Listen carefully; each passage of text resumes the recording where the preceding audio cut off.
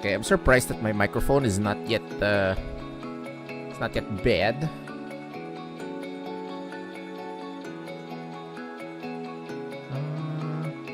Ano gagawin ko dapat? Promote the stream. Sorry, I was away. I was I was doing something else.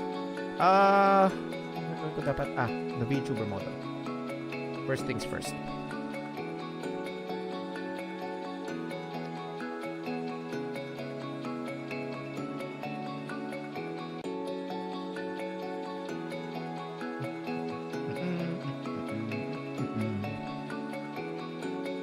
Okay, we just finish things.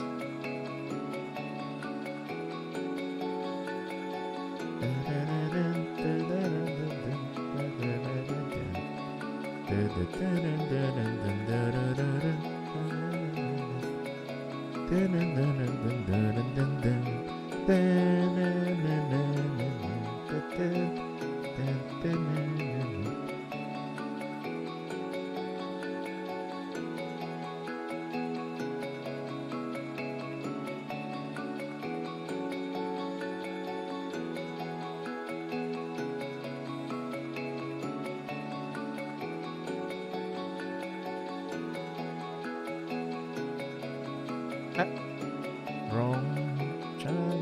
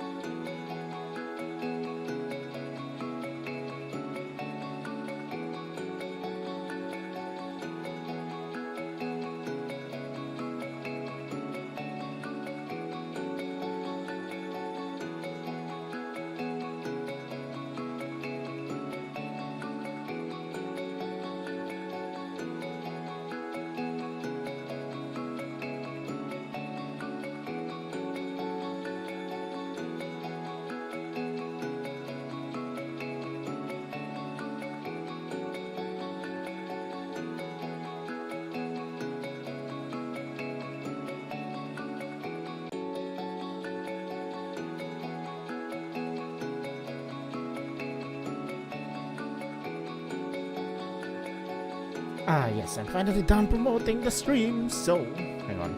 One more thing I need to check.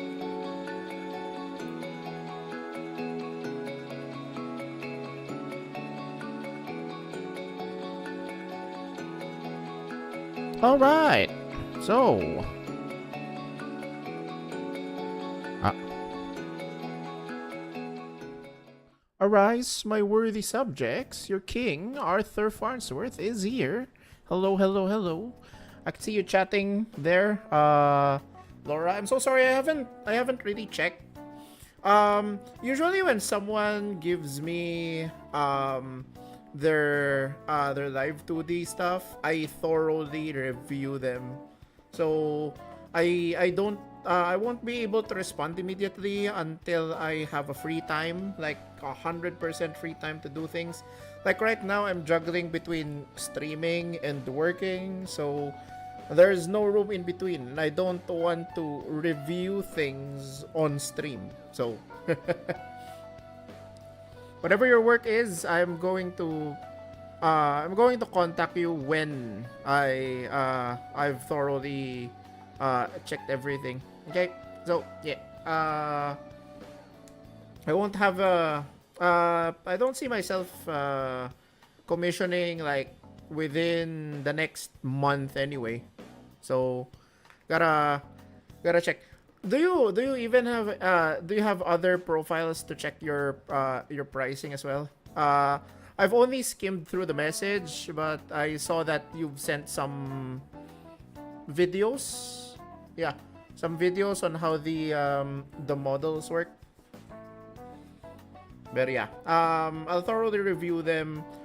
I don't know if I can do it over the weekend because the weekend is still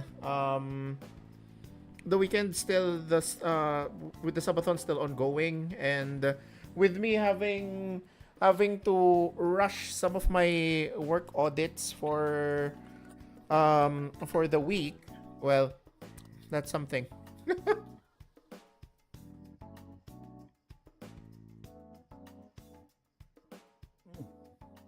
Ah,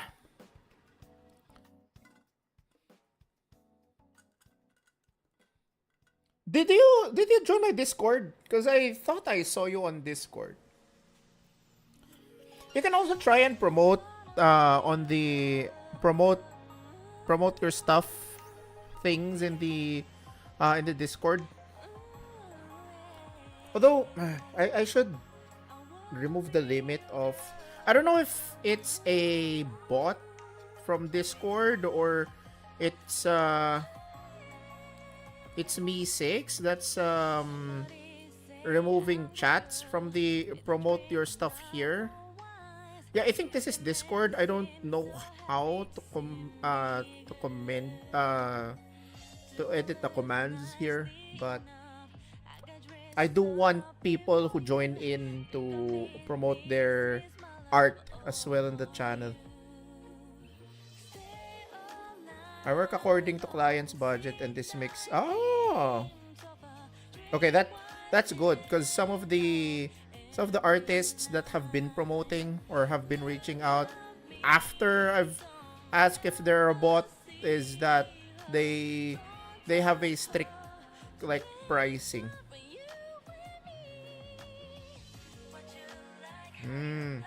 All right.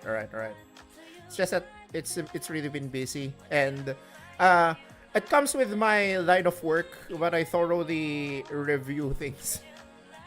I'm so sorry. It just comes with my work, my line of work. It's hard for me to separate work and IRL. Well, aside from the tasks, but the personality, it's always there. So yeah, tonight tonight was supposed to be Gunpla building night, but I moved that to tomorrow so that I won't be catching Quincy when she's still here because she has work tomorrow. And I don't know if I'll be able to finish my Gunpla building in one day, but we'll see. All right.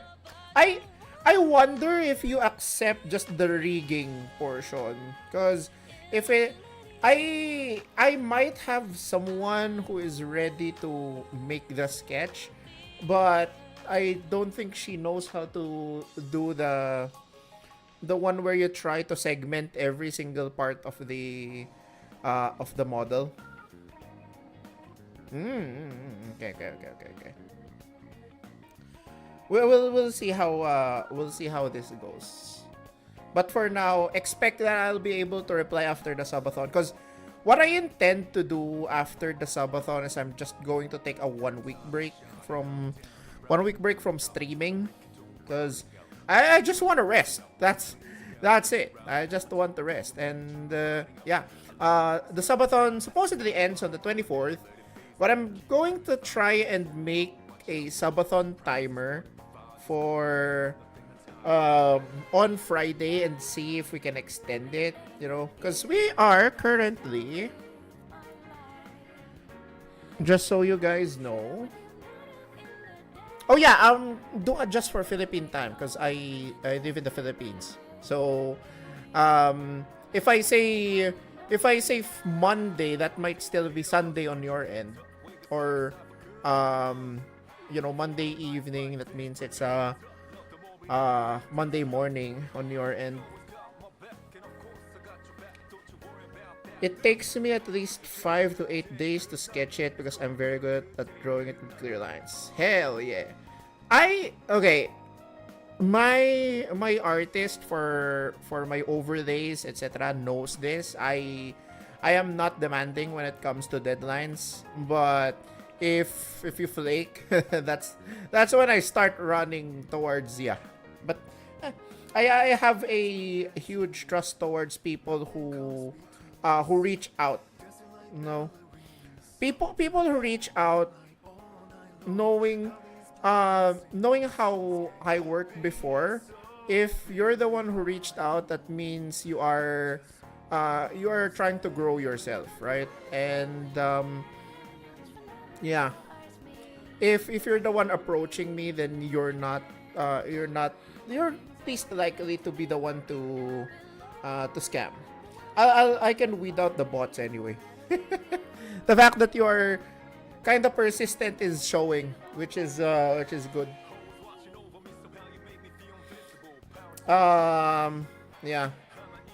So, we're currently at the 40 subs. Like, we are flat 40 at the moment. But once we get to 60 subs, we will be doing the RPG Quest Begins. With the current time constraint, I think we won't be having this during the subathon days, but we'll definitely try to put that after the 1 week break. 1 week break from the subathon. Okay, so we'll be starting any of the stuff that is in here. I'll be putting up a poll somewhere, and then tally everything. Gonna tally everything, and then that is the series that we will be starting on the channel. Okay, so there might be times that the Gunner series and whatever the RPG Quest Begins game will be chosen will be the stream for the Sunday, but definitely not the Final Fantasy and the Yakuza series count up, because that's already like a lot of games.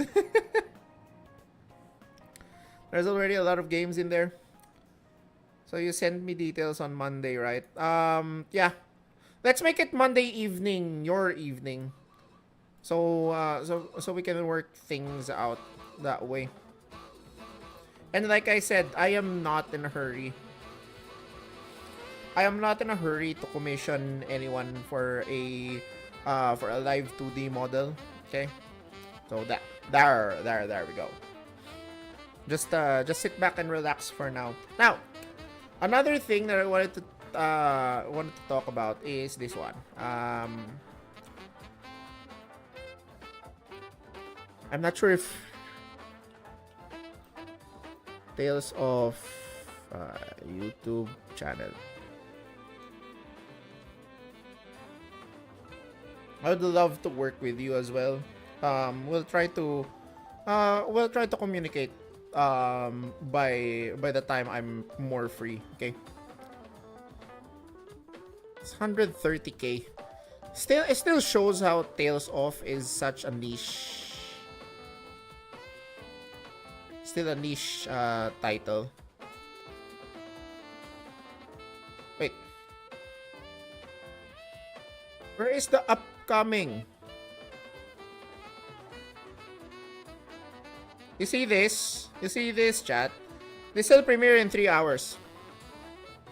I have something to do on at 10 o'clock. So I will leave this playing and then I don't know, man. We'll see. I will do the co-working stream for this one, and then hopefully I won't gush out, and you know, I won't gush out too much and be fanboying too much once they announce this. I'm pretty sure the announcement will be Tales of Exilia, because that game has been in PS3 limbo since time immemorial. And I've been itching to play that game again. But we'll see. Pretty sure it's gonna be Exilia. And I hope the events will be way the things will be way better. But yeah, today there's one game that I wanted to play just in case we get to the 60 subs. And Suikoden 2, you know, Suikoden 2 is the chosen game. So tonight, I don't know if I'm going to do it after the training or during the training, because I wanted to yap. I wanted to do more yapping, chat. I want to finish this video. But like I said, this is a very, very long video. They have a halftime. I don't know what they will do with the halftime. I think this will just be tallying everything they've ranked so far. But yeah. Just open your Twitter and see my work. I'll do it later. I did say that I thoroughly review things, so don't be too pushy. Okay.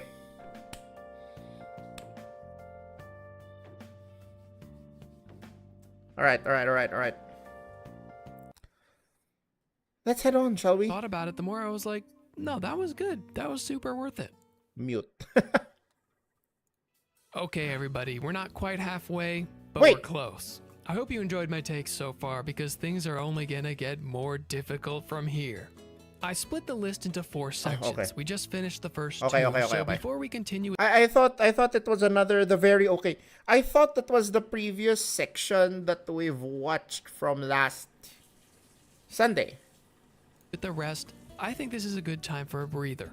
I will now present the halftime show. If you don't want to watch What is it, the you want to skip halftime to show? 37, you can do that. But If I don't like this halftime show, I'm going to be if I skip this halftime show, that means I want to go straight to the nitty-gritty of the video, because we're nearing the second half. I haven't heard him talk about FF Tactics yet. But if you stick around, we're gonna be conducting a tier list. Not just any tier list. A tier list where we will be placing every Cid ever.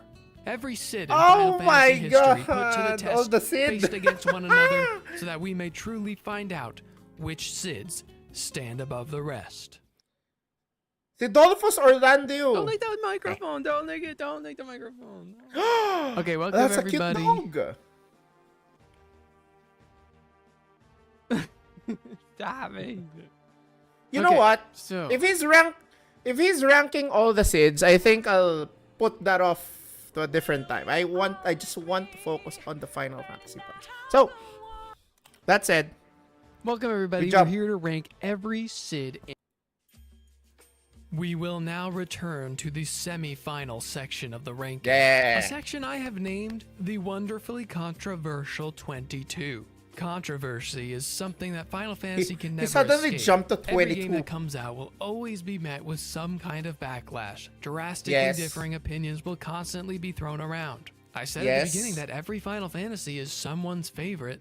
Well, it's also true for everyone's least favorite. So far, we've discussed spin-offs, movies, obscure, unpopular games for the most part. Nothing really crazy has happened. Now we're climbing towards the top. Shots will be fired. I'm trying to prepare you as much as I can. From here on out, the gloves are off. These 2 sections had me ripping my hair out, attempting to place everything in just the right spot. Really exploring why I think each one is above the others, and still being upset with I hate how myself before FF16 is being this featured just a how lot I here. genuinely feel. This The is a people genuine may hate concern. me, but so be it. The next 22 games are all great. The general public considers them great, but each one of them also comes with baggage. They all have at least one thing that brings them down from more than greatness for most people. And if you're an honest person, FF13, I can think of FF13, FF16. The order of the list just depends on how forgiving you are FF12 of for those some problems, reason? or if you simply think the good parts outweigh anything bad about it. I think that's more than enough setup, so brace yourselves. We're hitting the ground running. Oh, what's that I hear? Immediately out of the bat. 37. Is a hot take Final alert. Fantasy Tactics. I tried to warn you. This is one of my hottest. No. This is the hottest of hottest takes. I knew it. I knew it would be low, but I didn't think it was this low, dude. I was already expecting that he will be placing Final Fantasy Tactics low because of how he has disdain over the tactics genre. Ooh. Oh. Oh, buddy. Hottest takes. Only because Final Fantasy Tactics is one of the most celebrated, highly praised games in the series. Even for those who make ranking videos only for the main lines, a lot of them will make an exception and include tactics. Because it's just so good it deserves it. And I've seen it at plenty of #1 spots. Because it deserves it. 37 for me. Let's unpack. I hinted at it earlier when ranking Advance and A2. Those games just tend to didn't get like more praise tactics. than I gave them as well, just not enough to warrant a hot take alarm. Those problematic gameplay mechanics and battles that long overstay their welcome, and RNG being so heavily involved as much as It's really the tactics those genre issues for that him. frustrate me so much are shared equally between these 3 games, just in different forms. Sometimes I feel like there's a little bit of collective hypocrisy with Tactics fans who complain about the 2 portable games but act like the original is perfect in every way. It's perfect, yeah. This game is ridiculously unfair not- on a blind playthrough. It is complex. It's one of the deeper games in the series, and a lot of people eat that up. But By it's story, not always yeah. challenging in a fun way. It just feels unbalanced for most of the time. It feels like it wants you to have certain jobs trained for certain fights, and if you don't have those jobs, you might just be screwed. That's not how a good job system feels. You're supposed to feel like you can still squeeze by with a unique strategy you came up with yourself that works for your specific team. I never felt that with Tactics. I would often brute force battles until I'd get lucky, or else I'd be forced to grind away in the trenches for hours to get a different team. Sounds like a skill issue to me. Sounds like a skill issue to me. I have a very specific set of characters that I use by mid-game of Final Fantasy Tactics. And it has always worked. Especially in War of the Lions, where there are more jobs. If you've played maybe the original, then maybe you cannot brute force it. But War of the Lions is really forgiving. Especially if you have characters like... once you get Sid. Once you get Balthier. Balthier is such an excellent addition to War of the Lions that I feel it'll be a miss for Square Enix to not include him in the upcoming Tactics version. So yeah.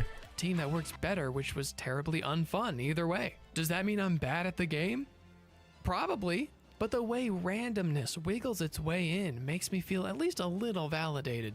At the beginning of the match, you place your units on a grid according to what strategically would work for them. But you don't see the rest of the map. You don't see the rest of the map, yeah. That'll be a complete surprise to you. So what exactly are you strategizing for then?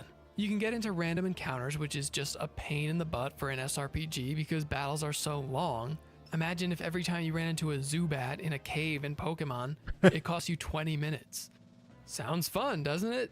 And no, you can't flee. You better stay focused too, because permadeath is a thing, and you don't want to lose a unit you spent hours grinding for to a random wild battle. Just like a D&D game. Zodiac game. sign that does extra damage to that unit. The Zodiac system is such a pain. You never know when your main attacker will suddenly be worthless in a fight because his sign is incompatible with the opponent. You have no control over that. I understand what it's for. It's to make the player think on their feet and not rely on one strategy. But you could only train one party at once or else everyone will be underleveled. So whenever you encounter a sign compatibility problem, that is why you go random encounter it's already farming. Too late to think on your feet. The battle's lost and there's nothing you can do now. That's just one of the many times you'll be resetting this game to go back to your last save. When possibly the biggest tip people give to first-time players of Final Fantasy Tactics is to save your game as often as possible, in as many slots as possible, because you can be soft-locked at any moment. That is a bad thing to me. The most infamous example is the one-on-one fight, Ramza versus Wigraf. Regraph, whatever. This game will sometimes send you into battle immediately after another battle without being able to go back to the map, regroup, grind, or anything. You can only save the game. That fight is one of them. It is possible because of how difficult the game is to soft lock yourself by being stuck on a fight you cannot win. This is the most well-known example because you don't have a team to help you. It's just Ramza and whatever jobs you happen to have trained him in up to that point. If your setup doesn't work, it doesn't work. And if you do manage to beat him, he does the fake out boss thing and respawns in a much more difficult form that you then have to beat to truly be done with that level. If you saved your game on your one slot before that fight, you've lost your game. You have to restart the whole game. But to avoid repeating what I said in my review, I'll stop the negatives here. You get it. I'm gonna be honest. Remember when I said my original ranking list was made by placing each game immediately after beating it? But I made a different list after and adjusted all the placements, yada yada. Originally, I had all the tactics games 3 in a row, and this one was under Advance and A2. I knew it because of how angry it made me. All of these problems were fixed in Tactics Advance. The law system replaced the Zodiac system and did a better job at forcing the player to think differently, in my opinion. That came with its own annoyances, but then A2 fixed those. Each game had less and less grinding and RNG nonsense than the last, but the more I thought about it, the more I had to respect the original tactics. I do think my complaints are valid, but the biggest reason this game is held so highly is for its story. It's probably the deepest, most mature, and intellectual story in the series, and in my history with it, I have never given it enough credit. You know when you're reading a book and your eyes are gliding across the words, but your mind is thinking of something else until all of a sudden you're at the bottom of the page and you didn't retain anything that just happened? When I get really frustrated or bored by a game's mechanics, I will often do this for the story. That's why I always say I'm a gameplay first guy. If the actual thing I'm doing doesn't hold my attention, the story won't either. At some point I had enough of tactics and it held me back from being immersed in this story all the way through. I probably need to replay it. But knowing how not fun my experience was with it, I know I'm never gonna go back and do it. This game might be ruined for me. But if they remake it, I will give it a try again. I'll go in knowing a lot more and I'll be prepared. Plus, maybe a remake will fix here we some go. things and Here make we it a are. little smoother. Because I can see why Final Fantasy Tactics is special. It has a distinct style, atmosphere, and soundtrack that was never really replicated again. We have a whole sub-series of games set in Ivalice that were meant to feel like this game, but they somehow all feel like a totally different version of the Ivalice we see here, including the other Tactics games. So I hope you understand where I'm coming from. Hope you're not too upset. But I couldn't rank it any higher given how much it frustrated me. Yeah, that's a problem. Number 36. But that's Final fine. Fantasy XII Revenant Wings. We're gonna couple this with another game that frustrated me a little, but not nearly as much as Tactics. The mainline sequel Everyone no one hated talks this. about, and the only time Final Fantasy ventured into RTS. That alone makes it an interesting game to try. It fits perfectly as an entry into the Ivalice Wait, this is considered an Alliance. RTS? It's gotta be one of the most underrated games in the series. I certainly never knew it existed before the show, and I haven't heard a single soul utter a word about it since. Final because Fantasy no one liked XII it. is already one of the least popular mainlines to talk about. You can't expect that many people to play the sequel made exclusively for the Nintendo DS and rave about it. Also, I think this is the only RTS game I've played from start to finish, but even I can see that it being on DS is holding it back. Weird control gimmicks and UI design can make fighting these battles Could have been annoying. better than... Maybe they can remaster it for Switch 2 and put those mouse controls to good use. There's definitely a difficulty curve, and the final boss was extra hard, but the game was overall designed to be an entry-level RTS, which was perfect for me. The story ended up being kinda surprising too. They insist that it's not 12-2, but it literally is. I mean, it just is. It directly follows the events of 12 with the same characters. But we do go to a whole new area Then with how a new can you race say of it's not people and help 12 them though? through What the their frick? own conflict. There's a bit of a running gag on Refoid where we hate on Vaughn for being the lamest protagonist ever, but he actually does a decent job in this one, as does Penelo. They're not just a bunch of kids tagging along for no reason, they're calling the shots and showcasing actual personality in their dialogue. Final Fantasy XII Finally? Revenant Wings gets the impressive Make Vaughn Likeable award.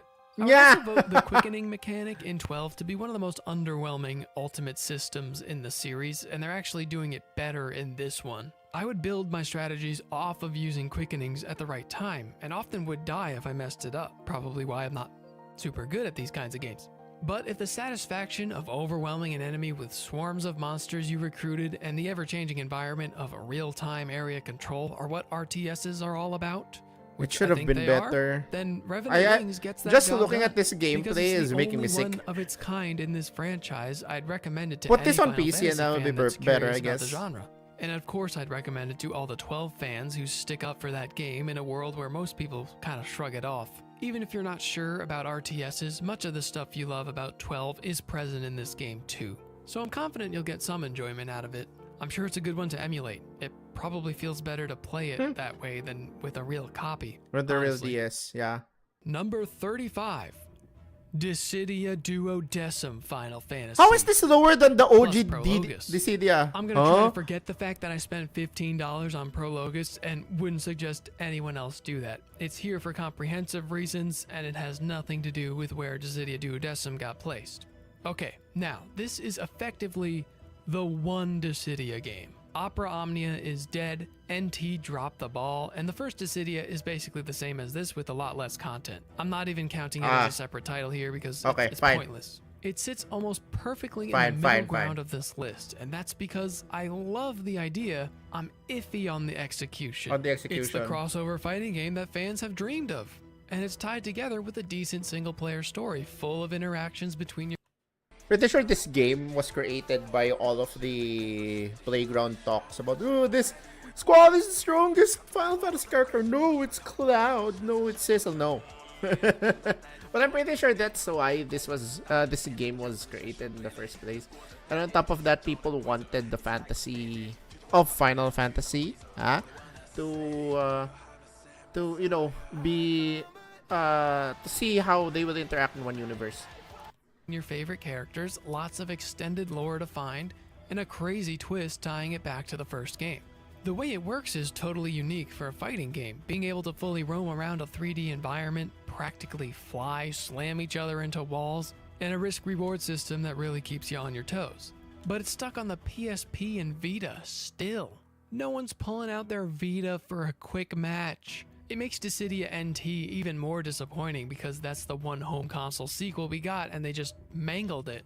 Fans legitimately would have been happier with an HD port of this one instead.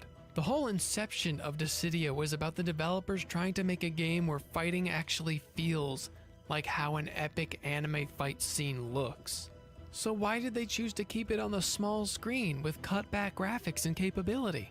I don't know, but my personal problems aren't just about the console it's stuck on. Remember back with Theater Rhythm, how those RPG elements bothered me with their pointlessness? The RPG elements in Dissidia influence the game quite a lot, and it's a super cool, unique thing for a fighting game to do. And simultaneously, it ruins it. Ruined it. There's so much customization that you can never know what you're going up against. Exciting maybe, but then there's a chance your build is a really bad match for your opponent. Or your opponent is just a higher level than you, and you might have to grind to reach his level to make it a fair fight. That kind of sucks the pure skill appeal out of a fighting game. You know, Smash Bros has all the chaotic nonsense you can add when you're just goofing around. But when you really want to fight people for glory, 1v1, there's always Final Destination, no items. Most fighting games don't even have different stages, it's just the same flat arena with a different background. I mean, it's boring, it's part of why I don't play those games. But it's all about leveling the playing field so that the battle comes down to nothing else but how well you can play this character against another character. But there's no default level to go back on in Dissidia. There aren't even default move sets for the characters. You have to choose which moves you want to bring every time. I think in my video I compared it to if Smash Bros only let you use custom moves. Everyone would hate that. But it's not even just move sets, it's weapons, armor, summons, which are huge tide changers. The customizability is the most interesting thing about it and also the most annoying. Regardless though, I'm not a fighting game guy. I don't get hooked on these games. I don't often play beyond whatever single player content they come with, which is usually slim. Luckily this one has a solid story mode, but it's not something I'm gonna pick up again unless it's remastered. I'd prefer a real sequel, not an NT sequel, a real one. Number 34, Final Fantasy Adventure. You know what's a fun way to break up the usual RPG complexity? I don't even know this game. Going on a little I never played this. Sword slash and adventure. Final Fantasy Adventure is it's a a Zelda-like take on a Legend of Zelda style game with more emphasis on traditional RPG elements, which is cool. However, those elements introduce a few frustrations in the game design. Having different weapons that do different amounts of damage depending on the enemy becomes a little annoying to figure out due to the lack of damage indicators, so it just becomes trial and error. You have to buy items to get through certain doors, but you don't know how much you need to buy, it's already so dated. You might get halfway through a dungeon and have to turn around because there's no other way to find those items. As someone who grew up on Nintendo, it really made me appreciate things I took for granted, even in the old Game Boy Zeldas. As much as I tried to check my bias, the entire time I was just thinking about how each aspect of this game is done better in Link's Awakening or the Oracle games. I would recommend Final Fantasy Adventure to fans of those Zeldas. This is why I do not believe in, comparing it to other games. You only compare it within the franchise. You might know already that this ended up being a soft launch point for the Blank of Mana series, and it was remade 2 times, removing the Final Fantasy moniker. For the show, I played the version called Adventures of Mana. It's the more faithful one-to-one recreation. So this is where Mana started. But that was before I was really serious about Repvoid. What was it, episode 6? I kind of regret not playing the original Game Boy release, especially because Adventures of Mana is a very sloppy remake. Without having played the Game Boy version, I'd still recommend playing that one. The other remake, Sword of Mana for the Game Boy Advance, might be the best of the 3 from what I hear, but they altered the story, changed the gameplay, and removed the Final Fantasy content to make it fit more with the rest of the Mana series. So for the purposes of reviewing it's no longer a Final Fantasy game. Doesn't fit. But yeah, a 10-hour Game Boy adventure, it's hard not to recommend. Anyone still watching this video will probably get some enjoyment out of it. I thought you played this in Vita. Number 33, Final Fantasy Legend 2. Another early episode of Repvoid that broke me a little bit and had me regretting my decisions. The Game Boy is perfect for games like Final Fantasy Adventure, but the idea of going full RPG on that tiny screen, on a system as janky can be, I was scared about what I was getting into. Unlike Adventure, which eventually became a Mana game, the Legend trilogy were never Final Fantasy games to begin with. They're Saga games that were retitled for the Western audience. I didn't even know what the heck Saga was before this show, but I see what took them so long to bring it west in its true form. Saga is a much weirder kind of RPG, tonally and mechanically. The middle entry in the trilogy might be the weirdest one. It added robots as a playable race. You choose the races of all 4 party members at the beginning, similarly to choosing jobs at the start of Final Fantasy I. But this won't lock you into a specific playstyle necessarily. Each race in the game drastically changes the way a character grows in battle.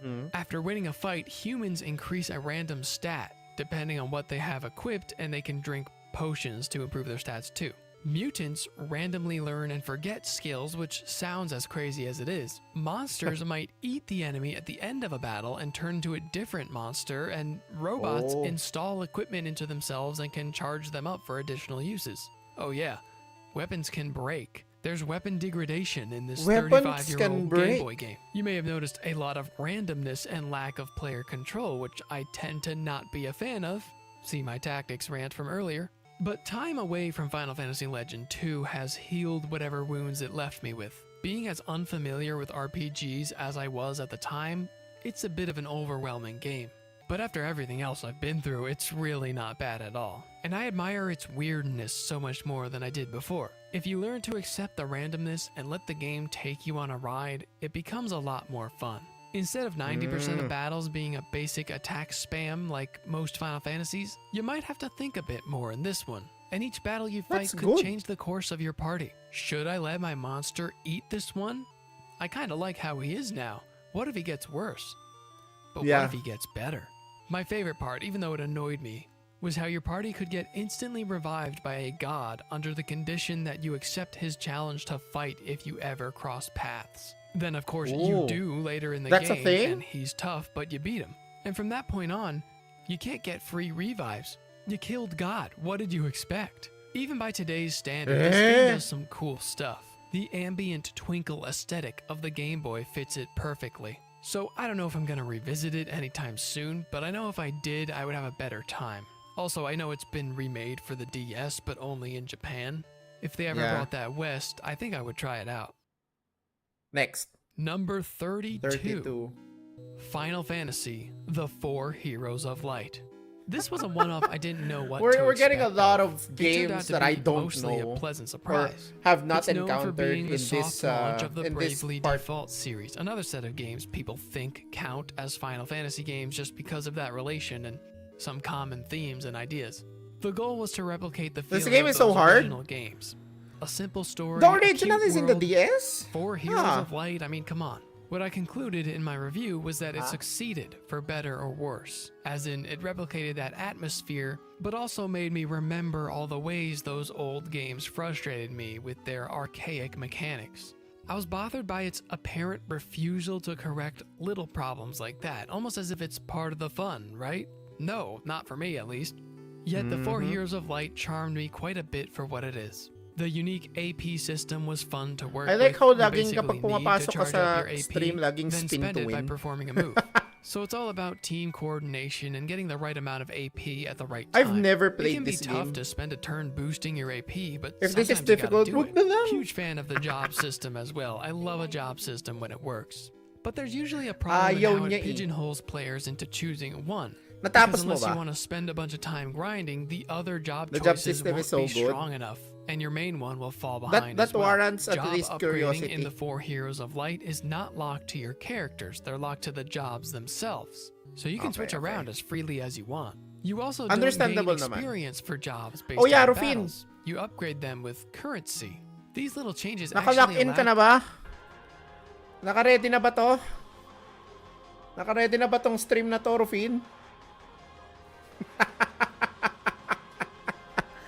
Tang ina may I have a meeting later at 10. Okay, sorry, not meeting. I have a training at 10 p.m. And this video is going to go live at 10. Also, I can see you there, L. Hello. How are you doing? We're just doing some React content right now, and this is just a continuation of the one that I started last Sunday. Sisigaw ako. That's I'm gonna shout if it's Destiny. I will disagree. I don't want Destiny to be remastered.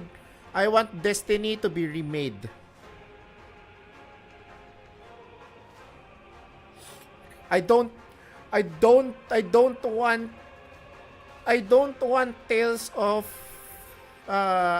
want Tales of Destiny to just be a remaster. Nah. I want Destiny to be remade. If if they announce a Tales of Destiny remake, I will lose my mind. Like, not gonna lie. I am going to buy the pre-order the day it is announced, because it was the first Tales of game that I've ever played. Okay? So, no, I don't want a remaster of Destiny. I want a remake of it. My expectation, I want to ask chat what your expectations are, but personally, my expectation would be Tales of Exilia and Exilia 2.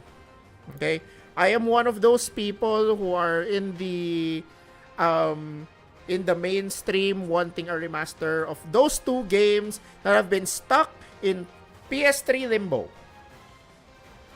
Okay? I'm also one of the people who would like to have a remaster of the Drakengard series, but that's besides the point. We're now talking about Tales of games and not, other stuff that Square Enix distributed. I'm waiting for Eternal Sonata Remaster. Who made Eternal Sonata again? See, the fact that they have been stuck for the longest time. Was it Bandai Namco? Oy! Bandai Namco! Bruh! Fix your shit! You have so many hidden gems. Is it Eternal Sonata?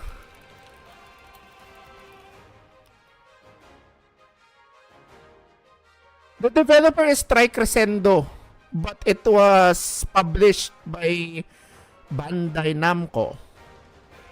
Is Tricrescendo still a thing? That's my biggest question. Is Tricrescendo still a thing?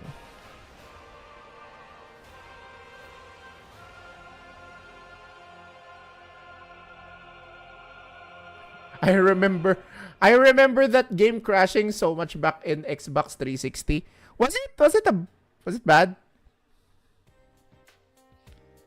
Like we had to reset the Xbox so many times. Maybe that's the Xbox's problem and not the game.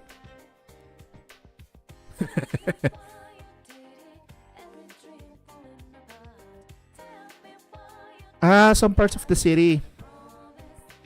You know what? I'm gonna call that the problem for the X. Really? It's not the Xbox's fault? Okay. I mean, I'm pretty sure you've thoroughly checked that.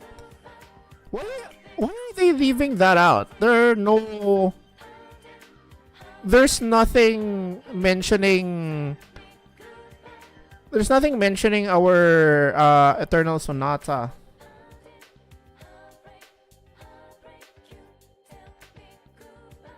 Well, we had Xbox that had the red light of death. Oof.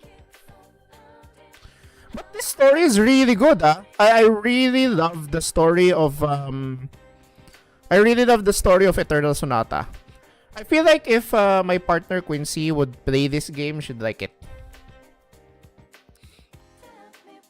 I like the style of the story. Yeah. The story is really good. Yeah. They helped with some Nintendo games. I feel like that those were the only things that I saw from when I clicked the Tricrescendo Nintendo Wiki fandom. You never expect who would be the bad guy. True. Okay. Hopefully they will remake this. But for now, we focus on the Tales of. It's gonna be Tales of Exilia for sure. Okay? Because anything earlier, any game within the Tales of franchise that was made prior to Grace's F. Okay? They all deserve a remake. Not a remaster. And that includes Abyss. Okay? Abyss, I want a remake of Abyss. Fantasia, I want a remake of Fantasia. Symphonia, I want a remake of Symphonia. Abyss is like my second favorite.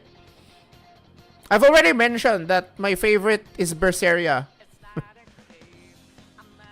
Symphonia has so many errors on PC, it's awful. I haven't played it continuously to know, but I would believe you there.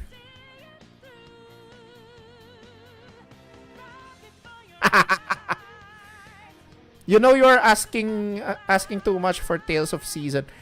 That's not a bad thing, right? Bandai Namco should up their game. I never play my Symphonia copy on PC. You know what? All this talk is making me want to do this. TTT. Where's the T? Tales of Symphonia. Yeah, why not? I'm not gonna play it tonight. But, you know, we can try. I never tested it though because I don't have it, but people are saying it's bad. Then why did you play Symphonia, Rufin?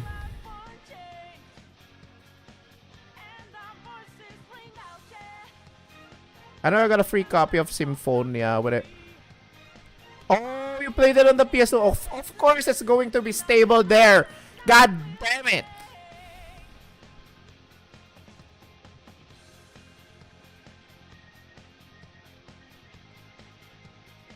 Well, here you go.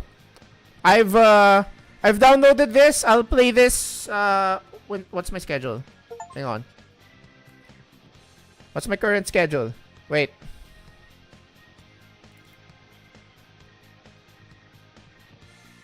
Get tissues ready. Really? Tales of Symphonia? Okay, I'm gonna get ready. Okay, we're gonna do it on the 21st. No. Actually, no. Let's do it on the 22nd. I'll try and play Tales of Symphonia on the 22nd. How about that? Okay. That a good idea? Well, the GameCube version is goated. You can do the glitch. I wonder if you can do the glitch here too. So yeah, 22nd. 22nd, I'll be doing the Tales of Symphonia.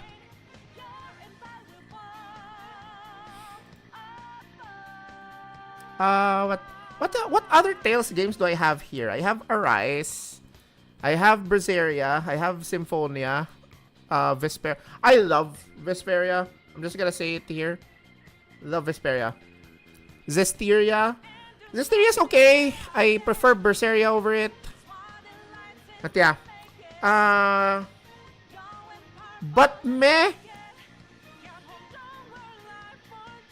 The ending of the story was weak. That's for sure.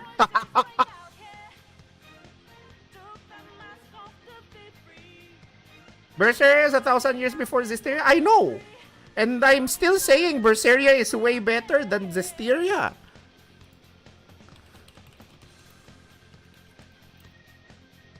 Oh yeah, this is on my wish list, by the way. If any of you guys are willing to donate content to me, here you go. I'm giving you guys ideas.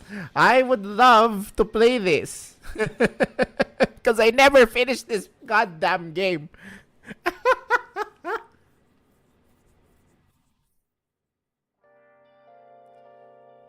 If Zestiria had the battle system of Berseria, I will play it again. Don't they have the gameplay system of Berseria there? The only different thing that I can remember from Exilia, from Zestiria and Berseria was the gearing system. The gearing system was both challenging and ass at the same time for Zestiria, because you need to do like a bingo to optimize your gear in Zestiria. I personally like that. Okay, I support game systems that are kind of divisive, like the junction system of FF8. Okay, so yeah, I actually like the gear system of Zestiria. I personally prefer Zestiria anime over the game. The game the game story was a little convoluted. The only time I understood it properly was when I watched the anime. But there were some moments in the game that were great in Listeria. I like the gameplay. Yeah, Tales of Grace's F. This is on my wish list. This is the one Tales of game at the moment that I don't have on the PC. Cause come on, we don't have Tales of the Abyss yet. Give me Tales of the Abyss and I'll be happy.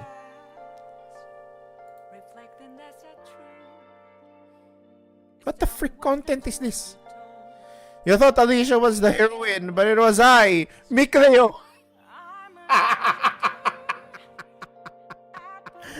Oh my god, this is true in 1,000 layers, dude.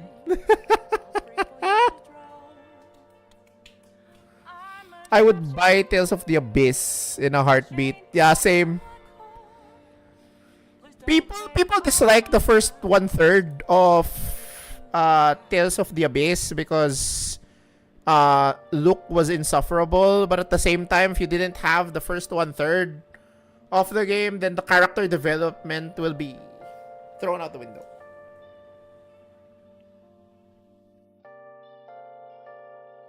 I know. I'm with you there. I'm with you there, Estelle. I'm there with you. That's why I cannot hate Tales of the Abyss. Who have this on their wish list? Rufine. Rufine has Zestiria on her wish list.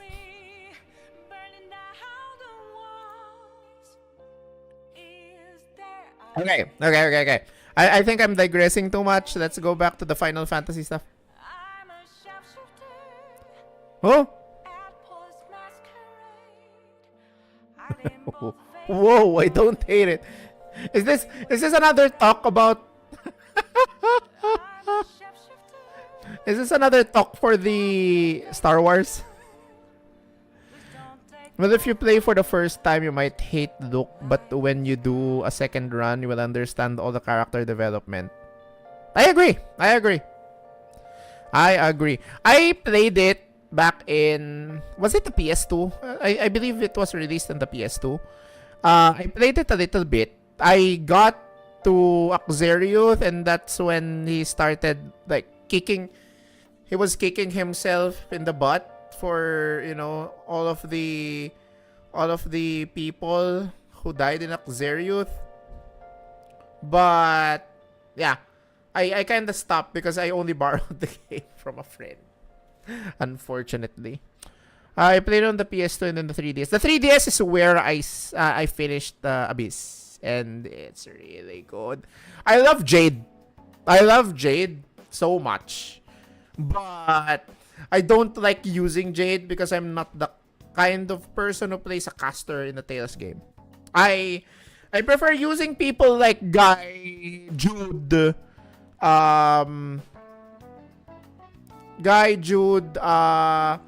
who else? Who's the monk guy in Arise? That guy.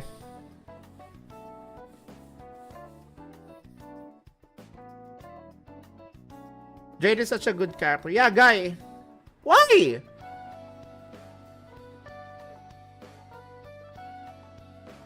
Why? Guy is fine.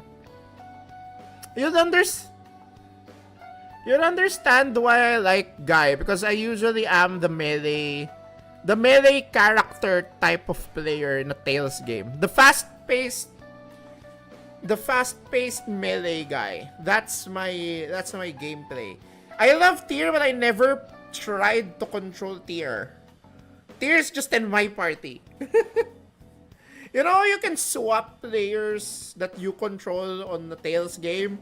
I've never swapped to Tyr, but Tyr is so strong that she's always there.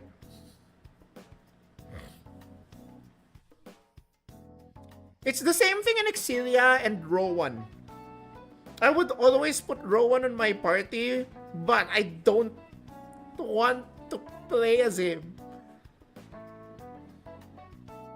I am always so fidgety that I don't want to always be casting. Like, casting spells. I'd rather hit people with swords.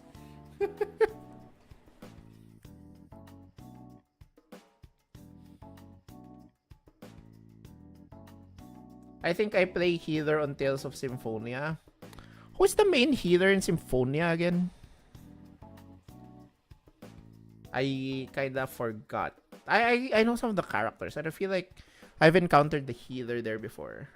Rain. There we go.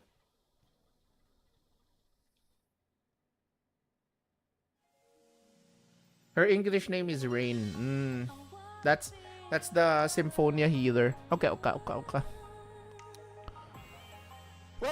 we'll be playing Symphonia on Friday, so I hope you'll be there. In Japan, it's Refill. That's the name of the character. Nanisore. Imi Wakanai. I was playing multiplayer with siblings, so the game camera angle gets so bad. Oh, yeah. They've never improved the camera of the games until Exilia.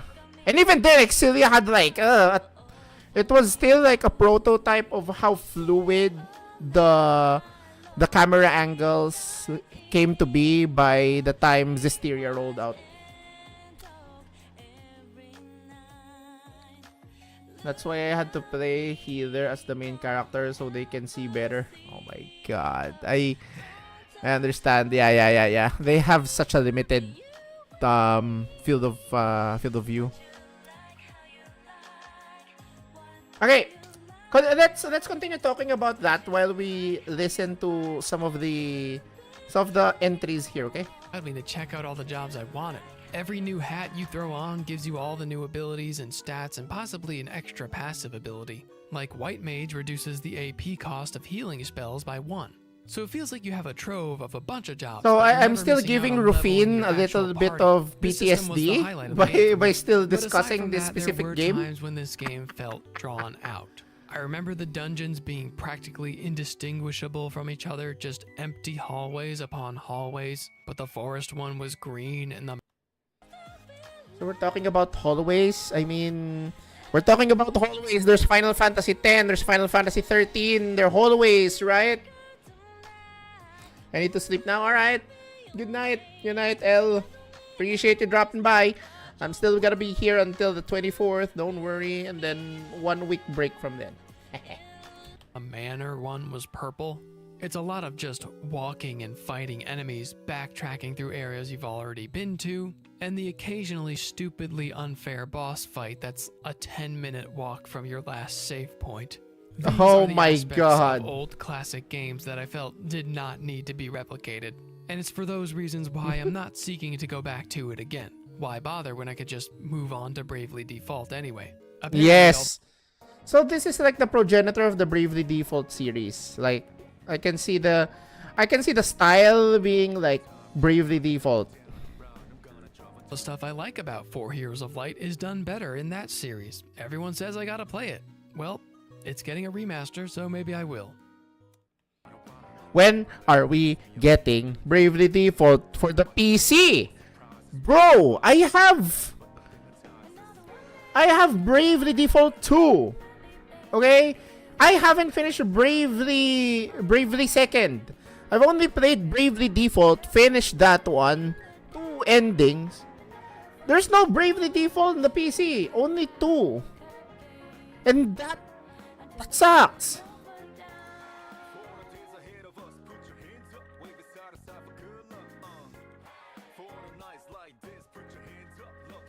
See?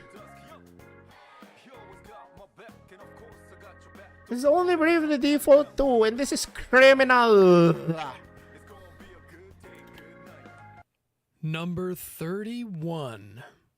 Final Fantasy 2.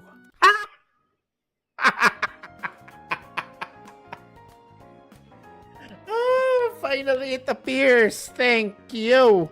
Oh my gosh, we're here. This is not a drill, folks. At number 31, we have our very first mainline title. The worst one, apparently. Just play Power Watch Simulator. It's Final Fantasy II. Ah, Final Fantasy II. What a weird one you are. Another very early episode of Refoid that's mostly me ranting about how unfair the mechanics were. The first of its kind, actually. Final Fantasy II is like a punchline. You play through Final Fantasy I and deal with the old school mechanics thinking, well, the series can only get more forgiving as time goes on. And then the very next game says, literally kill yourself. Because that's literally. If you don't know about Final Fantasy II, it was an extremely ambitious RPG at the time. Even more than 3, I'd say. It practically laid the groundwork for the quirky character growth of the Legend trilogy that followed. Instead of leveling up and gaining stats based on preset code or dependent on your job or something, every stat was tied to specific actions that would only be boosted if the actions tied to those stats were performed. So using an axe a lot would make that character more proficient and stronger with using axe. Instead of everything being a predetermined numbers game, it was almost like you could just go off realistic logic. Like if you gave this game to someone who knows nothing about video games, they'd be like, so what? Doesn't that make sense? You use an axe, you get stronger with an axe. But to gamers, it's kind of daunting and stressful to figure out because we're so used to these other systems. It all sounds like an awesome idea. In theory. In practice, I found myself thinking less logically than ever. Strength and weapon proficiency. But you know, you also apply the same leveling system, same skill system in tactics. Right? You want your characters to earn job points by a lot. You attack your own party members. Easy as pie. Increasing by attack. Do you really want me to play Power Wash Simulator, Rufin? Like right now, do you want me to play Power Wash Simulator? I can do that. Just beware that I will rage if I don't see that 1%.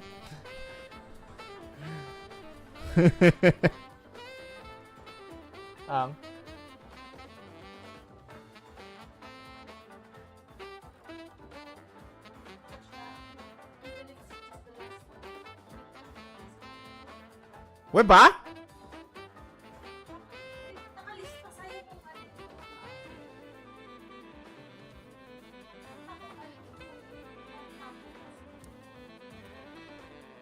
Quincy is making a compelling argument. Teka. Tangina, naka-ready sa Xbox Game Pass ko. Bakit? Ito ba yung muli kong binuksan? Anak ka ng... Anak ka ng pu...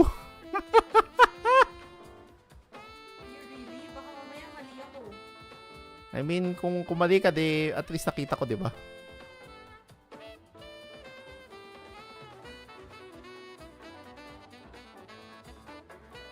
You know what's funny, Arthur? I got past level 2 easy peasy. Ponyeta.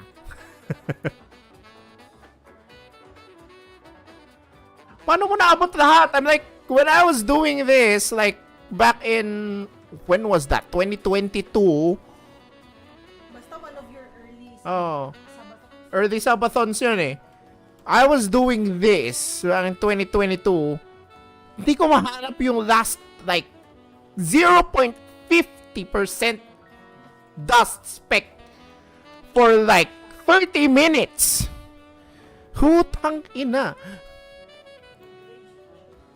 Attacking, sure, that makes sense, but how about increasing max health, or MP? How's that work?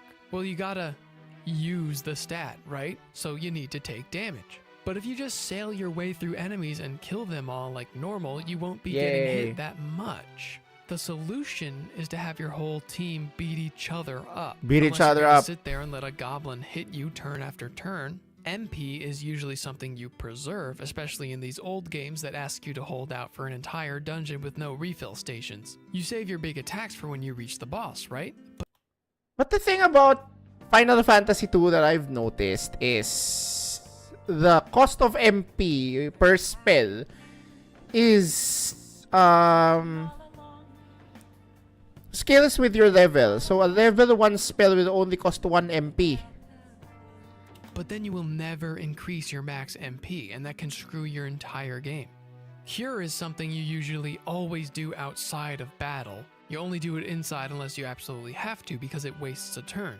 Now you have to waste those turns or you'll never improve your stats. It's like efficiency gets thrown out the window and you have to worry about every action you take now. I would normally see that as a cool thing that keeps the game more engaging, but in this context, it's not a fun battle system that I want to experiment with or a challenge to overcome. It's just a bizarre set of rules I'm forced to work with or suffer the immense consequences later. But then you end up just suffering through the whole game stressing about getting your stats right. I didn't like the job point system and tactics very much for the same reason. Final Fantasy II stayed much lower on my list for a long time, but I know the Pixel Remaster is much nicer with the quality of life features it added. Yeah, the like boosts, Legend 2, which I actually use, by the way. That's why I'm not even for today. FF2 Out of all the Final Fantasy right games, I have not played one that felt quite like this one. The first time around, it's rough, but on my list of Final Fantasy games to replay, 2 is high up there. I just want to give it a better shot in a better version. Its story is the best of the original trilogy, even though it's nothing special by today's standards. It's got dramatic deaths, really better named than 3. characters I with prefer 3. personalities, an actual antagonist. These are things Final Fantasy IV tends to get all the credit for. It's earned my respect and I will definitely replay it, but that doesn't change the fact that I have the worst memories of this one than probably all of the main lines, and would still recommend it the least, even with the shiny new Pixel Remaster. Sorry Final Fantasy II, someone's gotta be at the bottom. I'm struggling with how I convey my tone at this point in the list. I tend to mostly talk about the negatives, but that's all in justification for how low it is. How low Sometimes it gets, I don't feel like I need to justify how high it is as much. Like, Final Fantasy II is a much different game than the 4 Heroes of Light, and the next game for that matter. Certain parts of 2 I like more than the game above it, but overall, when I tally up the imaginary scoreboard in my head, it ends up at number 31. And it just feels right. What's next? What's next? Number 30. Final Fantasy Crystal Chronicles Echoes of Time. This is another game I haven't played. Not many memories of. I do remember playing the Wii version before realizing it was just an emulation of the DS version with no enhancements at all. I've still never seen anything like that released by an official AAA company. And other than that, did you ever have a Wii, Rufin? Overall, Damn. a letdown from the previous Crystal Chronicles installment. But with such a short runtime and simple gameplay, I can recommend it to anyone looking for the a quick most one to beat in annoying, like a week. frustrating It game added in a few existence. mechanics on top of its predecessor, like you can swim now, you have more customization options for your they party, released and a figuring DS out where to go version. next might Okay, require okay. a little bit more exploration than before. I like this one for most of the same reasons I like Ring of Fates. The simple but not too simple gameplay is action fine, RPG though. combat and platforming, the But I puzzle feel like solving, there is but what something made it a bit of a frustrating with this letdown kind of was game. the much bigger focus on online multiplayer. You no longer play as a named character acting as a protagonist, you play as a custom-made character. Your party isn't made up of side characters, they're random no-names who you pick up around town. That's because you're meant to play Oh with my friends, God. and these no-names are just stand-ins. The puzzles in the game are less clever and more open-ended because they can't be built around specific abilities. They need Ring to of be able to Time. be solved That was with also anyone, it which at means most Final of the Fantasy, time you ano? don't need to do much to solve them. And finally, the Basta kami ni story Rainbow, we suffers were pulling our hair significantly in by you annoyance. taking the role of a guy who just stands Nai-imagine there ko and kayo. watches while some NPCs do things. There's just a lot less story in general. For some reason, Square was pushing this game a lot and really wanted to make Charlotta, the cat girl, be the representative of Crystal Chronicles. I'm not sure it worked out.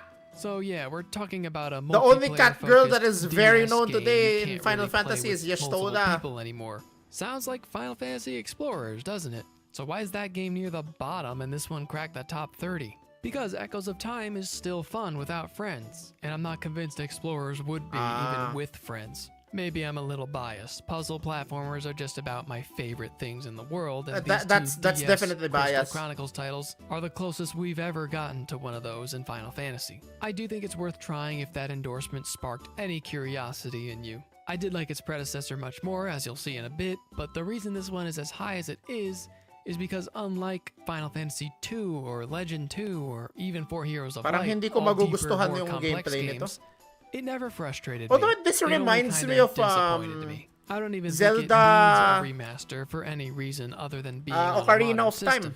But if they do it, I'm probably going to pick it up, and I'll be trying to convince friends to come with me. Number 29. World of Final Fantasy. This Pokemon-style monster collecting RPG has one of the highest budgets of any of the spin-offs. You can tell as it feels as full of an experience as any mainline sequel. It also has a very distinct, dreamy atmosphere and spacey soundtrack.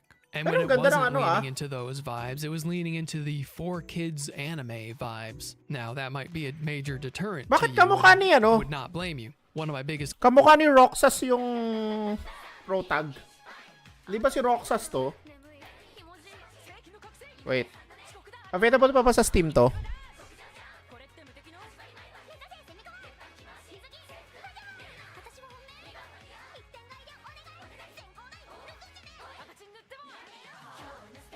Oo nga. Available pa siya.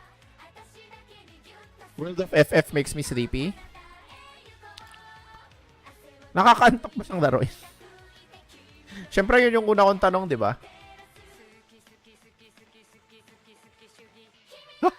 Kulit!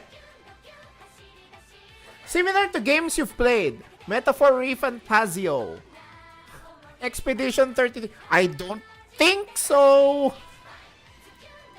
His complaints with World of Final Fantasy is how annoying the trademark cutesy mascot character was, with her squeaky voice and so quirky way of speaking. Actually, I think I'm going to give this game the award for most annoying character.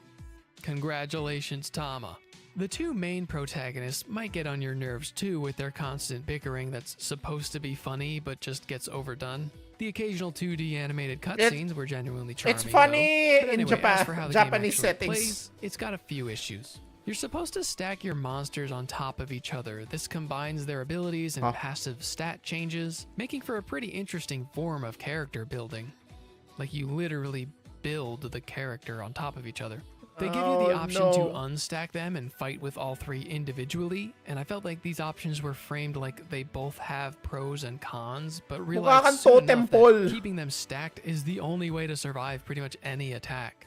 There's a unique challenge you have to complete that changes with each monster instead of every encounter being the same. I'm a big fan of that. But they let any monster have the chance to flee the battle. Kinda like how roaming legendaries behave in Pokemon. That made it pretty tedious. I would just get frustrated trying to catch certain ones and eventually stop. Plus, another thing that put me off from collecting was the fact that every monster you catch this is a starts at Pokemon level game? 1, even if you're at the end of the game. So grinding became necessary if you wanted to use monsters other than the ones you find fairly early. That really sucked. There were definitely a few other nitpicks that made the combat not the funnest to work with. It's definitely not the tightest design. That said, my memories of playing World of Final Fantasy were mostly positive. It's essentially an isekai where you play as two kids getting randomly thrown across Final Fantasy worlds. You never interact with stories from those games, but you might encounter characters from them. A big part of my video review was just counting all the references and holding a contest to see which mainline got the most attention. Are they counted as monsters here? Was the part I liked the most. I fully admit I ate. So bagay, it's like FF13 2. FF13 2, if you've played the DLC where you play as Lightning, after that you get Lightning as a monster, like a third member of the party, which technically is categorized as a monster in that game. Ate up all those fan service moments they gave me. Each level is based on an iconic area from one of the main lines. Trying to figure out which one was coming next or who I might meet there. I noticed really something. Fun. Dude, hindi pa niya nirarank ang Stranger of Paradise. Can't wait. And you bet you're getting new renditions of classic songs as well. There are a lot of iconic Final Fantasy monsters, and it's about time they got some spotlight. There are legendary equivalent monsters in this, and another highlight was tracking those down. They're generally pretty difficult, but of course I want a giant that's their behemoth to Shiva? fight on my side. So I have a few problems with how World of Final Fantasy plays, but for the most part, it was a cute, smooth ride. Anyone who has a history with this franchise should check it out. If you're still pretty new to it, I would hold off for a little while. I don't think they're going to be remaking it anytime soon. It doesn't need one. But if we actually got a sequel, which they teased at some point, I would absolutely play it. A sequel? Why? Number 28. Final Fantasy Dimensions. Yeah, Oh, coming in no. 37 spots higher than its sequel. What happened?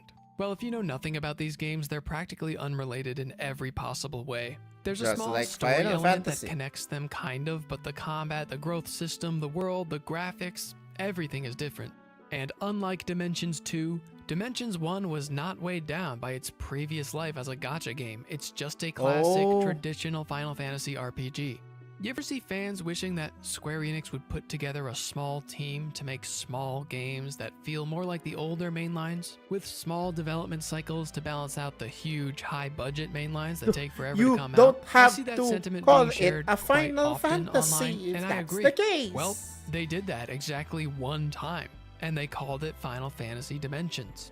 It is exclusive to smartphones, but it doesn't have any of the predatory monetization issues that usually come with that. Because you can it was buy a in single-player separate game. chapters, which does affect the pacing and structure of the game. But the whole thing costs $14, which is more than fair for what you get. I was really surprised with how hard Dimensions committed to feeling like a 90s RPG. Most of all, I loved its job system that was clearly inspired by Final Fantasy V.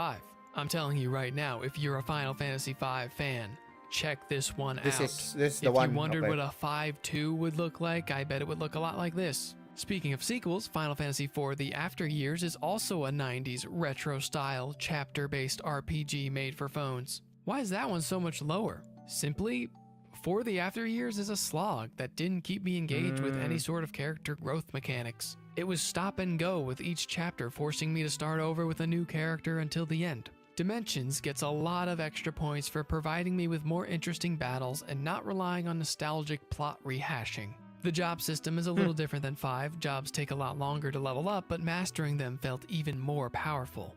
Thing is though, everything takes a lot longer in Dimensions. That's one thing it has in common with the After Years. It's bloated. Many sections feel like pointless filler, and it overstays its welcome. I don't know if they stretched these chapters out so people would feel like they're getting their money's worth, but it does bring the experience down. There's an ambitious aspect of this game where you play as 2 different parties, one in the light dimension and one in the dark dimension. On one hand, it's cool, you get more options to experiment with and try all the different jobs with your second party. On the other hand, the whole story is paced by basically tackling a whole dungeon with party 1, spending a few hours leveling up a bunch, and then switching to party 2 to do the same thing again. It gets a little tiring. That's why I know I won't be replaying this. I got my fill. I definitely don't regret playing it once, but I just don't need to replay it again. Not when I can return to Final Fantasy V, which is just a much, much better version of this. Yeah. The story is there. It does a decent enough job. You can imagine why it has pacing issues based on what I just said about the constant swapping back and forth. And also having twice the characters to try and develop than the average Final Fantasy game is not doing you any favors. I wonder if it didn't sell well and that's why we never got another game like it.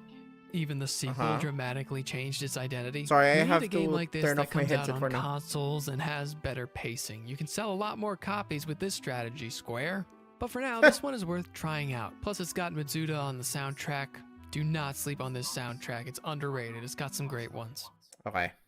Number Final Fantasy 27. Dimensions. 27. Crisis Core, Final Fantasy VII. How is this Crisis Core low? is easily the most positively received game in the compilation of Final Fantasy VII. But How you is don't this hear a lot low? about why that is Low. outside of the ending was so sad, I cried. I definitely say the story is the strongest suit of this one, and its production value, music, Is and it the gameplay are what got gameplay? it this high on the list. But that gameplay was still pretty far from my favorite, even though I played the shiny new reunion version. Like Type 0, you can tell this was a PSP I played the reunion game. version. The gameplay okay. is repetitive, mission-based, meant It for is short repetitive. bursts, and for some reason they felt the need to include a robotic voice telling you when the combat mode is activated every single time you enter combat. Activating combat mode.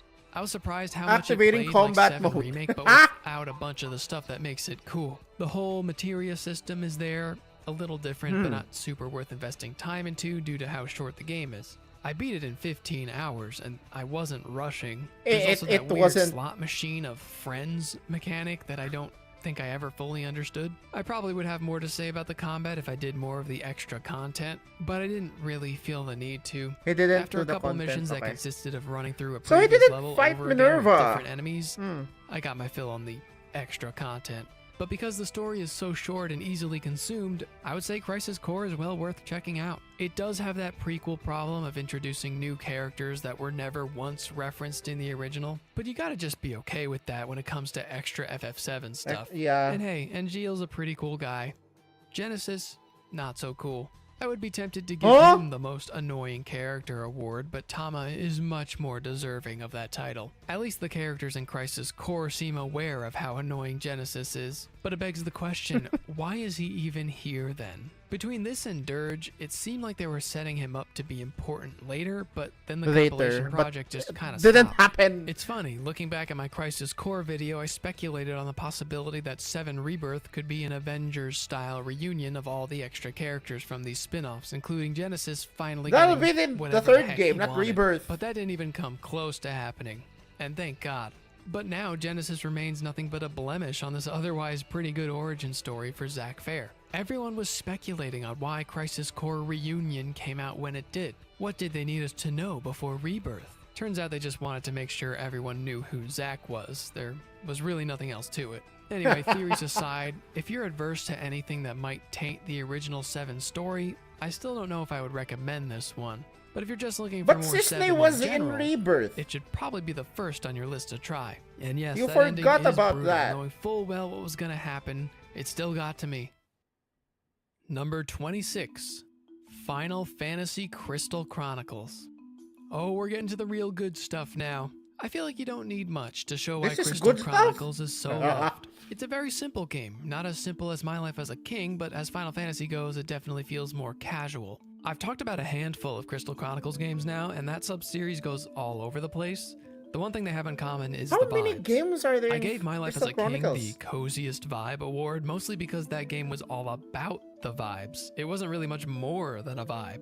Crystal Chronicles also delivers immaculate vibes while simultaneously being a real What, a game. lot?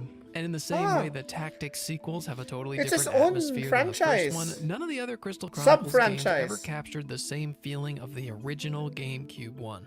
The remaster got a lot of hate, mostly for how they handled progression with multiplayer, which I agree is stupid as hell, but if you're running through single player, that's still the best version to go with. It is meant to be played with friends. As much as I enjoyed it, I could tell I wasn't getting the full experience by playing alone. You have to manage this flying Moogle guy carrying the crystal chalice instead of trying to pass it back and forth with friends, which would be the core teamwork element that they wanted you to have. It's still very much worth playing. As a child of the GameCube era, even though I never played it until the remaster, it still gave me such a nostalgic feeling because it's such a GameCube game at its soul, at its core. The combat was fun, if not a little clunky, with having to scroll a menu to get to the attack option before being able to attack. I actually think later iterations like Echoes of Time fixed every issue I had with the combat, but Crystal Chronicles was still far more fun to play. What I didn't expect was for there to be a puzzle mystery element for figuring out how to unlock the final area. It's quite cryptic. I was probably never going to figure that out without a guide, but if I knew beforehand this was that kind of game, I would have paid a lot more attention to those few cutscenes you get on the road. Also, I don't know if I was under-leveled or what, but the final boss was insanely difficult compared to the rest of the game. I would recommend Crystal Chronicles to anyone, but as with all the games in this section of the list, there's one thing holding it back. I said the combat was simple and a little janky. The level design, though, is kinda just dull. They're all pretty much flat areas with enemies to fight, but it wouldn't be so bad if not for the game's real problem. It's super repetitive. It's all based on this time management element where you have a certain amount of days before you get back home.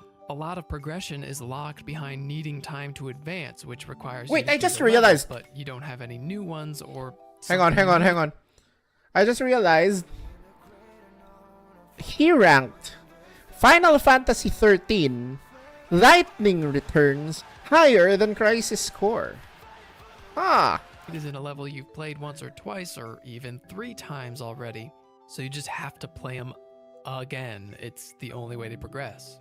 I don't need to be playing levels that many times over. It took me 16 hours to beat, so it's not like the experience was brought down too hard, but it was enough to affect my overall enjoyment. It's mind-blowing they never released this on Steam. We need a campaign of some sort to bring back Crystal Chronicles, because I truly think Square is missing out I will on some play it if huge they potential bring with it to Steam. It might be the biggest Final Fantasy sub-series, Because I will not support but it just Nintendo at the never moment. made it to this era of gaming where online is prospering. Like, they could kill with that. Anyway, moving on. We've reached the top 25 and oh no! A hot take. The dirt. You do understand that Nintendo is being anti-consumerist at the moment, right? I will never condone anything that they do right now. Especially all of their executive decisions right now for the sales. I am not going to support Nintendo in any way, shape, or form.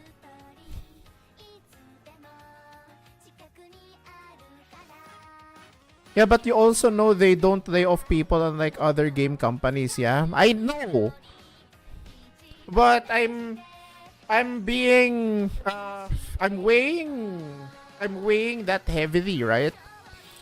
Like, what are the other game companies that have majorly laid off some people? Mostly in the West, right? And I don't exactly support Western companies at the moment. The only gray area for me would be Square Enix. Right now, honestly, Square Enix needs more people.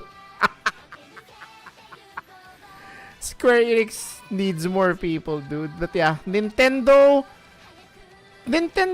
anti-consumerist actions at the moment is something that I cannot stomach personally. So I can't do Nintendo at the moment.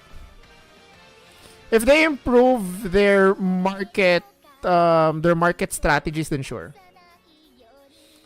Yo, Kugla, how you doing? I'm just doing some yapping right now. Shout out, Kugla. Kugla GK. There we go. Oh no, my co-QAs are already friggin' logging in. Also, what the hell?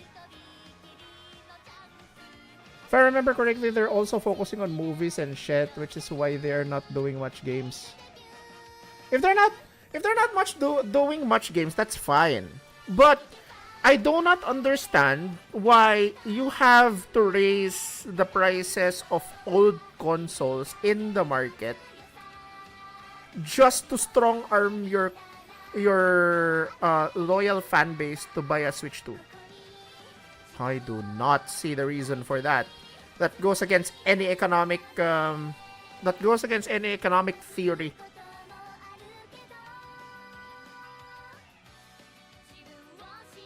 Let me know when they put a real game out, Ring Fit 2. Does the Ring Fit need a sequel? If I'm going to support Nintendo, that's the only one game that I'll be playing. That's the one game I'll be playing. Ring Fit 2. Ring Fit could have more exercises. Fair enough. They could improve the wheel as well. The circle thing. Says me who doesn't play Ring Fit often than I should. You should. Let's take advantage of your Switch. I remember when you played Ring Fit. What? When I played Ring Fit, that was fine. That was funny to watch. I should have made you play Ring Fit before me. And then I could have judged your form too.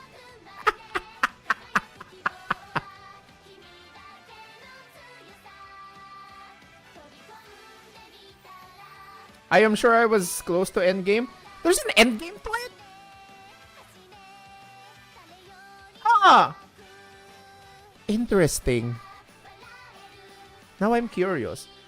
The bad part about, streaming Ring Fit is I don't have a 3D VTuber model.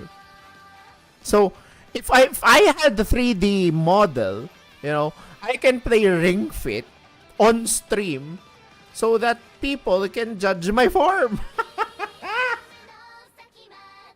I don't have a strong enough PC for it, unfortunately.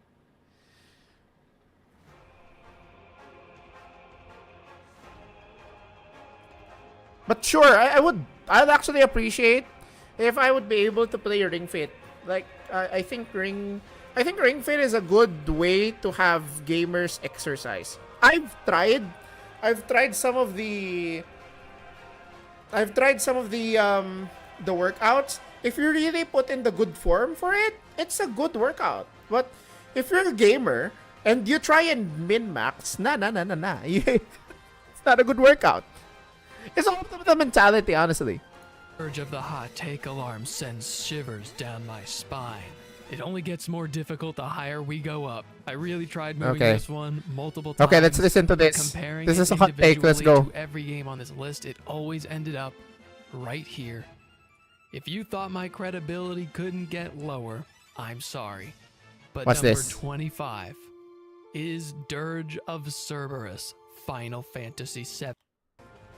I think the question we should be asking here is, why is this high? Yeah, go ahead, Rufin. Good luck. Hopefully you get to phase 2. I don't understand why Dirge of Cerberus is higher than, what, 35? He's in 25, dude. Evan, how many of you forgot about this one until we hit the 20s and thought, dear God, he still hasn't ranked Dirge? I obviously had to sound off the hot take alarm, as if you're privy to Final Fantasy internet culture, then you know that Dirge of Cerberus is quite often cited as the worst Final Fantasy game ever made. Though I think if you have a reasonable bone in your body and actually had experience with the worst the series has to offer, you'd agree that that's a step too far. This game has simply reached meme status. It can never escape the reviews that said, they turned Final Fantasy VII into a third-person shooter. What? If they made Dirge of Cerberus into a first-person shooter, it would have been better, I think. What were they thinking? And yes, it is silly, it is ridiculous, it is a product of that Shadow the Hedgehog energy of the mid-2000s. But I happen to think that's really funny. Once you accept what this game is, it's just a... Why are we putting Shadow the Hedgehog as the mascot of the mid-2000s? Hello? Just because something is edgy, it means it's already tied into Shadow? Hello? There are other edgier characters, I think.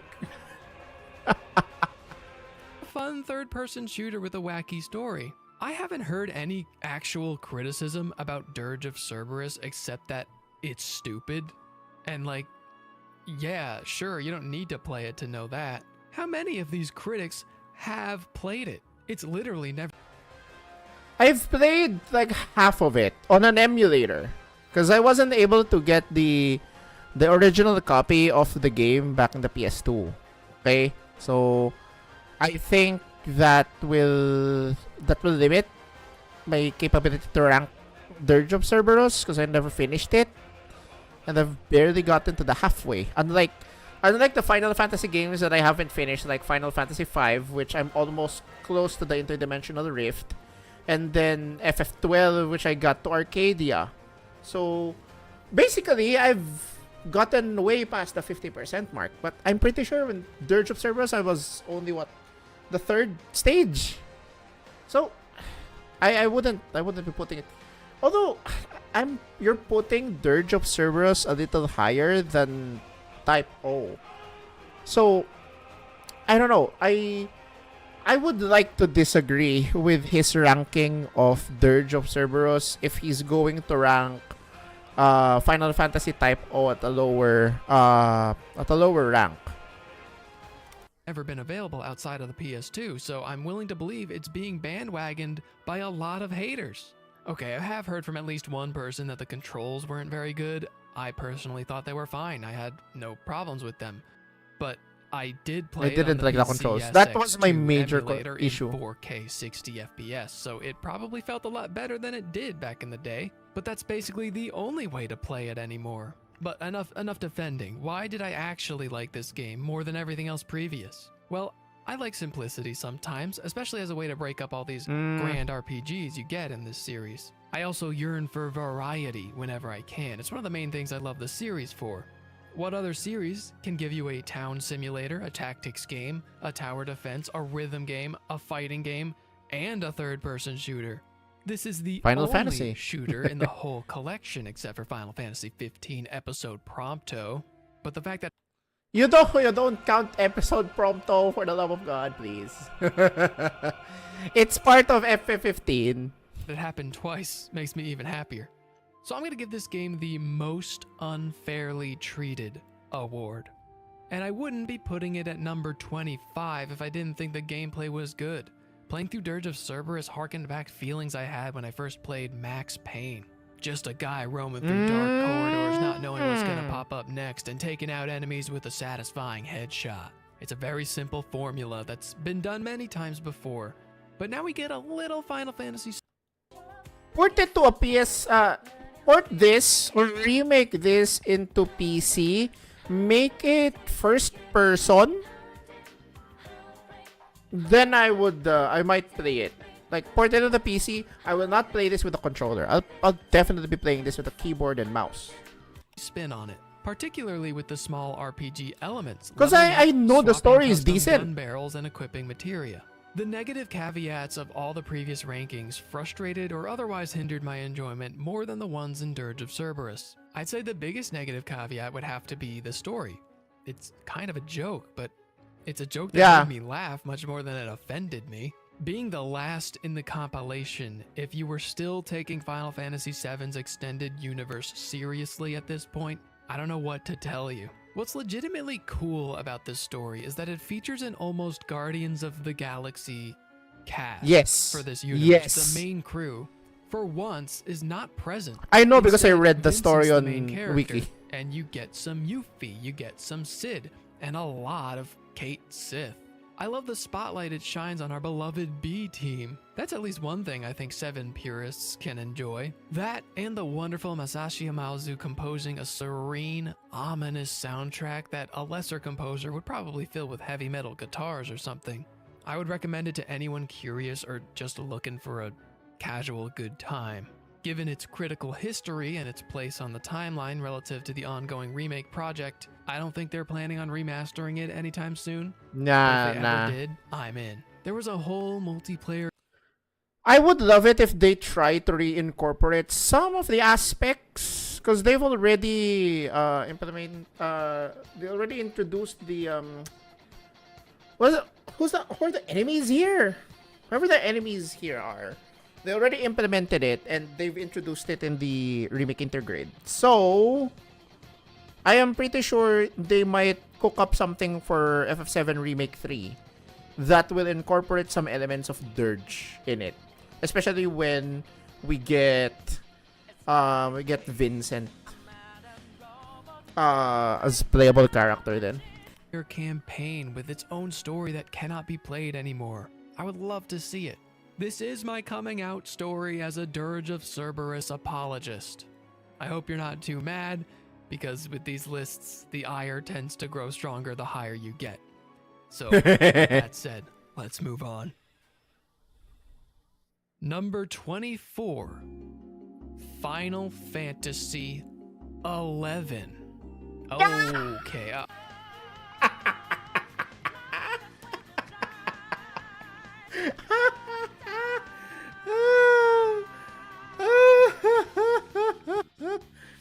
I want to ask Aureli's opinion about this. FF11 is placed at the 24th. It's lower than FF13. It's lower than Lightning Returns. What else? It's lower than Final Fantasy 8. Alright, so I'm not going to sound off the hot take alarm here, because aside from the hardcore 11 fans, most people aren't hyping up this aren't hyped enough for MMO this one anymore. I want to start by saying, if you think ranking movies in the same list as games, give me Final Fantasy 11 in the systems that Final Fantasy 14 has, and I might play it.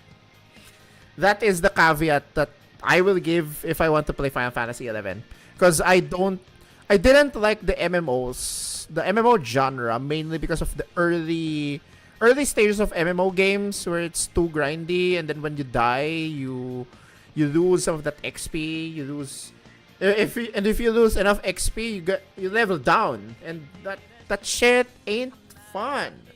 That's why I didn't enjoy MMOs that much in the first place.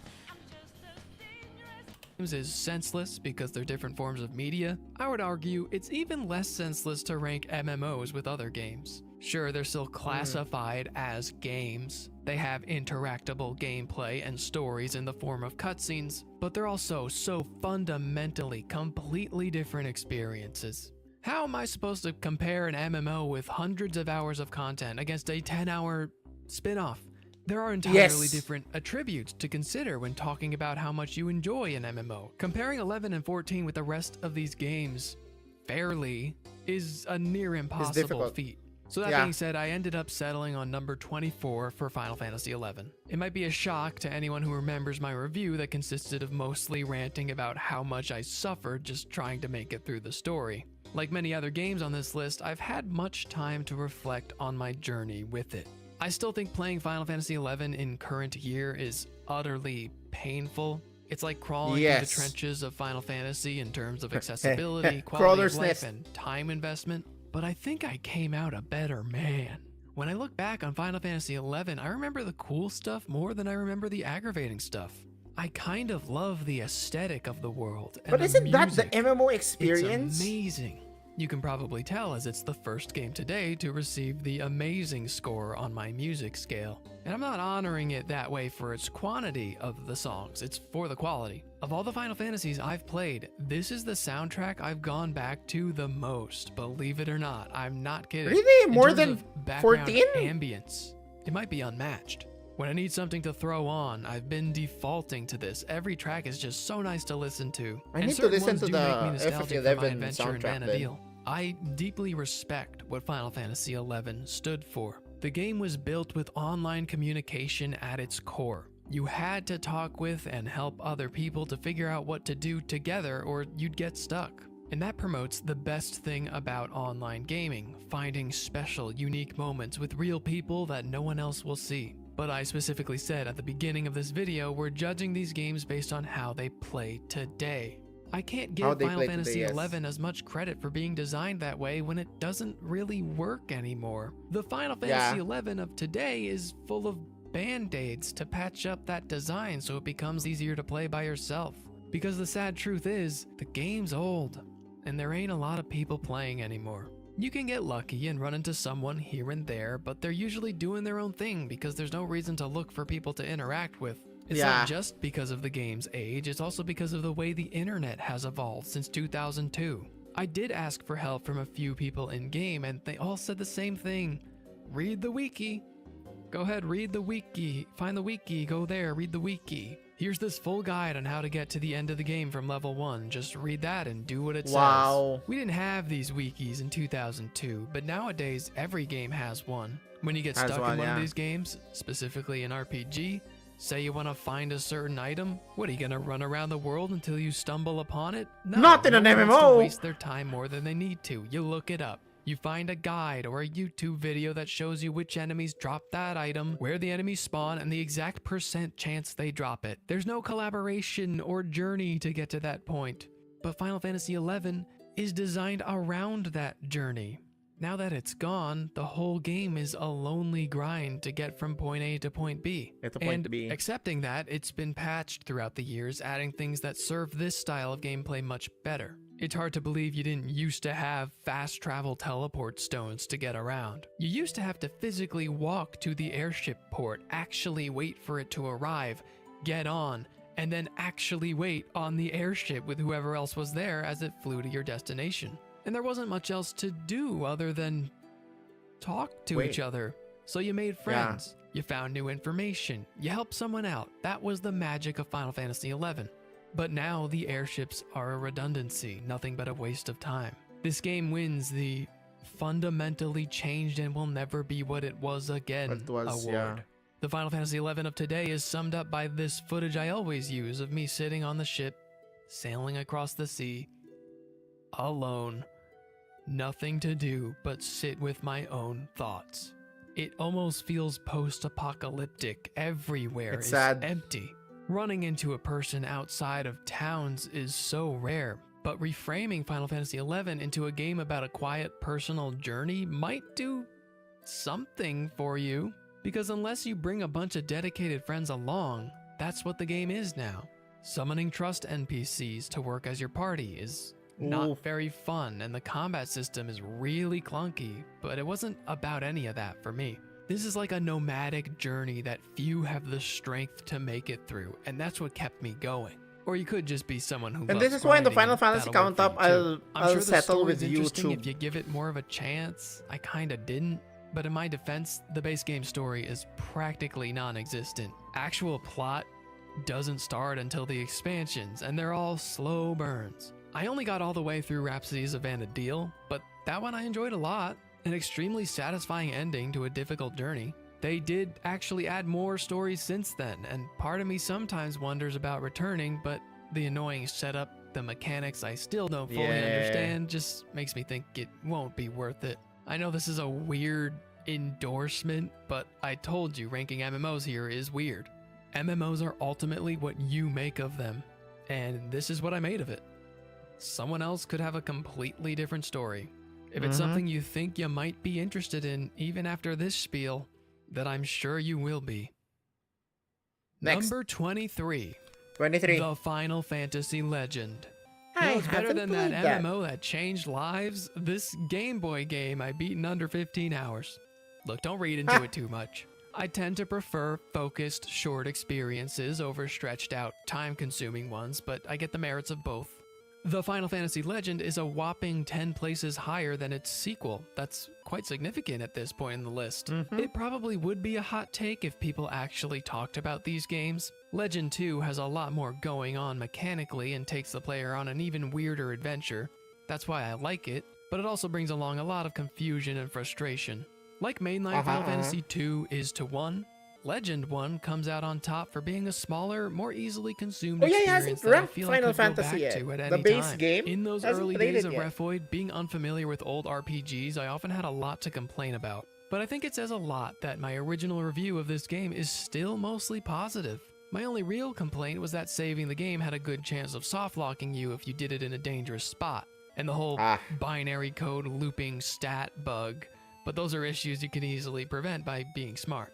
The setting of the game is one that appeals to me a lot. You're not exactly traveling across dimensions in this one. The entire game takes place around a big tower. And that's the story. You and your crew gotta climb a big tower because someone says you can reach paradise at the top.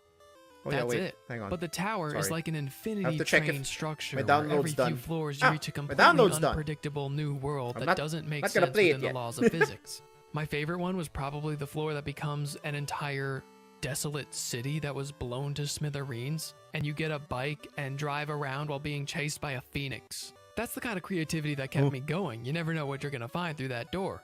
So yeah, it's a surprisingly accessible RPG for anyone looking to get into a more niche series than Final Fantasy, considering how old it is.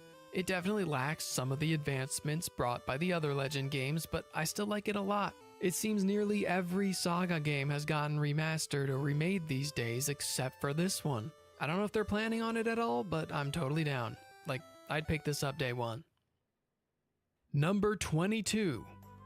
Final Fantasy Crystal Chronicles. Another Crystal Ring Chronicles. of Fates. We've reached my the end God. of a sub-series. The Crystal Chronicles games have so much variation that they were spread from 49th all the way to There 22nd. is so much And of I do them. say with confidence, Ring I of Fates is didn't the know best there were of so them. much of Ring them. Fates and Echoes of Time are the only two games in the sub-series with the same style of gameplay that, in my opinion, feels like an evolved and improved version of the original GameCube title. Echoes of Time being a sequel adds a little more to it that I wish Ring of Fates had, but Ring of Fates beats it in literally every other category. Every complaint I had about Echoes of Time is not present in Ring of Fates. Even with the added mobility and combat features, I'd still say Ring of Fates has better gameplay because the levels are designed around the specific mechanics at your disposal instead of being generic and solvable with whatever class the player chose. It's not nearly as much designed around multiplayer as Echoes of Time is, so it's still a fully enjoyable experience as a single-player game even today. You play as named characters who actually play a role in the story, and that story ended up being one of the most surprising ones in the series. It's not like mainline level, but usually these spin-offs barely even try to have a story, and this one really goes for it. I was actually invested in what was going to happen from start to finish in a little 10-hour DS game. I really can't understand why someone would prefer Echoes over this one. I guess I understand if you like the original Crystal Chronicles more, it's a different enough beast. Maybe I'm biased, as I said earlier, puzzle platformers are just my thing, and that's basically what this game is. It might have ranked even higher if there was more to it. It is just 10 hours and there was basically no side content. Give me more levels or challenges or something. Better yet, give me a new game in this style for modern systems. This is like, what, the third time I asked this? But I don't care. We need new Crystal Chronicles games. I'll take any kind. It is a crime that this series is dormant. Number 21. Okay. Final Fantasy Legend 3. Back to the Legend trilogy one So this last is time. high. I thank this trilogy for introducing me to a bizarre RPG franchise I would have never got within 5 feet of. And honestly, the bizarreness that I love so much about this trilogy is toned down a bit in the third one, unfortunately. There's still some stuff like spaceships being powered by brains, don't get me wrong, but the total unpredictability of Legend 1 and 2 is not as present here. That said, I liked everything else way more. Because in the other ones, the gameplay was also a little too unpredictable for my taste. And in Legend 3, things just make more sense. It's more comfortable to play. I don't feel like any decision I make can turn one of my characters worthless. But there is the option for that if you want. This time you don't choose your races at the beginning of the game. You have set characters, but the mechanics don't exactly work the same. Now any of your 4 characters can transform the way monsters do by eating meat, or installing random robot parts you find to turn into cyborgs. You can choose to play as risky or This is as the safe Saga, as you right? want, so the stakes are still there. The coming back from the dead mechanic from Legend 2 returns, and this time it doesn't get taken away from you. It's probably even easier to play than the first one, but now it has all or most of the features added in 2. The story is a little bit more confusing. The world is going to be consumed by an evil water entity, so you 3 kids have to go back in time to save your dad or something. I've heard this particular entry is a little controversial among the Saga fandom for a lot of the reasons I like it. They say it feels more like a Final Fantasy game than a Saga game, and that's largely due to it being developed by a different team at Square. The very same team who went on to develop Mystic Quest, of all things. Oh. Yes, there's a jump button, and it's awesome. Also an auto battle system that's built into the original release. So if you ever wondered what Mystic Quest would look like if it wasn't made for babies, look no further. It's charming and weird, maybe not to the level of the first 2, but it's still a quality sci-fi fantasy RPG I think most anyone would enjoy as long as the green hue and chip tunes of the Game Boy doesn't scare them away. The collection of Saga containing the full trilogy is a great pickup in general if you're looking for bite-sized RPG adventures. If you get it on Switch, you have the option of holding the system vertically like a Game Boy and going Joy-Con-less, which is my favorite feature of the whole thing. Legend 3 in particular, I'd say is about as good as the original NES mainline trilogy. I don't know if that's controversial, but that's how I feel. Speaking of, number 20, Final Fantasy. The very first game is not receiving the this 20? much credit Okay, just because that's fine. it's the very first game. These It's here nuts. because of how fun God and fucking unique it damn it. is as a Final Fantasy experience to this day. I originally played the PS1 remake and just recently played the Pixel remaster for my re-review, so it's a lot fresher in my mind than everything else we've talked about. Now I have to re-review it. Final Fantasy 1 is the shortest mainline that leaves the most it up is. to your imagination. The series ended up being so focused on graphical fidelity and epic drama that it can be a great palate cleanser to go back to a simpler time. On both playthroughs, I found myself coming out with my own little stories for how my team behaved. Who was the smart one? Who was the dumb one? And you can do this with the Saga trilogy a little bit too, but those games still have sci-fi stories going on. Final Fantasy 1 is more about your own journey. I've called it a survival game before and even compared it to the likes of Oregon Trail survival. because more than the other main lines, it's about setting off into dungeons, hoping you've prepared enough rations to stay alive. The actual story is hardly there, but I remember being pretty surprised at how sci-fi It was a decent was story. for 1986. I was expecting the most basic rescue the princess type stuff. Yet they seem to subvert your expectations by getting that part over with in the first few minutes of the game. Any reservations you might have about playing a game this old, I assure you the Pixel Remaster makes it so you don't really have to worry about any of that at all. I agree with this. By default, that version has a lot of quality improvements, and you can add even more through the settings menu. Still might be a little hard to get around though, to just figure out where to go next. My memory did not serve me well enough, so even on my second playthrough, I was pulling out a guide going like, alright, where do I go? It's still a little cryptic to figure out, but there are so many guides out there, you shouldn't have any problems with that. The Pixel Remaster makes a game that was once too archaic for newcomers into one I'd say is a fine place to start with if you wanted to. It's one of the most common questions given to the community. Which game do I start with? Which game would you recommend? If you feel up to it, just start at the beginning, man. That's what I did. And look at me now. Yes, Final Fantasy 1 will always hold a special place in my heart, as it probably does with us all. But come on, it's not top 10. Best I can do is top 20. You can't forget how basic the combat is. Anyone with half a brain is probably spending the majority of their time with auto battle speed up as they go through dungeons, only stopping to heal because the game is not gonna allow for nearly any experimentation, unless you go out of your way to do it just for the sake of doing it. Thank you for all you established Final Fantasy 1 so that these next games can make you even better. What's good? Number Final 19. Fantasy. Final Fantasy 3. Oh! Final Fantasy 3 being ranked in 19. This is gonna be fun. How you doing, by the way? Welcome to the channel. Welcome to, Oh, it's Roas. Hi, what's up? Oh my god, I'm just watching this video that Stakes linked like way before in the Discord, and I'm surprised with a lot of the Final Fantasy placements that they've made. Are you back? Raiding in FF14? I'll only have energy to raid again in 7.4 for sure.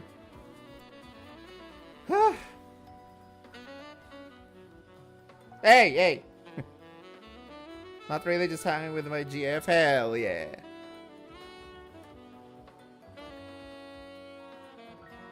Frigging Regis here dropping the brother. Hey man, that's a way better time. That's time well spent, you know, more than FF14, honestly.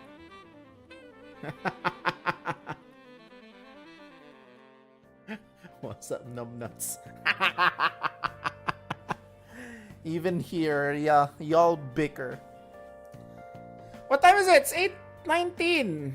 Dude, when will this... Oi! What do you mean this video is unavailable? Hello?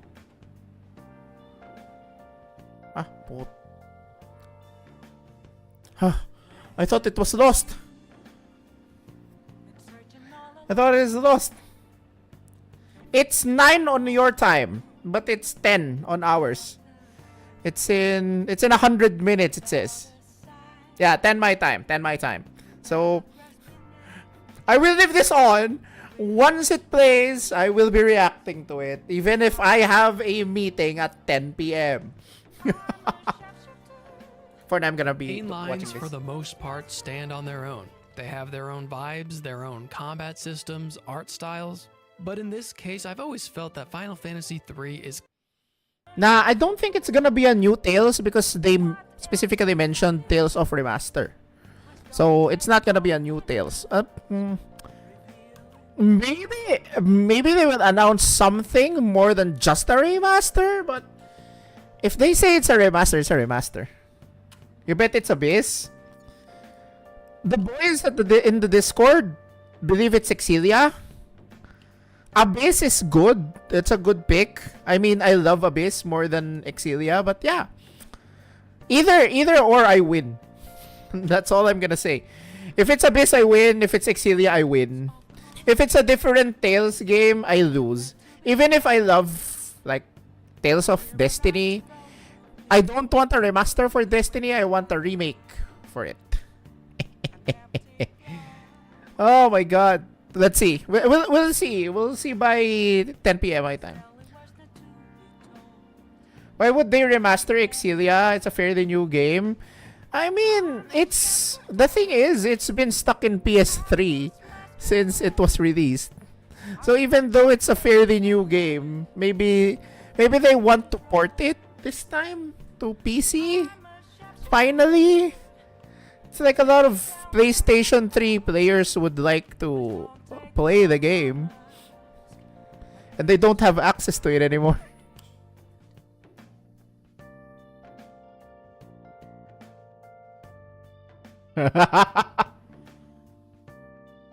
That's like FF10 is a new game. Stop! Stop!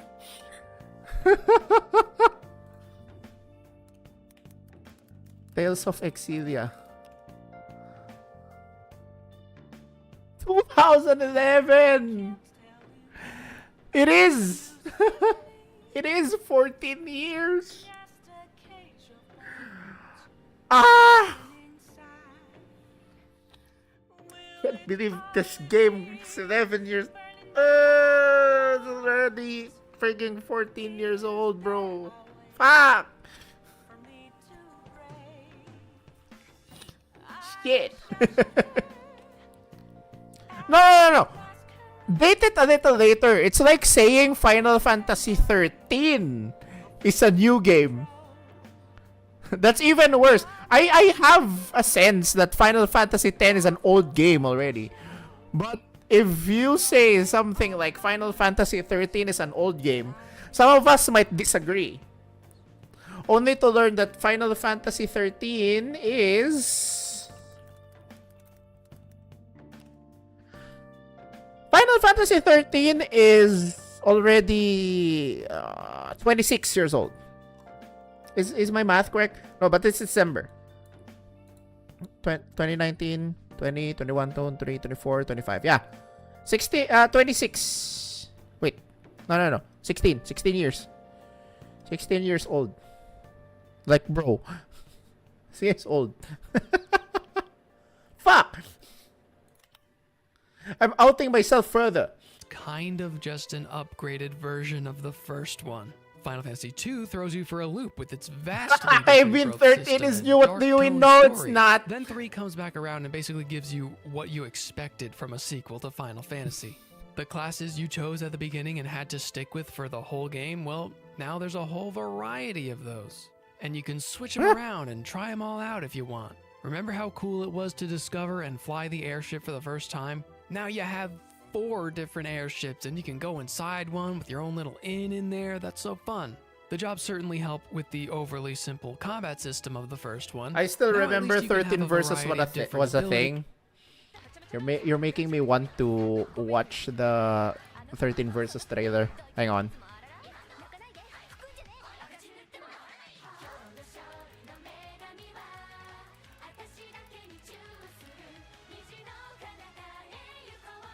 Oh my god, 16 years ago, dude.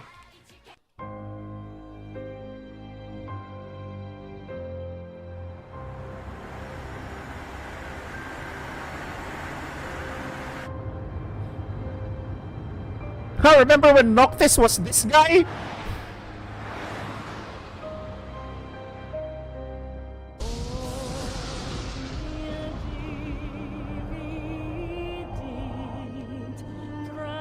Somnus here is goat. True.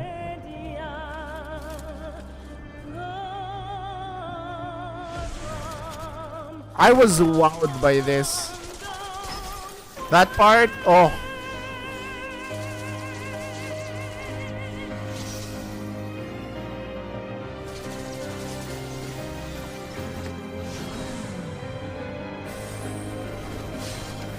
In 2006, I was young and I saw this. I came. Same.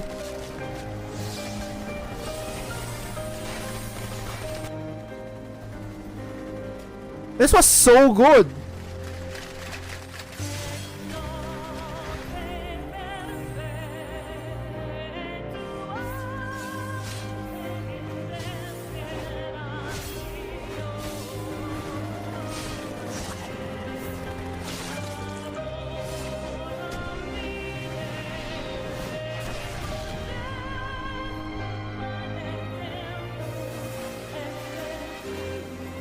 This guy is way more badass than Noctis could ever be. And then they implemented this guy in what? Kingdom Hearts 3?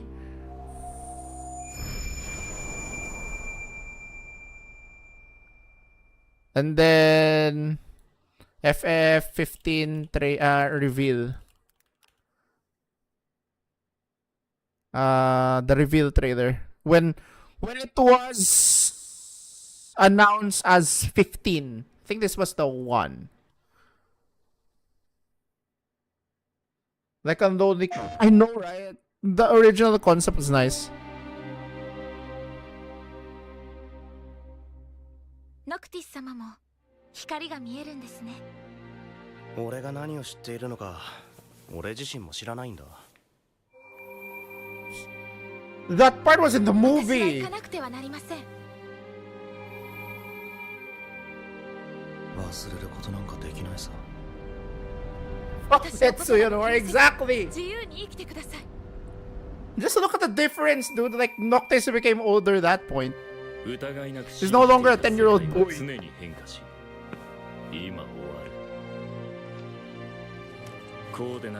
Whoa, whoa, whoa, whoa, whoa.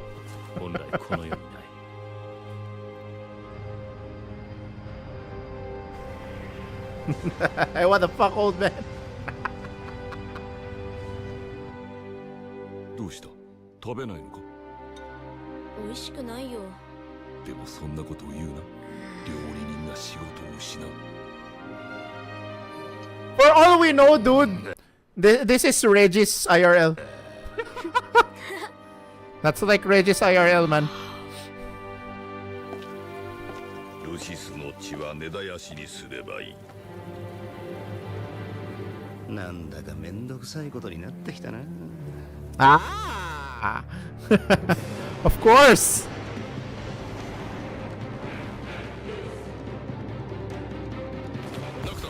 とにかく城へ行こう。奴らの目的は何なんだ？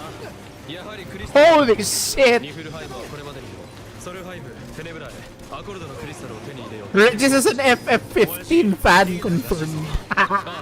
合流を急ごう。奴ら本気で殺しに来てるみたいだぞ。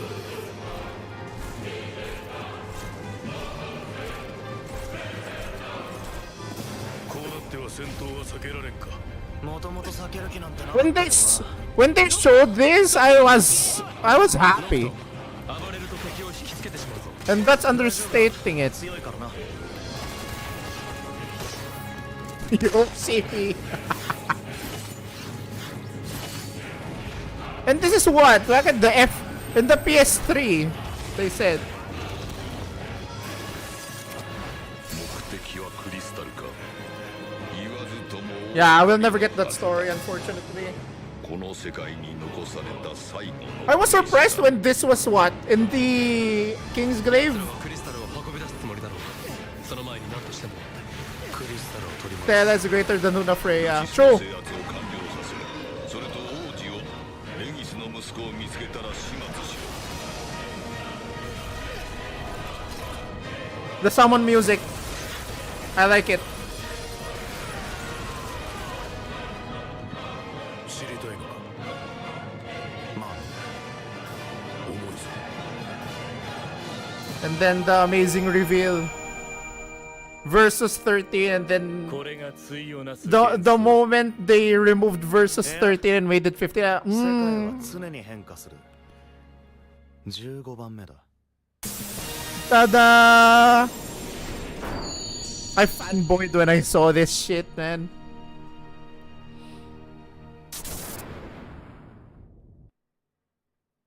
And then PS4. That was so good. That was so good. I feel like FF15 could have been better. That's when I knew I hate Tetsuya Nomura.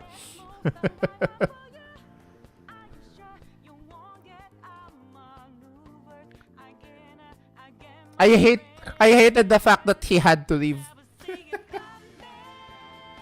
Oh, I gotta work on Kingdom Hearts 3, and then Kingdom Hearts 3 was not on par as well. It's stupid.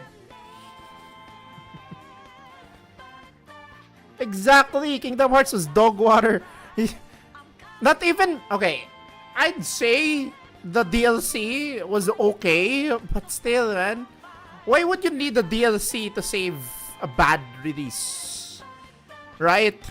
You're not a live service game. You're not a live service game. There's no saving a live service game. These you can use without consuming your precious MP. And your characters can really evolve instead of basically serving the same that was purpose unnecessary as they did when you started the game. unnecessary Jobs story. in Final Fantasy weren't It could fully have been developed in my eyes there. until Why later, would you have to but put as this DLC? was a great next step. If you wanted to do a good implementation of a DLC, it should have been something like what they did with FF16, where they just added the 2 DLCs. The story itself could stand alone, but they added the 2 stories just to add content. That's it. Remind, fix the story of Kingdom Hearts 3. It's the same thing with the different episodes of FF15. You need to play it to improve your experience of the story, which sucks. I mentioned it way back before we started the list, if you can remember, but the Pixel Remaster removing the wait time penalties for job switching legitimately improved the ranking of this game, along with the other improved features. Believe it or not, I'm close to starting Final Fantasy 3, by the way. So for those of you who are following my count up series, we're close. But I was kind of disappointed with. I will try to finish FF2 on Sunday this coming Sunday as the finale of my subathon as well.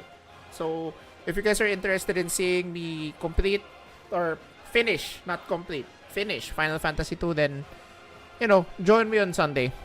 The story. I expected nothing from Final Fantasy 1 and I got something that was pretty cool. In 2, the story was the one thing it did quite well without any asterisks. So I expected 3 to continue the trend and give me, I don't know, something? The story of Final Fantasy 3 is about as dull as I expected the first one to be. Nameless heroes on a quest to save the crystals and restore the balance of light and dark. That is the whole thing. It doesn't get any deeper than that, and the main villain is literally just darkness. The 3D remake that I played retroactively gave these heroes names and some semblance of personality, but it doesn't amount to much. At the end of the debate, though, I had to give it to 3 because it still has Final Fantasy 1's sense of adventure with more impressive locales and quirky side plots and almost objectively a better combat system. I mean, really, it's just an and then to be improved fair, version that's of the same very thing, first but it's game that I played. characters that hold it back from The being first any Final higher Fantasy than 3 that I one played. place above it, in my opinion. As with Final Fantasy 2, it's on my list of required revisiting. I have to check out the Pixel Remaster someday, not only to see the improvements is better than firsthand, but Luna also Freya. as a fan of sprite work 100%. to finally get to play this game in the original 2D form. For Western audiences, the Pixel Remaster of 3 is the biggest treat of all of them, as it's the first time in history we got an officially localized version of the original game. I definitely just need to see it that way. And with that, we have the original trilogy covered. Things are certainly heating up now. What could be next? It's number 18. It's not a hot take. Final Fantasy 12. Whoa! Probably the least. Whoa! He actually ranked this game low. Comparably so from other games. I like 12. Controversial double-digit mainline. It's so relatively ignored compared to discussions surrounding the other games. And I think that's just because people don't care much about Final Fantasy 12. It doesn't spark a lot of debate. There's like nothing there to argue about, at least not anymore. If that's what you're going to tell me, then shouldn't that be a good thing? 12 is nice, but it didn't really had the replayability. Okay, that's fair. That is fair. Once you're done with the story, you're done with the game. That's it. Unlike other games like Final Fantasy X, you have the FF7 remakes. FF9 you replay it to get the Excalibur 2. I like being able to AFK while with gambits on and farm the fuck out of it. See, that's what I loved about Final Fantasy 12. The gambit system is good. Like, it's not like the auto battle of today where you just click auto and then something is optimized along the way. No, you are the one who's going to optimize how the program plays out. That's why I like it. I thought that too. I was amazed by how the world captured like 10. Yeah. 10 was a really good game, but I had my own problems with it. My PS2 is turned on for weeks auto farming on 12. Imagine if you left your PS2 fighting Yasmat without leaving the arena. That would have been fun. Or the majority of opinions I see, whether from longtime fans or those who've only played a few, is, yeah, Final Fantasy 12. It's good, I guess. It's not my favorite. Why is that? What makes 12 blend in? I think it's a number of different things. First and foremost, it's atmosphere. The game looks cool. Big cities like Rabbit Masters still look impressive today in the Zodiac Age remaster. But I think a lot of the areas look a little muddied and generic. I'm trying to think about iconic locales I saw in my... You know what? I think I didn't clear Yasmat. I mean, I wouldn't blame you if you didn't finish it. Like, 50 million HP on a single player game with your damage cap being 99999? Nah. My playthrough, and I'm not really coming up with much. There's the main city I already mentioned. The Vi Forest place was kind of cool. Okay, on my end, Penance was the one that I didn't finish because the original Final Fantasy X that I played before was the very first release. So it didn't have the Dark Aeons, it didn't have the Dark Aeons, it didn't have Penance. So I never tried. I wasn't able to kill him. The most super boss I fought in Final Fantasy X was Nemesis, the Omega weapon that you create in the arena. That's it. Yasmat just takes the trophy of thick stuff. he is there as a a damage sponge. The fact that he has 50 million HP is just so wrong. Yeah. Most of what I remember seeing are these super wide, flat areas that took forever to... My FF10 was pirated stuff, so I got the international version. I didn't even know of the Dark Aeons until it kicked my fucking ass at Besaid. You encountered the frigging Dark Valley 4. I can imagine. Now, in the Count Up series, I know that when they remastered Final Fantasy X, it's the international version, right? Where's my FF10 there? So this is the one with the Dark Aeons, right? So we'll play this. We'll play this once we get there. We're still in Final Fantasy 2, so we're climbing slowly. The battle just started and it's game over. Man, I can't wait to experience that firsthand when we get there. Run across. Part of that leads into the next reason, probably the biggest one, and one that caused the most controversy when it originally came out. Final Fantasy XII is just too MMO coded. From the way combat works to the way maps are designed to... I think this is the biggest problem for people who played Final Fantasy 2 before. They say it's the single player MMO. The actual setting of the world, it just feels like you're playing an MMO. I'm not a big fan of Ivalice. I think I've made that pretty clear. To me, it kind of lacks the magical whimsy that most mainlines have. It's just hard fantasy with a little steampunk. As soon as Final Fantasy went 3D, the world's got that I think is crazy. your You problem. couldn't even imagine what the next mainline was gonna look like. But I think you could have imagined 12. The music is great, but by the extremely high Final Fantasy standards, it's not really matching the incredible soundtracks that surround it. The story is pretty good, but just like the environments, I don't remember much of it. And these problems aren't like bad. Nothing about this game is bad. I'd say it's a really good game and I'd recommend it, just not before these other games we have on the list. Like if you were to give somebody one game to represent Final Fantasy, to like show It's not them gonna be what 12. the series is like, this is like really low on the list. As far as problems that I kind of agree with that sentiment. If I say, hey, I want to recommend Final Fantasy to a new player, I'm not going to say play Final Fantasy 12. But that's the only sentiment that I feel like I'm going to agree with this guy. Because I personally would have people like, if I'm going to recommend one Final Fantasy game that captures the essence of it being a Final Fantasy, I would say Final Fantasy 9 or Final Fantasy 6. Okay? Or Final Fantasy Tactics for that matter. But some people might not like the tactics system.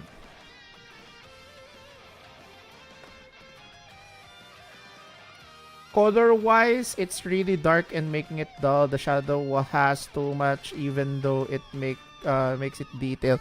That's for FF12, right? I feel like for a PS2 game, it was good, but they could have made it better when they made the Zodiac Age. Maybe. But yeah, it's not the first Final Fantasy that'll come to mind if you want to recommend Final Fantasy to a new player. Some might say Final Fantasy V because it has the makings of a lot of Final Fantasy games. The introduction of the interdimensional rift, the different warriors of light. I mean, 10 has vibrant visuals, making it easy to remember. Yeah, this was too dull. FF10 was really good.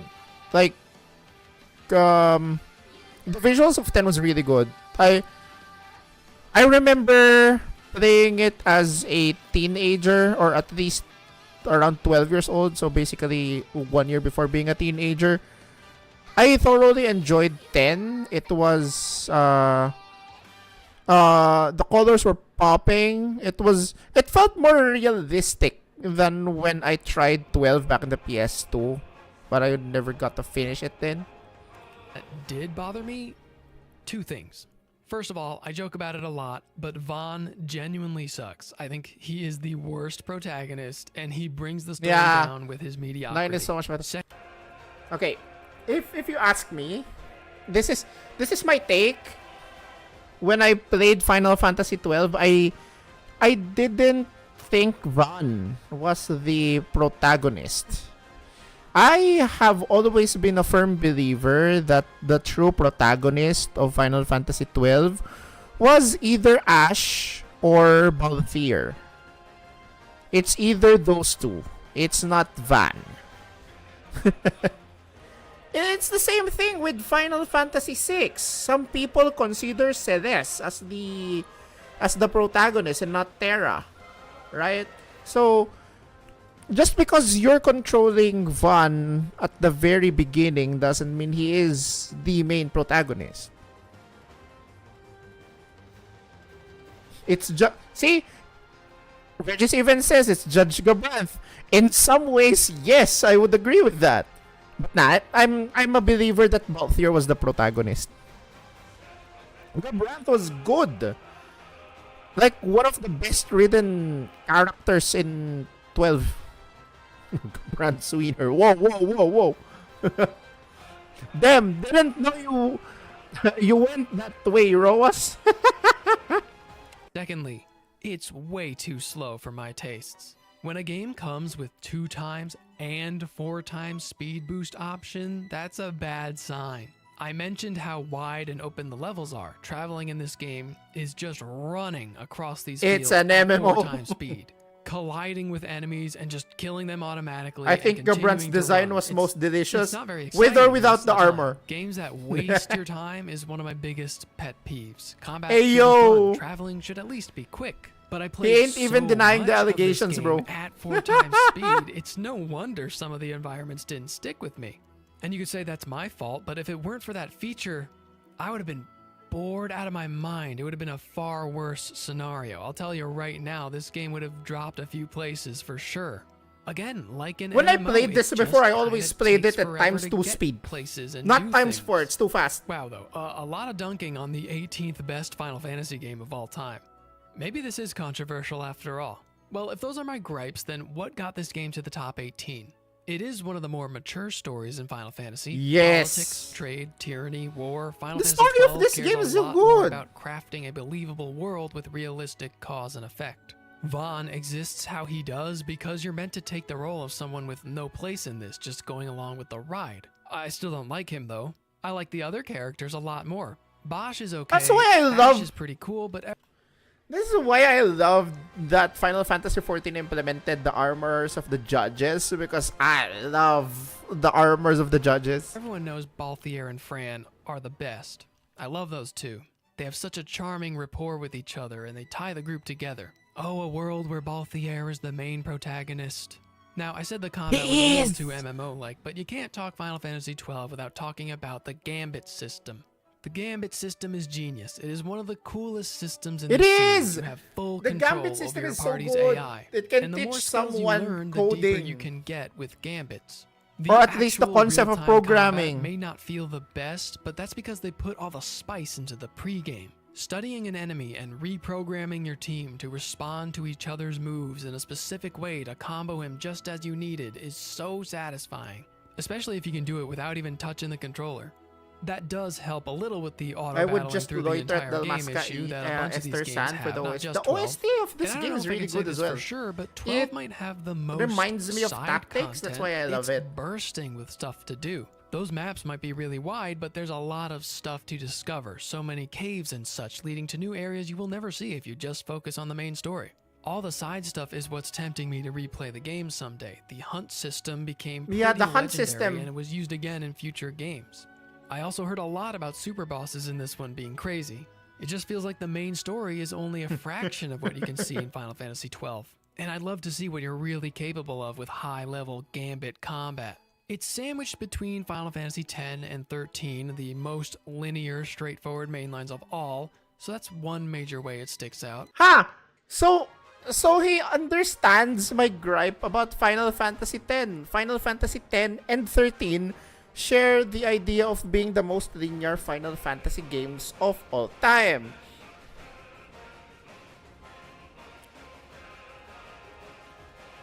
And because there's the Stia there, so I ended up staying there. That's where you grinded? I mean, that's fair. But yeah, I kind of agree. He did say that the most... Okay, there is one thing that I agree with him, and that's Final Fantasy X and Final Fantasy 13 are the most linear Final Fantasy games of all time. So that's what a lot of players like say. So I kinda say this a lot when they critique Final Fantasy 13 as a corridor. Isn't Final Fantasy 10 also a corridor? The only time you can only say that Final Fantasy X had an open world feel was when you get to Calm Lands. But even then, isn't that what happened when you get to Grand Pulse in FF13? Just a thought. Even 15 and 16 feel smaller than 12 at times. So I think it's easy to see why 12 is not everyone's cup of tea. But if the world of Ivalice excites you, if the idea of programming your own AI party members excites you, and if spending like 100 hours exploring every inch of a world excites you, Final Fantasy XII has the potential to be your favorite one. Oh my god, I'm dreading Oh no, this. hot take. Guys, Hot I've put take you through alert. a lot now, I know. Thanks for sticking with me. What are you gonna Obviously, say? We're mainline territory now, so pretty much every placement is gonna make someone angry. But this one had to be a special case. This one required the hot take alarm because it is a mainline I see so often in the #1 spot.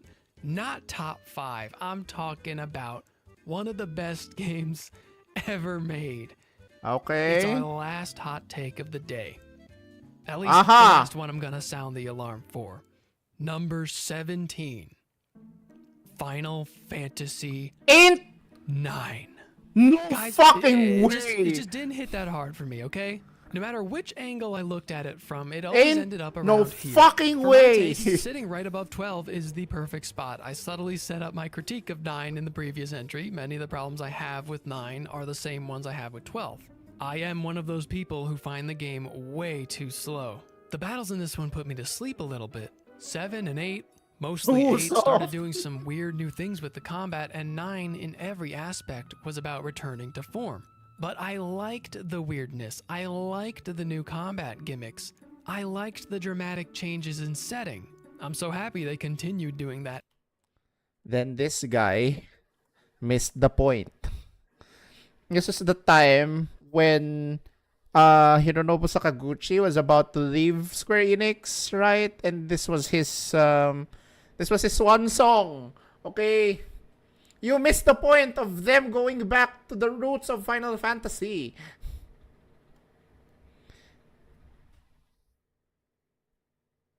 I liked it from the start because I started with Vivi. Vivi was a great character, and then when Vivi started to become like the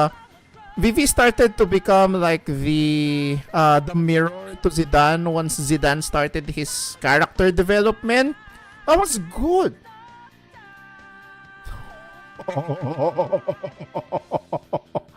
Ooh.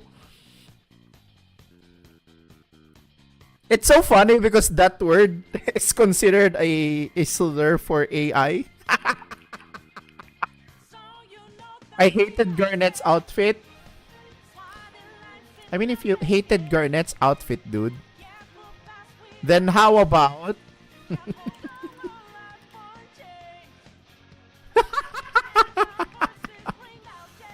then how about Sphene? Isn't Sphene technically, based off of Garnet?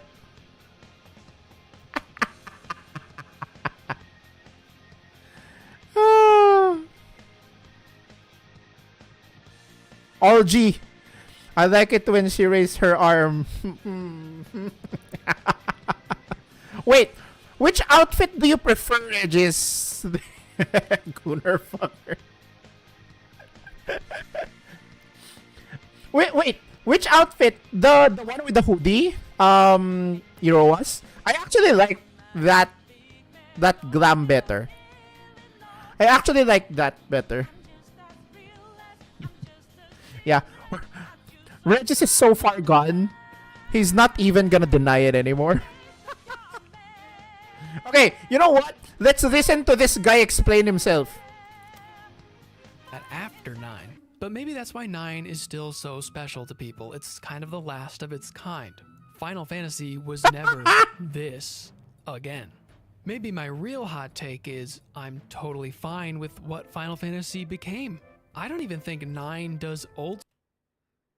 Look, you don't have to be a stickler to the old Final Fantasy system to appreciate Final Fantasy 9. Final Fantasy 9 is excellent for what it is.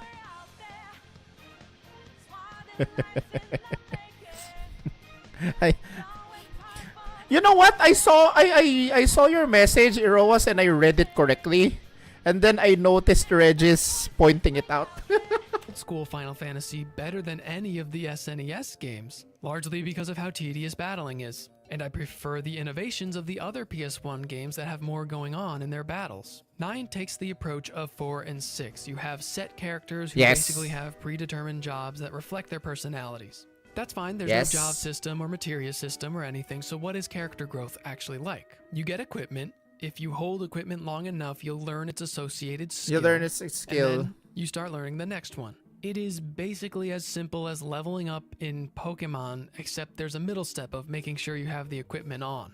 You can't choose who holds the equipment because they're already pre-assigned to each character. There's basically no choice in how you build. Oh, I think I will put this challenge on myself once we get to Final Fantasy IX in the count up. But I feel like I should try doing a playthrough where I progress as fast as I possibly can, and then I will you know the style that some people do where they don't completely learn the skill of the equipment, but they keep it on just so they have the skill. I think I might do that for a future playthrough. We'll see. I mean, for all we know, if we get to 80 subs, chat, I would immediately start the Excalibur 2 run for Final Fantasy 9. Just putting it out there. We are what, 40 subs away from it.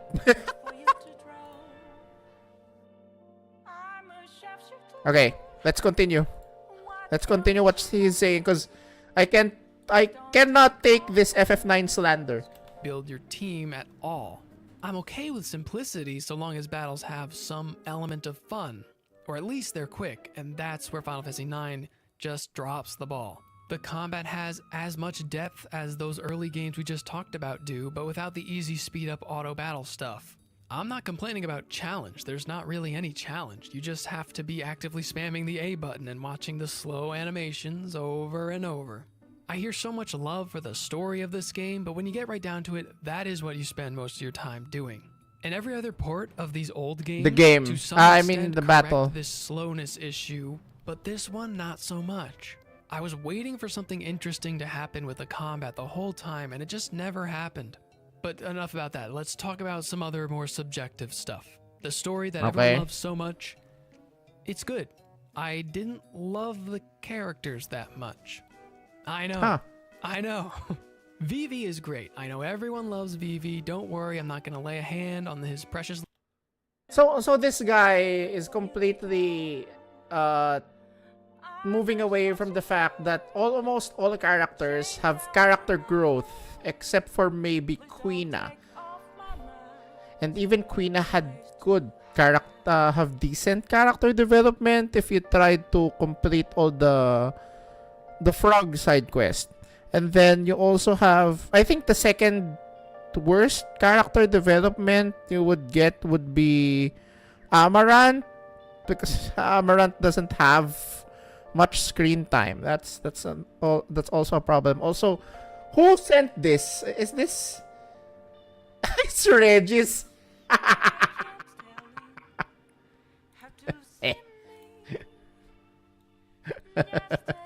His little hat, I would never. Steiner's pretty funny. I liked him a lot too, and his whole arc. Princess Garnet was good. Just didn't stand out that much. She was that I'm much more than a princess type of character that I just feel is a little tired. Kina is a one-note comic relief character. They just like eating things. That got a little old. Aiko is just a child who has a crush on you. That got really old. And Zidane as a protagonist, I just didn't jive with at all.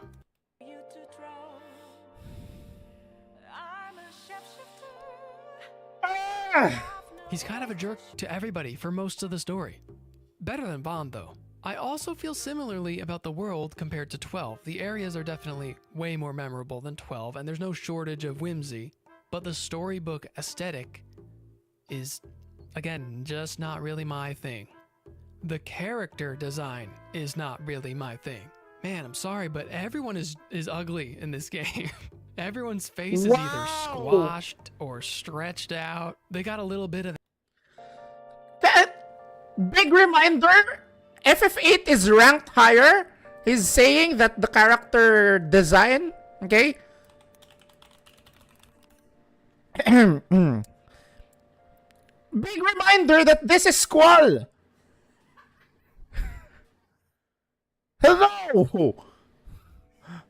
What the fuck? That long arms, small head style. Why is Garnet the only normal looking person in the world? Kuja's kind of cool. I just don't really get what he's doing. The final boss has nothing to do with anything. Tetramaster is an awful game I hate to play. The game can't even maintain its frame rate in the overworld. I do think the game has genuine problems that these people claiming 10 out of 10 masterpiece need to acknowledge. At least Okay. The frame rate problem, I believe, is because all cinematics have been set as low as 24 frames per second. It is never going to be higher than that. That's why, you know, it cannot hold. You should have played this in the PS1 era to have some semblance of, I don't know, appreciation with the graphics at the time. Because no amount of remastering will capture that for you. Low, even though 17 is pretty damn good in the grand scheme of things, is simply because a lot of the design choices are just not for me. They're not bad. They're not wrong. For you. They're just not what I'm not for looking you, and your just taste like how is everyone wrong. has a favorite Final Fantasy and a least favorite Final Fantasy. I think everyone has. Let me remind everyone who is not here, when I was in the lower parts of this, he ranked Final Fantasy Tactics, the original Final Fantasy Tactics, at 37 just because he didn't like the tactics gameplay. Okay? Who in the right mind would agree that FF Tactics should be on the 37th? I don't know, dude. He did say I would uphold him for the subjectivity of this tier list, but I don't know, man. This is too subjective for your own good. As one like this, one that they just don't see the same way as everyone else. For me, it's 9. Perhaps for you, it's my favorite. That's just how it is. That's what makes these games endlessly interesting to talk about. That being said, if you've been in the Refoid Discord, you may know that I have my ear to the ground about that remake rumor. We've been talking about 9 remakes since before I made my review. I was honestly hoping it would have been out before I beat all these games. Random thing. What do you think of the so-called FF9 remake rumor? Do you think it's still coming out? I am starting to think that the rumor about the FF9 remake started because a lot of Dawn Trail is based off of FF9. Maybe. I want to hear your opinion about it, because if you think about it, if you go to Solution 9 after doing the story, you go back to Solution 9, you go back to the area where you encounter the original Otis. There's a lot of references to old Alexandria there. That could have been what was shown in Project Memoria, for all we know. So I'm not even sure if I'm still going to believe the FF9 remake rumor anymore. Now that Dawn Trail is done. Games, but clearly if it does exist, it's going through some massive internal delays and overhauls. I hope it's real, because this might be number 1 it's real on too. my replay list. I am going to replay Final Fantasy IX, whether it gets remade or not. I just need another crack at it. Perhaps I can mod it on PC to help with some of my issues, but of course, a full-on remake would be amazing. If we ever do get it, you can bet I'll be back, hopefully making a redemption video where I go through how all the modern advancements and improvements made me finally see how great this game really is. But for now, all I can do is wait. This is the opinion I hold. It's still a great game. I'm only leaning negative in my speech because I almost never see criticism for it. Most reviews just talk about how great Vivi is. Yeah, Vivi's great, okay? If you like classic RPGs, you have to play this one, but consider joining the Cope squad as we wait through every gaming presentation in hopes that one day they'll finally tease 9 Remake. It has to happen eventually. Okay. This is now my condition to bringing back the like on this video. If his number 1 is not FF7, I would give him a pass. FF7 is good, it's not number 1. And a lot of people who started off in the West playing Final Fantasy would disagree with me, but it's the truth. Its story is mediocre. The materia system is less innovative than the junction system, and the junction system has a lot of problems. Okay, the what else? The story is mid. For me, it's still better than what I got in FF8. So, but it's way worse than FF9, I would say. And then combat's still good. I would say that the blue magic thing there with the enemy skill really good. It had tons of side quests, but overall in the 3 games of the PS3, it's gonna be 9, 7, 8 for me. So it's never gonna get top 1. Because for me, if I'm going to rank things, I hold story overall higher than standalone gameplay, because I always believe that the gameplay should be part of the story presentation. So if the story is really good and the gameplay is slightly mediocre, I'd still lean towards a better ranking for the one with the higher story. That's why if I'm going to do something like this, expect my number 1 to either be Final Fantasy 9, Final Fantasy 6, or Final Fantasy Tactics. Because story-wise, it's amazing. And FF16, I will put it in high regard because the story is good. Number 16. Final Fantasy X Fantasy 6. 2. Oh! Last Mission. Let's start with Last Mission. I made a separate review for that game because it's not really DLC add-on content. It's a separate game. But it is only available bundled with 10.2 either way. If these games showed up in the final season of Refoy, they would have been brought up in the same episode. No, it's not Final Fantasy X. Ranking It's Last just Last Mission Mission separately is because I hate that game. It would be all the way at the bottom of this list. It is a disastrous game. It's actually horribly designed. It's like half a roguelike, but there's no roguelike progression.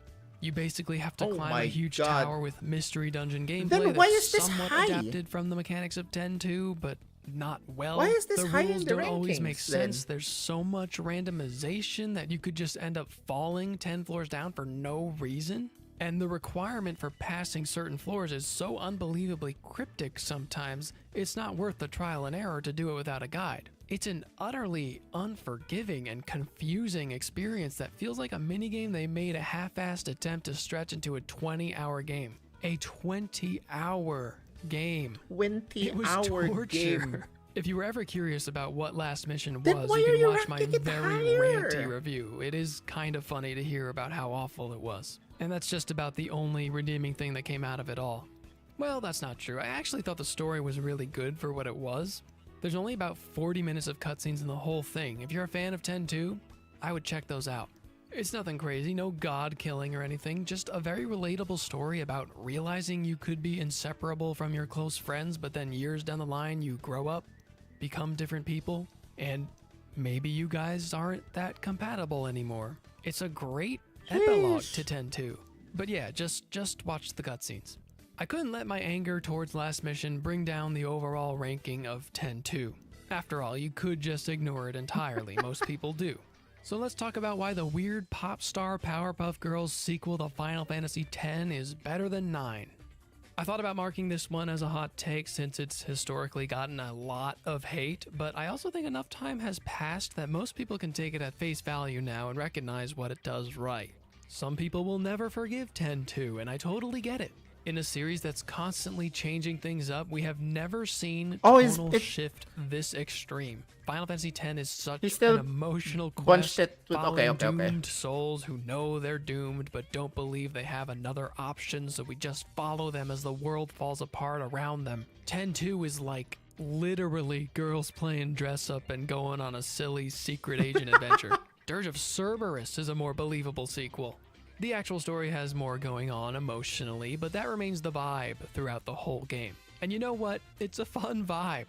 There's not another Final Fantasy like it. I can't think of another RPG that's quite like it. When a game It's hard to make a sequel for 10.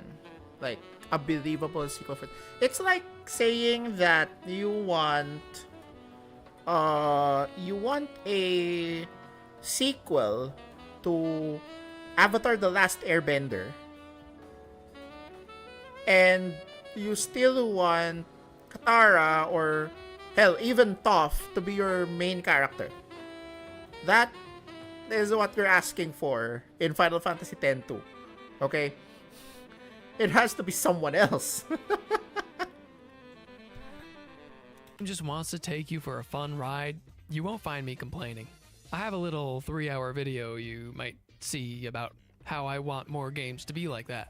10-2 has surprises around every corner, so many mini-games, challenges, weird characters, and stories to uncover. It wants you to explore and see the world for yourself. The game's essentially about Yuna taking advantage of her newfound freedom and living her life on her own terms. Yes. Looking at it that way, I really respect the huge risk this sequel took.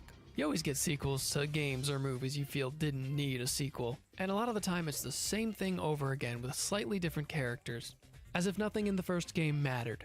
But not for this one. This is the sequel effect where of world the got first saved. game. So everyone for most of the story is pretty much happy and enjoying it. Like, what a concept. It didn't take me very long to get through the story, and I did explore a little bit, only to find that I got 56% completion. When I inevitably replay 10-2, I'll be uncovering a lot more. I've heard it's pretty painful to get the true 100% completion ending, but I'm up for the challenge. The side quests I did complete were really fun and unique. I still think about that math cave in the Thunder Plains that's like one giant puzzle box asking you to keep track of everything you encounter, so the answer to the puzzle is different on every playthrough and you can't just follow a guide. That was really cool. Man, we don't get enough asset reusing sequels. I hate What's that the YouTube channel? Tom Lazan. I for one think it's really cool to be in a different game, but be able to visit the same areas from the last game, observing how things have evolved. I think people really underestimate how valuable that is for world building and immersion. When I play a direct sequel and like it's completely new, different areas, like a whole new world, I'm kind of thinking of like, what about all those other places we went to? Are those just non-existent? Oh, those were just there to be the game, and they're not an actual lived-in world, you know? Revisiting old areas is actually cool, at least when it's done right. Not like For the After Years where it's just literally done right. They took the same map and reused it because they didn't want to make anything new. I didn't even mention the combat or growth systems. The Dress Sphere Grid is a weird amalgamation of a traditional job system and the original 10's Sphere Grid. The dresses themselves are all pretty out of the ordinary from the usual set of jobs you see, which is a lot of fun. We're back to using ATB, which makes battles feel fast and engaging, plus the fact that you can switch dresses mid-battle opens a lot of doors for different strategies. I have very little to complain I actually about like that 10-2. idea. You can change jobs in the middle of the game. If you're gonna pick it up right after 10, there's gonna be some in the middle of a battle. Whiplash. There's an award, most plot whiplash caused, but it's still a really fun game anyway. It's the perfect I don't game understand to why stand it's at the higher top than of 9. the wonderfully controversial 22. We are now at the last section. The championship, if you will. The final 15. This is about where most ranking videos would start. But then you miss out on all the Okay. Let me remind everyone that these games have not been ranked yet. For those of you who have not been here since Sunday when I started this reaction. Final Fantasy 13, 13-2, Lightning Returns, all three of them not yet ranked. Stranger of Paradise, Final Fantasy Origin, still not ranked. What else? Final Fantasy VII is something you would expect to be in a higher, higher rank, especially for a person who plays Final Fantasy from the West. What else have not been ranked from the main lines? FF14. FF14 is expected to be ranked higher, but I don't expect FF14 to be people's number one, mainly because ARR is a thing. ARR is a slogfest. Context that came before it. At this point, you've probably learned a lot about me, about how I think about games, the stuff I appreciate can already or understand. don't appreciate more than others. I wonder if anyone has pinned my number one by now. In terms of main lines, we've already covered 1, 2, 3 for the after years, 10, 2, 11, and 12. You can pretty easily figure out what remains. But what's the difference between the final 15 and the wonderfully controversial 22? Are these games not controversial? No, of course they are. All of them are. The reason I chose to put a cutoff point here is because I'm pretty much all totally positive about the next 15 games, regardless of their controversies. Whatever it is people hate these for, I either don't care about it, or the stuff I love about the game more than makes up for it. One way or another, these games had a deep effect on me. Maybe it was a specific thing, maybe it's just the whole package. I just think these are games every Final Fantasy fan should play. So, without further ado, let me give you a disclaimer about my own personal thing, because I don't see him ranking FF10 yet. So, but he did mention that FF10 is a linear game. I have my personal bias towards FF10, but I still try to be objective enough to know that it's not the top Final Fantasy game. I played Final Fantasy X. It was my dad's last gift to me. I thoroughly enjoyed it. I started playing it like a month or two before my dad died. So I think I still got to like halfway through, and I thoroughly enjoyed it. I finished the game at the year I exactly finished the game on the day before my dad's funeral.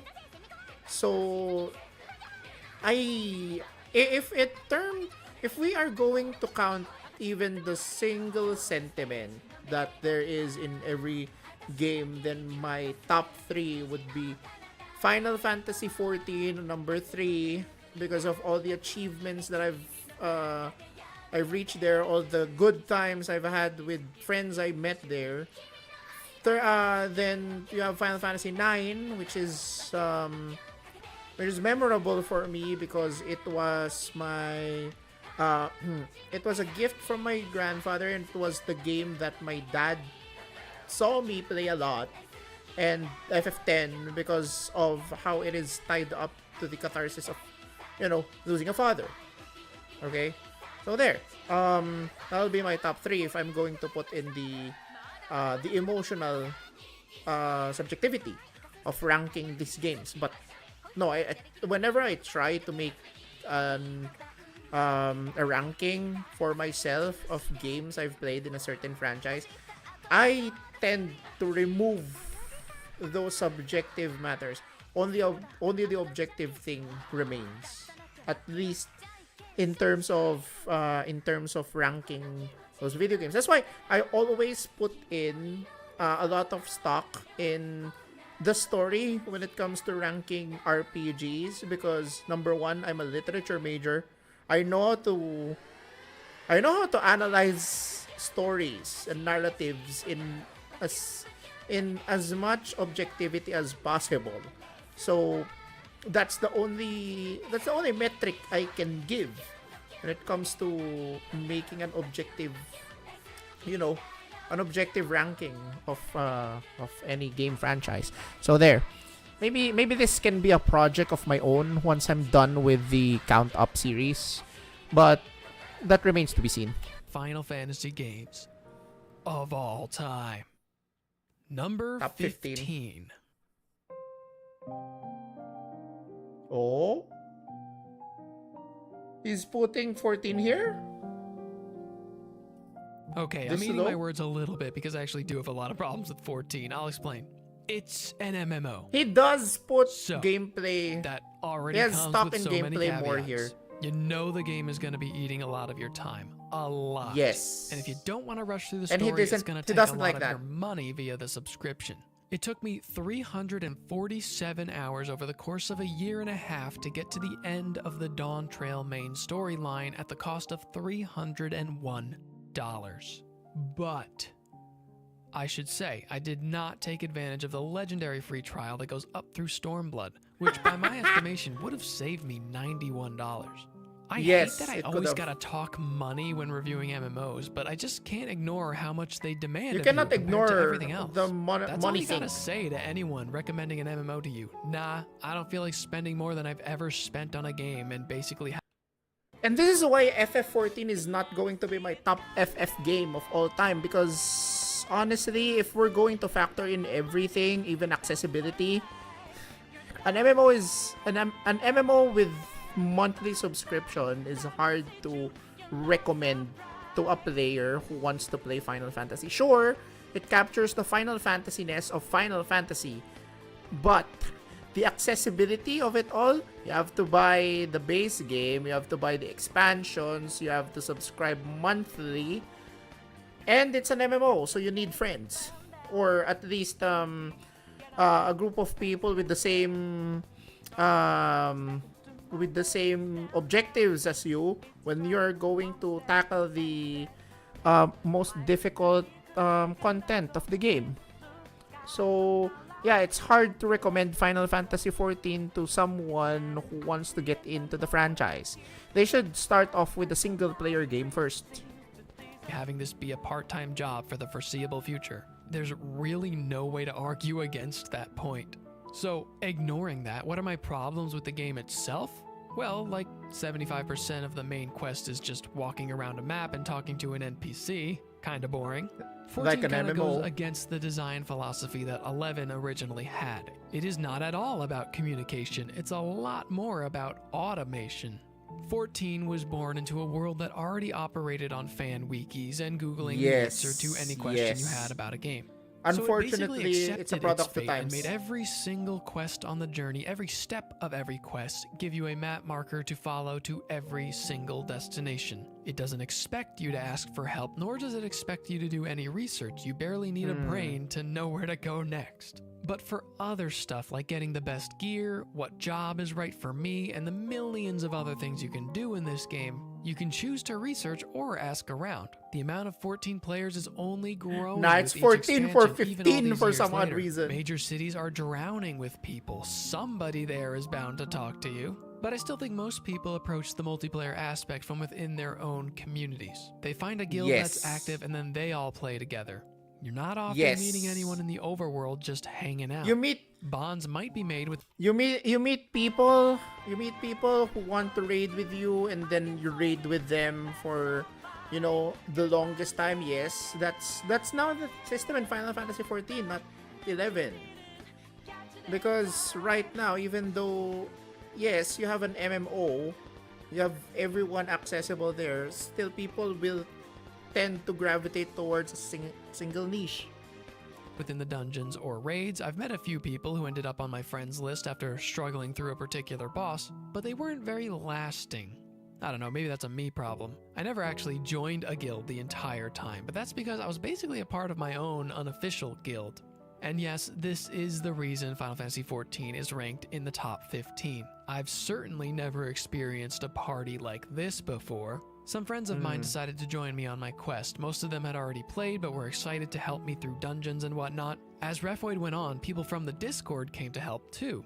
And it turned into a weekly live stream event where we'd hang out, go through the story, and try to make it to the next big boss or dungeon before the end of the night. Final Fantasy XIV Mondays and my solo story time I took at another point in the week were a big part of my life for that era. Everyone was so helpful and fun to be around, even when we were going through a slow part of the story. It was the good still things fun about just FF14, hanging out. yeah. If it weren't for Refoid, if it weren't for this channel, My I thought 14 this is a experience would Genshin probably killer. be mostly by myself. Doing main story quests What's a after Genshin? while It's already became dead, very bro. therapeutic. The pretty environments and incredible soundtrack It's a dead did a Shin. lot of the heavy lifting in that regard. The plot itself definitely had peaks and valleys throughout the whole thing. Doing dungeons alone would not have been very fun though. I definitely see why people might prefer 11's way of dungeons, just existing naturally in the world and you can just walk to them like any other area. 14 dungeons are set up like any other online game. You go through a matchmaking system into an instanced area that plays like a straightforward level that's all about combat. The way they fill Yes. matchmaking requests is by incentivizing players to fill a daily quota of dungeons beaten to get resources. But that means you're playing with people who have done this hundreds of times and just Hundreds want to of get it done times. again as fast as possible. That definitely ruins the fun of a first-time run. So I tried to make sure I had people with me that I knew if I was ever tackling one of those. Combat can be as dull as spamming one button over and over to kill things, or it can be intensely stressful depending on the fight. I play white mage, so Yeah, if you've as the never healer, fought that's a lot of Ultimate responsibility or and Savage, pressure you on know, me to not it screw will up. never It's be. one thing You'll to never die on feel a boss in a the normal difficulty game, of but in an FF14. MMO, you don't want to let your party of real people down. That adds so much to the dynamic. It's also cool to focus on one single job instead of juggling a party of 4 or so. How many games let you just play as a healer? That's part of why I chose to be one. I guess you're supposed to have multiple jobs and grind them all so you can choose to fill any role you want, but nah, I like sticking with one. I like being the healer. The ever reliable, He's a healer. dependable healer. Don't get angry, 11 fans. I know the expansions actually have stories, but I also prefer 14's style of having all Glare, the bro, stories it's connect glares. linearly, White continuing mage, after lots one of another responsible. like a never-ending journey. Yeah, The right. execution of that Yeah. strategy, You need to be responsible it's a in mixed glaring. bag, but this section is already running a little long. In a nutshell, I wish the plots themselves were more relevant to each other than they ended up being. I wish Endwalker felt like the end of a story they were telling since day one, instead of a story they were mostly only telling since Shadowbringers, if we're being real. Oh! He missed the point. He missed the point. He missed the point. Endwalker was definitely the ending of a saga that started since ARR. Hello, ho ho ho. Ha, he missed the point. Digress, it's still a fun journey getting to Shadowbringers, and once you do, you have some unbelievable payoffs between those last 2 expansions. It's all worth it. That's also the point where we really finalize the quote-unquote main cast, basically who the party members would be if this was a normal single-player game, and God, I love that part. Did he forget that the whole first half of... No, not even first half. The first third of Endwalker was mainly the Garlemald part.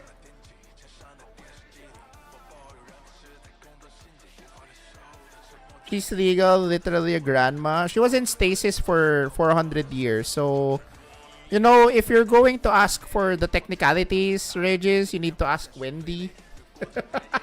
Party so much. You spend significantly more time with these guys than you do with the party of any other game, and it really plays to their advantage. I was happy with Dawn Trail too. I see why it became a controversial expansion, but I also think it did exactly what it needed to do for a post-Endwalker 14. Amen. Thank you. Okay, that is the first thing that I agree with this guy since his talk about fucking Final Fantasy 9. Okay, this is the first thing I agree with. Friggin' Dawn Trail did what it had to do as post Endwalker Final Fantasy 14. It has its problems, but it's not as bad as a lot of people would, you know, say it is. I have not seen any of the patches since then, but this game has me hooked. I'm not interested in the grinding, the farming, or most of the limited time events. I did do the one that gave you the regalia though, and it's my favorite thing ever. But no, otherwise I'm classified as a story player among the 14 community. I'll return to Eorzea when the next expansion comes out, and I'll probably keep doing that until they stop. I liken it to looking forward to a new season of a TV show. The 2-year-ish wait is going to build up a lot of nostalgia and hype. By the time it rolls around, I'm going to be really excited to jump back in. I miss it a little bit already. That's a good thing for you. 14. Looks like Chaos has been waiting for. Is this serious? Is this serious? Number 14 is Stranger of Paradise? Huh. Yeah, and the award for best spin-off goes to the game with the guy who says chaos a lot. Chaos a lot. Sorry, Tack. Friggin'. Just so you know, Jack says chaos 96 times in the game. I played Stranger of Paradise before, all the base game. He says it on all cutscenes 96 times. You can verify that. I have a 95% confidence level, so around 0.05 significance value over it. So yeah, that's my margin of error. Okay, so plus or minus 5, just for the sake. But I'm pretty sure that's 96 plus minus 5. He says chaos that many times. Dix should have made your game cooler. Stranger of Paradise kicks ass. I don't care. But that's a you problem, by the way. Number 13. Final Fantasy. No. I'm serious. I'm not even hot taking this one.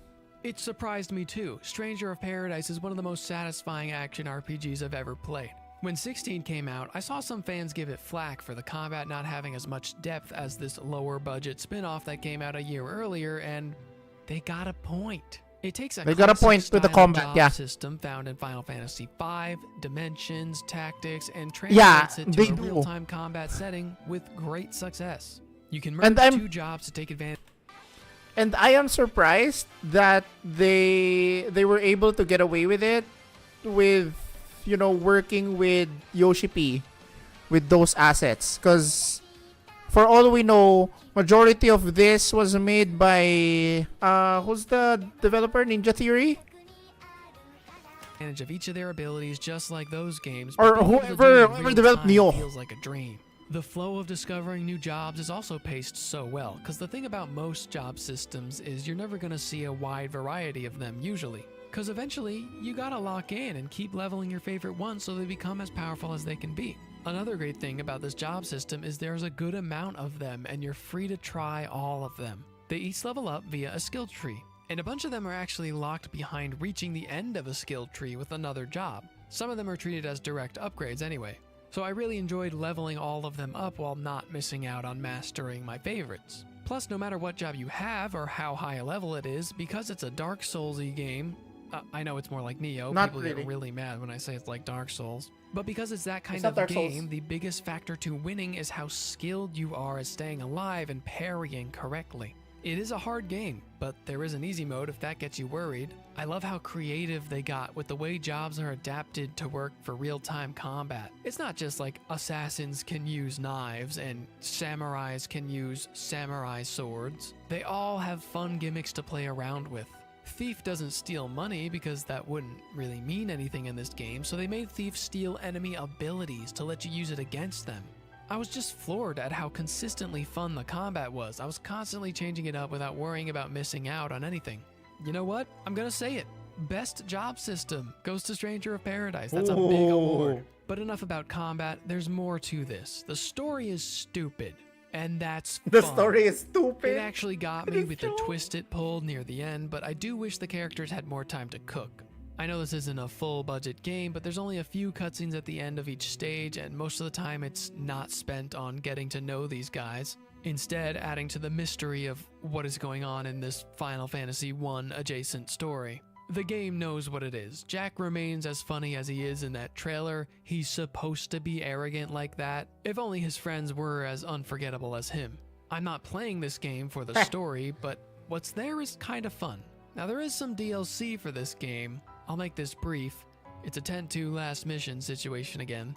The DLC for Stranger of Paradise completely destroys the pacing and gameplay loop that is found in the base game. Basically, it adds and forces you to play on an extra hard difficulty that requires you to grind for hours just to get the right loot that allows you to even stand a chance against enemies in the DLC. Then you beat that, and the second DLC adds a harder difficulty that makes the stuff you just grinded for obsolete, forcing you to do it again. Then the last DLC adds another harder difficulty that puts you through the same thing.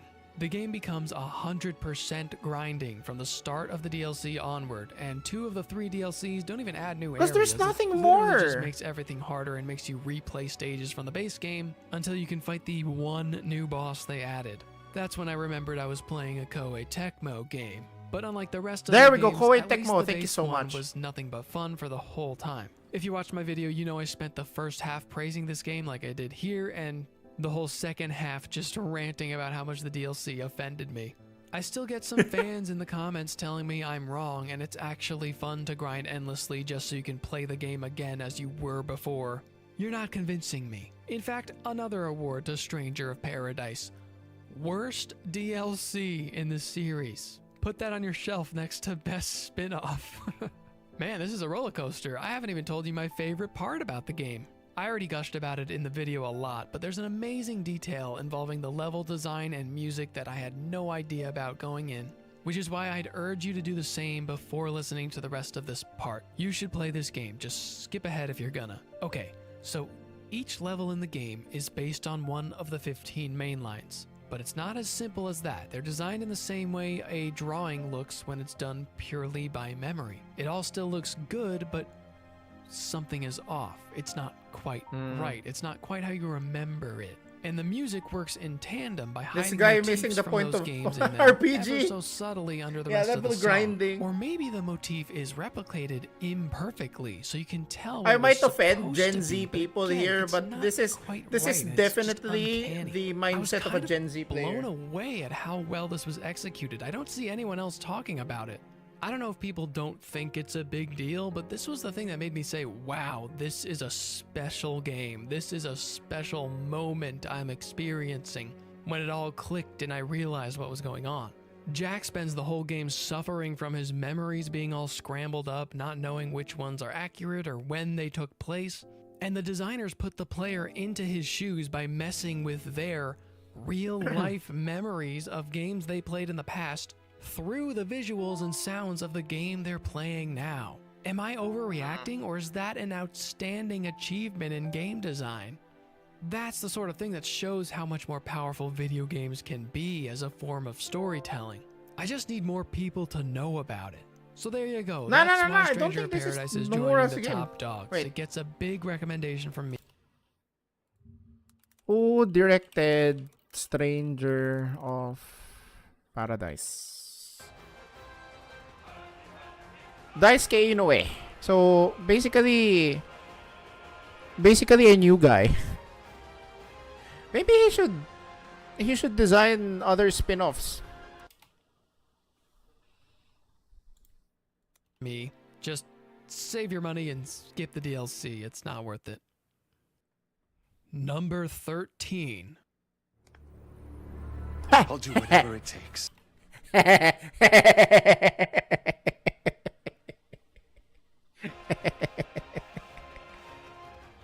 13 for 13. Sure. I'll finish this focus and keep Sarah safe. That's my promise. Great job so far. You rank this higher than FF9. Fine. You rank this higher than FF9. How dare you? How dare you rank this higher than 9?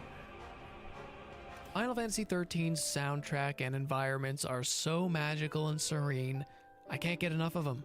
Though I wish I could Blood thinks he's MC. explore those environments. He was never MC. Nor was more of an MC than he was. Room this game is discussed within. The complaint is Final Fantasy XIII's claustrophobic level design brings the experience down by making it feel like it's constantly dragging on, never changing its pace, and is a completely valid reason. You know my take about the corridors? The corridors on Final Fantasy 13? I don't mind it. I actually don't mind the idea of corridors in this game because it's fine. It's fine if that's how you're going to treat your progression in a certain level. My biggest complaint with Final Fantasy 13 was the customizability of your characters will only begin in chapter 10. I don't like that idea. Like, you have to fight Barthandelus first, and then the customizability opens up for you. It's too much for me. They did it better in 13 Lightning Returns. That was good. 13. A lot of people don't like Lightning Returns, but I personally like it. So yeah. I hate that like I said, I hate that the customizability of 13 was only unlocked after 10 chapters at the very least.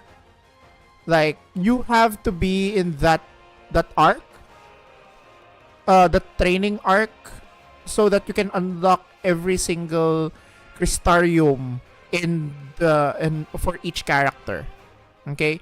And like, that is when the tutorial ends for that specific game. I'm like, why does it have to take that many chapters?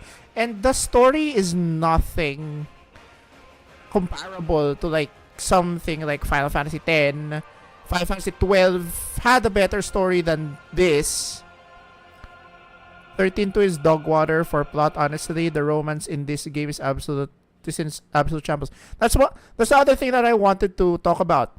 Any other character aside from Lightning, and even Lightning had problematic character development. I didn't like a lot of them.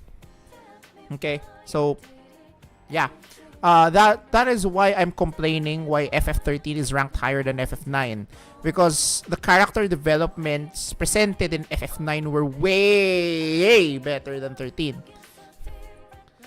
Lightning Returns was the saving grace of Final Fantasy 13 series on a story perspective. Gameplay perspective, I'd say 13.2 was a little better, but honestly, for someone who doesn't mind the changes, 13 Lightning Returns had an excellent combat. Lightning as a Messiah is hella good. Yeah, I agree.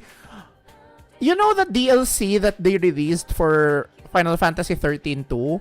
I feel like it has given me more of the story of 13-2 than what you played in the base game as Sarah.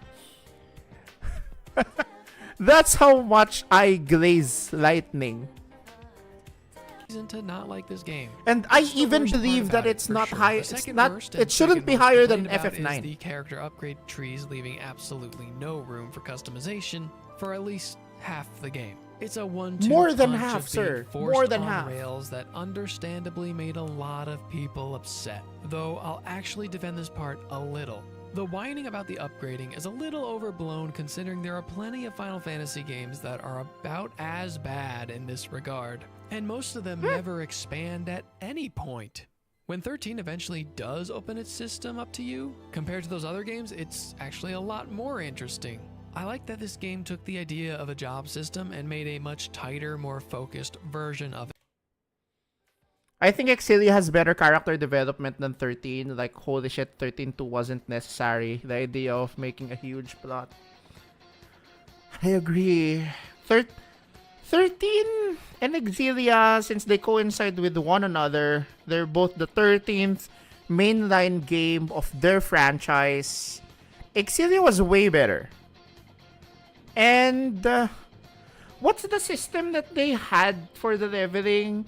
Is it the Allium? No. I think they have the same system, the Crystarium system. Of course, it's not what it's called in Tales of Exilio, but you get the picture. It's the same skill tree or skill sphere. You know, like something from FF10. FF10 did what the Crystarium system did, but better. Of it. There are essentially 6 jobs in the game, and you can have 2 on a character at once, shifting between them. It's not about choosing the job that's right for you. Sorry, you're wrong. You can change 3. Actually, no, 6. You have to change your paradigms every single time. One of my biggest systems, Platinum on PS3. Oh shit. Holy shit!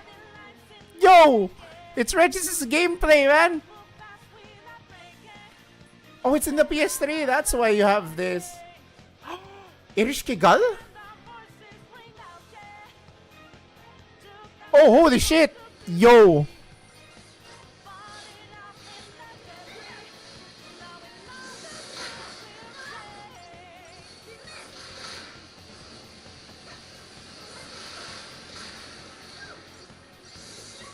This is the super boss, right? I never got to fight this guy.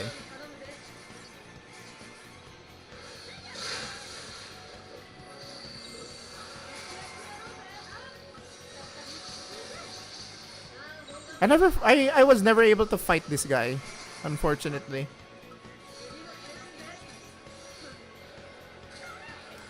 Oh, they're called Optima Change in Japanese. It's not Paradigm Shift.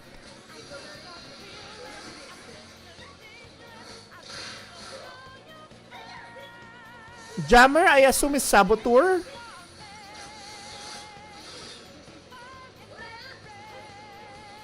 Fang, I love Fang. Fang is my most favorite character.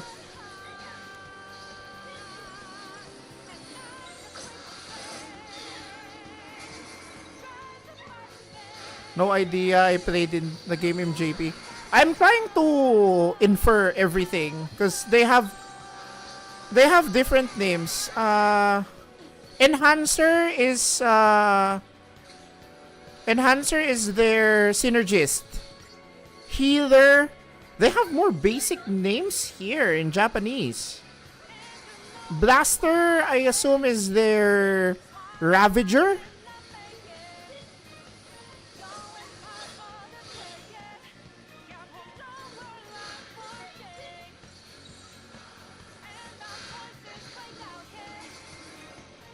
Oh, I triple caster.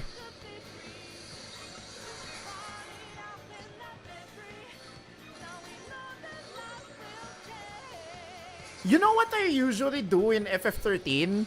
I would change every 2 moves. Power kept going to guard what I can see. You cannot solidly build the stagger gauge because he always goes on shield mode.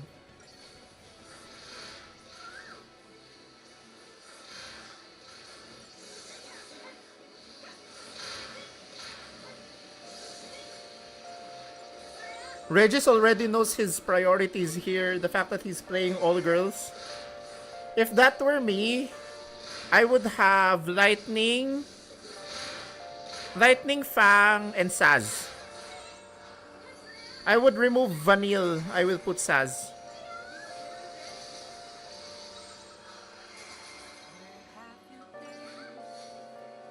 I love how enemies in PS2 can do spammable moves. I know. It's just part of the strategy. You have to break that.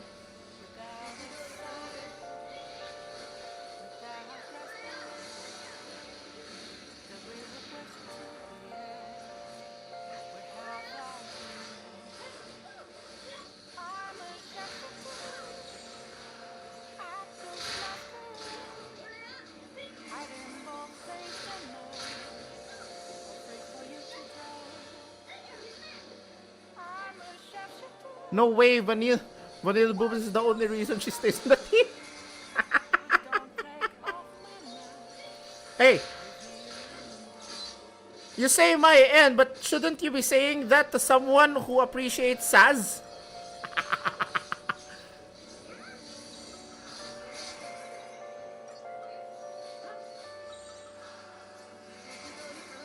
Dude, it broke and then it's back to the 100% immediately. What the fuck?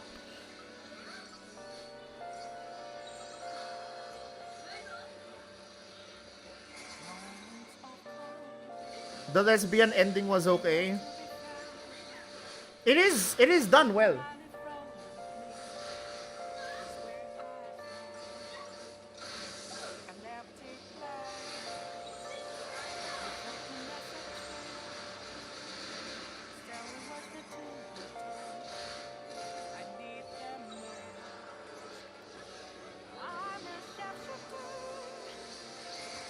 Seven minutes? 7 minutes 50 seconds.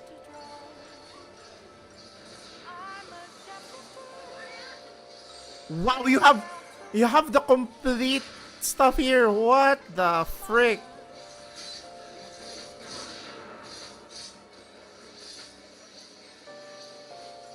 Oh yeah, he has 1.3. Okay, you know what? This goes into the Discord.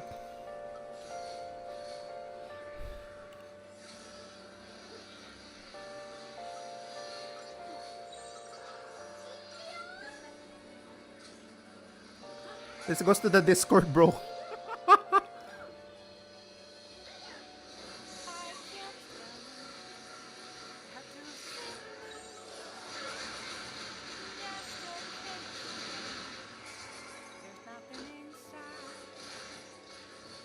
I remember fighting the Longui in 13-2. It was annoying.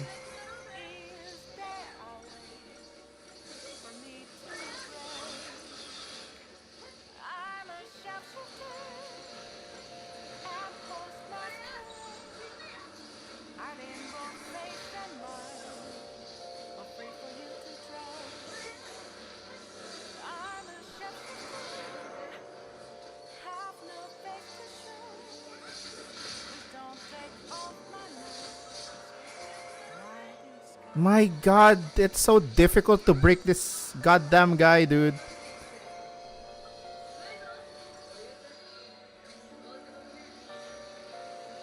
The way you're reacting right now, Regis, is it bringing you back?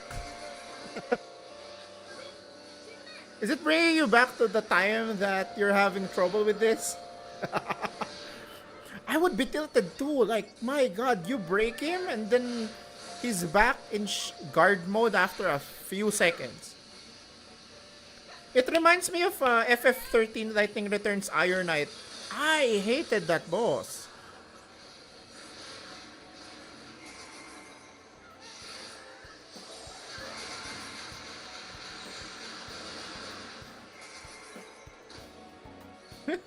Regis is flying.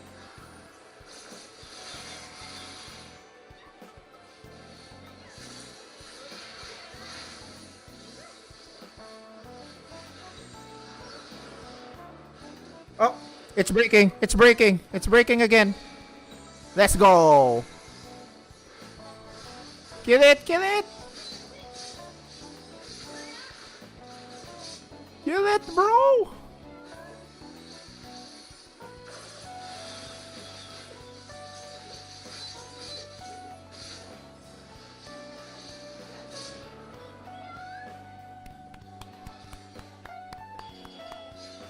Holy shit, that's a 5-star. Hell yeah.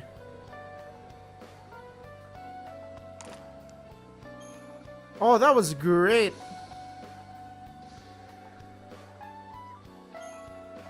I'm impressed. It's about utilizing all 6 to the best of their potential. Fights are not just about finding the perfect combo, timing is everything. This was timing is mainline everything, Final Fantasy's yes. transitionary game into full real time. The ATB system. This is why I just can't put FF13 in a gameplay perspective a bad review. It's really good. It's a tactical improvement to the ATB system. Is classic, sure, but it can get pretty stale. I loved how 13 changed it. In my opinion, it provides a way more fun flow in battle than the traditional style. ATB fills on a segmented bar and your various actions cost... Oh wait, I have 5 minutes left. Wait. I'll continue this later. VTuber at work. I have to join a training. Hang on. I will put this here because this will premiere in like 4 minutes. Okay, I'm gonna be joining. I'll be back in an hour, but I'll be reacting to this. Don't worry.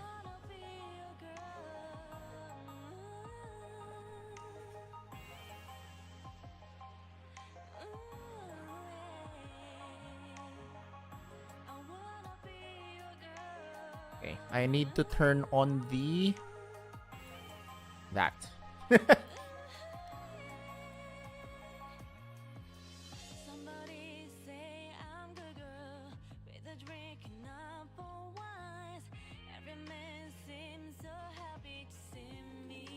Well, at least I have an hour to charge my headset. Or the Bluetooth receiver of my headset.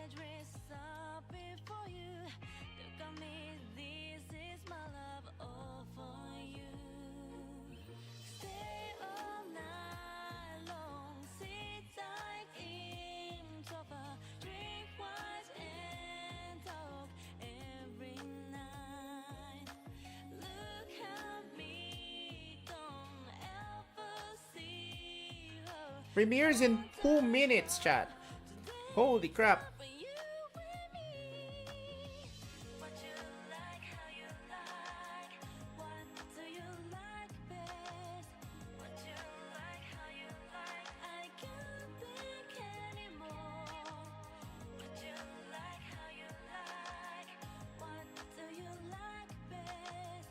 Why does it have to be in a Zoom meeting?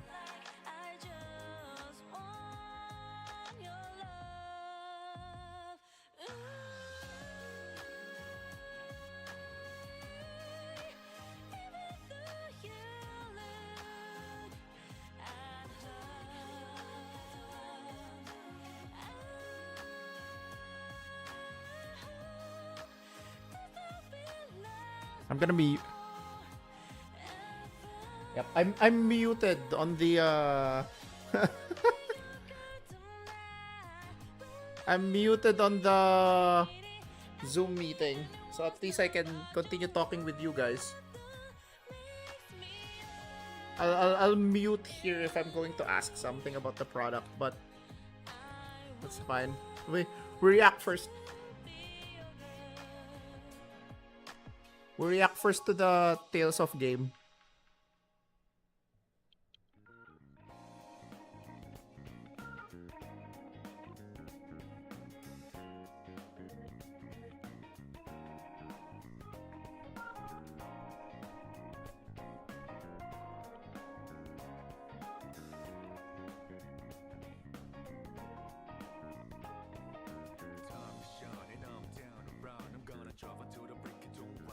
Oh.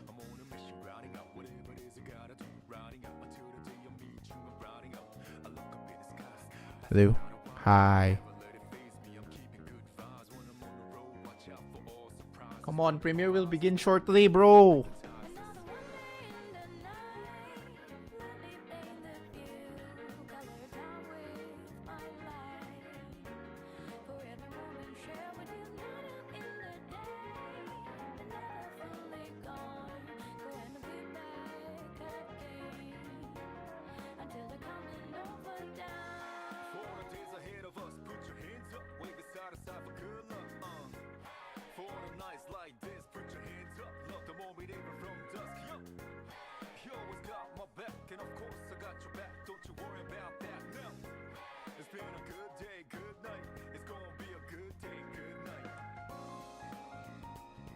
Oh, it's here.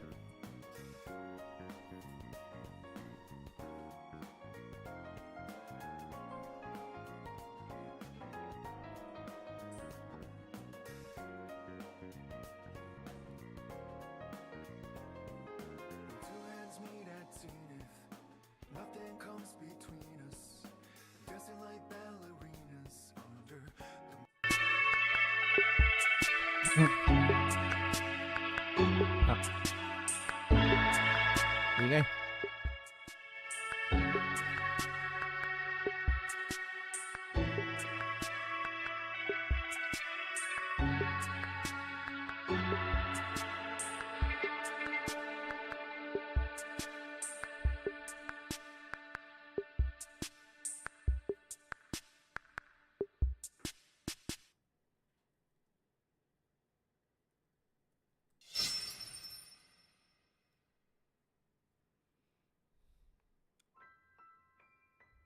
Whoa.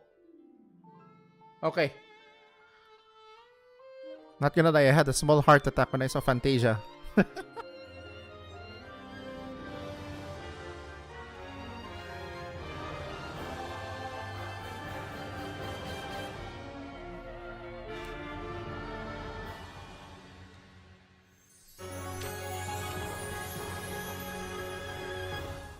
The new Tales remaster is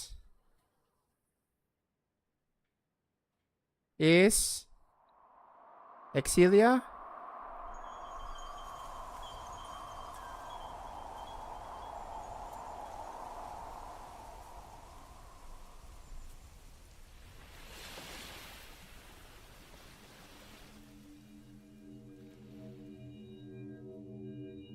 Wait. This looks Exilia too.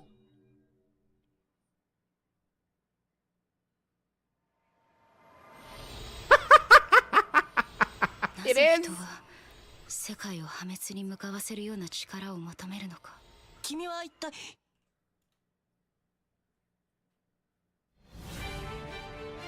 Yes!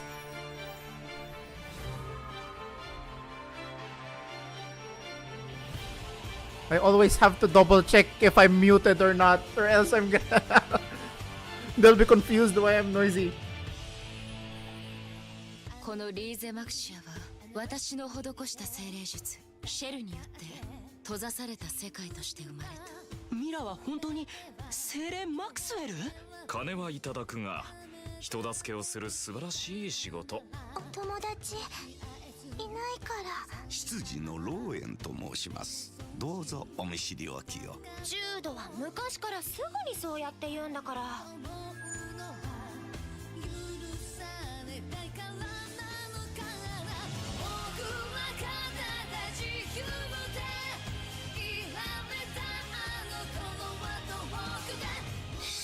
I like this, I like this. 精霊の主だと。すべての部族に通告しろ。宣戦布告の準備だ。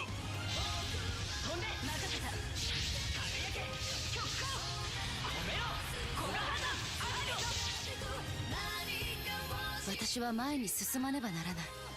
それが使命だから。ミラが人を守りたいって思ってくれるなら、僕も守れるようになりたいって。そう思ってくれるのか。僕はまだ弱くてちっぽけな人間だよ。だけどいつか強くなってみせる。君のなすべきことをそのままの君でやってみるといい。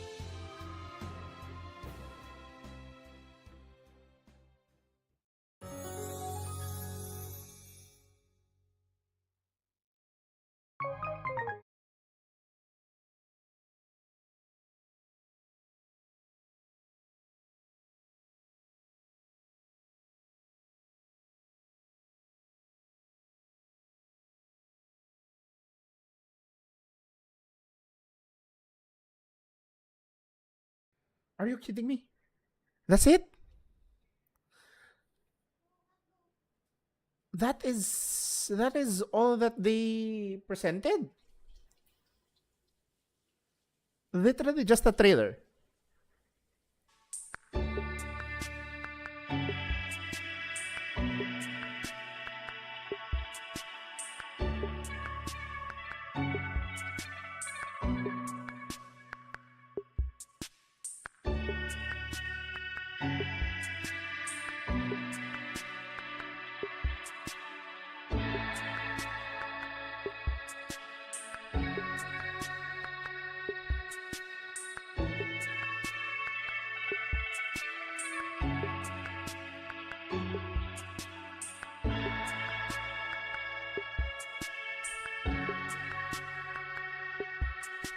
I need, I need, I need to check it once again. I was in the middle of something. So is it just Exilia, or are they going to bundle it with Exilia too? Oh my god, it's beautiful.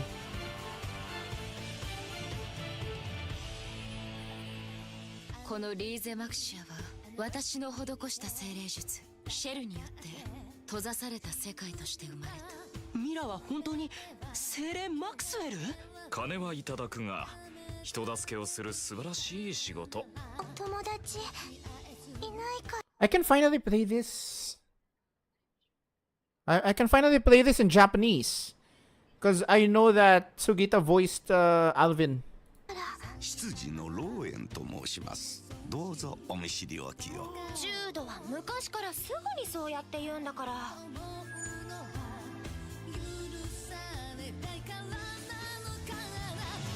Beautiful!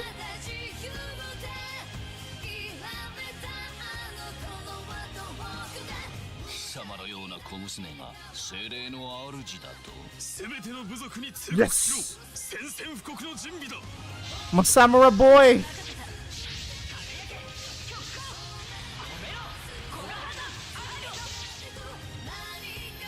私は前に進まねばならない。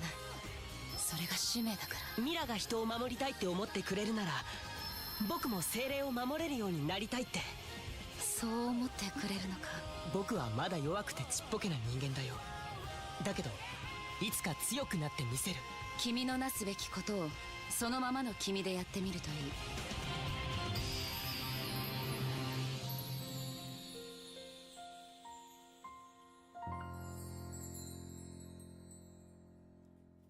That art. Wait.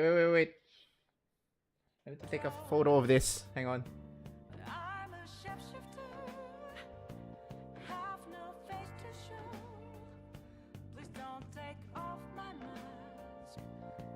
Wait a minute. They're releasing together with Final Fantasy Tactics. Puta na.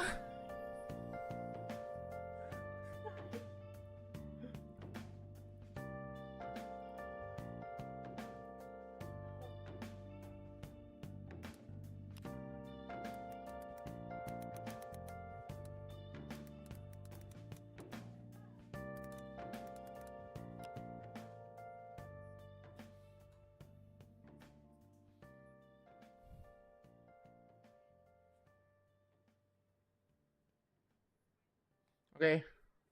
I'll be right back. I need to focus in here and I have to process my emotions.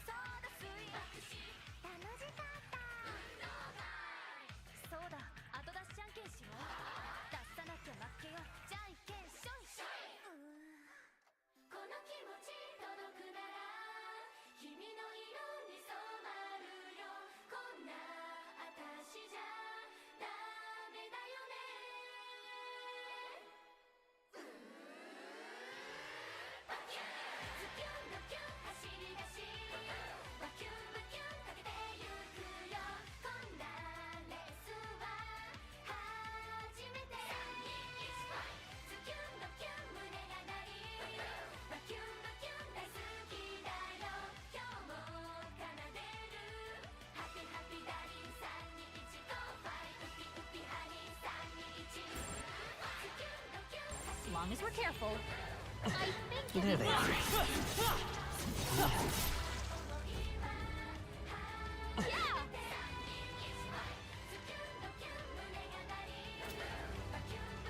I see the enemy. Come on!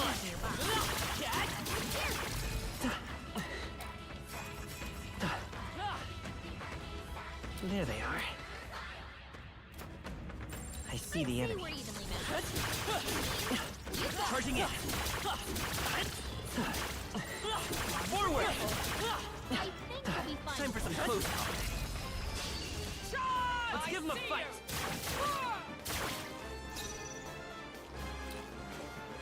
I shall vanquish evil. The power of ice. Hit their weak point. Keep it up, Stroll. Ice! Just That's two one left! for the captain. I stand Let's keep ready. it going. I defer to you. No holding back. Be frozen. I won't hold back. Freeze. Stay sharp. Only It's one over everyone yet. all right? Finish them off and we're clear. They'll not break my defenses.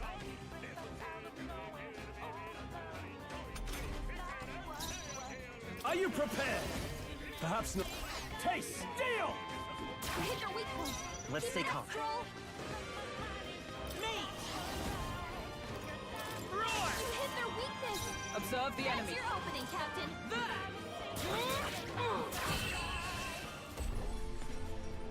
Smooth finish. Great work, everyone.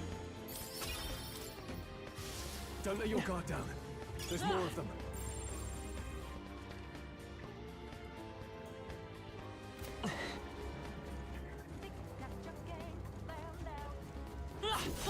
Yeah. All right. Onward.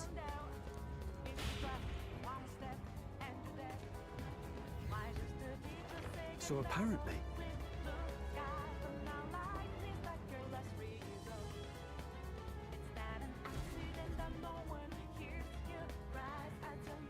No problem. But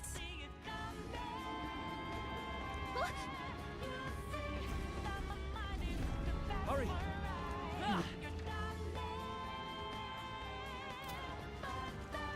Right there. Handle easily. They all seem pretty weak. You got this.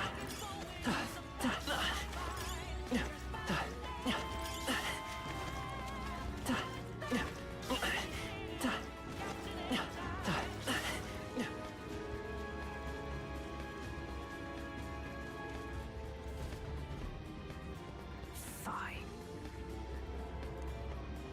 on guard.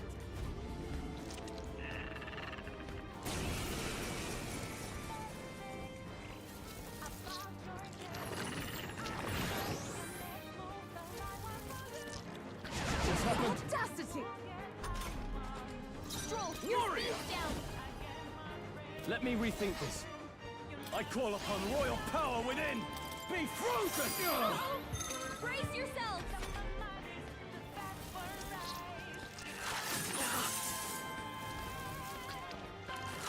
Everyone, Stroll! forgive Someone me. get him back on his feet. Stroll got knocked out.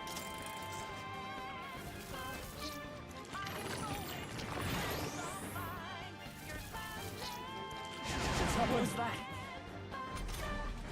Captain, they've slowed you down. Let's go. Polite. It didn't work. Don't get sloppy, Captain. Chill. Falkenberg's frozen. Nice! He can't strike at full Not power. now. Huh. Take this! Stroll, I your shall fight speed's as down. the... Me!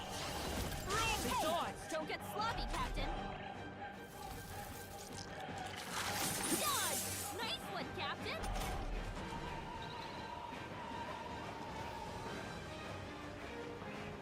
Falkenberg's frozen. She can't strike at full power. Falkenberg, pull yourself together. Now, what's the plan? All yours. I won't hold back. Hey, don't get sloppy, Captain.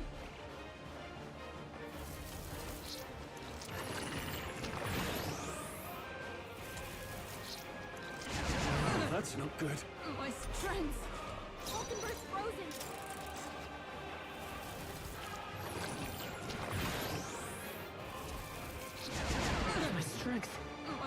friends. Hulkenberg's I shall moving vanquish slower. evil. Hack and slash. Me. The lightning. Stroll, I've your sworn speed's down. oath of knighthood.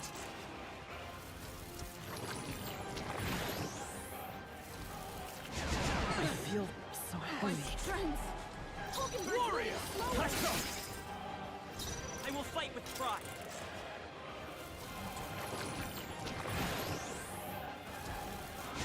Strength is fading. Captain, I call it's upon slowing royal down. power within! It's okay. We can do this. Me! Fire! Hey, work? Don't get sloppy, Captain. Is that all? Only a flesh wound. Captain, Let us they've fight. slowed you down. As one. Coordination is Hulkenberg, key! hold yourself together. Oh, please! This is nothing.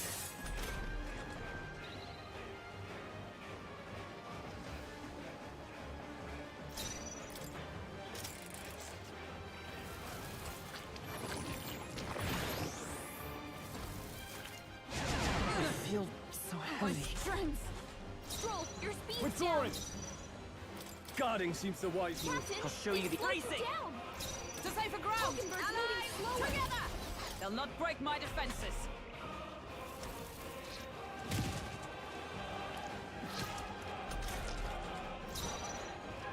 Let's see how this plays out. Stroll, your Let's speed's go. down. We can do this. Let's need it. Helpful as ever. I stand. I shall defend.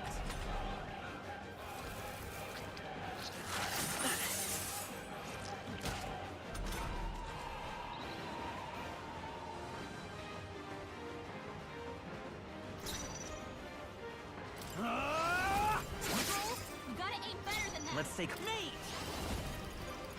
Burn! You hit their weakness. I've sworn That's your oath of opening, Captain. Take this!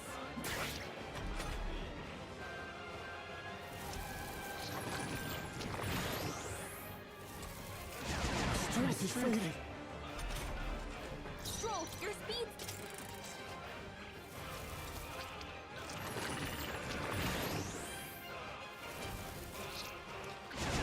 That's not good.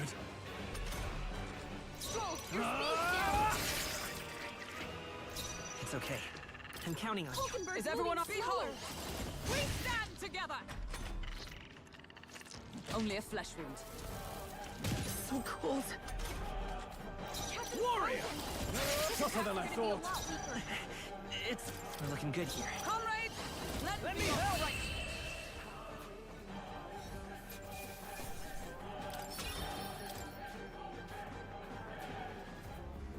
Got it. My thanks.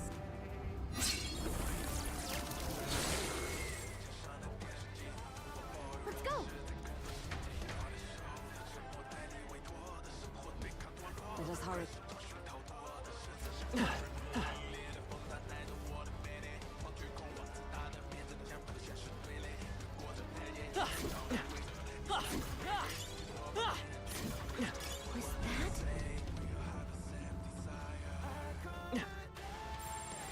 Great find. Keep it. I see the enemy. We've been spotted. Time for some close. Our enemies are down. Do not There squander. they are. Come and get it. Come on! You hit him where it hurts. There they go.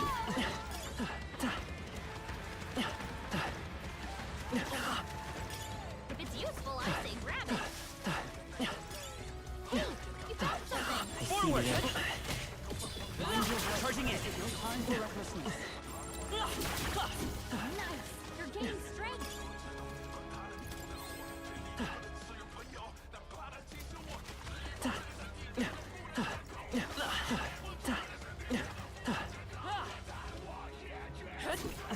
Don't lose focus.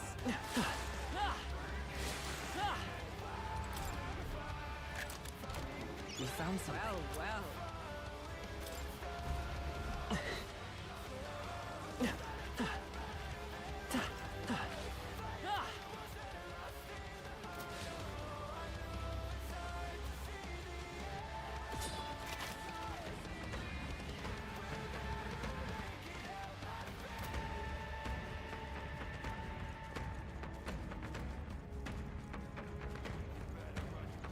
Would seem they are off our trail for the time There being. they are. Right.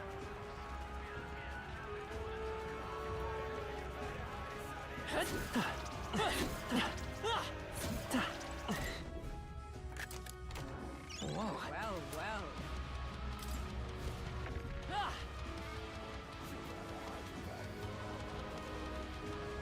Right there. Hurry. Forward! Like this. This won't stop us. Captain's fighting his anxiety and they're targeting him.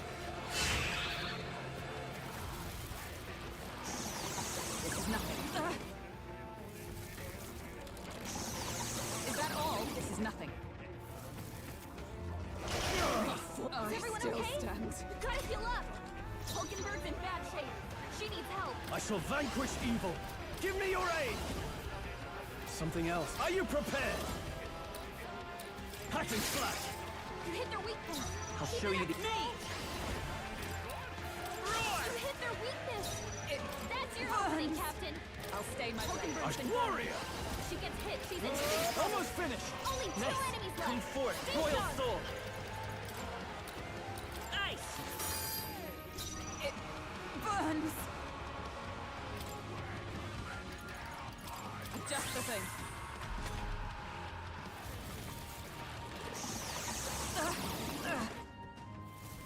This is nothing. I'll not Hulkenberg's fall badly so wounded. easily. Someone heal her. You need training. Hulkenberg's in bad shape. No holding She back! needs help. The power of ice! You hit their weak point. Let's Keep go! it up, Stroll. Freeze! Stay sharp! Yes. It's not over yet! Captain took To one you. down. Are you prepared? Come forth, Royal Soul! You hit their weakness. No, That's your opening, it's Captain. not over. I shall defend. Hulkenberg's badly wounded. Someone heal her. Hulkenberg's I in call bad upon shape. royal power within! I won't hold back!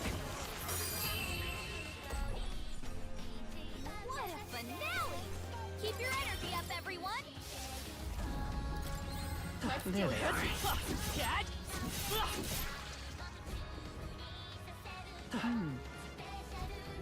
Look. Ready? If so, Ready? Finish it, quick!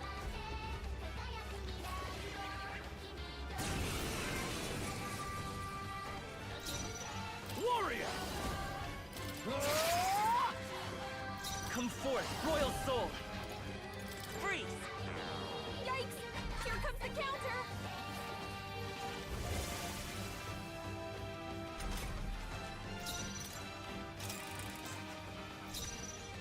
I shall vanquish evil! Hack and slash!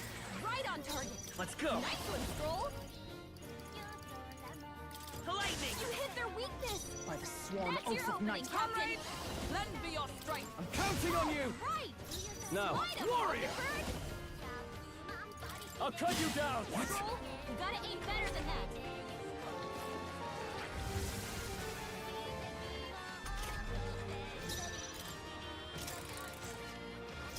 Warrior! Hack and slash! Right on target. Come forth, Nice Royal one, Soul! Stroll. Lightning! You hit their weakness. By the That's your blade in opening, hand. Captain. All right, let's go! I can't... Ah! I'll cut you down!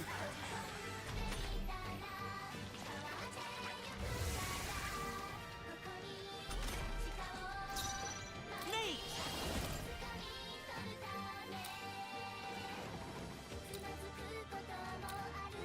You hit their weakness.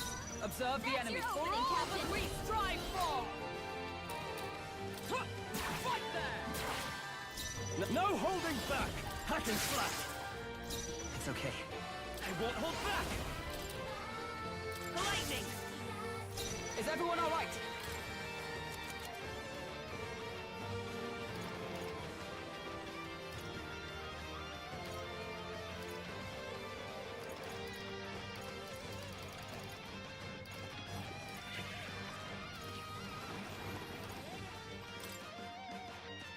Just the thing. Numbers dwindle.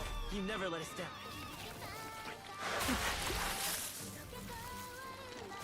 It burns. Stroll's been burned. Warrior! You better watch out for any enemies targeting him. Come forth, royal soul! She gets hit. She's in big trouble. Captain, they've got your defenses down. Take this! They die hard!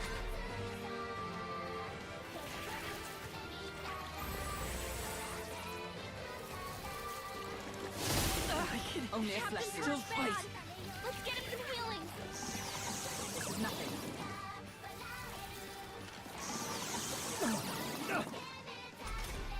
The captain's on his last leg. Won't hold back! Someone get him healed up. Hulkenberg's been burned. Come! She gets hit. Not She's now. in big trouble. Right there! Still standing. I can Warrior! I'll cut you down! That's one! Targeting him. Me! You hit their weakness. That's your burns. opening, Captain. Take this! You Attack resist? was nullified? Only a flesh wound. The captain's on No his last holding leg. back! Someone Be get frozen! healed up. Hulkenberg's By been this burned. power! She gets hit. She's in big trouble. It burns. Right there! They're unfazed. It didn't affect them. Not like Too many people knocked out here. We've got to get back on track. Warrior! Hack and slash! Lightning! You hit their weakness. Comrade! That's your opening, Let me Captain. help!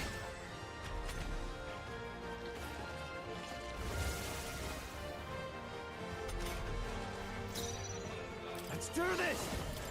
Tis yours. This is doing nothing! It didn't affect them.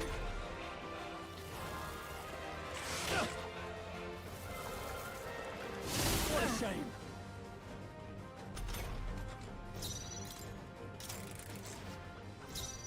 Are you prepared?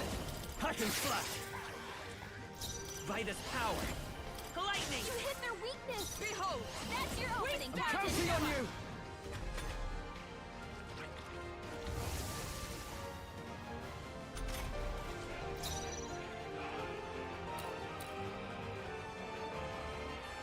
Warrior! Be frozen! You hit their weak point. Me! Keep it up, Stroll. Freeze! You hit their weakness. I've sworn That's oath your of opening, knighthood. Captain. Right there! In the warrior! The power of two remaining! Let's take if I say so myself. Roar! I stand ready. Take this!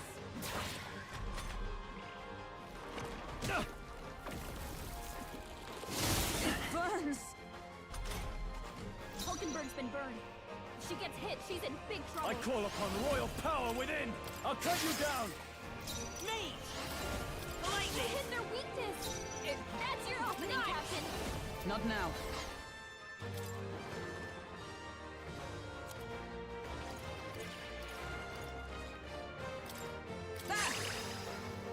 I can't afford to hold. Warrior! Be frozen! You hit their weak point. By this Keep power. it up, Stroll. Roar!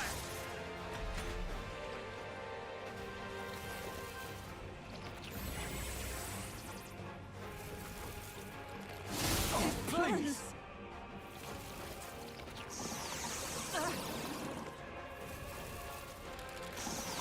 Is that all? Hulkenberg's been burned. If she gets hit, she's in big trouble. Just the thing. I shall. Warrior! The power of ice! You hit their weak point. I won't Keep hold it up, back! Stroll. Lightning! You hit their weakness. Is everyone That's all right? your opening, Captain. Join with me. We'll team up! Worthy foe after all. Hulkenberg's down. Get her back up. Hulkenberg's down. Someone help her get back in the fight. No holding back! What a mess. Warrior! Hack and they die hard! Let's go! Roar! You hit their weakness! That's your opening, Captain! Good one, Straw. Is everyone okay? You gotta heal up! Hulkenberg's down! Someone help her get back in the fight! With healing power. Helpful as ever. Captain, Are you can run. prepared? You'll take Be more damage frozen. this way, so be careful! No. Here. My spirit is unbroken. You need training. Dodge, Hulkenberg! Like poetry in motion! For all that we strive for! Behold! We stand All right, together! let's Kidding go! me? That didn't do a thing! They're seizing their chance while Hulkenberg's anxious! Is everyone okay? Still Gotta fight. heal up! Warrior! The power of ice! Good. Sister. I feel stronger. I admit, it feels... I shall strive to use this power wisely. Yeah!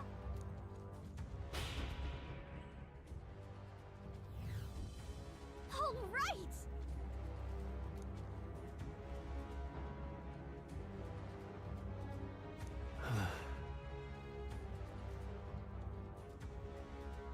You.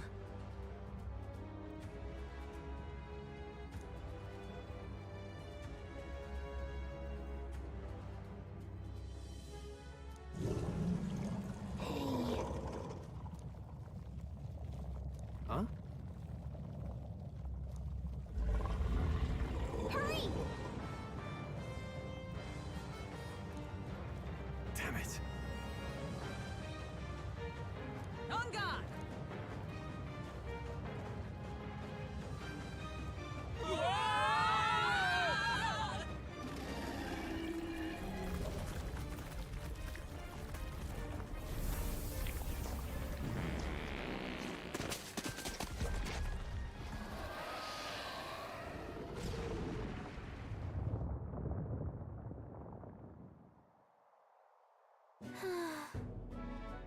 Well,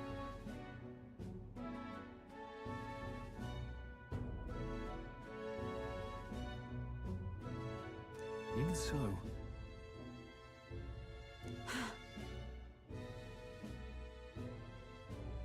No.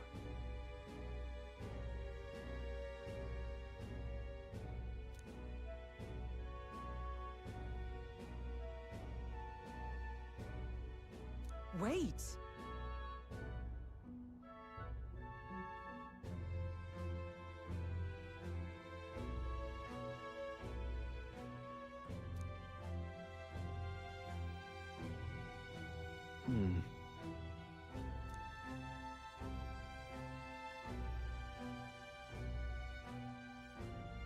Even so.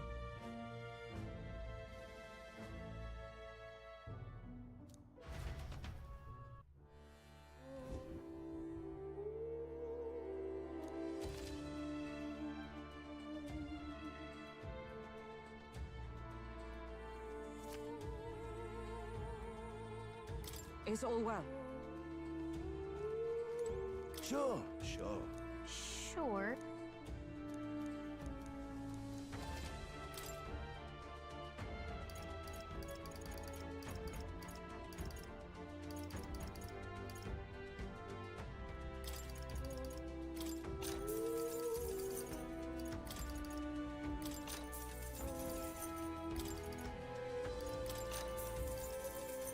Look forward to doing...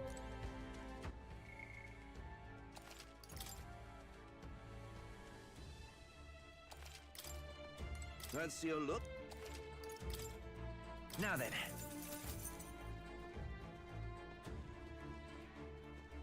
Onward. What do you think?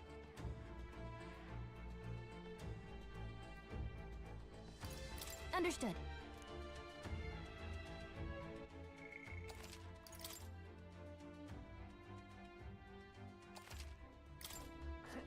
Onward. What do you think? So we bring the fight to them.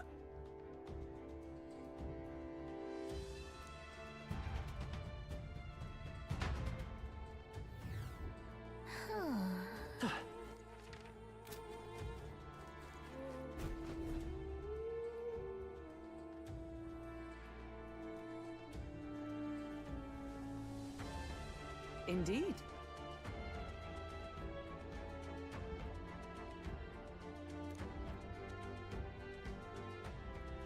Look!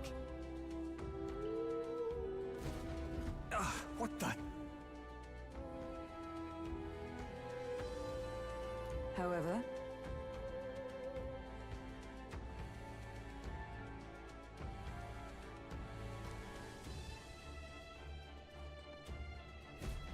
look.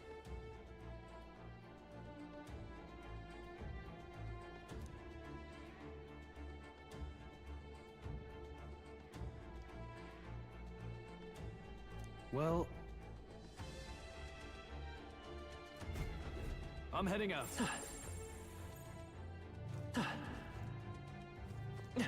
We're not alone. I see the enemy. Forward! We have the edge. We're going to win. Now get ready.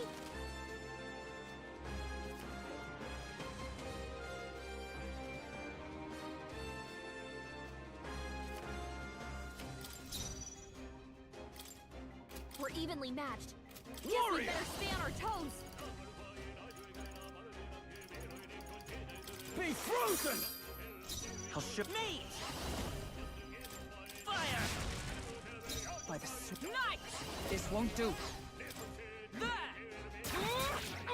What? Still not enough? But I thought you hit its weakness.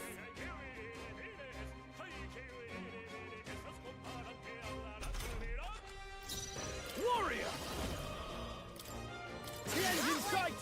Not bad! It's okay. If I say so myself. We can do that. I won't hold back! Lightning! Only two Observe the enemies enemy. left. Oh, Stay sharp. power of heroes! I see you! What? But I thought you hit its weakness. Oh, my lord.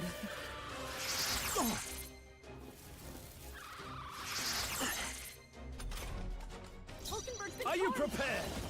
Someone, get her back to normal. Hackens, last That one! That'll Always do. comes through.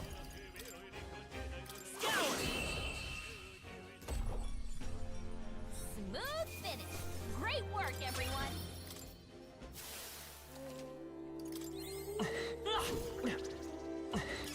That should come in handy. Pocket it. What now?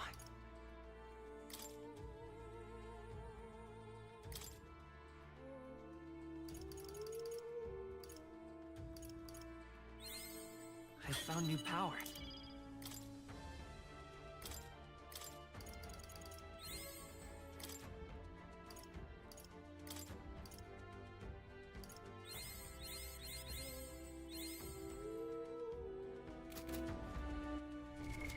What now?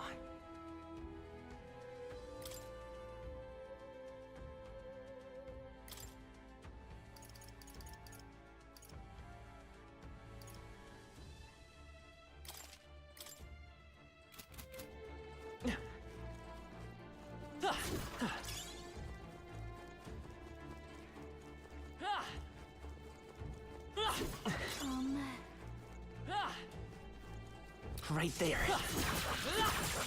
We've been spotted. On your guard. Let us settle this. And we'll win this. I call upon royal power within. Perhaps not. Let's go. Win! That's Last one! one for the captain. That's the spirit. Let's keep it going. But I thought you hit its weakness.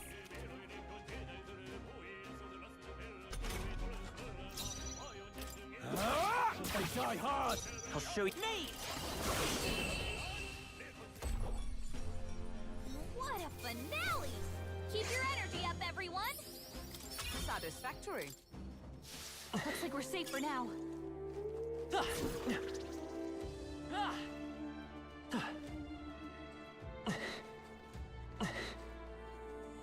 There they are. Time for some close combat. I'll give it my all. Do it. Get in there! Finish him off! No holding back. They're tenacious. Wasn't that supposed to be its weakness? It wasn't enough? By the sworn oath of... I'll stay my blade. Warrior! Really? Still standing?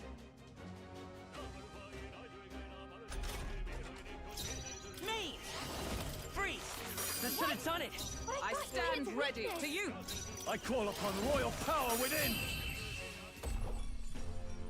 Smooth finish. Great work, everyone. Not bad. We made short work of them. I see the end. Alright, how's that? We'll be okay. This is our chance. We strike forward! I shall vanquish evil. Nate! We got him. It's not over Nice yet. going, Captain. I see you! What a finale! Keep your energy up, everyone. Is that the end then? We've cleared the way. It's all clear. Right there. Come on! Stand down! We strike first! Let's take them all out! This is our chance. Ah! No, not this. Ah! Let's buy this power. Win! Last one! Yes. The That's the captain spirit. took one down. This won't do. I see you! What? But I thought you hit its weakness. You first. Come forth, royal sword! Smooth finish. Great work, everyone. Is that the end then? We've cleared the way.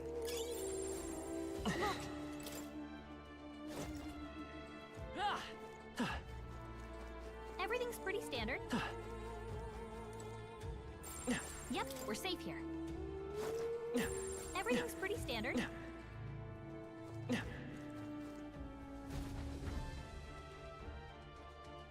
That should be it. We don't know what's lurking inside. Stay vigilant, everyone. Tracks. Something small crawled here. Probably the larvae of the giant sandworms, right? This place is bound to be chock full of them. Maybe what happened is that people mistook the human for some subspecies of the sandworms. Not that they're anything alike. Ugh. Even the memory of being eaten puts a twinge in my nose. I'd rather it stay numb. Stop fussing over a smell. You'll attract the enemy. I just heard something. It can't be. Gallica, which way is the sound coming from? Shh! Be quiet! No, they're footsteps. Someone's coming this way.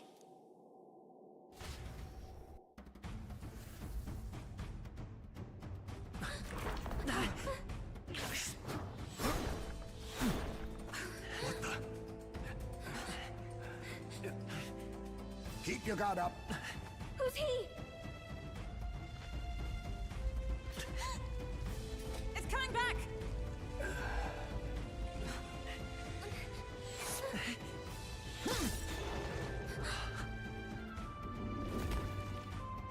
How do you know where it's hiding? I think it's gone somewhere. Are you the man we seek? Name yourselves. You mean this is Heisme? I didn't expect a you, Chief. He's a chief. Never seen one in the flesh. We're but another lesser tribe the city dwellers don't care for.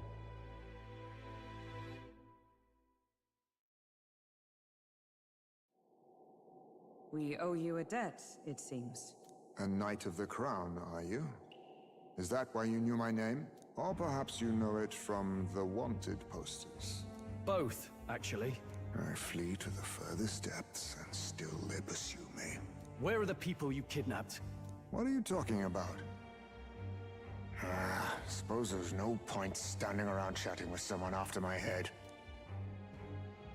That weapon. So he truly was part of the Shadow Guard. Shadow Guard? Eyes front. He's a knight to be reckoned with. Here I come! I'll not be anyone's captive without a fight. I'll have to provide some less delicate discouragement. No hard feelings.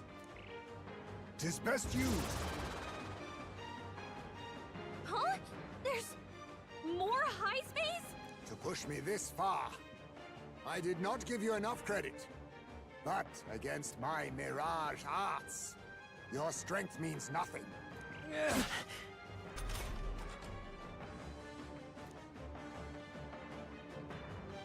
What the? We've got multiple Heismays. Give me your aid! Strike true. We can tell when we do wide-ranging attacks. Focus on one at a time. I have my method. What's happened? Tactic. Only a flesh wound. How about this? The audacity! So heavy. This is nothing.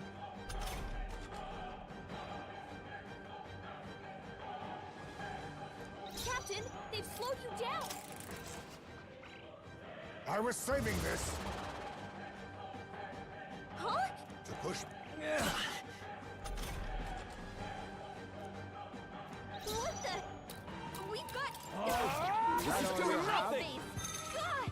What's going on? Where'd he go? There's Stroll's no anxious, room for and they're fear. targeting him. Oh, you've done badly... it. Stroll Come can't take forth, anymore. Royal Soul. Someone heal him. We're not out of this yet. I'm obliged. I owe you.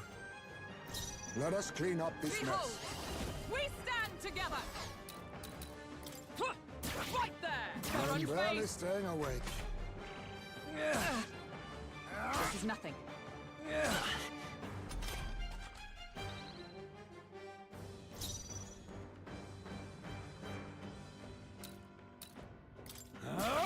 That all you have? Have you really come this far on brute force alone? Now I know you only see what I want you to see. And once lost in the mirage, there is no escape. 'Tis best you.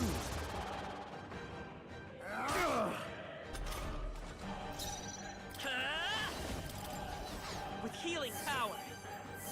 Thank you. Helpful as ever. Be neither timid nor arrogant. I shall be as a shield. Let us clean Guarding up seems this the mess. wise move. I have my method. My strength. Stroll, your speed's down. Come forth, Royal Soul. How disappointing.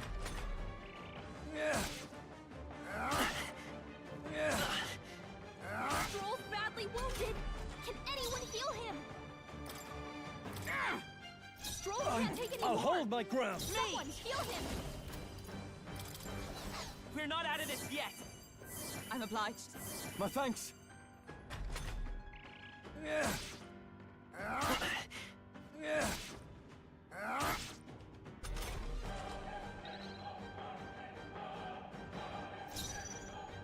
Let justice prevail.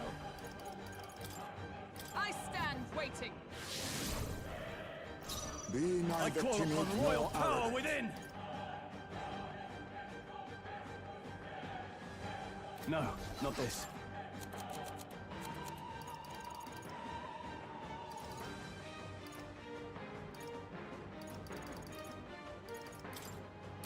Let's try this. This That is all doing you have? nothing. That's right, This that is all doing you have? nothing. How about this? That's not good. Only a flesh wound. Captain, they slowed you down. We can do this. 'Twas needed. Helpful as ever. Is everyone all right?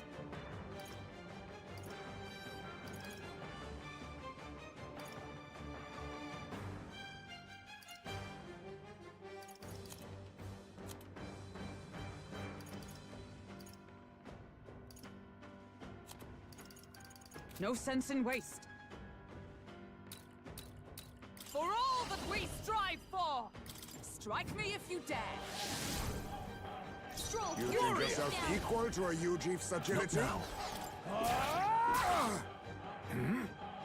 Was luck on your side? Or perhaps. No matter.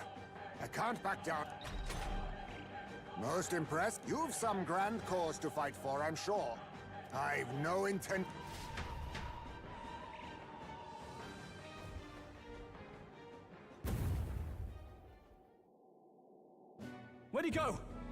disappeared just like that.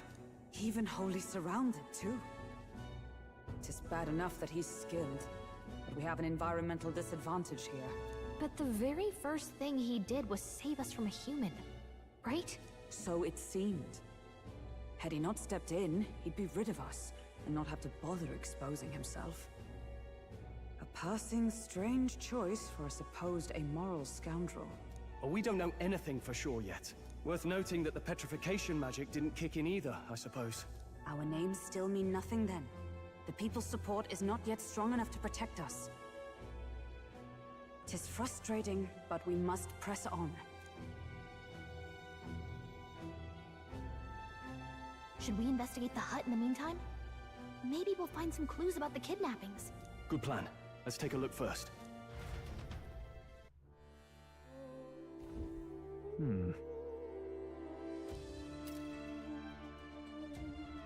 Let's do it. Doesn't it seem like... Huh.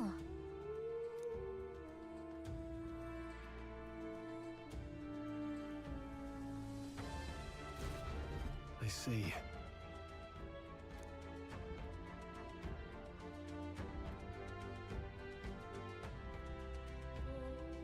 And so...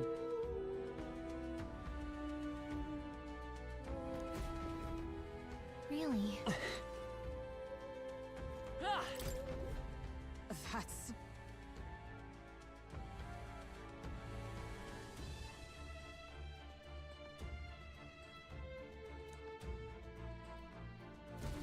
The truth is...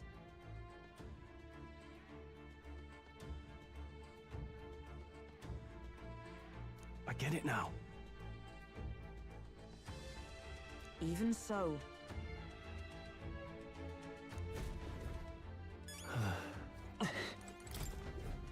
Look. Indeed.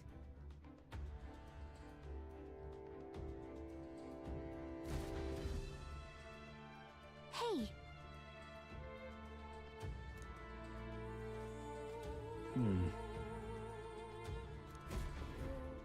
Strange.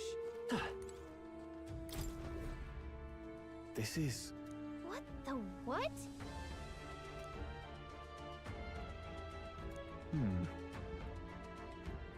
Oh. So apparently...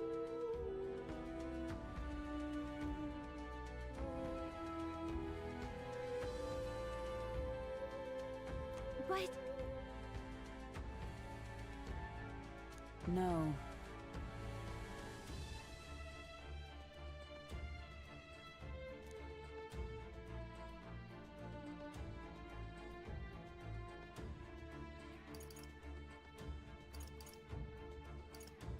Well then... Wait a second!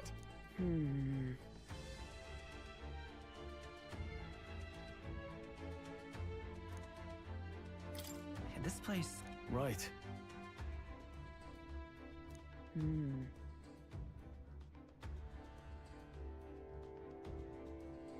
That's... Aha! Hey.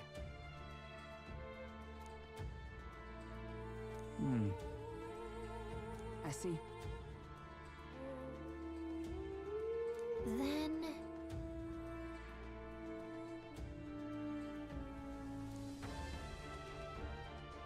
Nice.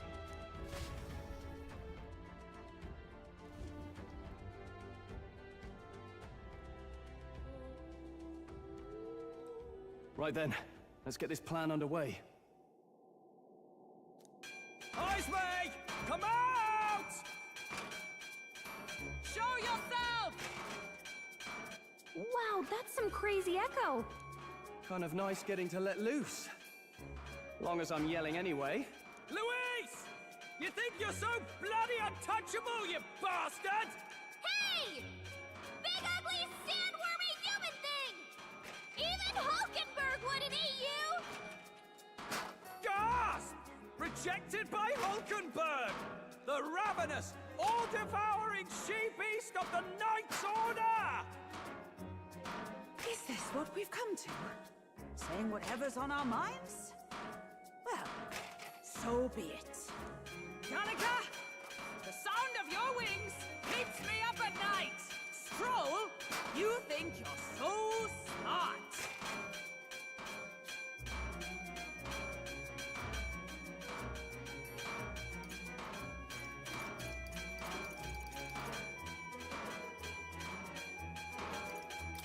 Hulkenberg, you're... I am absolutely not old-fashioned or stubborn. You didn't even finish. Ah! Enough! Stop this infernal din!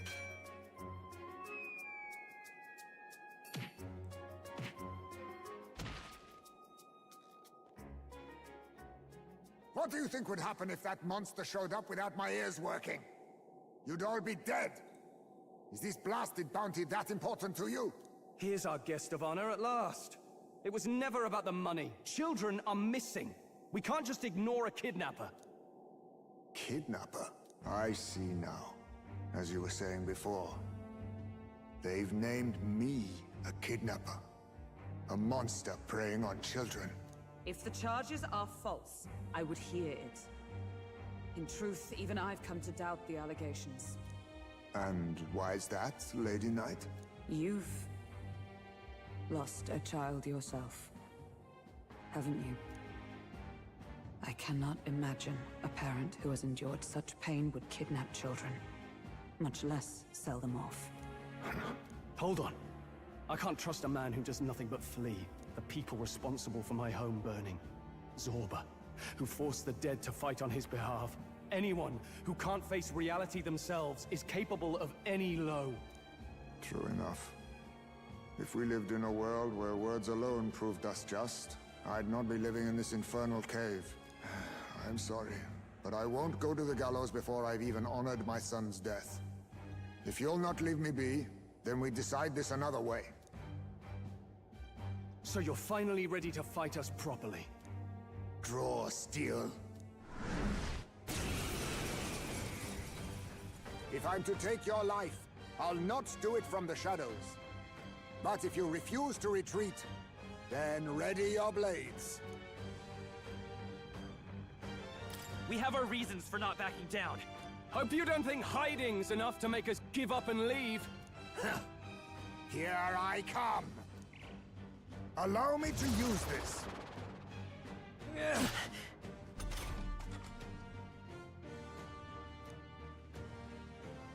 He's not getting away this time!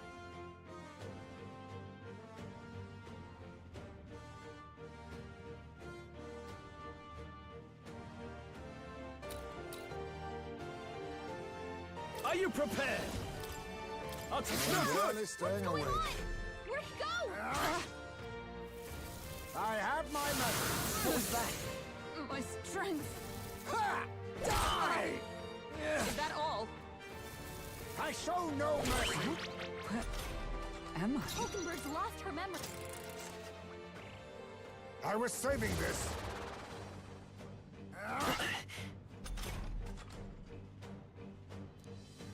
He's not getting away this time!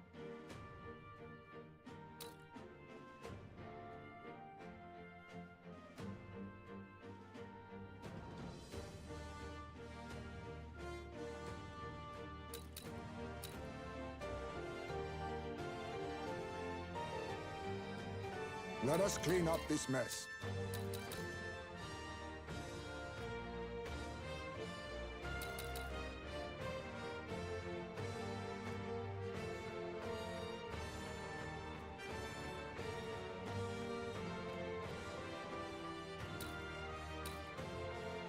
You think yourself equal to a Ujief's agility? Let's get on with it!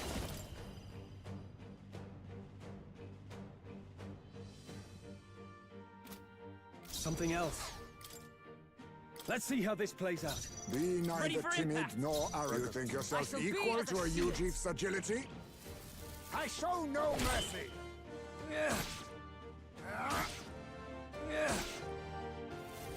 Ha! Die!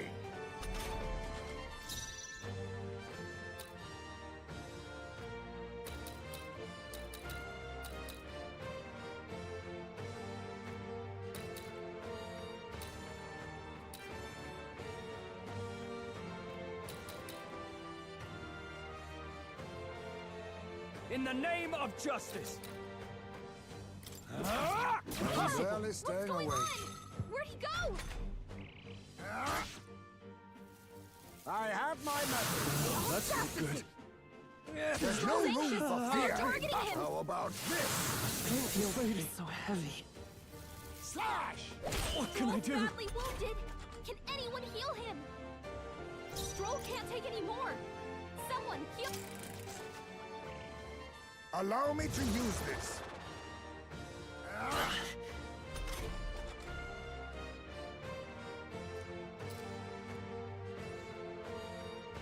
He's not getting away this time.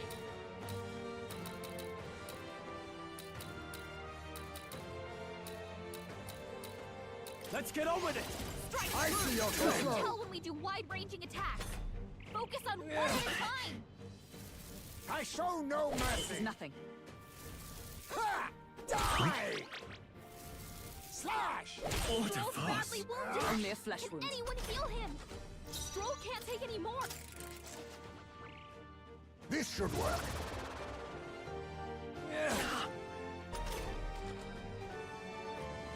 He's not getting away this time. Not now.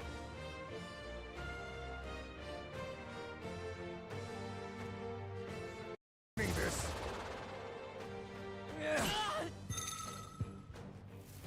Slash! Where am I? He's Give not me your getting aid. away this time. Allow me to use this.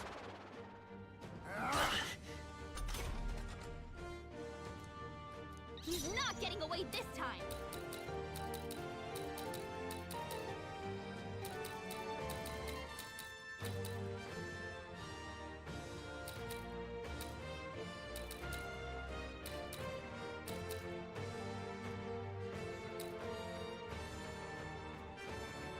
In the name of justice!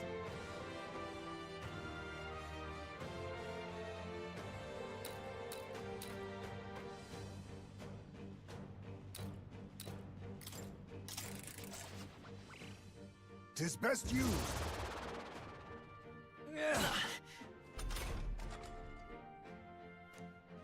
He's not getting away this time.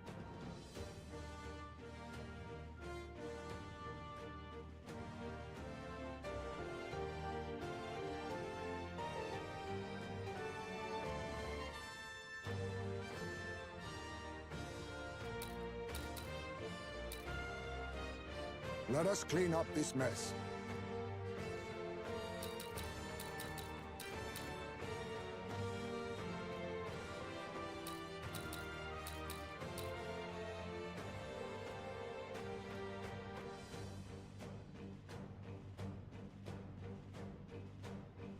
Be neither timid nor arrogant.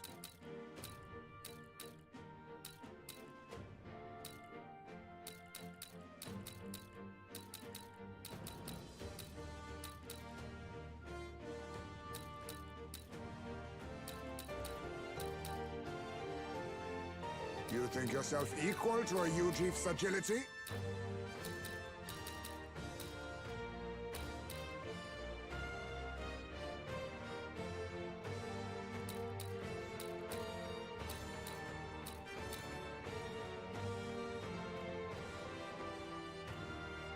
I can't afford to hold back.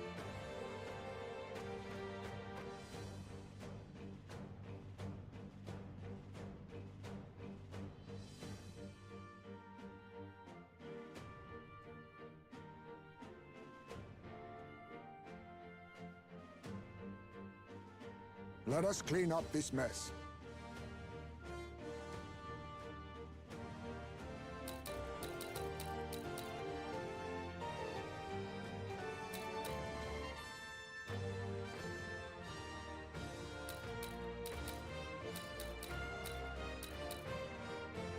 Be neither timid nor arrogant.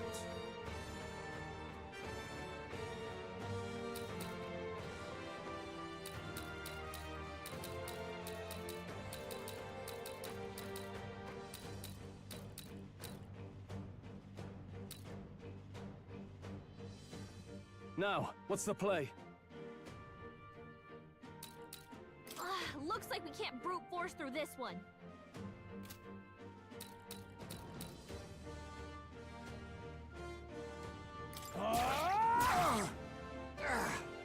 So, you saw through my illusion. Even so... I'll show you the essence of truth.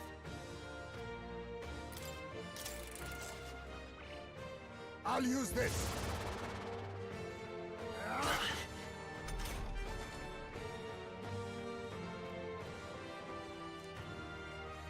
He's not getting away this time!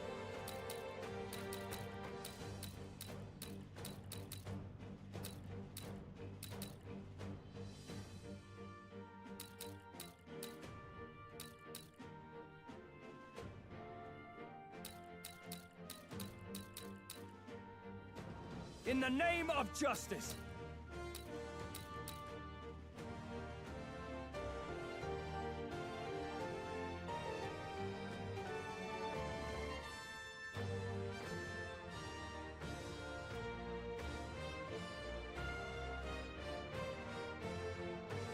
I can't afford to hold back.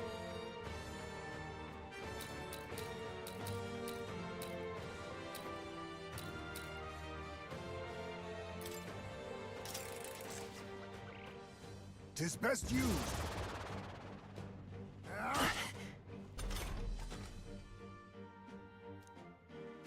He's not getting away this time!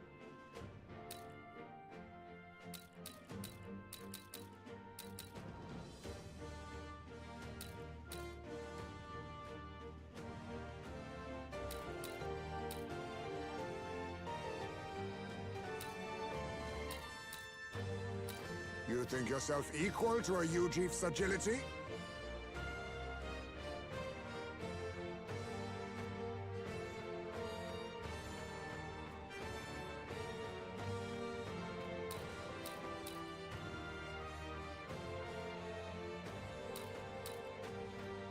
In the name of justice!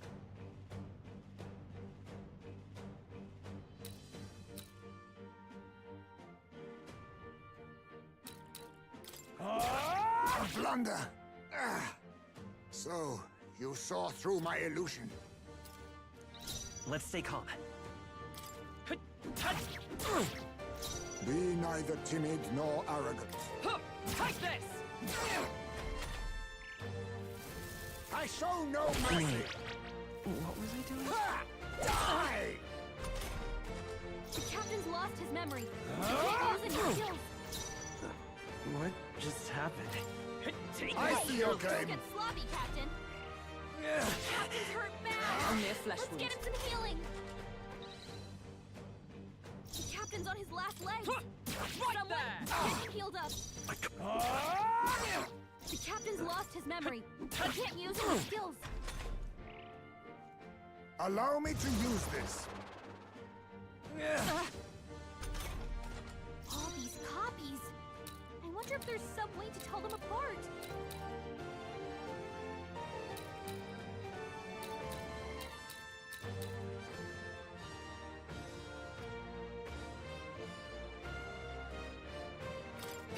Take this! The captain's You on think his yourself last legs. equal to a Ujief's Someone agility? get him healed up.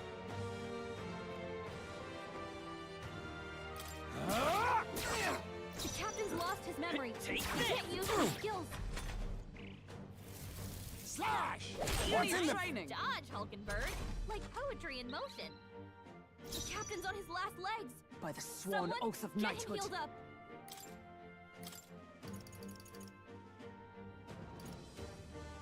I shall hold back.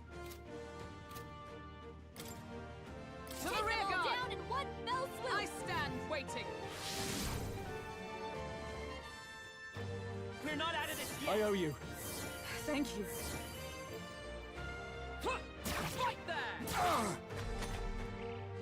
Only a flesh wound. Hack and slash! Strike me if you dare!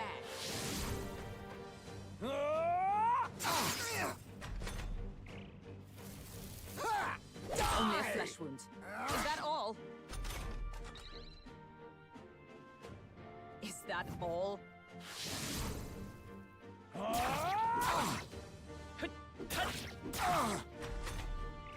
This is nothing. Slash! Only a flesh wound. I stand waiting.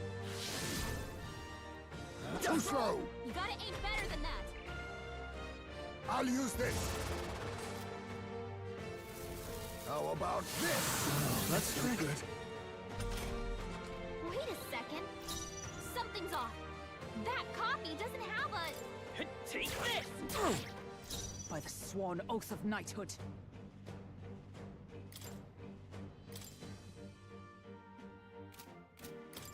I shall hold back. Everyone. Let's get him!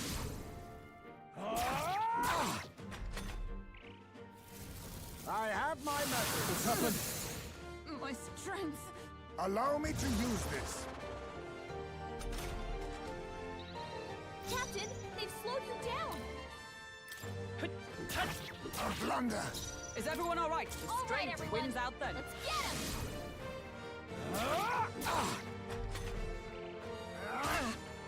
This is nothing. Stroll, your speed's With down. healing power. Helpful as ever. Plus needed. Is that all? Captain, I see they've your slowed game. you down. Only a flesh wound. I'll use this. Aha! Look close. The real one has a shadow.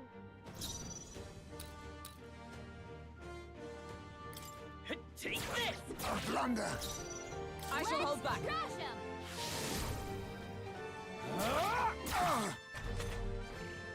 This is nothing. Only a flesh wound. Strike me if you dare. A blunder.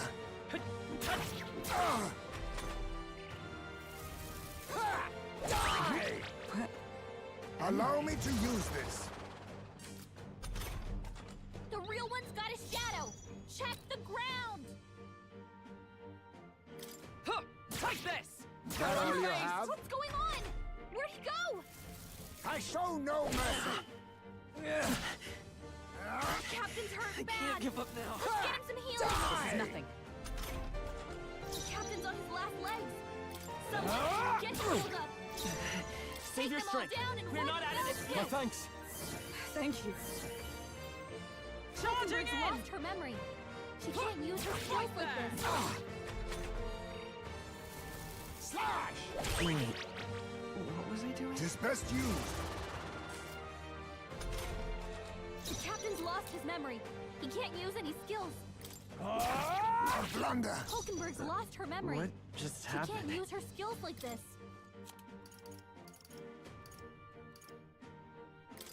This should work. What was my task? I'm stepping back into the fray. There! What? Right. In the name of Fight him, justice! Hulkenberg. Warrior! I'll cut you down! Not done yet. Captain's hurt bad. Let's I get was him some saving healing. this. The captain's on his last legs. Someone get him healed up. Take this! A tough one. Captain's lost his Blunder. memory. He can't use any skills. To Take save them the all ground. down in one fell swoop. I stand waiting. Try some Right on target. Nice one, Stroll. Blunder. Die! Is that all? The captain's on Strike his me last if you legs. dare. Someone get him healed up. with healing power. Helpful as ever. I'm obliged. Huh, take this! Worthy foe after all. This should work.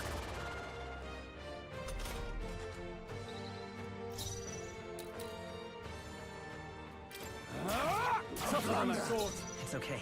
Time for some close combat. Take this! A tough one. Come! Not now. Right there! May yet cling to life. I was saving this.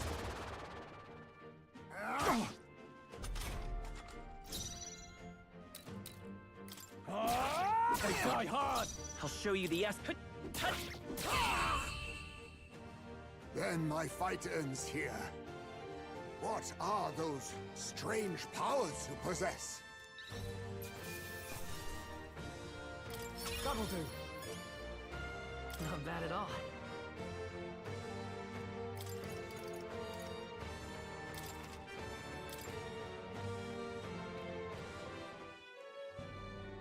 How'd you cast spells without igniters? What was that? We'll have our answers first. Did you really kidnap all those people from the castle town? Look around you, lad. Where would I keep the victims? Besides, I'm but one man. Kidnapping on the scale you suggest would be damn near impossible. You're saying you were framed? This case even reached the capital, you know.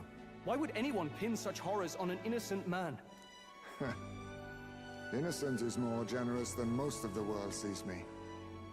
A Ujif drifter, a disgraced knight condemned by the Sanctists. What couldn't they pin on me? They cast me out, stripped my titles, and put a price on my head.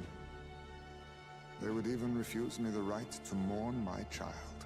And thus,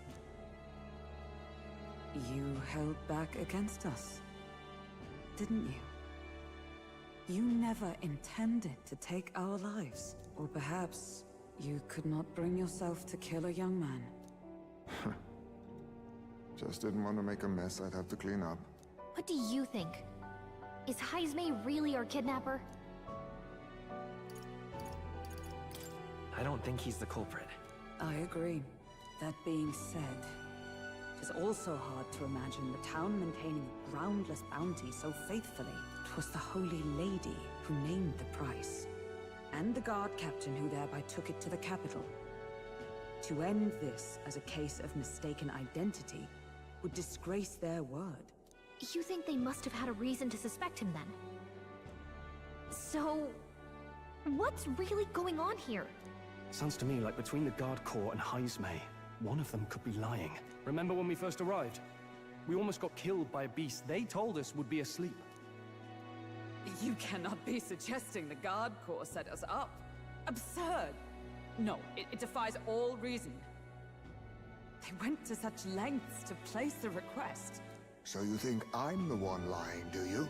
Like I said, we don't make assumptions. If there's anything else you know, we're listening. You're a strange lot. Fine. Investigate this as you see fit. And if you think I'm guilty by the end of it, put me in chains.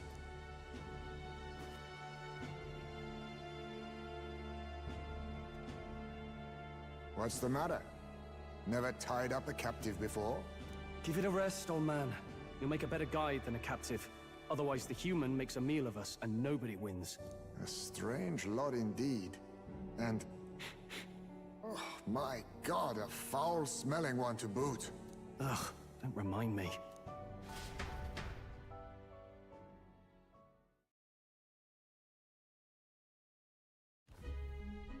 Sorry, but you'll have to bear with us. Don't mind me. If the charges prove false, you should be cleared. Still, we'll have to find a new head to be judged for the competition. Then we'll just find whoever's actually behind it and have their head instead. Let's contact Barden tomorrow, but we'll keep quiet about Heismay. Can't tell if we can trust the guardsman yet. What are we going to do with Heismay tonight? We can't exactly set him up at the inn. Steady on! You're not leaving me to watch our bounty alone! Fine. Then Nurus and I can both watch him tonight. Better us than risking our candidate, I suppose. Never would have guessed that the bounty hunting was part of this plan to take the throne. And further, you've a Lady of the Knighthood with you. Not to mention command of a gauntlet runner.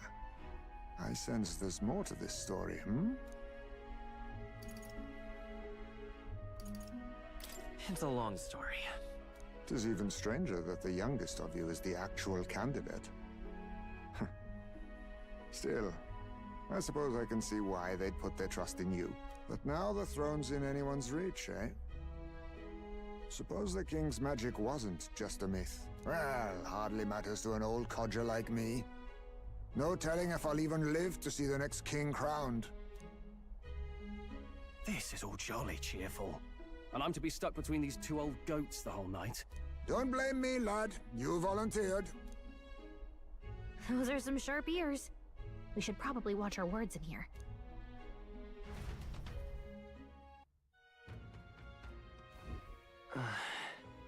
Hey!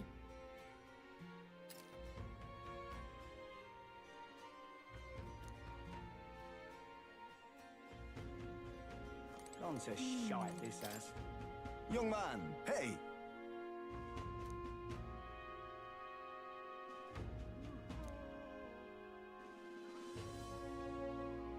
Then... Pleased to hear that. Oh? Let me perform for you.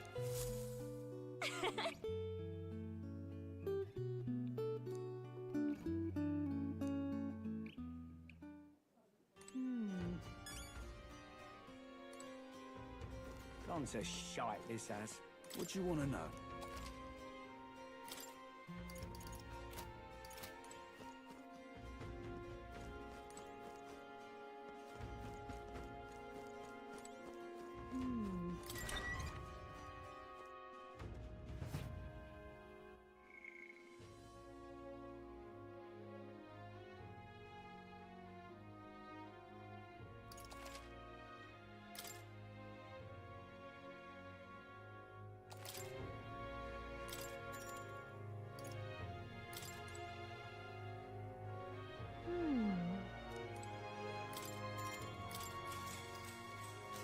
Good night. Time marches on, and the age of a new king draws nearer.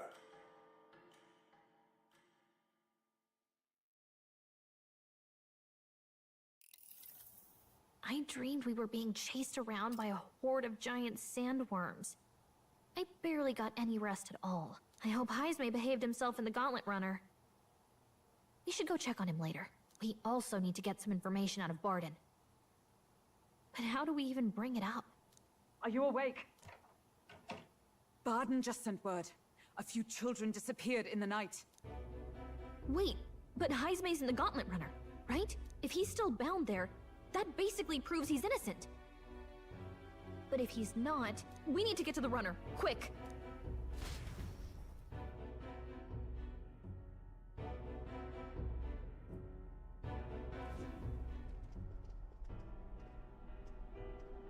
Where's Stroll?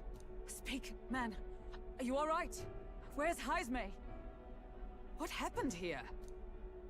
Oh, he reeks of alcohol.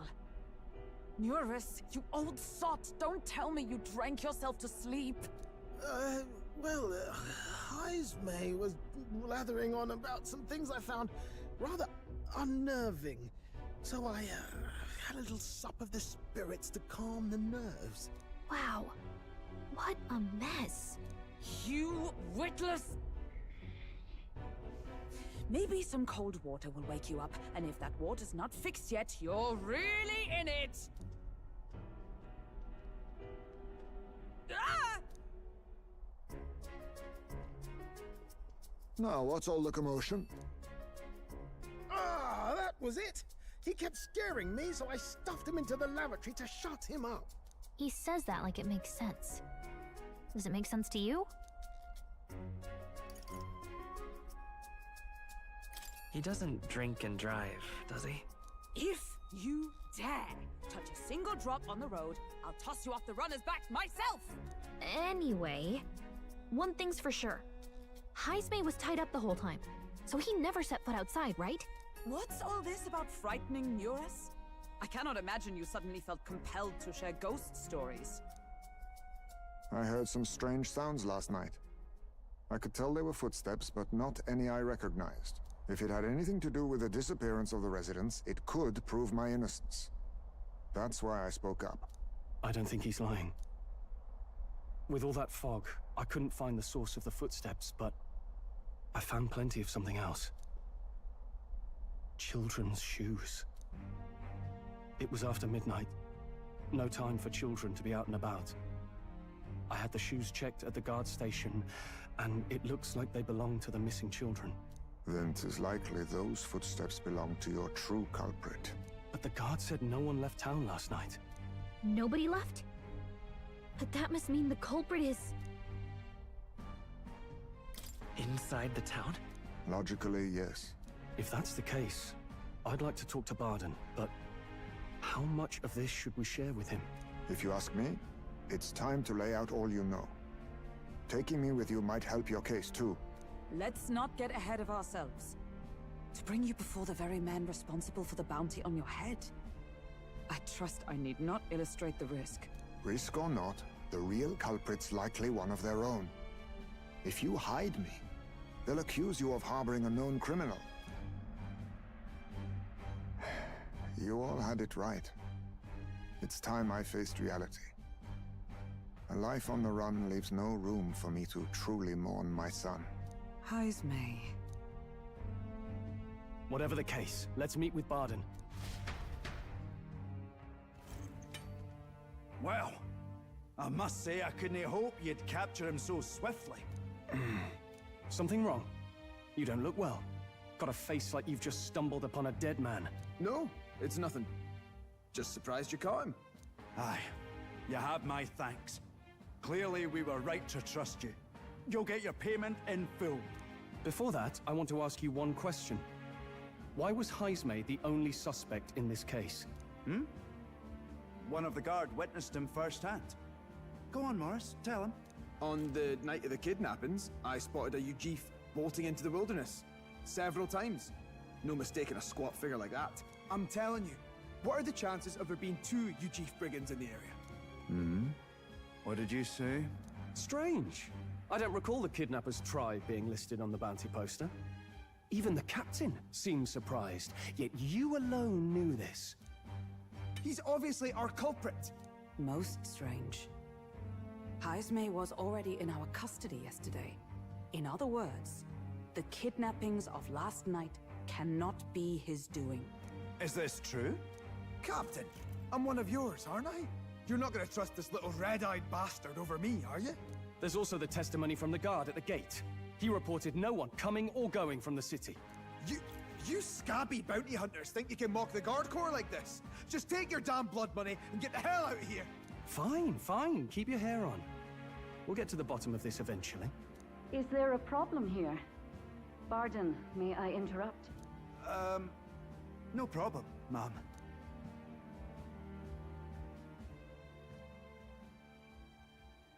Was that? Did you hear it, lad? Calm down. Now I see your game, you fiends. What? He's gone! Heismay! Find him! Secure the exits! Don't let him escape! No good. He's nowhere to be found. What's gotten into Heismay? I got the impression he sensed something. If he'd meant to escape, he would have done it yesterday. I think Barden's innocent in all this. The real scumbag here is Morris, his second in command. He framed Heismay with a false eyewitness testimony. Must have figured an exiled Ujif would be a perfect scapegoat. So Morris, a would-be guard of the people, has been kidnapping the residents and selling them off. Could be. And there's also those footsteps that old Heismay heard in the night. Nuris is bound to have sobered up by now, right? Let's see how things are outside, and get back to the runner.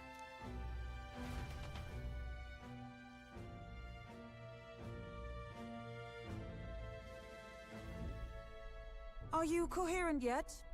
I didn't take you as the sort to fall so hard into your cups. Well, an icy bath like that would freshen anyone up. And tell us again what happened last night. It may be our only clue to tracking down the real culprit. Bloody hell. Yes, it's coming back a bit. It wasn't just Heismay's reports that shook me. No. I saw something. It was right after I slung Heismay into the bathroom. Out the window, I saw some massive shadow moving through the fog. It wasn't any beast or man of this world. It was a dark messenger, I tell you. A specter from the very bowels of hell. It was like the horrors of every fairy story from my schoolboy days sprung to Stygian life. I was shaken, chums. Shaken to my core. I cried out for help, grabbed for something to steady myself, and all I found was the bottle. There. You're all right now. Even if there is some monster behind this, how would it connect with Morris? I don't see why he would be compelled to hide this to the extent of framing Heisme. True. Let's try investigating the lady's old castle. Heisme's bound to have a reason for bolting off like that.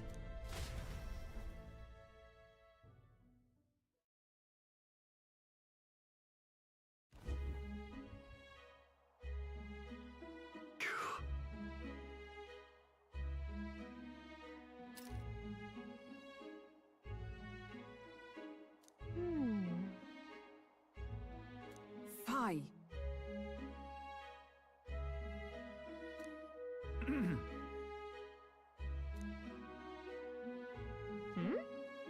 Evidently.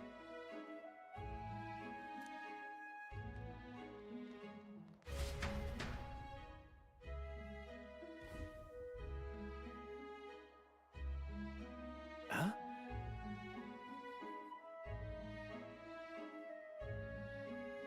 Got to say,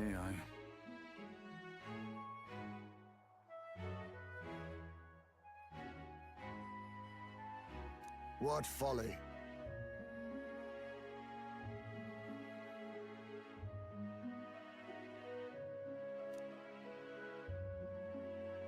The truth is,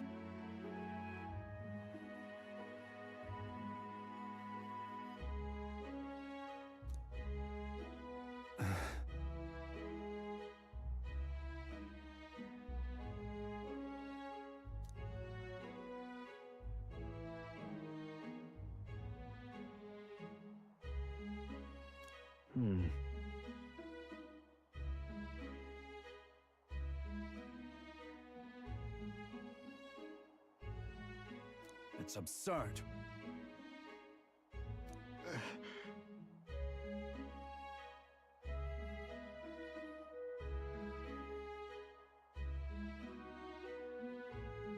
Yeah.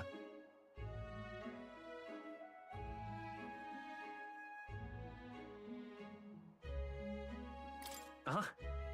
I'm in your debt. And so?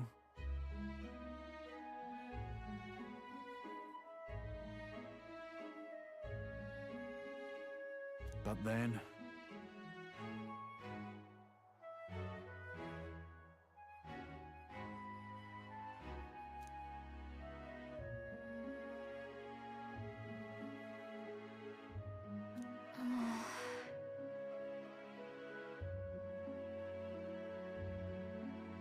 Is that right then?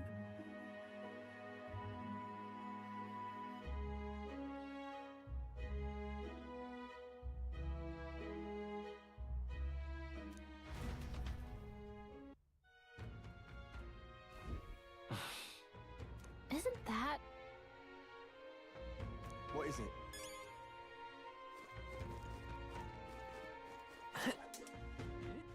All right then.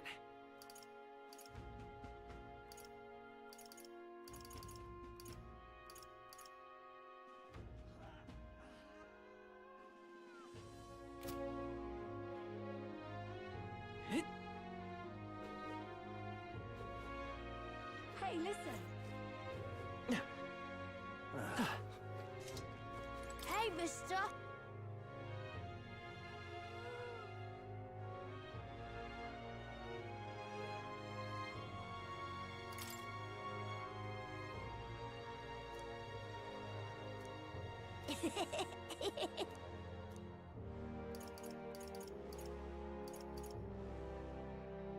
Can we talk? Yeah!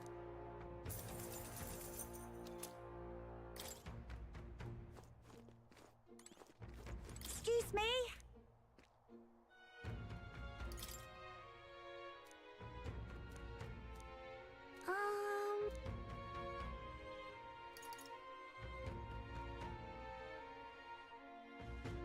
Can we talk?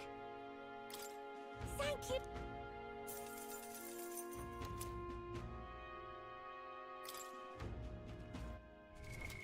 What now?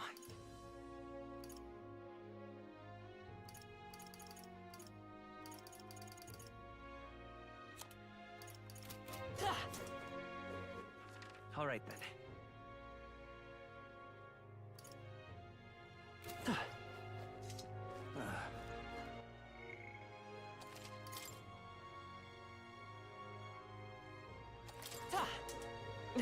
Ridiculous.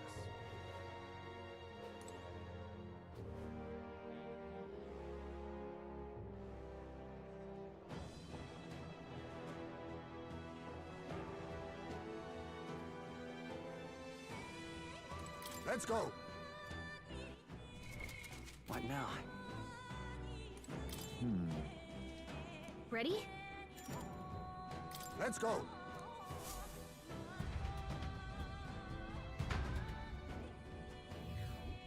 However, what now?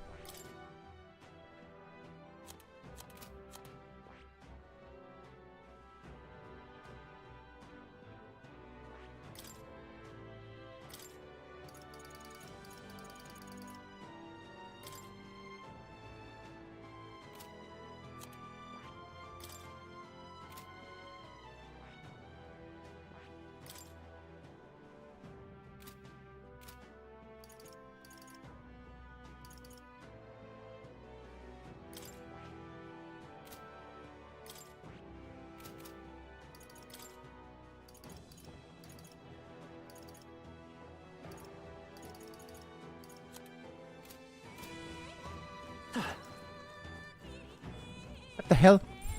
It's all clear. I'm almost done with the Everything's pretty standard. training. Just having some wait time. But I still have to cook dinner. So I think I'll be back by, I'll just say 1. And then we'll continue the reaction to the Final Fantasy, the ranking of Final Fantasy games. And then we'll play some either Yakuza, Kiwami, or Suikoden. Okay, BRB. Out of your jurisdiction now, aren't you? You're trespassers down here. And that means anything that happens to you is your own damn fault. If you've got something to say it to our faces. Even you must feel the weight of what you've done. Eyes up. Something stirs in the back. Are these the monsters we heard about? No. Further back. 'Tis the footsteps in the night. The bigger that beast back there grew, the more its watchdogs started changing with it. One of them's gonna make a melee. What has been happening here? Why do you kidnap the residents? Why? Because premium bait's worth a fortune. I couldn't live on the wages of a guardsman forever. You kidnap children for money? You utter scum! This from a bloody-eyed Eugene. Look to your own sins, sir. You weren't just stripped of your knighthood. You were exiled. You're a coward who's been living in the hole you deserve. Didn't pretend you can play at justice now. You foil! No, 'tis true in part.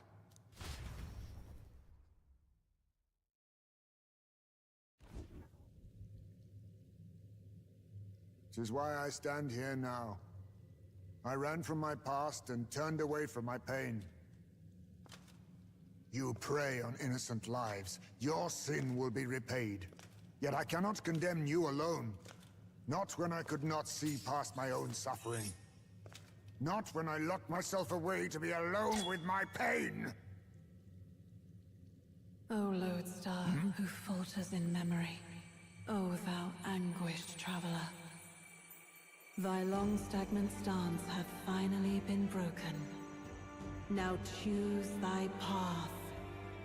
Choose? My choice is already made. You can't erase your past. All you can do is take it in hand and reshape your future. Thank you. Thou hast chosen a noble parting. Henceforth, thy fears and insecurities are thy light. O Lodestar, whose light reveals the king's own path, awaken.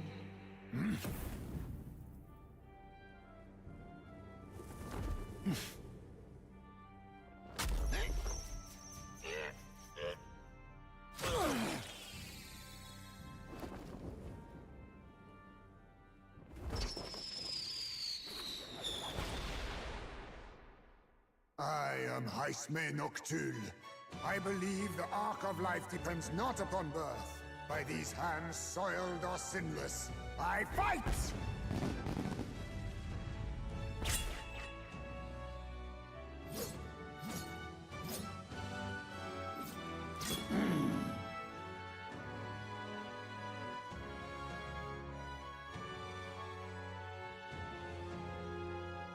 Apologies, but I cannot do this alone. Go!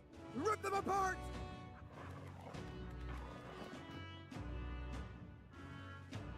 On guard!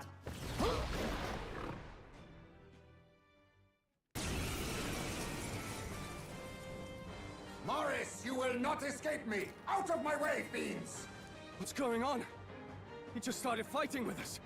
And even he awakened to his power. Perchance 'tis through your influence that this power passed to him, Captain?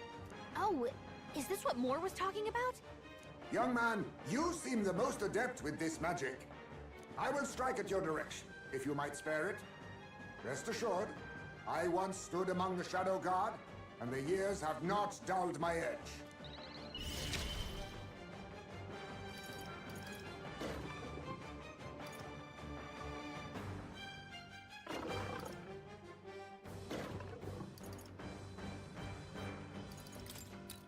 Rancor! In the name of justice! You'll be dust! Let's set it up! Maybe they're... Let's go! Win! Still up? By the swamp. For all that we strive for! Dodged! Nice one, Captain! Looks like we can't brute force through this one. I show no mercy! I can't afford to hold back. Let's do this! 'Tis yours. It's okay. We can do this.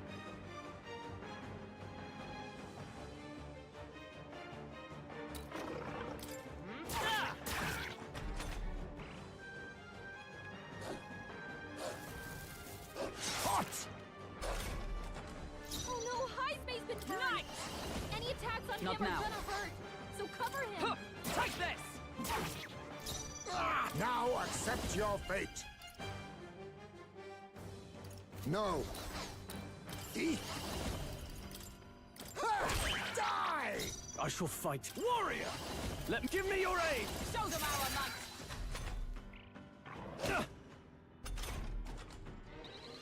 Oh no, Highspace I been won't burned! hold back! Any attacks on him are gonna hurt! With healing so power! cover him! Quite a boon. My thanks. 'Twas needed. Let justice prevail! A worthy foe after all! It burns! Face me! Slash! Not bad, if I say so. I shall rise to the occasion. I continue to grow.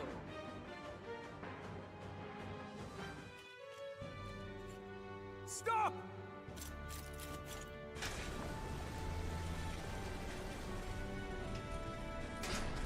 Damn! The bastard got away! But the children are safe. Good. You saved them, Haisme. You know that I used to have a child of my own. My son. He was killed. I could not even protect my own flesh and blood.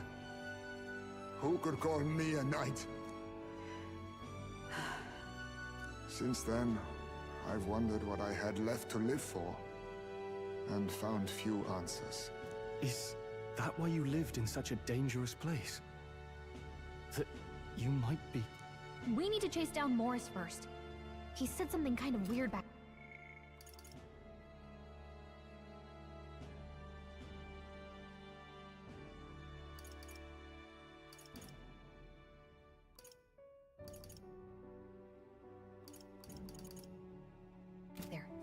Regarding the watchdogs, he said they gradually turned more horrific the more the monster grew. Do you think that's the effect of the melancholia? I expect anything further in will be even more malformed then. But why root all this in the basement of the lady's own domain? Clearly, someone is invested in Morris's efforts. But who would finance this? I can't say for certain. Still, from the very beginning, this has felt beyond the realm of any sane, moral person. And to think this started as a simple bounty contract. We've set foot in something far bigger, I think. Let's get these poor youngsters back to Barden for now.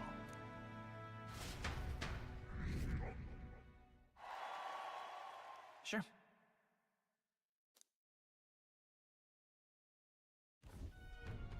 You saved the wee ones' lives. We can't thank you enough. It was thanks to your help, too. I know this is difficult to hear, but Morris had a hand in this the whole time. He confessed as much to us. Aye. I found out the man's been struggling to pay off all manner of gambling debts. I'll round up the guard and search the whole bloody castle for him. I'm sorry, but I'm afraid you'd be outmatched. However, it would be a great help to us if your guards could prevent anyone from leaving the grounds. Considering everything, I can't help but think the Lady Joanna's got to be in on this somehow. But the woman is a respected sanctoress. Besides which, she's the one who funded the initial request. I'll tell you this. Hard as we've looked, we can't find a sniff of Lady Joanna herself. We're here for our own reasons. Whoever we find down there, we're not going to stay our blades. Any objections? None for me. Do as you will, and I'll trust in Lady Joanna's innocence. Indeed, for all we know, the culprit may be holding her hostage.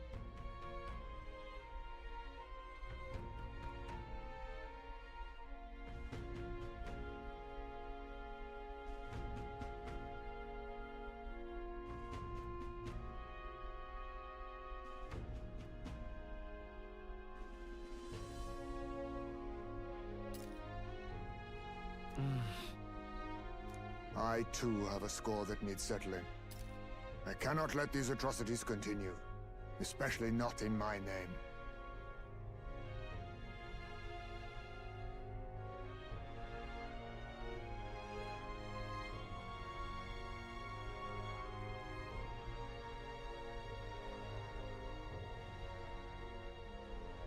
I believe in you. Considering we're due in Oceania in a matter of days, we've little time to tarry here. Our foes may be strong, but they're also trapped like rats in the basement. We'll use the old well to get in and out.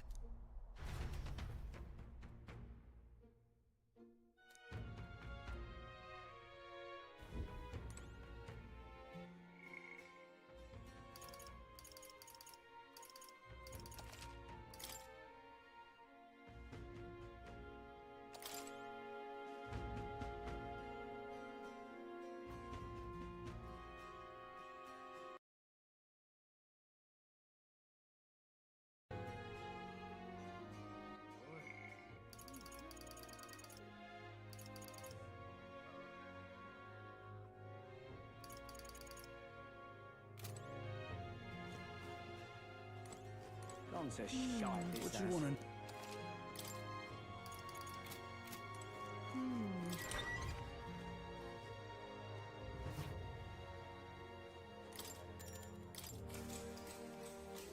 Good night.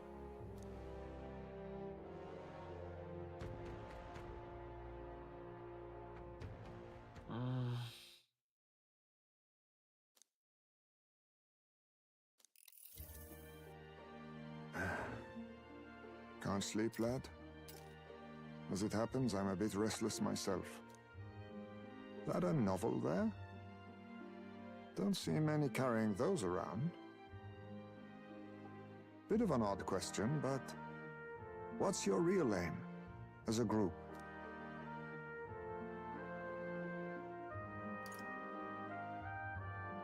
Sorry, but I can't tell you just yet. Thought as much. In any case, suppose it's not my place to ask. Don't worry, lad. Just water. Back where I grew up, there was nobody like you lot. Just you chiefs. We've never been accepted by other tribes, and 'tis no mystery why. We're nocturnal, we look worlds apart, and there's so few of us. Not enough for any political sway.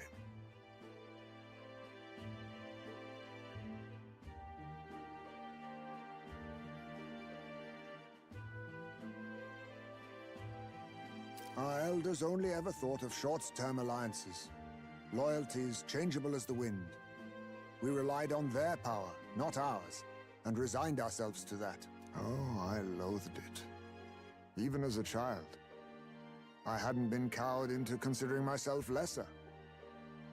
I honed my skills, that the city's majority might accept me, and I'll not say it was fruitless. I was accepted into the knighthood of the royal capital. I felt like my fellows and strangers alike accepted me as an equal. Fool that I was. They never really wanted me among the true knights. Just in the Shadow Guard, where my deeds were dirtier and kept secret. Equal and lesser in the same breath. Ultimately, once my superiors realized I wouldn't abide their self-serving orders, they stripped me of the title I'd fought for. And little by little, I lost everything else. My son died. I'd failed to protect him. And despite everything I felt, I'd resigned myself to being powerless. Just like the damned elders I'd hated so much.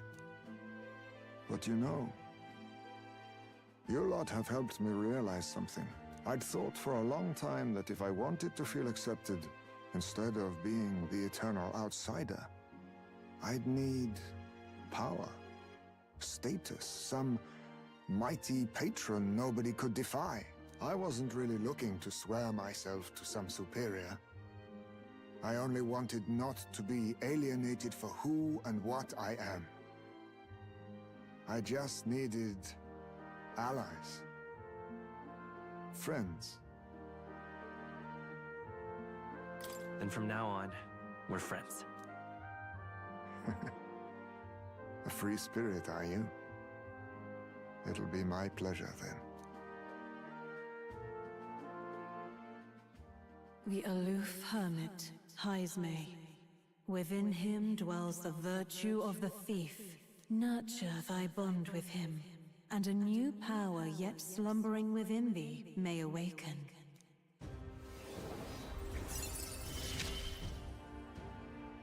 Perhaps our fates are bound somehow.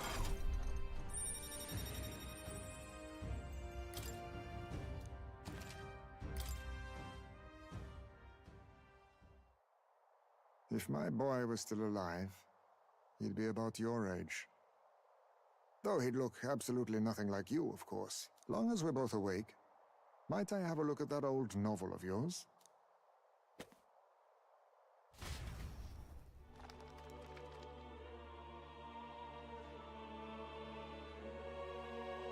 So, this is a fantasy novel. This section seems to describe the Utopia's approach to discrimination. Let's see here. In this world, discrimination and inequality are forbidden by law. It is a sin to impose injustice due to one's appearance, lineage, or birth. This is the accord established between the people and the state. Well, well. What a world that would be. I don't imagine our land will get there for another century or 5. Still, I cannot help but wonder whether those ideals would please an entire population. You cannot pretend at diversity without acknowledging individual differences. Some will be judged as strong, while others marked as weak.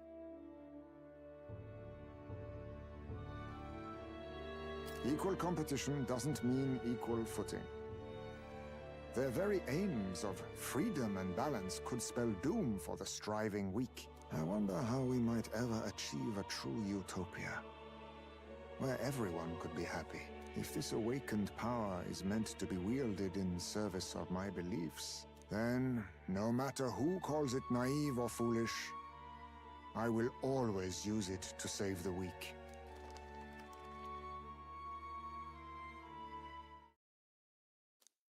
Time marches on, and the age of a new king draws nearer.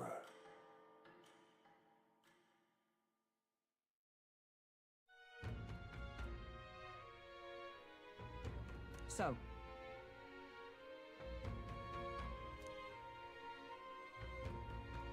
it's in your hands.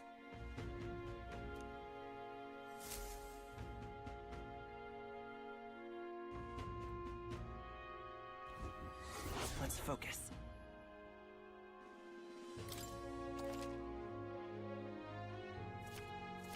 The search begins. Really?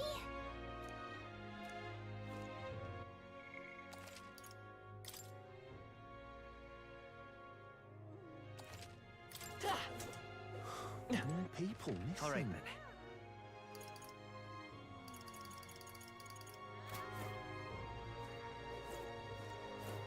Unstinking believable. All right, then.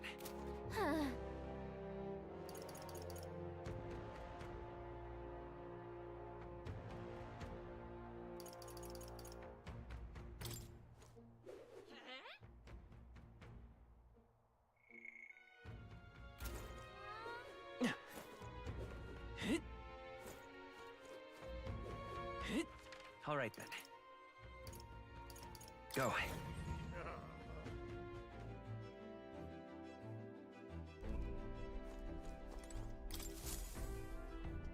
Right! Time for the old girl to shine! Now then. Interesting.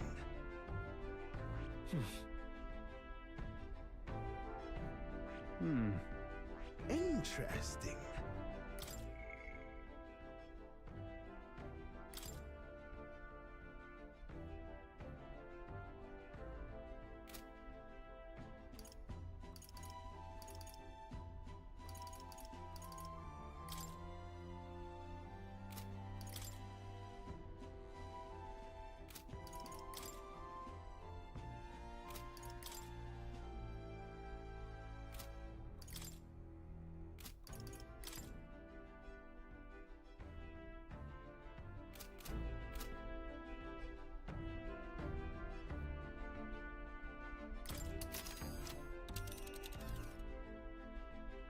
Now then.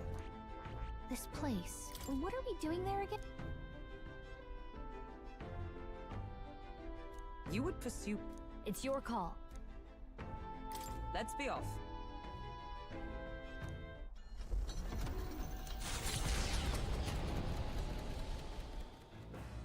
What to pick? What now?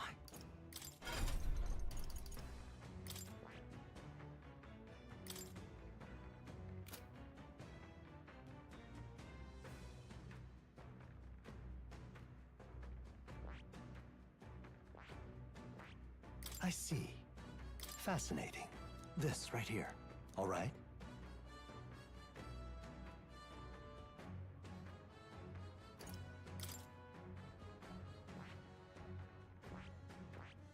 I see. Fascinating. This right here. All right?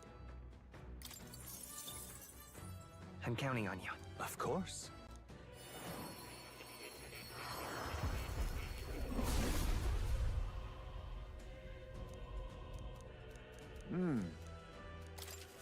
My power swells forth. I see. Fascinating. This right. All right? I'm counting. Of course.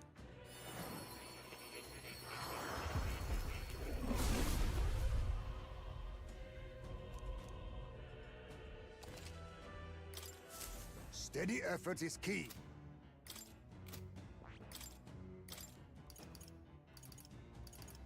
All right.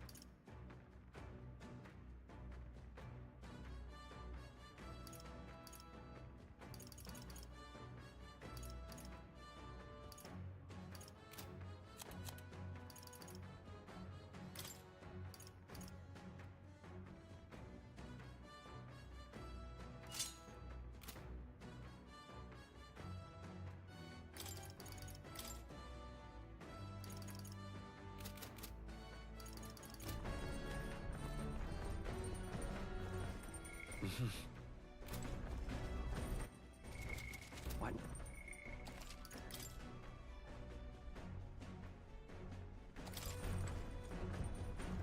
Right. Even so. Hey! So. Got a moment?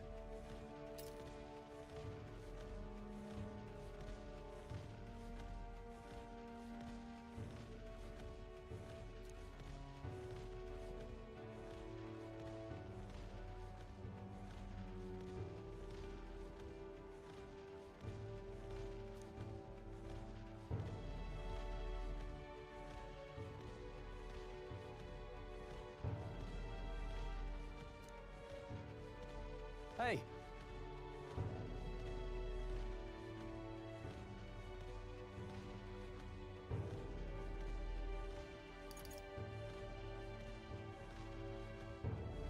So that means... Oh, I see, I see.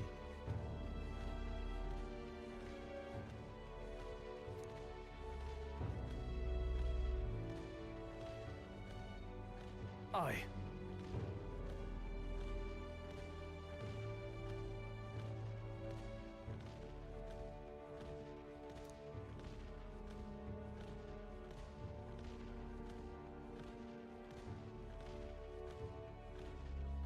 Hmm.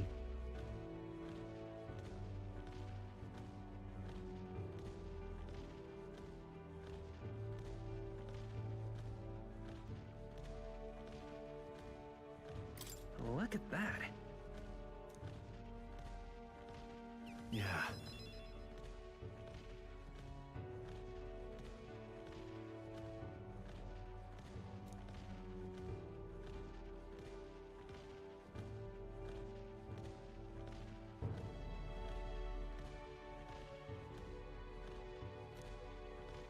Hey.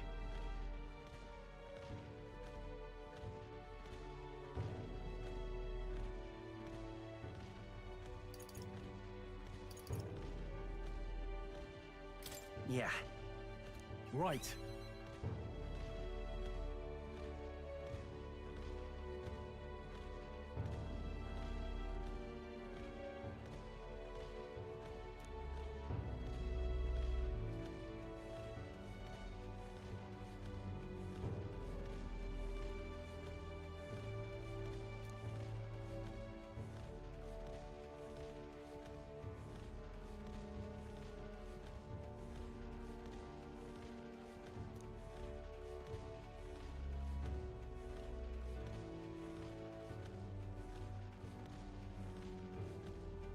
right.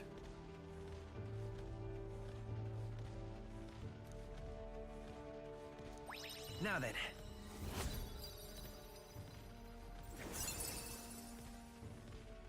Courage.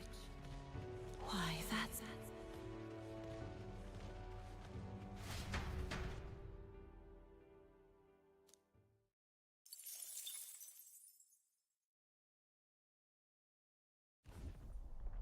You lot! Enemy attack!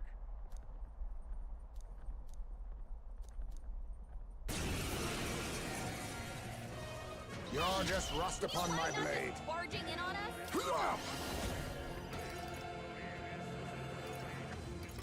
Maelstrom! You hit their weakness! I shall fight as the noble I am. All yours. The freedom of a... We'll do this together! Seeker! Wind! Oh, come on! Is there no end to them? Only one You think left. yourself? I'll use what I must. We're clear.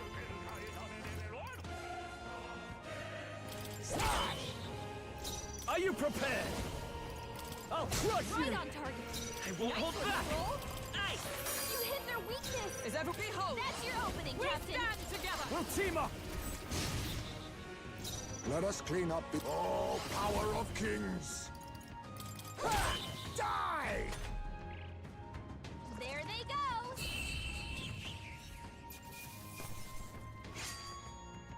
They chose the wrong opponent. The Imp's Den, home to countless bandits over the years, has warranted the caution of all who lived near the steep, forested entry path. They warned their children of the dangers there. There are demons in those woods, they said. You mustn't go near. Perhaps the children's anxiety inadvertently roused something from its sleep. It is to that den, now befitting of its name, that the Gauntlet Runner arrives.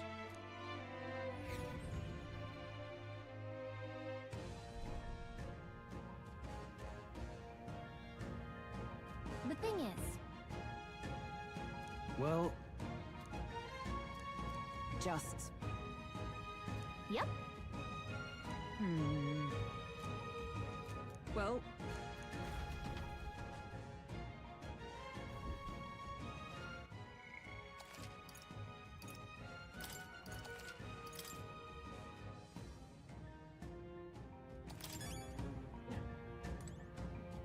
Okay then. Let's go.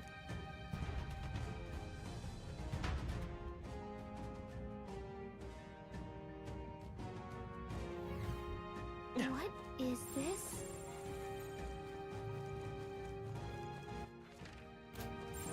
Right there. No choice but to cut through them.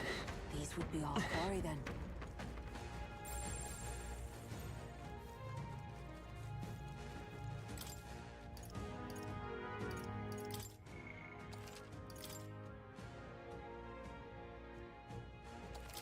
Yep.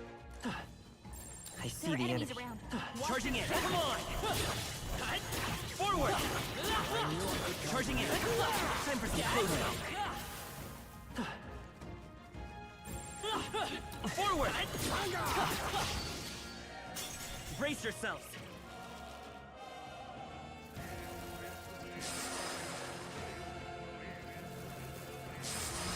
Utter swine! Poisoned? Stroll's poisoned. He's gonna wither away if we don't cure him. Maelstrom! You hit their weakness. Warrior! Nice moves, Heisme. Oh, the end's in sight! Nice. Great job, Stroll. The freedom of a wand. Seeker! Wind! You hit their weakness. You dare That's your insult opening, me, Captain. wretch! Nice work, You Hulkenberg. think yourself equal? Power of kings. Hulkenberg's furious. Poison! Just try to calm down. Could do with this. Only one Let's left. take- Finish them off. We're clear. Smooth finish. Great work, everyone. Yep, we're safe here.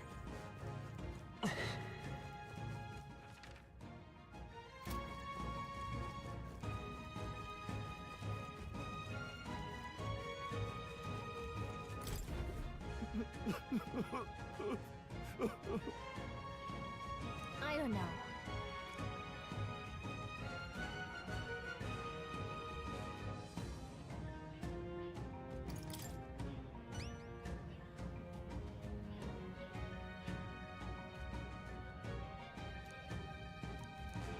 Be seeing you.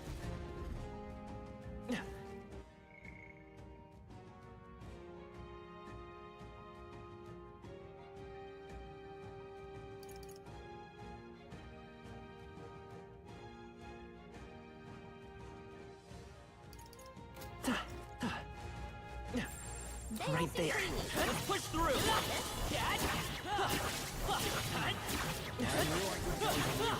Charging in. Hitting them out.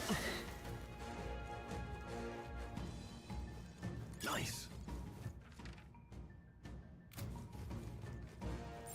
Everything's pretty standard.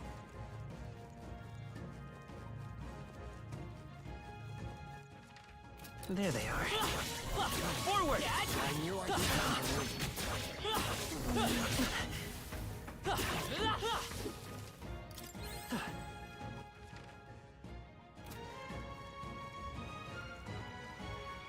Right there. You've no time for prayers. Settle this quick. Oh, power of kings. Then again,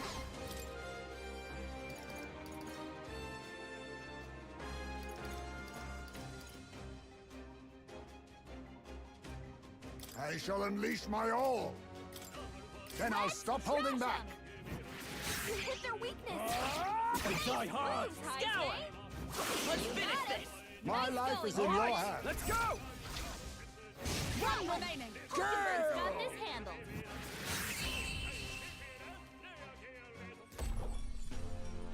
Smooth finish.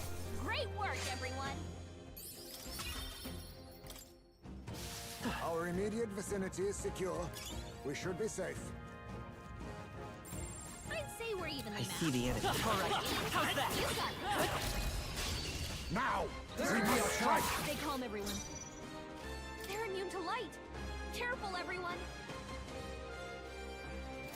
I'll use what I must. You Maelstrom! hit their weakness. I can't afford to hold Nice back. moves, Heismay. You first. Seeker! Win! It's You too got late! him. Nice going, no Captain. less. I see you! Stay focused! Work, Hulkenberg. Oh, power of kings! Now, what's the play? Go for it! I will Seeker! Scour! What a finale! Keep your energy up, everyone. Looks like it's not safe yet. Stay alert. Right there. I don't think anything would be. Let's take them all out! Some of this! You make your first move. I'll use what I must. You hit their weakness. Are you prepared? Moves, Heisman. All yours! I won't hold back! Win! You hit their weakness. Is everyone That's all right? your opening, Captain. There! One remaining. Work, Hulkenberg. You face me! Some darker arts. Smooth finish. Great work, everyone. To ever greater heights. Our immediate vicinity is secure. We should be safe. There they are. This could be our chance. There's no time for prayers. Gale! You hit their weakness. Ah! Heismay. You first. Come forth, Royal Soul! Let's That's finish one this! for the captain. that. Let's keep it going. I see you! Hulkenberg got them right in their weak spot. Maelstrom! Last one! In the Heismay, name step of down. justice, I call upon royal power within. They die hard. The freedom of a... By this power!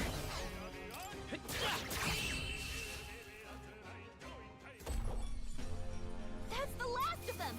The way's clear. Our foes have fallen. We are safe. I see the enemy. What now?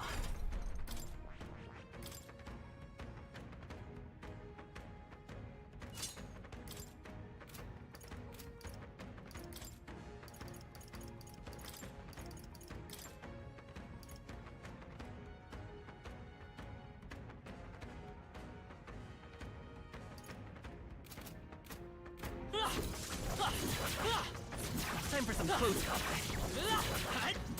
Charging in. Time for some close combat. There they go.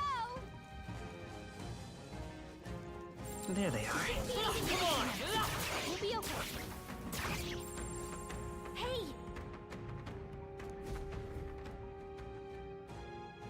Oi!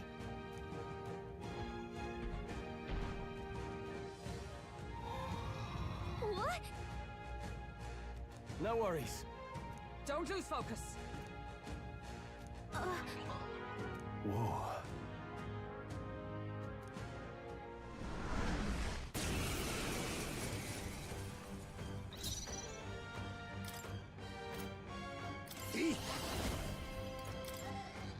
Sorry.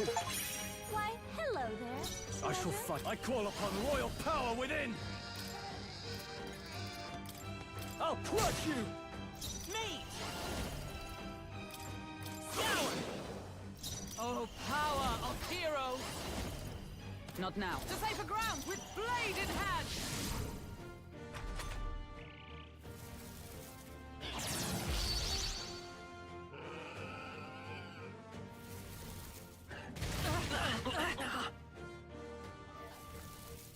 What can I do? Wolf's badly wounded.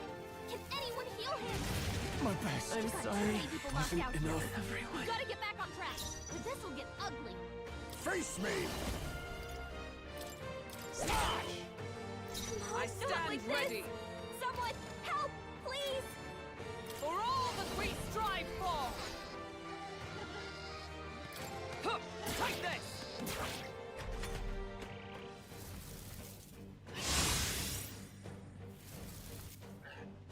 My husband's here! Someone help us slow. get back in the fight! I'll not fall so easily. Someone heal her! I shall defend! Hulkenberg's badly wounded. Someone heal her! Your Highness, I...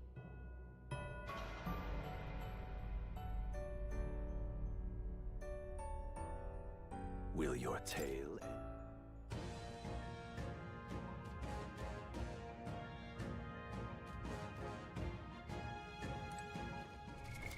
What now? Great I find! see the enemy. Let's push through! Let us settle We have this. the edge.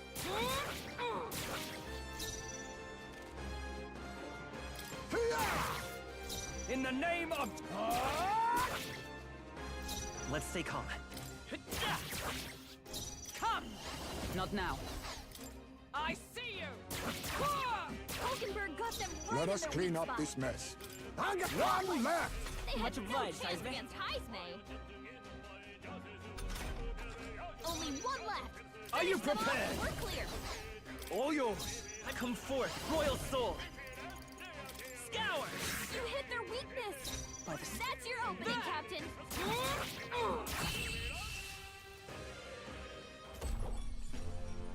Smooth finish. Great work, everyone. A halfway decent result. Our foes have fallen. We are safe for the time.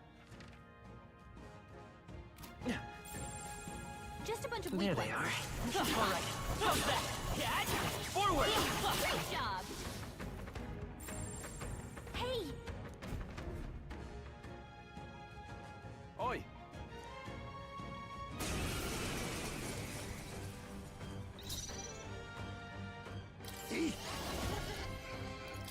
Nothing work. I can't... Are you prepared? You'll be dust! I will fight with pride. We're looking good here. Comrades, lend me your strength. Let me help!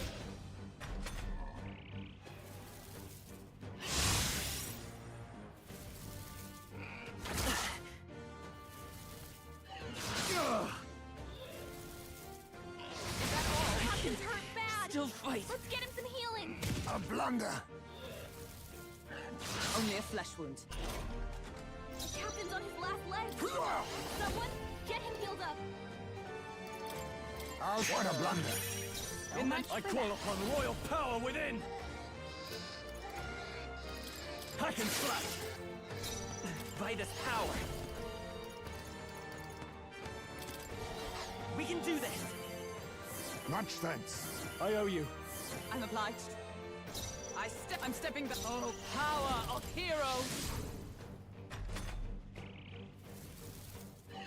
Too slow! Dodge, Hulkenberg! Like poetry in motion. Is that all?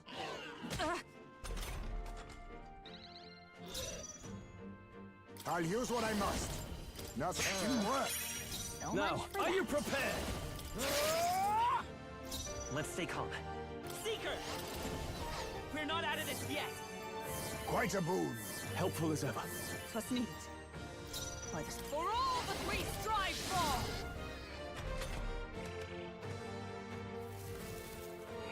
Is that all? Only a flesh wound. You need Nice training. dodge, Hulkenberg! Like poetry in motion. Oh, power of kings! So I much call for upon that. royal power within! Not done yet. Seeker! Win! Still up? Is everyone all right? Into the fray! Right there! Curse the assault! That's it, Hulkenberg. Child's Nice play! dodge, Hulkenberg! Like poetry in motion. Is that all? Hulkenberg's badly wounded! Someone heal her! Hulkenberg's in bad shape. I'll use what I must. Now, warrior!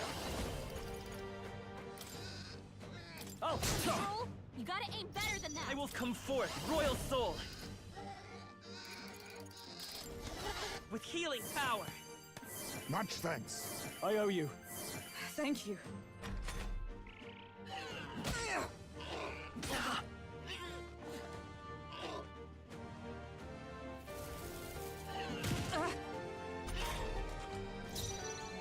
Behold, we stand together. We must fight, father. You never let us neither- down.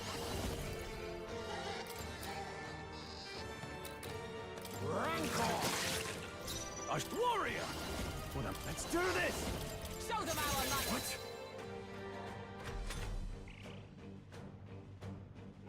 Oh, please! Is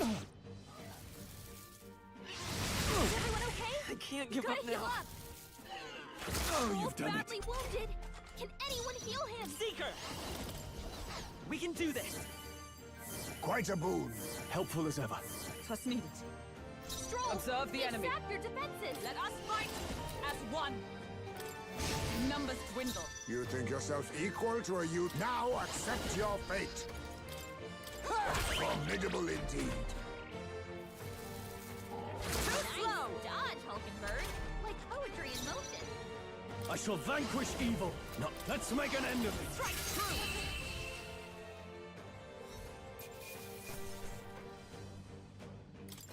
To ever greater heights. I feel stronger.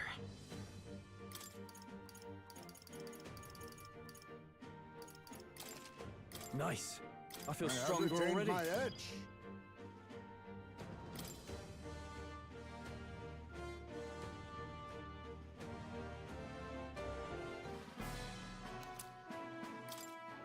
Whew, made it somehow.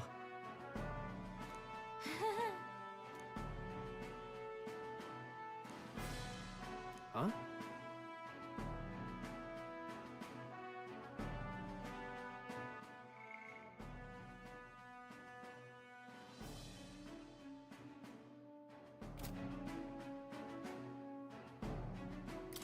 Sure.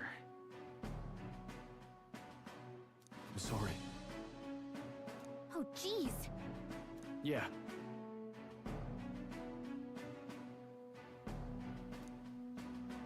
What do you want to do? Say, I'll... Stay present and...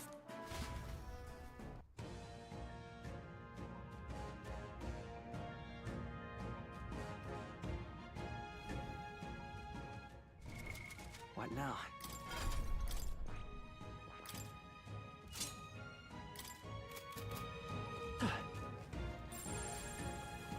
There they are. Amazing! Right there. Charging in. Time for some close combat. Forward! Charging in. We strike first! Let's take them all out! Get ready! Now accept your fate. Then again, I leave it to you. Now, warrior! You first. Let's take Me! Free! You hit their weakness! by the swan. That's To you! your opening, Captain! Let us clean up this mess. A wise choice. I can't. All yours. By the I defer to you.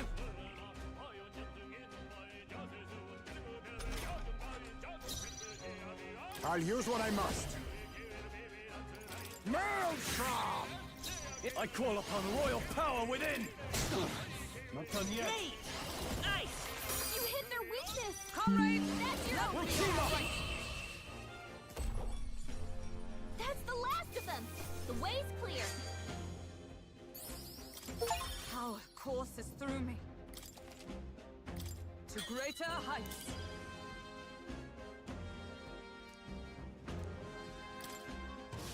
I think we're in the clear.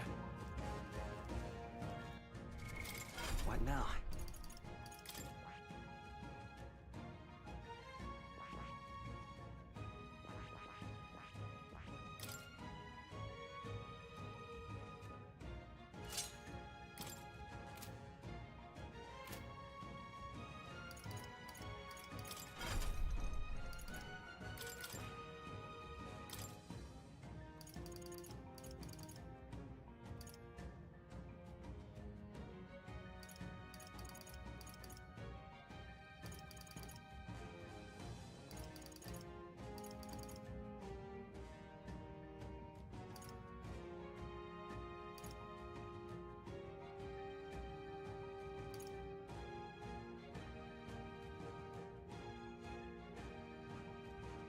All right.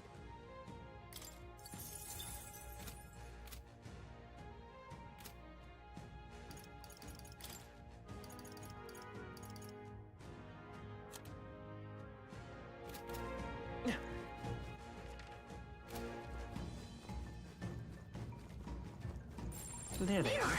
How's that, Cat? Even I had more to learn.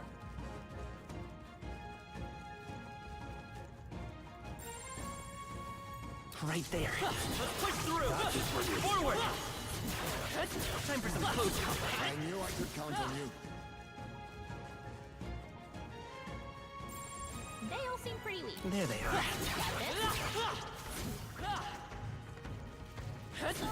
Right there. Cat? Hey, good one.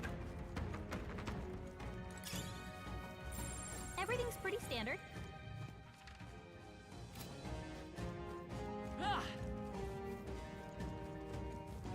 I see the enemy. Come on! Forward. All right. How's that? Well done. It's all clear.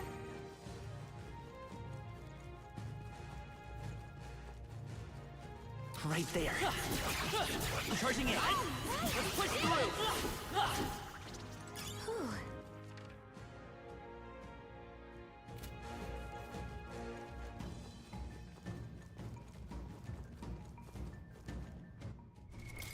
What now?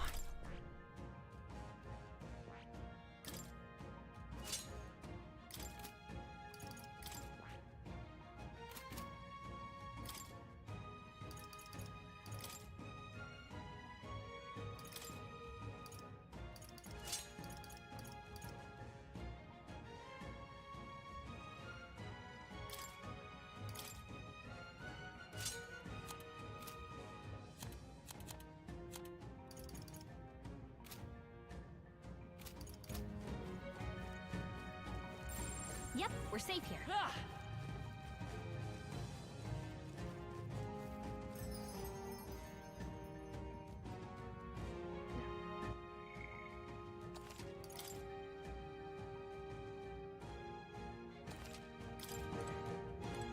Oh, jeez.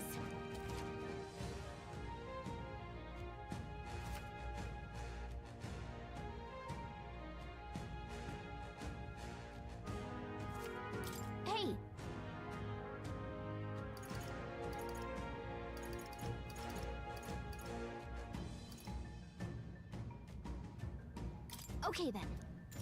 Right?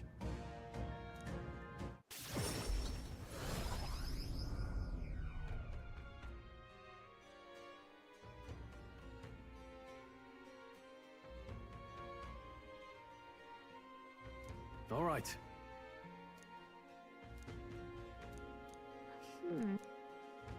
You see? Somehow.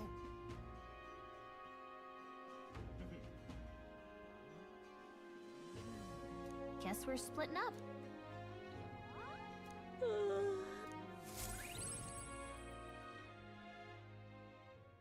Time marches on, and the age of a new king draws nearer.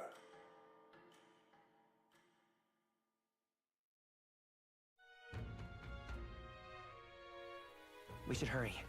Check this out. Mister. I'm out of ideas. Take a look. We did it.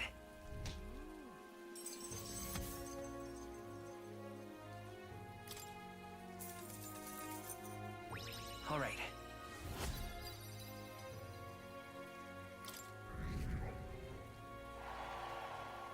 Well done. Come on.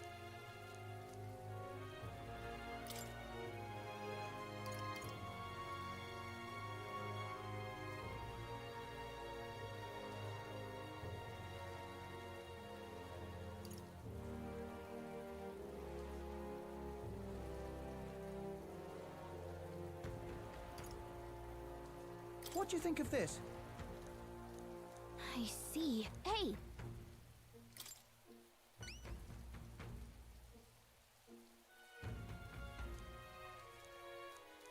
Good hunting to you. Let's do it.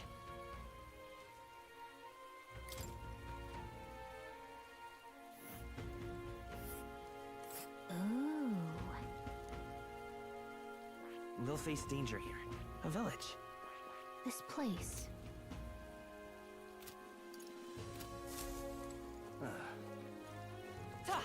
Amazing.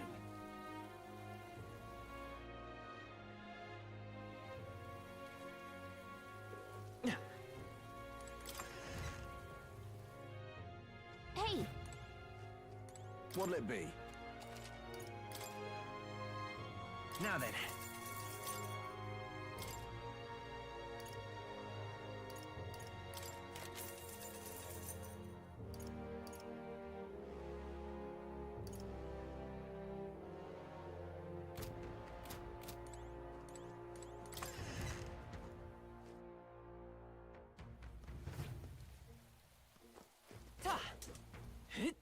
All right then.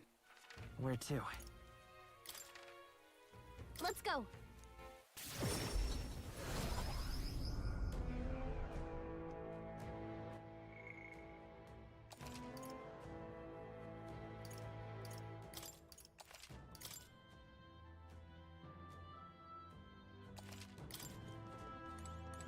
Speaking of,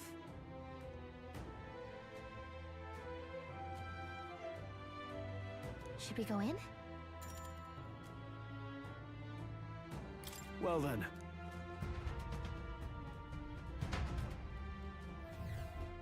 Oh. Let's do it. Let's see. It's all clear.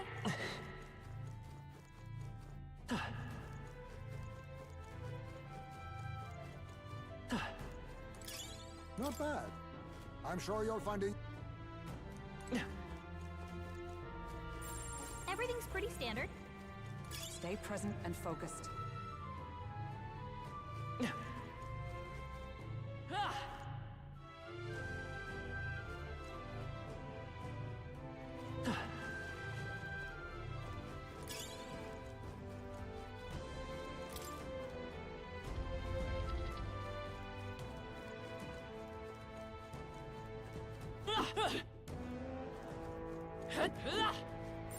I bet there's treasure around here.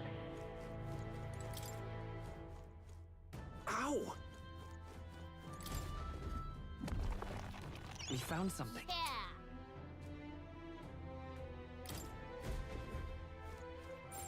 It's all clear.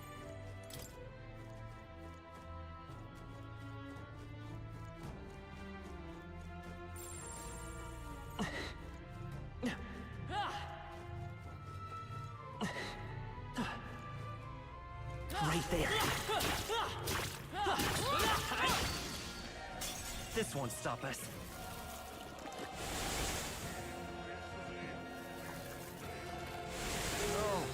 No, my mind fades. Kai's in a daze. He's gonna... Some dark swift. No. Work on your hand, Kaisme. Not now. I call upon royal power within! It's impossible! Are you kidding me? That didn't do a thing! Kaisme's not Ashamed. Someone help him get back in the fight! Let's set it up! Maybe there's Seeker! Scour! Kaisme got knocked out! Justice prevail! We gotta revive him! But my power support... Vulcan got them right in their weak I spot! can't afford to hold back.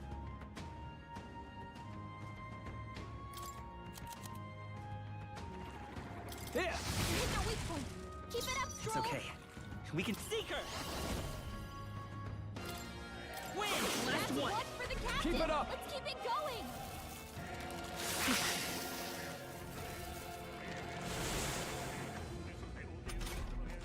Kaisme got knocked out! We strive We for! gotta revive him! Oh, Mystic Fire! Only one Now, left! what's the... You Finish first! them off and we're I will clear. fight. The next one's yours. I shall... Come! Burn! Hulkenberg got them right in their weak spot! Ah! Take... This is doing That was nothing! nullified? Oh, please! I'm Captain's sorry. down? Someone, help him back up! Huh? Come on, not like this! Blade in hand! Someone, help! He barely made it. How about we all heal before we hit the next mech? Huh? I have never known such acquired a new power. Careful. There they are. Let's push through! Cat! I see the enemy. Watch your step. It's all clear.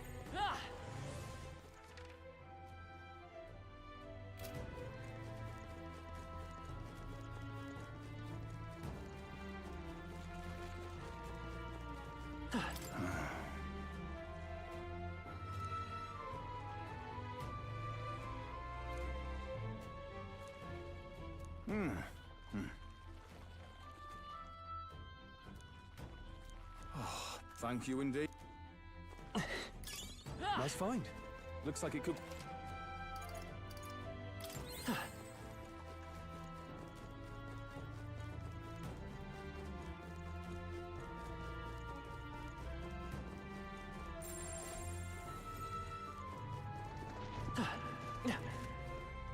There they are. Hey, you found something. Right There are there. enemies around. Watch your step. Forward! We'll hold our ground. Can't quite think. I've been cursed. Oh!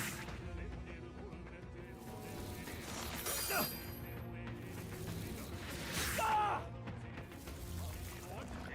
Oh, you've done it. Badly wounded. Can anyone heal him?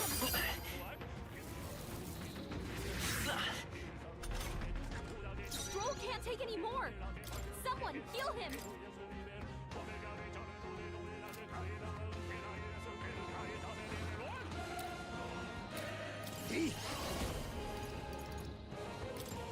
Some darker arts. Stroll's in danger. We gotta heal him. No, not this. Go for it. Stroll, The freedom of a they've sapped wanderer. your defenses. Seeker!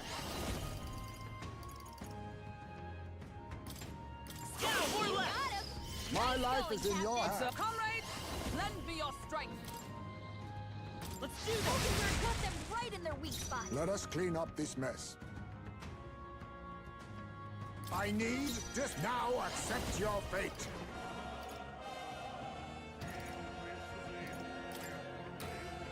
Uh-oh! Brace yourselves! Knocked out? Someone help me! Okay? Try to heal up.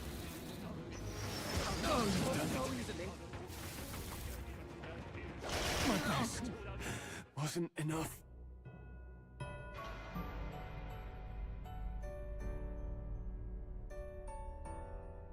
Oh,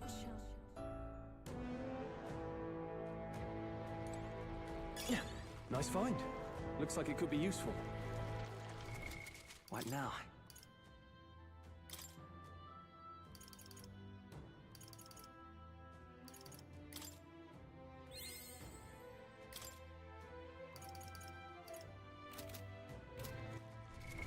What now?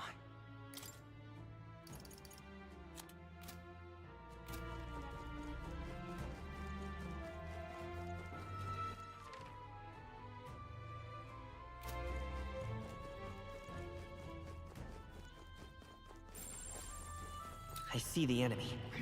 They've noticed us. Charging in. Coming down for you. Forward! Come How on. long have you done? Charging in. Forward! Come and get. Brilliant. Act fast! We may win this!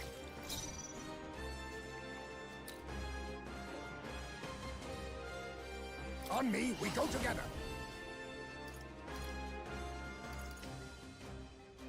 This doesn't feel right. A favor, if I may. Now, what's the play?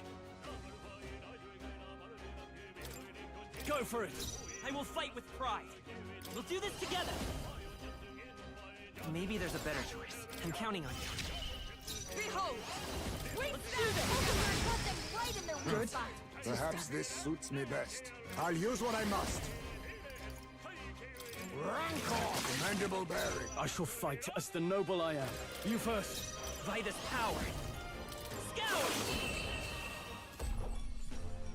And that's that! Victory's ours! Satisfactory. Look alive. We are not done yet. There they are. If it's useful, I say grab it. I see the enemy. All right, we did it! Right there. Gotcha! We've been spotted. Nice! I bet we'll find a use for that.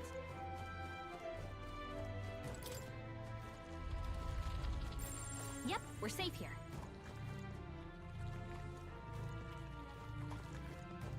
There they are. Get ready, everyone! Just a bunch of weak ones. We should be fine. Draw steel. We are spotted. Right there. Amazing! Great moves back there. Time for some close combat. Charging in. Shouldn't do anything we can here. We'll be okay. You've no time for prayers. They're weak to fire. Let's heat this place up. A favor, if I may. Can't have. Go for it! It's okay. We're looking good here. Let us fight. Oakenberg got them right in their weak You spot. think yourself equal to a Ujief's agility? Oh, power of kings! Some darker arts. In the name of warrior! What a mess. All yours. Let's stay calm. I won't hold back. Win! Stay That's sharp. one for the It's not count. over My yet. life is in Keep it your going. hands. Only one left. May Finish them off. We're clear. Be not.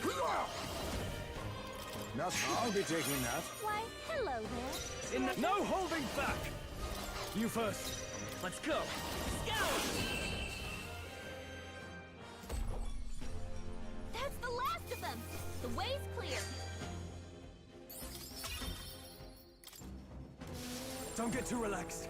These monsters are relentless. Come on!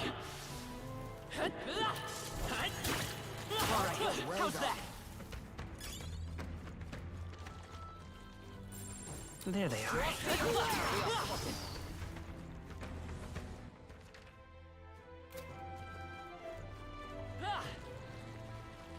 Look!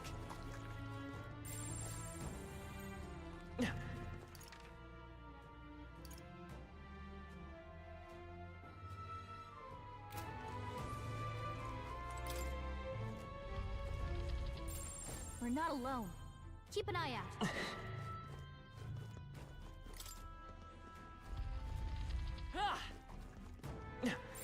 It's all clear. Right there. Let's push through. You should be fine. All right. How's that? I see the enemy. Evenly matched. With me, you got it. Men down! Let's press her! Let's take them all out! First move.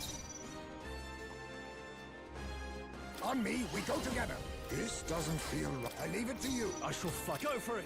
The freedom of a want. I'm counting on you. I stand ready. Comrade, let's do this. Hulkenberg got them right in their You weak think spot. yourself icky? Rancor, formidable indeed. Are you prepared? Finish them off. We're You clear. first.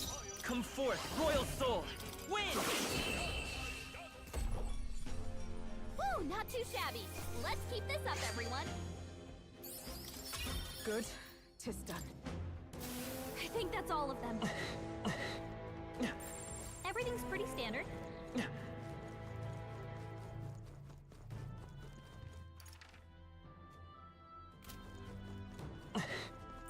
Yep, we're safe here.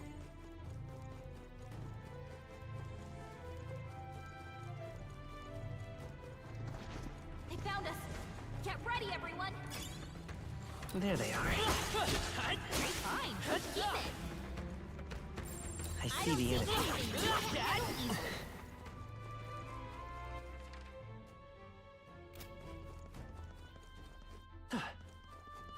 Right there. Freely. Got this? I bet there's treasure around here.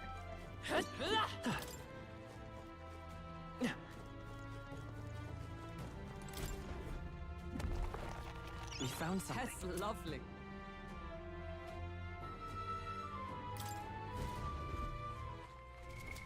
What now?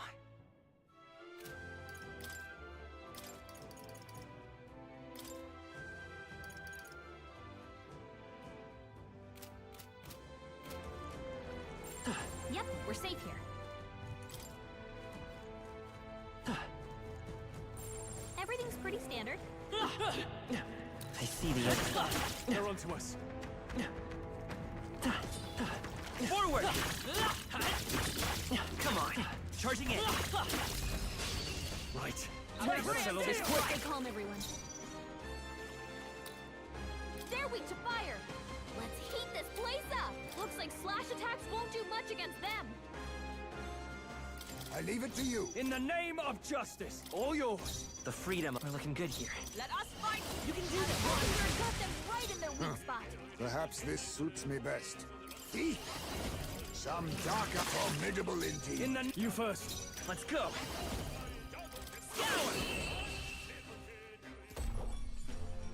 Okay, I don't think there's any more backup coming. Let's keep moving. I only hope this proves me more worthy. A new power to wield. Whew. That should do. What now?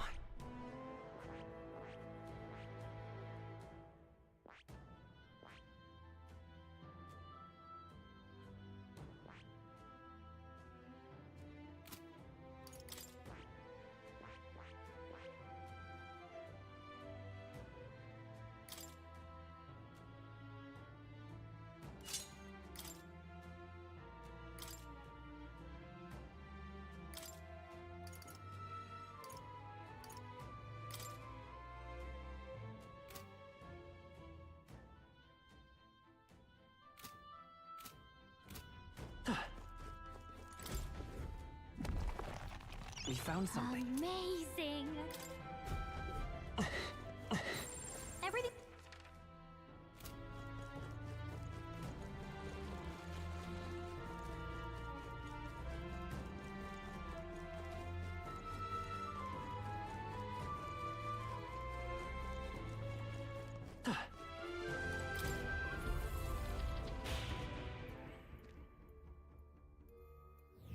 How about a break?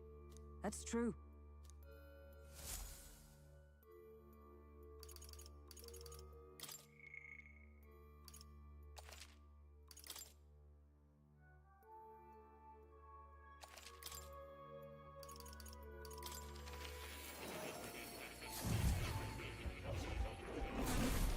Would you look at this?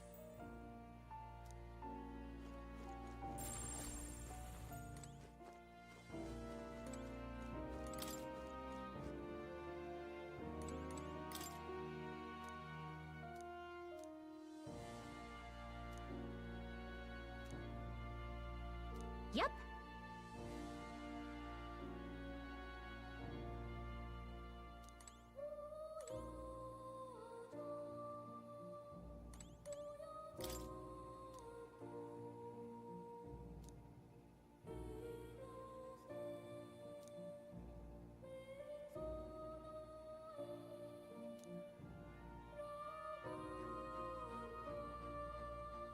Exactly. What now?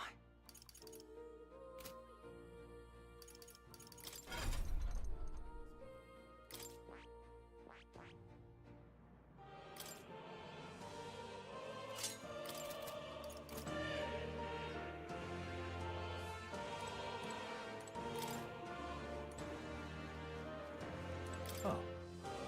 You'll come.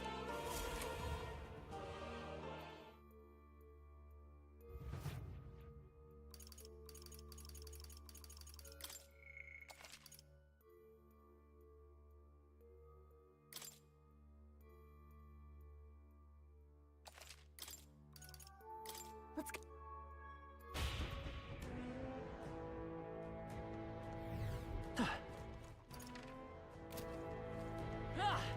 Right They there. look pretty weak. Forward! There are some enemies left. Stay sharp.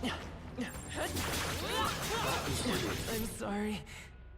Everyone. You can't! Get up, please! So,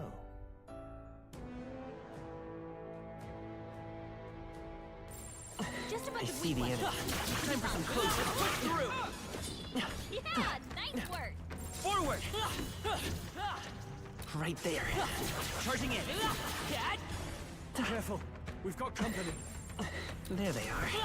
Forward! Our foes roam the area still. Right there. Hey, good one. There they are. All right. How's that? I see the enemy.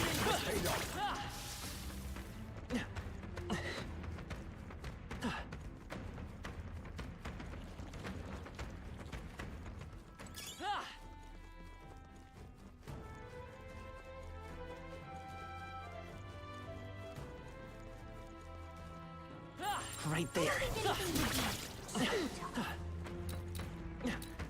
Time for some close call. Come and get it. Our foes roam the area still. This won't stop us. They're seizing their chance while Hulkenberg's anxious.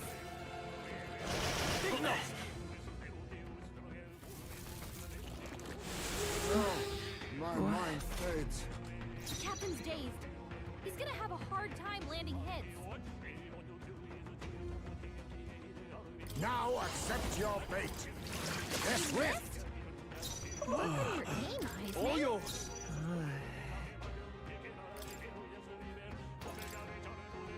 Me! The light is on! Don't get sloppy, Captain. So you're strong.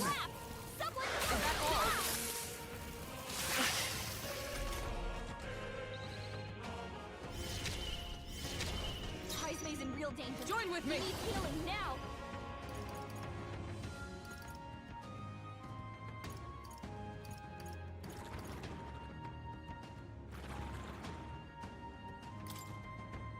It's up to you. Mockingbird got them right in their weak spot. I can barely think. Heismay's in a daze. Staying on the He's gonna defensive. have trouble aiming. Stroll's Okay, dazed. I'm all prepared. He won't land any attacks like this. He hit their weakness. Observe the enemy. That's your Let us opening, fight Captain. as one. Let's do this. One remaining. Satisfactory. Is everyone okay? You gotta heal up. I'm sorry. Someone, help him back up. Hey, hey, wake up. Some darker I don't want arts. to fight here. I shall vanquish evil. You first. Heismay's Is in everyone real danger. up? He needs healing now. Heismay, they've dropped your defenses. Only I one can't left. afford to hold Finish back. them off and we're I'll clear. hold my ground. Get her back up. My Heismay's Parthen's knocked here. out. Someone help him get back in the fight. Here. My spirit is unbroken. Not quite. Think. Come on, Let not like justice this. prevail. Someone help, please. Let's try this. Close one. But hey, a win's a win. Phew. Ah, Everything's pretty standard.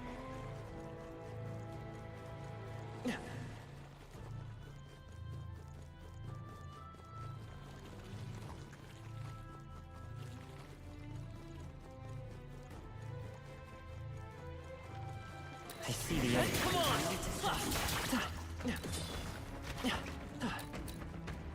Charging in. We'll be okay. Forward! I'm right here. Charging in.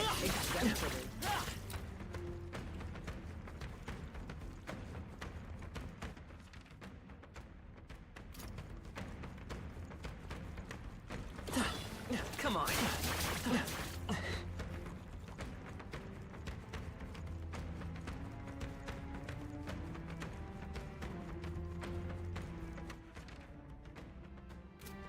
we've scattered them. Our efforts Right were there. not in vain.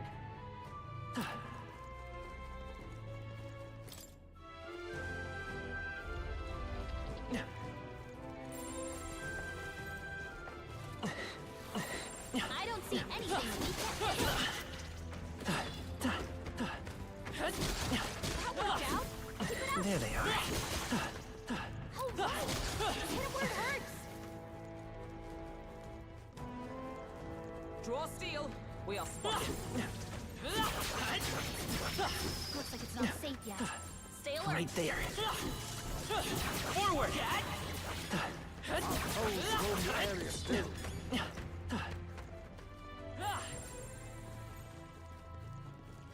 I see the enemy. Charging in. Time for some close combat. Push through. Forward. Time for some close combat. Charge! Let's give him a fight.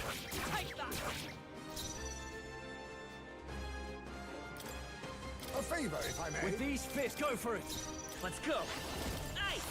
You hit their weakness. I stand That's your behold. opening, Captain.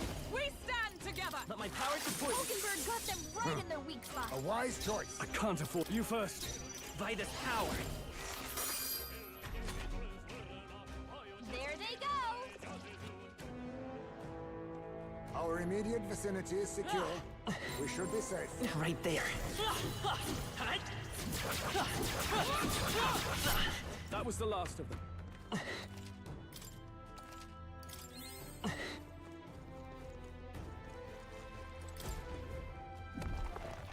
We found something. Our risk pays off.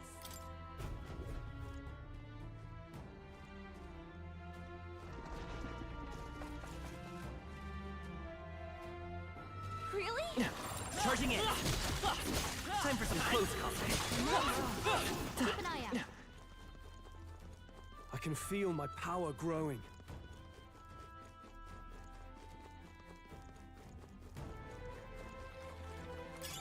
That should come in handy. There they are. Too bad. Nice work.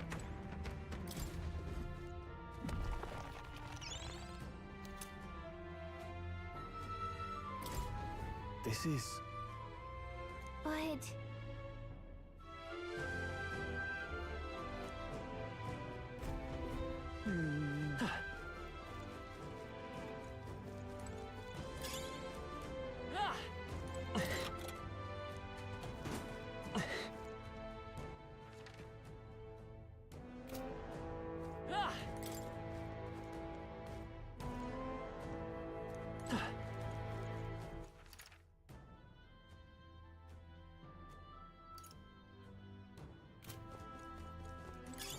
Nice find. Looks like it could be useful.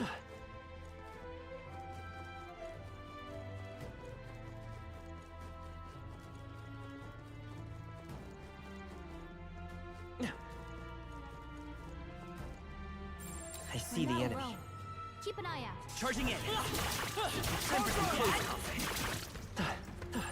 I'd say we're evenly matched. Which means you've got Okay. I'm back. I'm back-ish. Sakura Bakshino. Although, I am currently... Well, halos kababalik ko lang. I see you, Valcardo. Hello. How you do? Alisin ko na yung VTuber at work kasi hindi na ako at work. I shouldn't be at work. Yan. So, hello, welcome back to me. Okay, so that was a bit of a long break time. Sorry about that. Medyo napatagal kasi may training konti. Okay, training for a new queue sa isa sa mga LOBs na hawak ng aming account. And the other reason is well, nag-dinner pa ako. So naka BRB mode. Ano to? Ano tawag ako?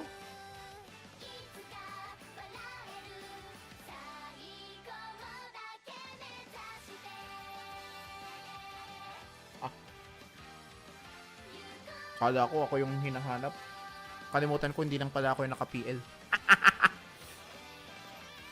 Hindi nga lang pala ako yung naka-plan lib. So, yan. Ako ay chill na lang. We're gonna finish reacting to this video. Tapos, we will be playing either Monster Hunter Wilds, Yakuza Kiwami, or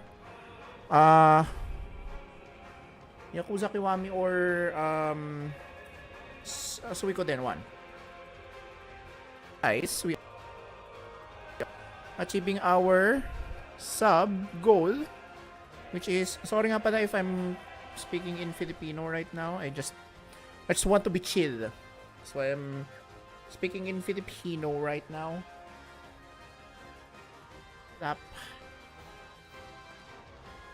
Mga pala, gagawin ko pa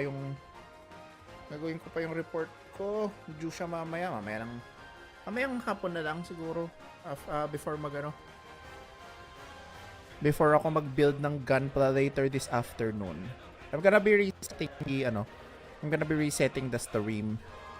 So yeah, we're currently in the 40 subs. Kung gusto nyo mag-push tayo for other content on the channel, we still have our 60 and 80 subs goal, which is 20 away. Pwede na tayo magsimula dun sa mga RPGs in the list here. May ano lang naman tayo, 1, 2, 3, 4, 5, 6 choices lang naman. Chrono Trigger, Undertale, Baldur's Gate 3, Okami, Suikoden 2, at saka Octopath Traveler. So that's just 6 choices. 80 subs, we will do the Excalibur 2 run for FF9, and then 100 subs, well, on cam tayo. So yeah, I still have to learn. Teka, I'm just gonna put this in the just chatting now. Just chatting. Yan. Done. Twitchy. Shout out Valcardo.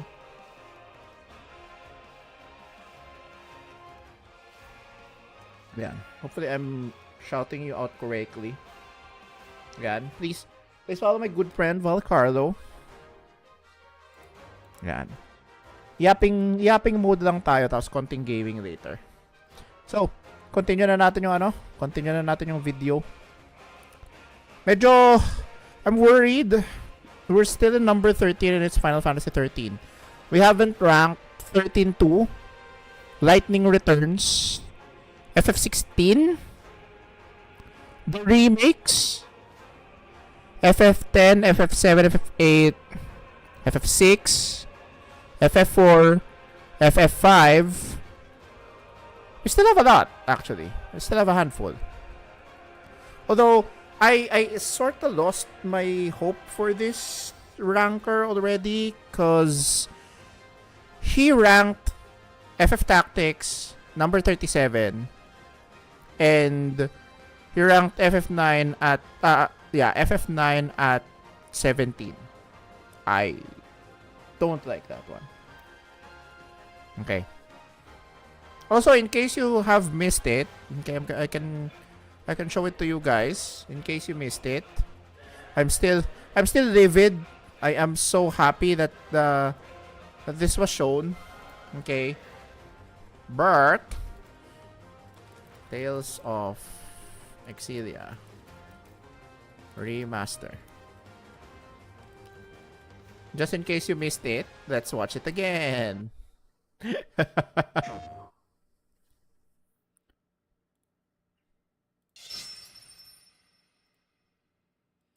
Fanboyed earlier in case you missed it, but I had my model on idle, so it didn't show much.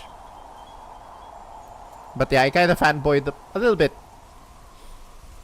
A little bit lang naman.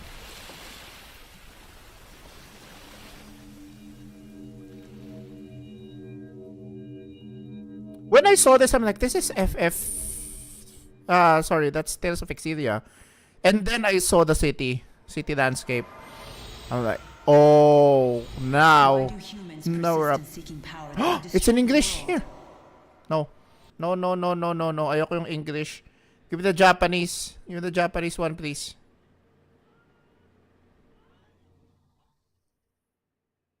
Why not both? That's the best question to ask. Why not both?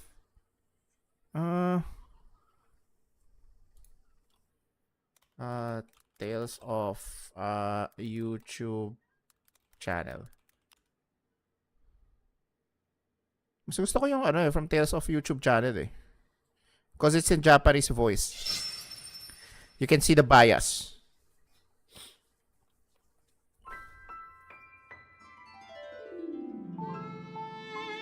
When I saw Fantasia, I'm like, they're remastering Fantasia? Buti na lang it's not that.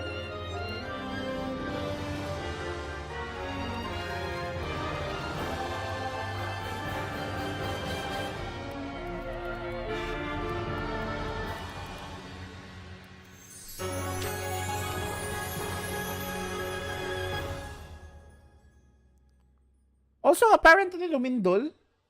I didn't feel it. Ngayon na lang daw. 12:43.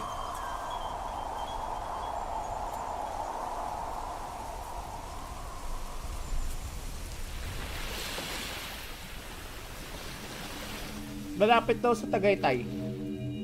Kaya na-feel ni, kaya na-feel ni Gil.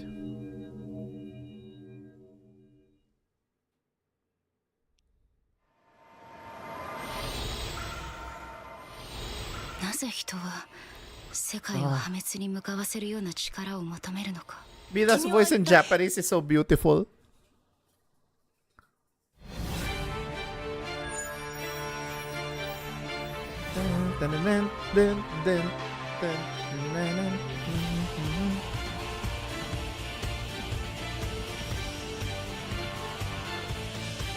Hell yeah. I can finally play the playthrough in the POV of Mila because I've never tried doing that before. I've only finished the Jude Mathis POV. I'll start with. Don't know which one to buy first, bro. ミラは本当に精霊マクスウェル？金はいただくが人助けをする素晴らしい仕事。友達いないから。執事のローエンと申します。どうぞお見知りおきを。ジュードは昔からすぐにそうやって言うんだから。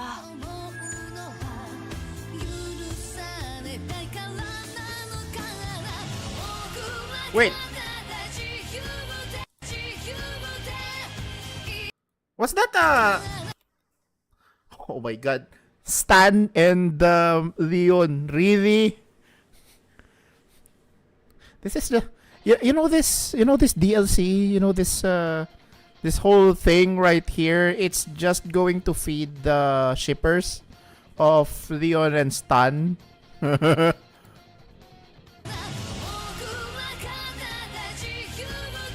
Wait. I want to take a photo of it. どうぞお見知りおきを。ジュードは昔からすぐにそうやって言うんだから。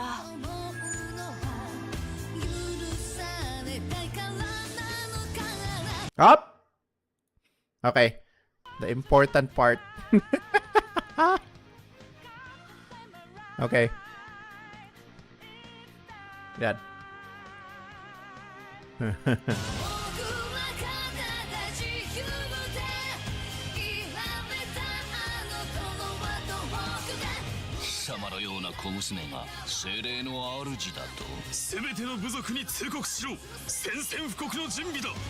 Oh.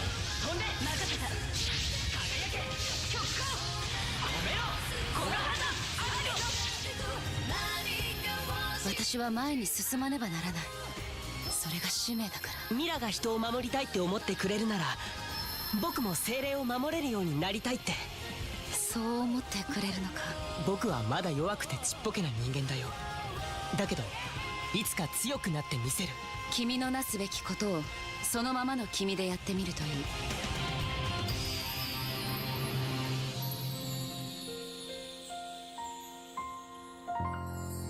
Ayoko yung art though.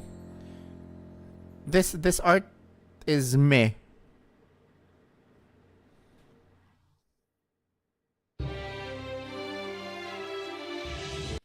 My biggest question is why aren't they remaking Tales of Exilia and Exilia 2 together? That's the only question that I wanted to ask. Otherwise, this is a good choice of a remake. A remaster.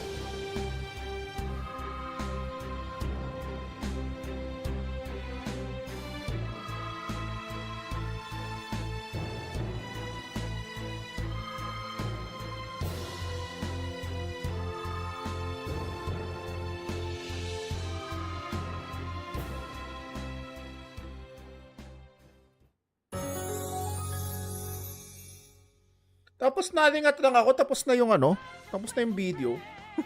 It really is just a trailer. I mean, I have no complaints, but yeah, I was expecting a little more than just that. Maybe, a teaser for a new Tales of game, but it's Bandai Namco. They're gonna cash grab all the old games first before they release the new one.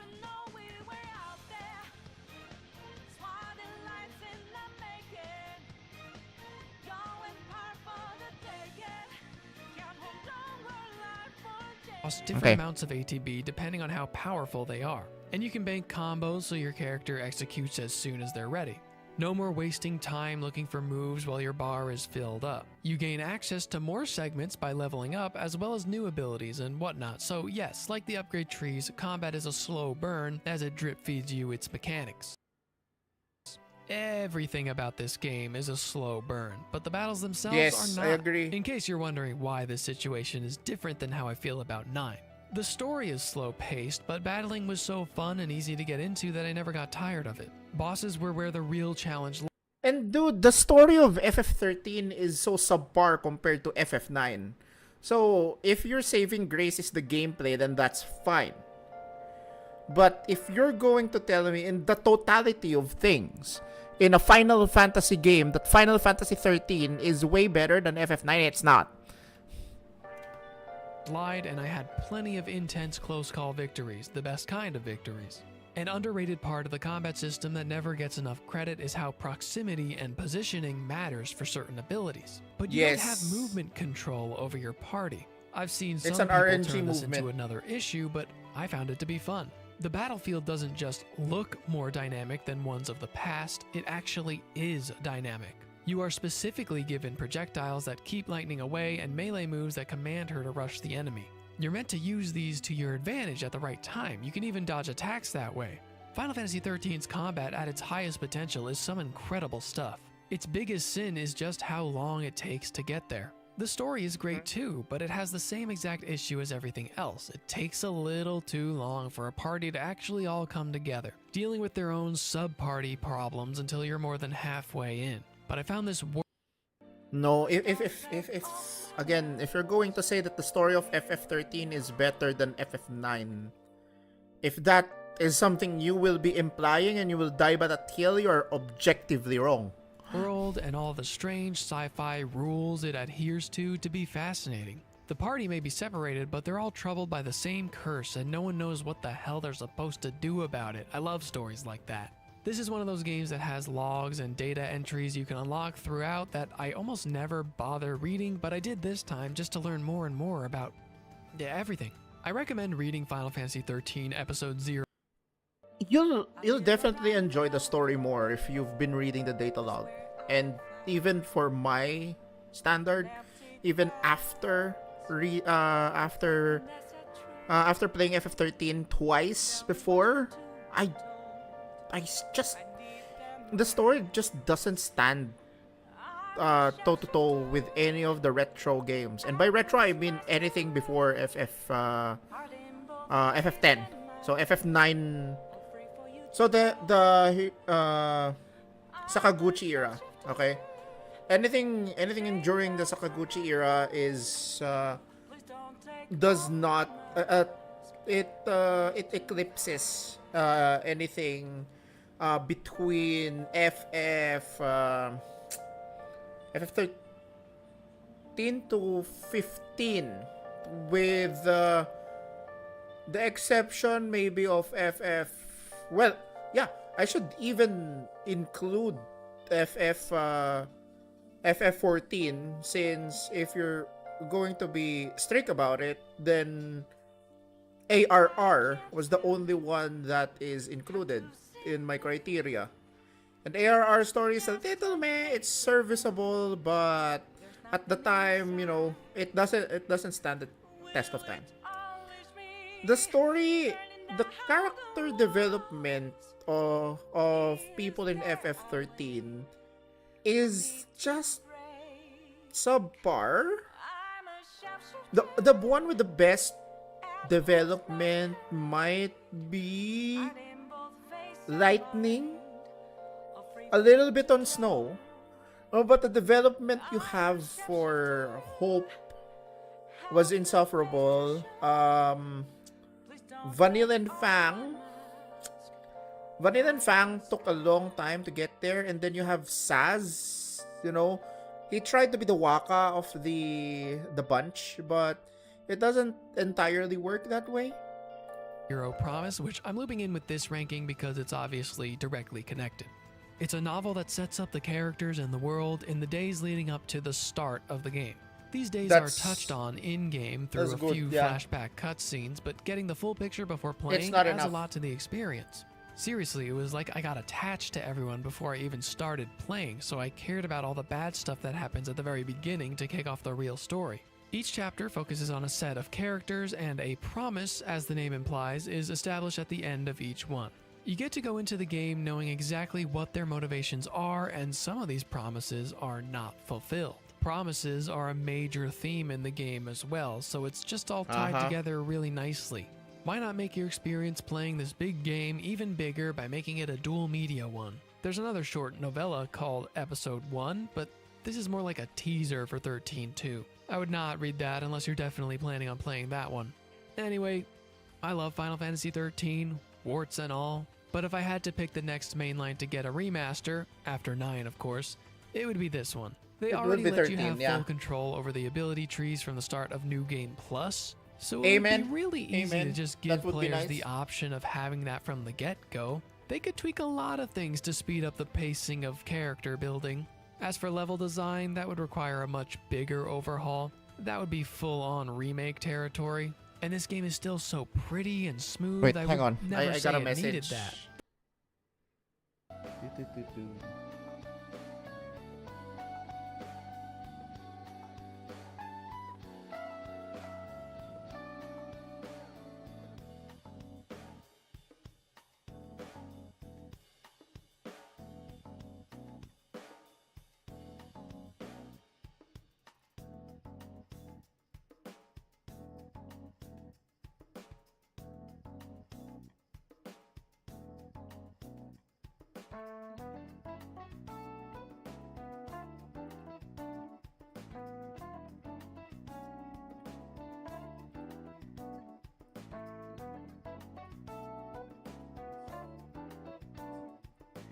The laters.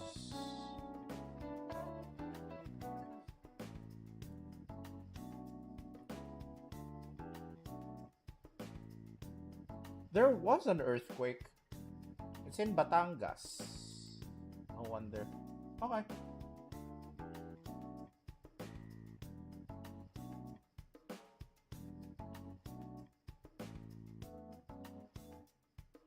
Okay. We continue. The modern port on Steam kinda sucks for various reasons, and I hate that they left it like that, but mods can fix it. I just want there to be an easy and definitive version that officially I don't fixes want some relying on problem. mods to fix Regardless, things. I will be going back to 13 someday, exploring more side quests on Grand Pulse, and checking out New Game Plus because it was a wonderfully unique RPG experience. I recommend tuning out the haters and trying it yourself. Number 12. FF4? Are you sure about this? FF4 on 12? Here it is, the game I give the best first Final Fantasy award. Final Fantasy IV, I think without question, is the one to try first if you want to get into this series but are unsure about it. FF9. FF9 is always the best.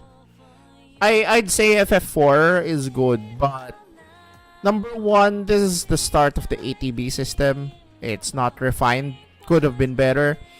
Also, you might not want to start off with the Final Fantasy that gave you the most odd number of playable characters in a party. It's 5.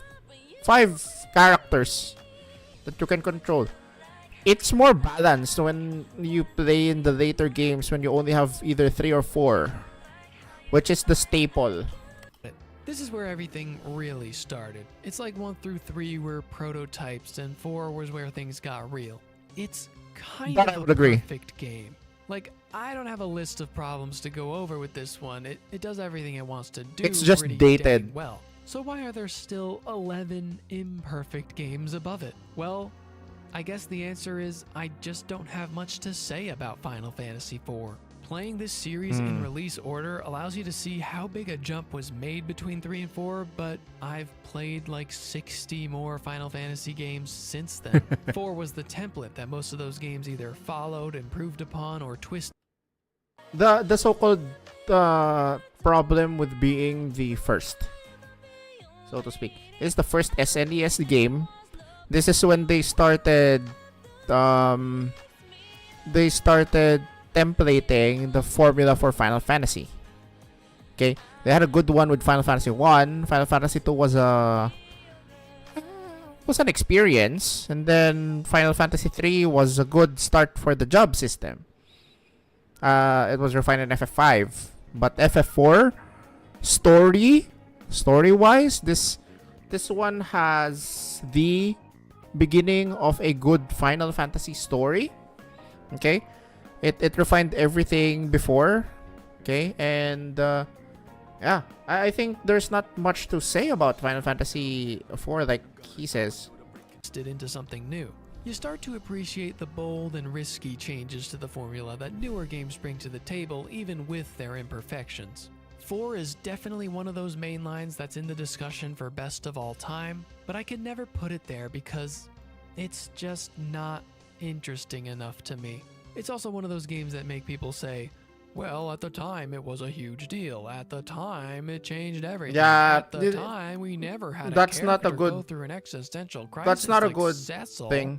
Okay, yeah, but we got a whole lot of that since then, haven't we? Since then, and I do think exactly. most of those examples showcase the existential crisis much better than 4. The most personality we've seen up to this point was Guy talking to beavers in Final Fantasy II. We have a whole cast of characters in 4 who I love, but not as much as the ones we got later. Characters who have more to do, more to say, characters whose voices I can hear and can express more human emotion than a text box. Even the very next mainline, 5, came with a big upgrade to character animation. But these are all reasons why you should play 4 early, unless you're bold enough to start at the real beginning with 1. It simply makes for such an easygoing, tight, replayable experience. Aside from the first game, it is pretty definitively the shortest mainline. It does not waste your time.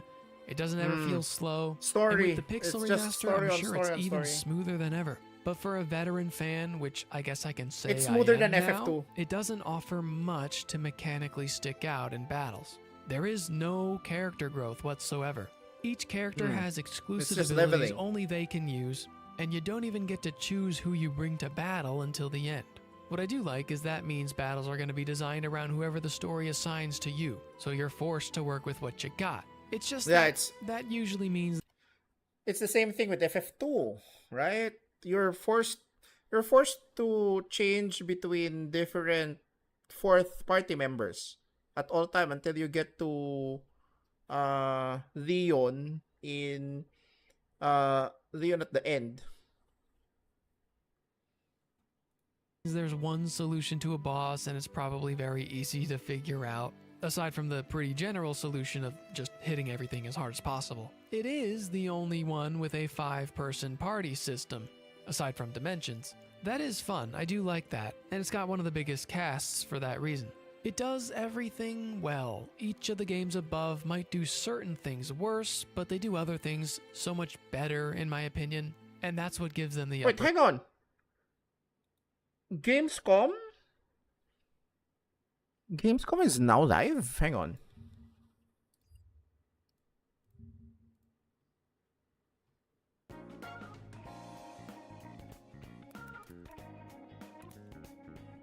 Having 2 monitors.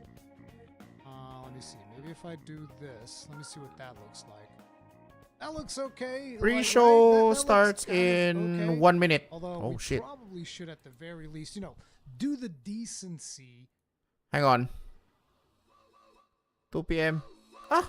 Mamaya pa pala eh. Sige, mamaya na. Tuloy natin to. Final Fantasy IV is a fantastic game. Everyone should play it. I don't know what else to say. It's getting harder for me to articulate why the games belong where they do, but I'ma keep trying. Give me another problematic game, please. Number 11. Wait.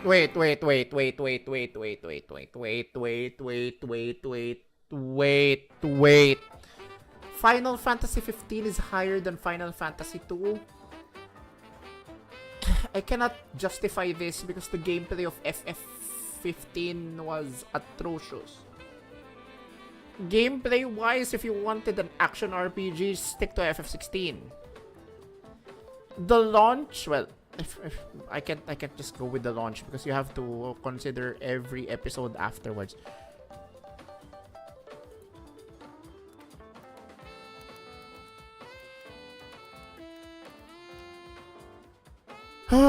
Okay. This is starting to get more disappointing by the minute, but sure.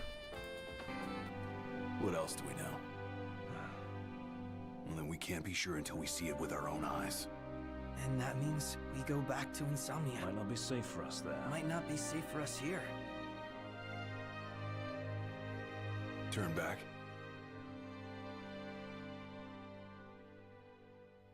No.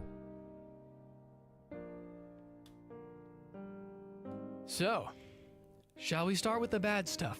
Another Yes. major pacing issue here. Much of this game is kinda driving around and chilling, killing a few RoboCops as you get from point A to point B in a big open world setting. When the story really kicks off, it becomes totally linear, and you're on a fast track to the end before you can even the say, end, wait a minute, yeah. that was the whole story? The pacing is hurt even further by the multimedia story approach that requires viewing a feature film, an anime, and a short story before playing. And then afterward, playing a little game. DLC that was made to fill in obvious plot holes placed there seemingly for the sole purpose of making Purpose of DLC. selling, And yeah. then reading a 400-page novel that covers the story of the rest of the canceled DLC. The best, most accurate, most popular word used to describe Final Fantasy 15 is mess. Just search Final Fantasy 15 mess on YouTube, and you'll find multiple videos all about how much of a mess it is. But bless this mess. I thought people were going to be mad at me for having 13 as high as it is, but 15 is still fresh enough in people's heads that this is probably really going to hurt. I put it above Final Fantasy 4. Oh my god. Yeah. What was Tactics? Fuck 37? you. Well, let me ask you this if you're a 15 hater. Did you play it on day one? And have you been Yes. hating it ever since without ever going back? Just so you Yes. know, next year, 2026, is going to be the 10-year anniversary of... I was there since day one, and I've been hating this game since day one. If it needed this much DLCs, again, if this is a single player game and it needed this much DLCs to make the story even palatable, it's not good. Of you constantly whining about the same video game. But I'm not here to entertain those people. Maybe you have played Modern 15 and all its DLC, and you still hate it. That's okay, that's valid. But I more and more am seeing people come out as fans. Let me tell you why. Final Fantasy 15 stands out among all the rest for so many reasons. I love the half-modern, half-fantasy aesthetic. I love that they went for an all-male party to drive home the theme of brotherhood. Did he mod the Half-Life armor on Noctis? I love how the characters talk so realistically. I love Yoko Shimomura, and controversially, I love the multimedia approach. You can't deny that this game's shot for The multimedia approach is fine. Maybe it missed a little But bit, again, but it sure was a roller coaster along the way. If the game needed ago, that I was much raving just about to how the one elaborate on novel its that was story, attached then to it's Final not a Fantasy good 13 game. genuinely It's not a added good lot story to my game. enjoyment of that game. 15 does this like 5 times over. That book was optional, but most of the 15 extra stuff should not be. The biggest problem with 15's multimedia approach is that most of those other releases attempt to stand on their own. The actual game has no mention of that other stuff, not even Kingsglaive. Kingsglaive should not be something I still have to find via an on-demand service and pay $5 to It should be rent. available on That should YouTube just now. be in the game. So should the anime, so should the prologue parting ways thing, and screw it, throw in a King's Tale. Why not? Like literally, why not? King's Tale I can know go film suck it. distribution rights are a whole thing. But my point is, you guys should have made moves to ensure you could pair it with the game at some point. Even if it meant you couldn't release it in theaters or something. It is important enough to make that sacrifice.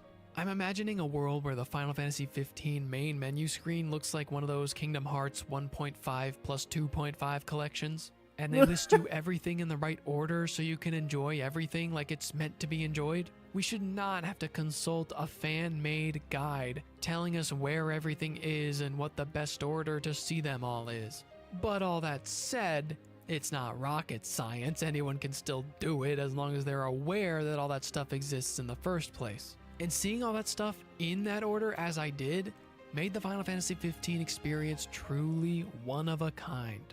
The things I ranked separately were found fairly low on this list, but that's because none of them are as interesting as the sum of their parts, and they all come together through the game. I already talked about how the anime in particular made me fall in love with the crew, if you remember all that time ago. Prologue Parting Ways is a super short story that isn't too special, but it's meant to be read like right before you play, so it's worth reading it for building up that last bit of hype. The base game itself is pretty short compared to other double-digit mainlines, but it does have a lot to explore with the open world and all. I will give a fair critique to the combat system. It is one of my least favorites. I just It's kinda the most spammed atrocious attack for combat most of the system. time. Never really figured out what I was supposed to be doing because it didn't really matter when you could just revive pretty much as often as I never experienced a game over in this game at all until I've finished the story. Flew the frigging regalia to the Piteous dungeon and I missed my landing. That's the one time I experienced a frigging game over in this game. That's how easy it is. as you wanted thanks to the emergency Phoenix Down thing. It was fun playing as the other party members every once in a while, and I know this was patched in later, but I wish it was better implemented and you could switch mid-battle. Each one of the boys has a different moveset from their respective DLC episodes, so it added some variety. Oh, and these boys. I love these boys. The camaraderie they have and the way their bonds get tested throughout this journey was probably some of the most realistically depicted human-to-human relationships in all of Final Fantasy. It's perhaps the game's biggest strength. And those emotional peaks are enhanced I would agree with that. fold, with Yoko allergic to making a bad track Shimamura putting her godly talents to work. The DLC episodes push this even further by highlighting the great sacrifices they made to help their friend to his destiny. Sure, they take place kind of awkwardly within the main story, but being separated makes more sense when you play them. Episode Arden is a much deeper experience, and the only one you still have to pay for anymore. It's like $2.50 on sale, don't complain. It's well worth it to be able to play as him and cause so much destruction. Arden is one of my favorite villains in the series. He's such a conniving bastard.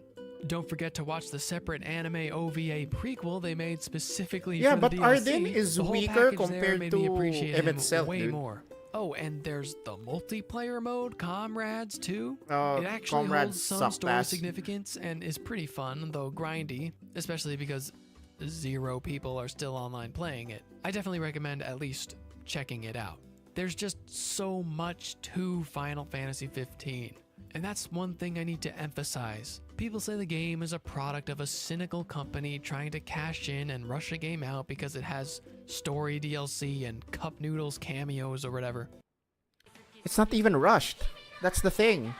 It is not rushed. It was cooking for 10 years. Shit is not rushed. It's a product of Tetsuya Nomura being relocated from FF15, or rather FF Versus 13 to Kingdom Hearts 3. And look at what happened. Both of them sucked ass. But the team that made this game Because and Hajime kept Tabata making had it for to years after pick its up the release slack. by listening directly to fans and putting in all kinds of extra stuff for free, they deserve so much more credit for that. And they were cut short. Oh, it's such a travesty we missed out on those other DLC episodes. Like they gave us a taste of the increased scale and scope with episode Arden, and then no more. And then The bam, stories no of more. The canceled DLCs sounded so great that it made me sad to read them. We were robbed of a Luna and Aranea girls road trip, as well as an epic alternate ending to the whole story. Though I still prefer the ending we got, this is an absolute must-read if you enjoy 15 as much as I do. There's a silver lining to the fact that FF11 is ranked at FF15 is ranked at 11, because that means FF16 is higher, and that I would agree with. I will award it, in fact, with Best Novel in the series, Dawn of the Future. Since it is the last thing you're meant to experience on the wild multimedia ride, I was surprised how well it capped the whole thing off. So yeah, if you think this game has too many problems to be this high, that's fine, but I chose to highlight all of the good that it does. I didn't love every part of Final Fantasy 15, but the more time I spend away from it, the more... And yet you failed to highlight every good that FF9 had. I don't know, man. You've lost credibility to me. I miss it. Someday I will return, but in truth, if I would choose just one game to get a full mainline sequel, this would be the one. Wait, a sequel to Final Fantasy 15? What's there to have a sequel with? The conclusion of FF15 was definitive. It needed the sacrifice of the whole Lucis Skylum bloodline. and now the Star Scourge is gone. So that means there's nothing more to how do I put this? There's nothing more to show for the whole story afterwards, unless the novel has something more to say that I didn't catch because I didn't read. Hen. So, if we have Okay. to bring the old world This is fair. in order to build us a new one, Given his track record of, putting gameplay over the story, I feel like I would understand the ranking of FF16 to number 10, because as much as the combat is good for people who are fans of action RPGs or action adventure games, the side quest is very MMO for a single player game, so it doesn't stand the fun factor. It's not a good fun factor. Sure, it has a rewarding world building lore that it shares with you, but other than that, the way it is presented, again, gameplay is part of the story presentation, and if that part of storytelling is bad, then it will sour a little bit of your story experience. what say you? Are you with me?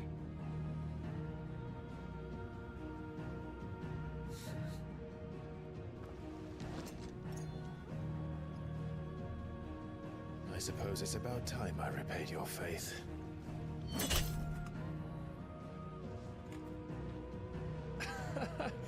You could have just said I. I honestly believe this game is only controversial because it's the newest one, and everyone's got to pick it apart, as they do with every Final Fantasy. 13 and 15 have real game design problems that have the potential to ruin your experience. 16 has nothing nearly as wrong with it, and I'd go as far to say most problems people have with Final Fantasy 16 are not about what it fails to accomplish, but about how it's not the game they wish it was. They wish it was.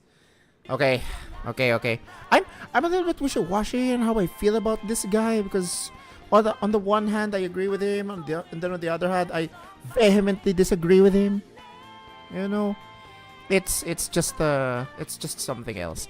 But in terms of FF16, there are only two scenes that I can pinpoint. I already mentioned number 1. Number 2 was the fact that the world is barren. Okay? It's understandable.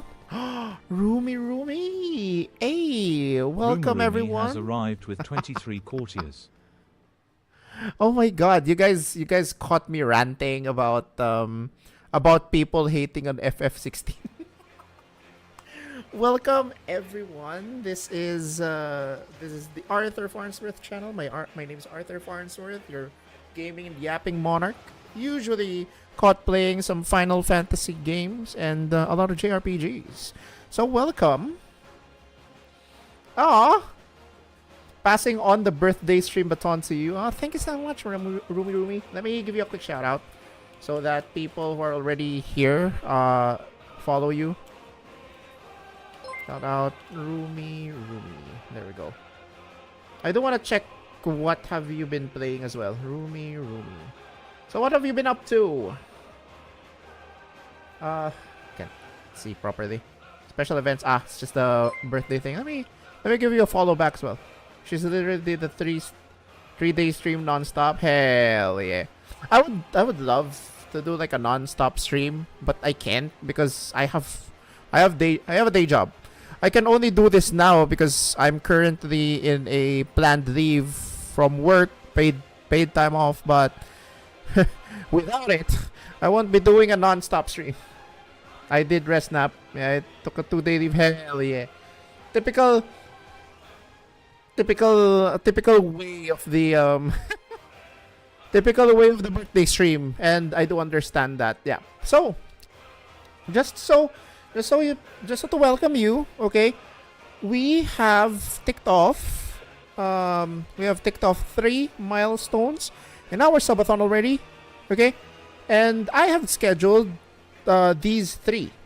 On Saturday, we will do the multiplayer with the community. Reddit deep dive on Thursday, and on Friday we will have karaoke chaos. 2 hours of non-stop, 2 hours of non-stop singing for you guys. Anything you request. It doesn't matter if you're subscribed to the channel, you're just passing by, you wanted to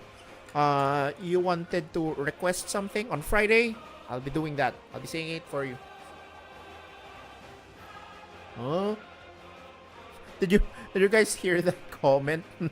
It's Rumi. I should sing Golden. I might do that on Friday.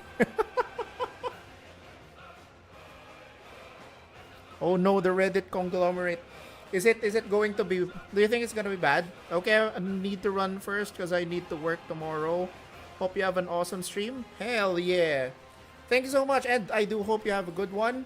I'll try to catch your streams at some point, maybe tomorrow while I'm building some gunpla. I will be putting in some things there. Which one you looking forward to? I'm looking forward to the karaoke chaos, not gonna lie. I am I am excited and nervous for any songs that people might request, because I will not be putting any song that I'm familiar with unless people will request it. Okay? So, yeah.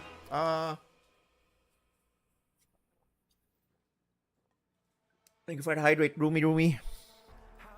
I'm assuming people will be requesting songs like Lava Chicken and Golden, maybe Soda Pop. The Jet to Holiday song, I'm pretty sure those songs are gonna be requested for Friday. the brain rot songs, yes, basically. So I'm looking forward to that. The Reddit deep dive, I'm also looking forward to it because I have not done a reading of posts from the subreddit Ako Ba Yung Gago, which is the Filipino translation to Am I the Asshole? Okay? So it's way funnier, especially if majority of the people watching you are Filipino, you know. There's something more relatable when you see it on your in your native tongue. So yeah, if we get to the last 3 milestones, then I'm looking forward next to the grand finale, which is again another karaoke stream, but this time it's going to be a live cam. Okay, I'll be saying goodbye to the VTuber and I'll be showing myself. Okay, and it's gonna be my own set list, so that's something I'm looking forward to. The rest, 60 and 80, basically they're just additional content that we can be showing in the stream. So yeah. So for context, those of you who are coming in from Rumi's stream, I'm currently watching this video entitled "I Beat Every Final Fantasy Ever and Ranked Them." Yo, Lord, I'll just call you Lord. Not exactly sure how to pronounce that. Vileo as well. Thank you so much for the follow. Appreciate it. So yeah, I'm just reacting to this. He actually ranked like how many games? 67. He's ranking 67 Final Fantasy games, and I'm currently at number 10. So this is a 5-hour video in case you guys are interested in reacting to this. You guys are fans of Final Fantasy games in general. He even ranked all the spin-offs, so I'd say kudos to him, even though I disagree with some of his positions about some games. How did he rank FF14? Where did he put FF14? Hang on. He ranked it a little low. He ranked it at 15. Okay, he ranked it at 15.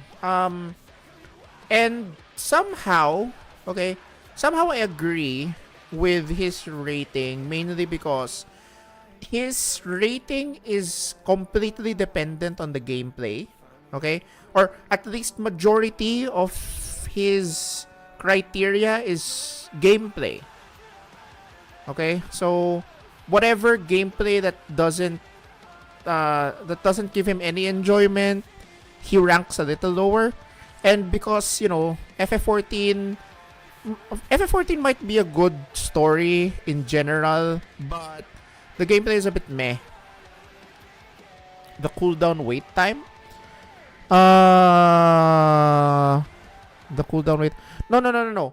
It's more to do with the how you get to point A, from point A to point B. It's kind of automatic at some point, right? It's the issue with the MMO problem. The combat itself, when you do the hardcore content, you can feel the difficulty of FF14. But if you're going for just the casual stuff, it's really easy, right? So yeah, I think I understand in a very casual perspective, just playing through the story.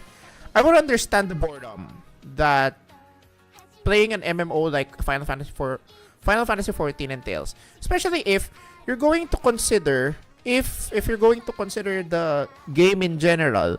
You start with ARR. It's a little boring. You get to Heavensward. You get amazed by the story of Heavensward.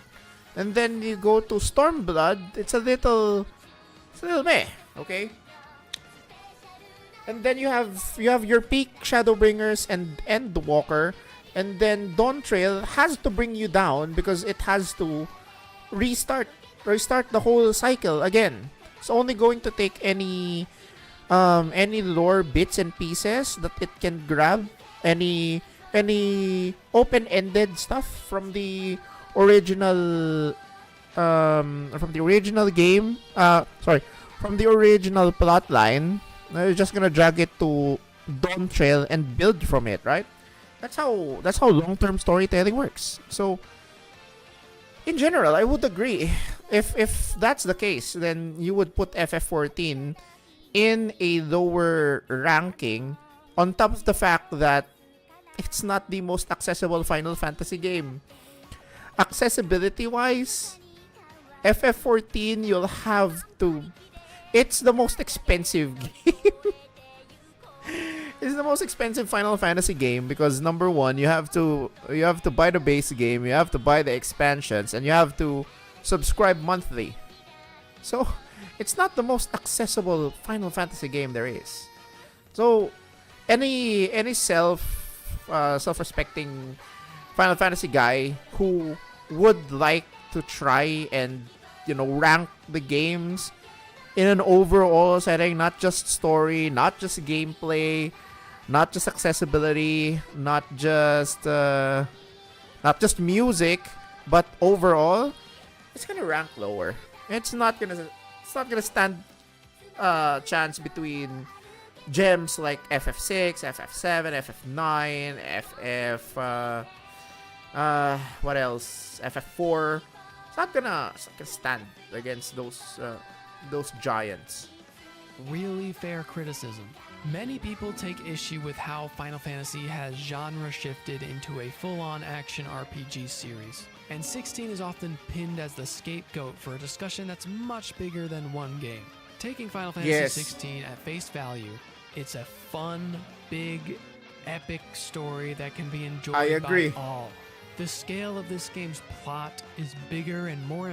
The only before Rumi arrived, I was saying that one of the main things that I disliked about Final Fantasy 16, aside from the side quest formatting, was the barren world. Barely anything is there. Okay? Like, you're just there to admire the scenery, and then you realize, oh snap, there's not much enemies. Okay, there are not much landscapes. I mean, the world, I would have expected it to be a little more expansive than what was presented in FF16, but because, you know, Yoshi P had an experience with Final Fantasy XIV, he tried to put in some FF14 formulas into FF16 that didn't work. And, you know, the world scale is one of them. Ambitious than any of the others. There's so much more dialogue and lore to see. You get to witness every major canon I'm event surprised from his Clive's favorite life trap firsthand. is You're with not him the one of the whole combat time. ones. I think I gotta give the best writing and voice acting award to this one. We all love Ben Starr. I mean, I have some personal issues with him, but we have to give credit to the rest of the cast too, who all deliver fantastic performances. Best writing. FF14 had better writing, but then again, they're the same team. So, when it comes to the single player games, I would agree. Best writing, FF16, hands down. Performances with each other. We've been getting new Cids for over 30 years, and the fact that the newest one is in the running for best of all time is a testament to how great the characters are in 16. This is a very lived-in world. It feels like you can write books about it, and it kind of did in the Hideaway's extensive library and active time lore system. Oh, that's another thing I love about this game. It's the only one with a hub area you can call home. It's filled with a bunch of different characters that start out as the usual basic NPCs you don't think much about, but by the end they're part of the family. They all have their own little arcs you can be a part of if you take time to talk to them or help with their side quests. That's one criticism I definitely don't understand. People say the side quests are boring. I loved them. I thought they were better than the average Final Fantasy side quests because almost all of them involve people who matter to you in one way or another. That is the strength of the side quest portion of FF16. The story, the involvement of every NPC that gives you a quest, they really involved in the world. That's the beauty of the side quest. Granted, you only go from point A to point B, and then you do some tasks like that, like an MMO. But other than that, I mean, what else would you expect in a world that is facing political strife and an apocalypse that's about to happen? Nothing. Just random guys who want you to fetch a thing over there.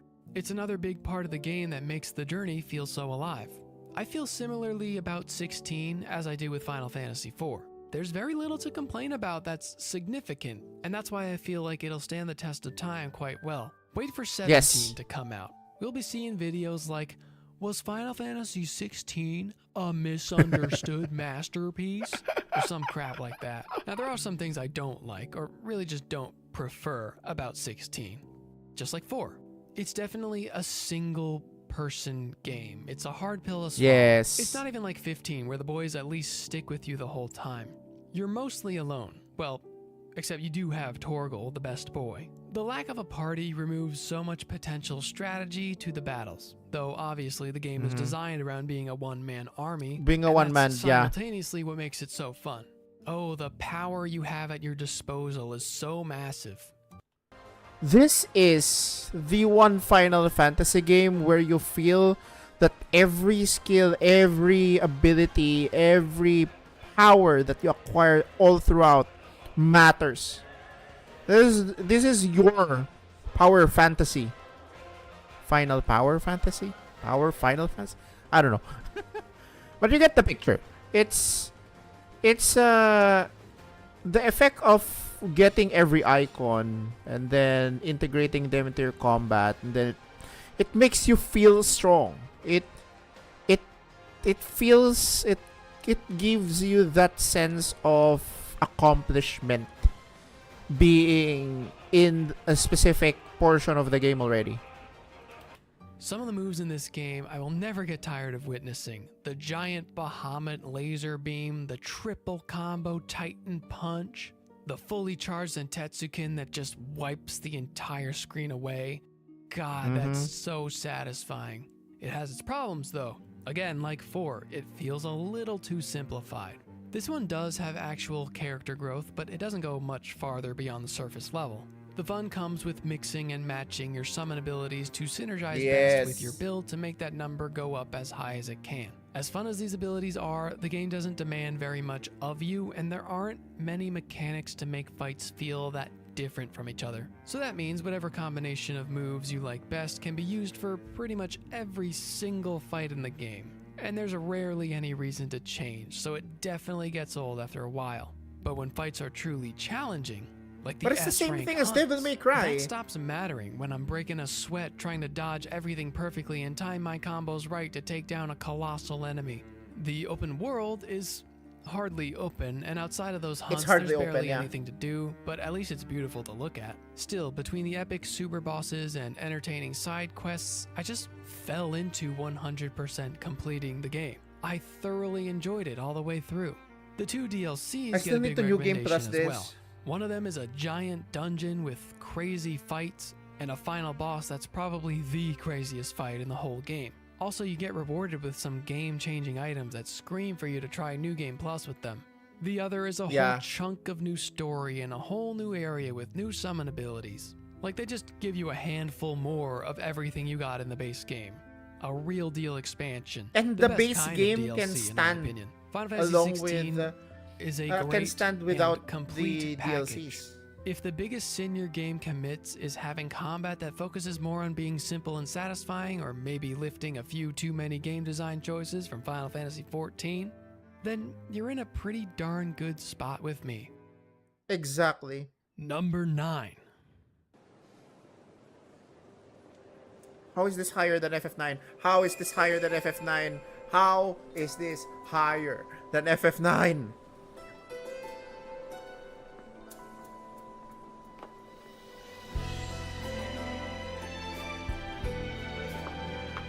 And you put it at 9. This is a disgrace.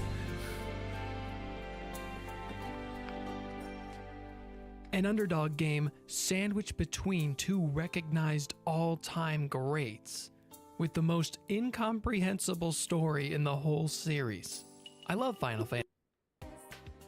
He mentioned it. The most incomprehensible story in the whole Final Fantasy series. Couldn't agree more. Fantasy 8.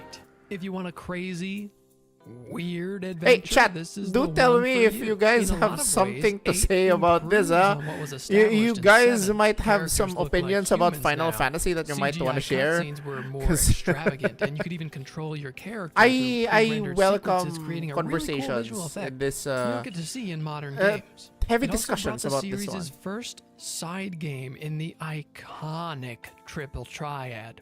Such a brilliant idea. I hope I they would agree. start One of the best side content in Final Fantasy is the card games. If Tetra Masters from FF9 had the same same treatment that it got from the implementation of Triple Triad in FF8, it would have been a good side content. But no, unfortunately no. The best you can do with Tetra Masters was the tournament, which was integrated into the story. started a tradition for mainlines if it weren't for 9's horrendous follow-up. I've called a few Final Fantasies dream-like, but what's unique about Final Fantasy VIII is that it's kind of a nightmare. The whole thing was so eerie to me, and part of it for sure has to do with that flat PS1 lighting and style.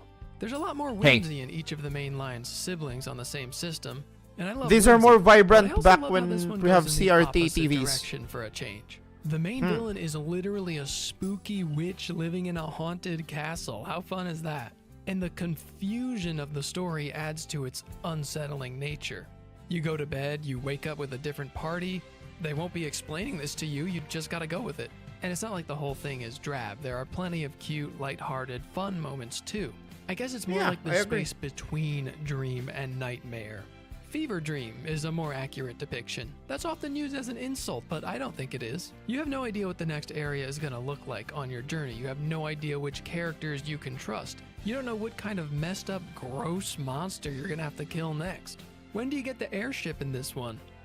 You don't. Your main mode of transportation is the school. The entire school just flies at some point and you drive it.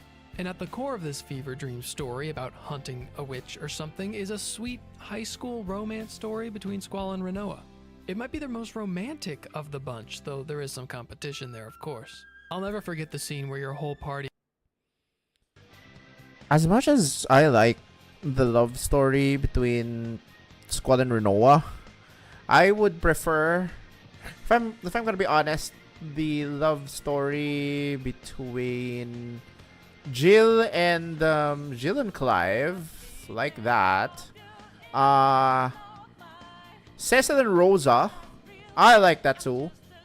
Garnet and Zidane, really nice, quirky, but if I'm gonna talk mature, I would prefer something like Jill and Clive.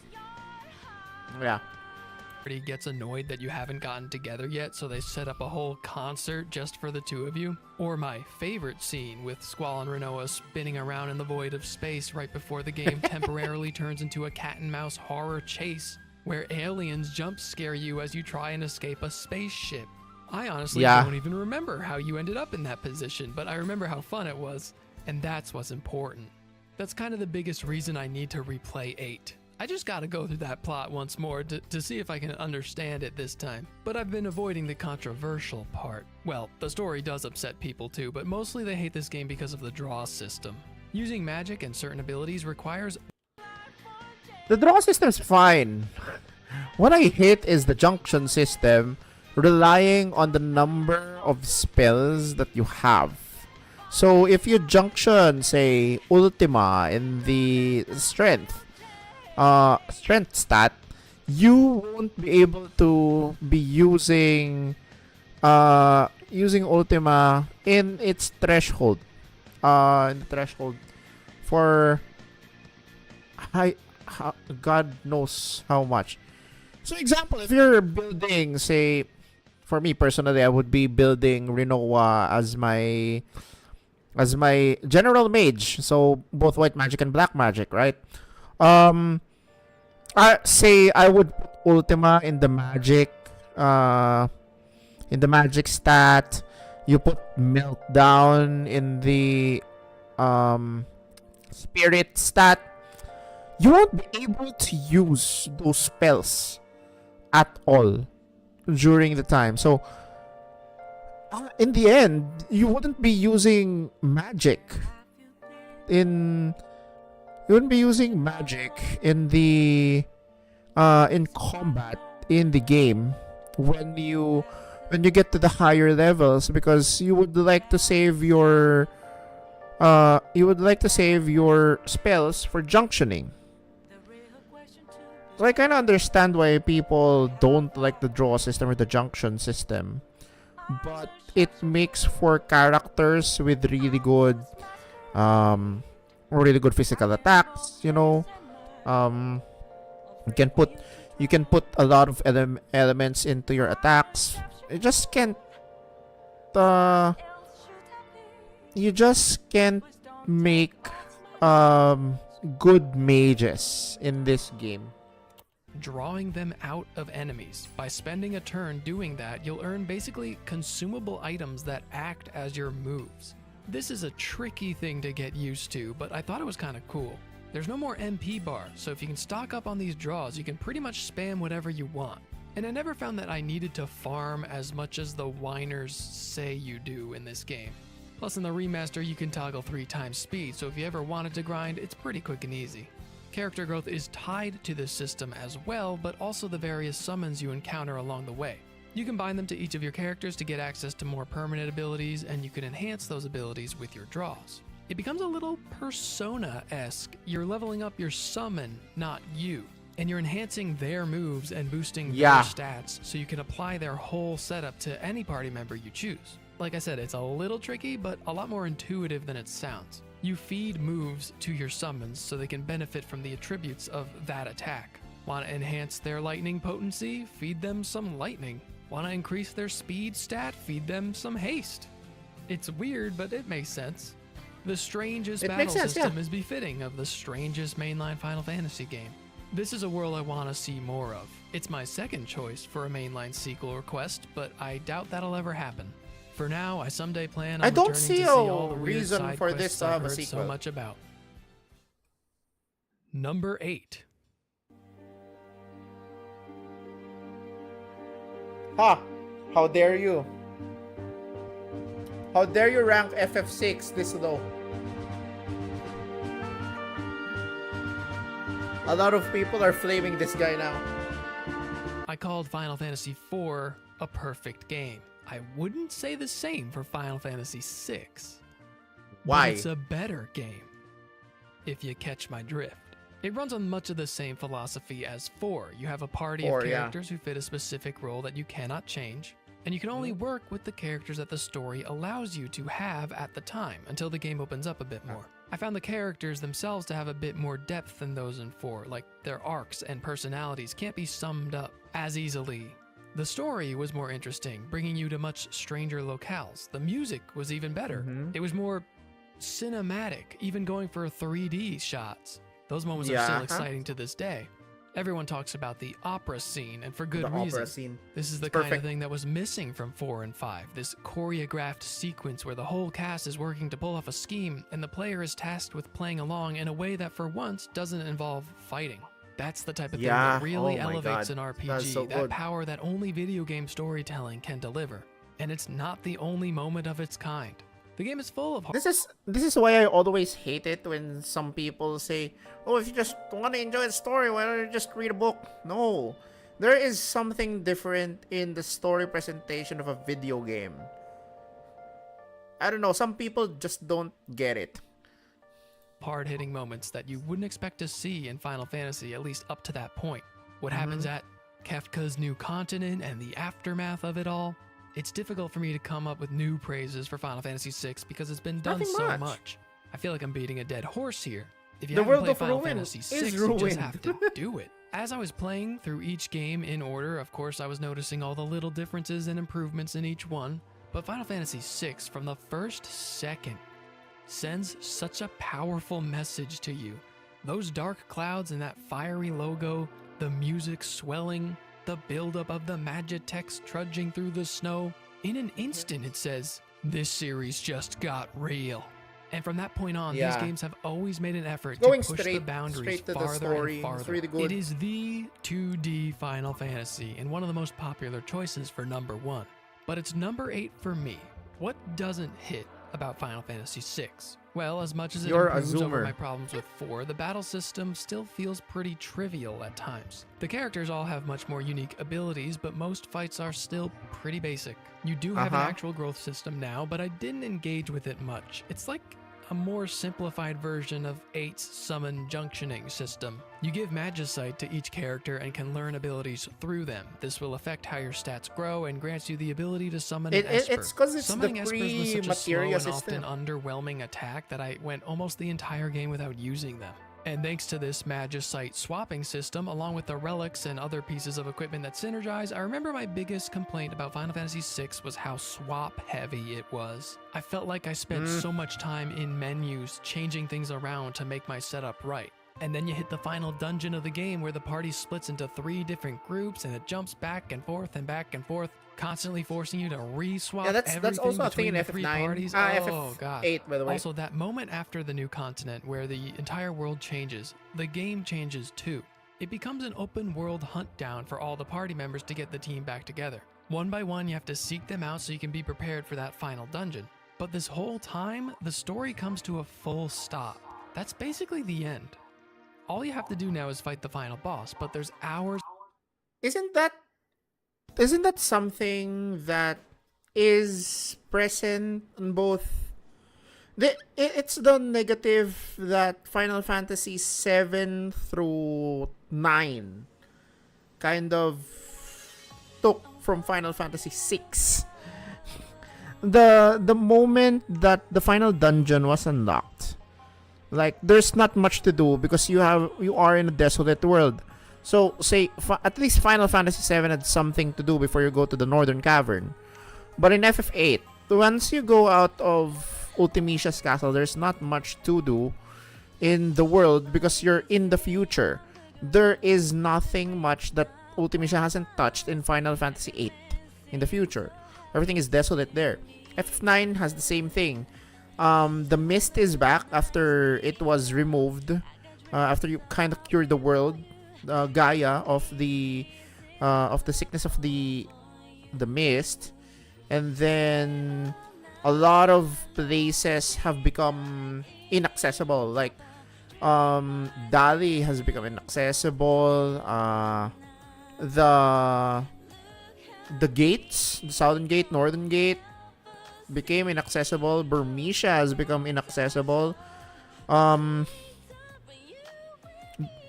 only notable areas that are accessible at the time would be Daguerreo, Lindblom, Alexandria,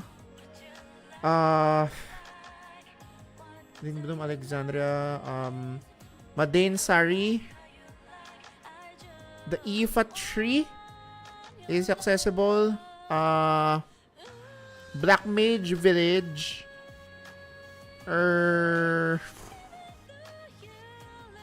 What else were accessible at the time?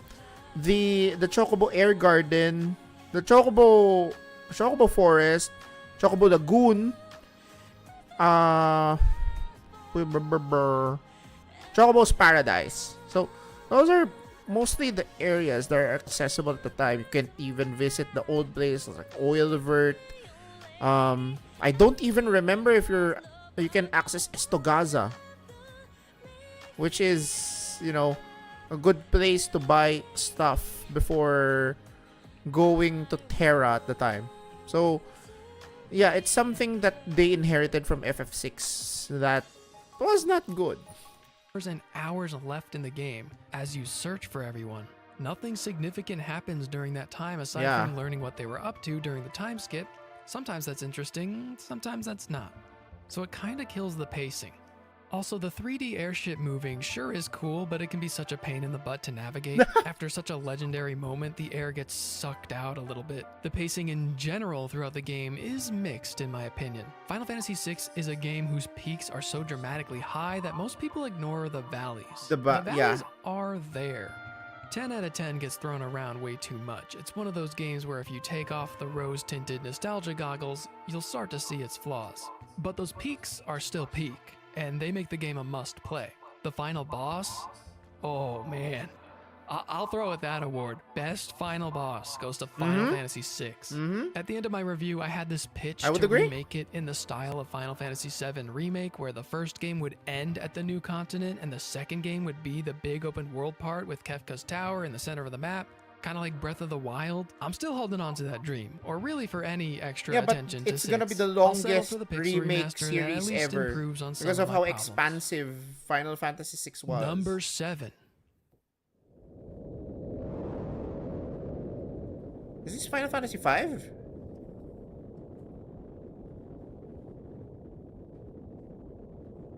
Is this 5, right? Because it's starting in with a falling meteor. Yep. It is Final Fantasy V. Okay, I'm interested. If there's a Final Fantasy that could rank higher than FF6, it would be FF5.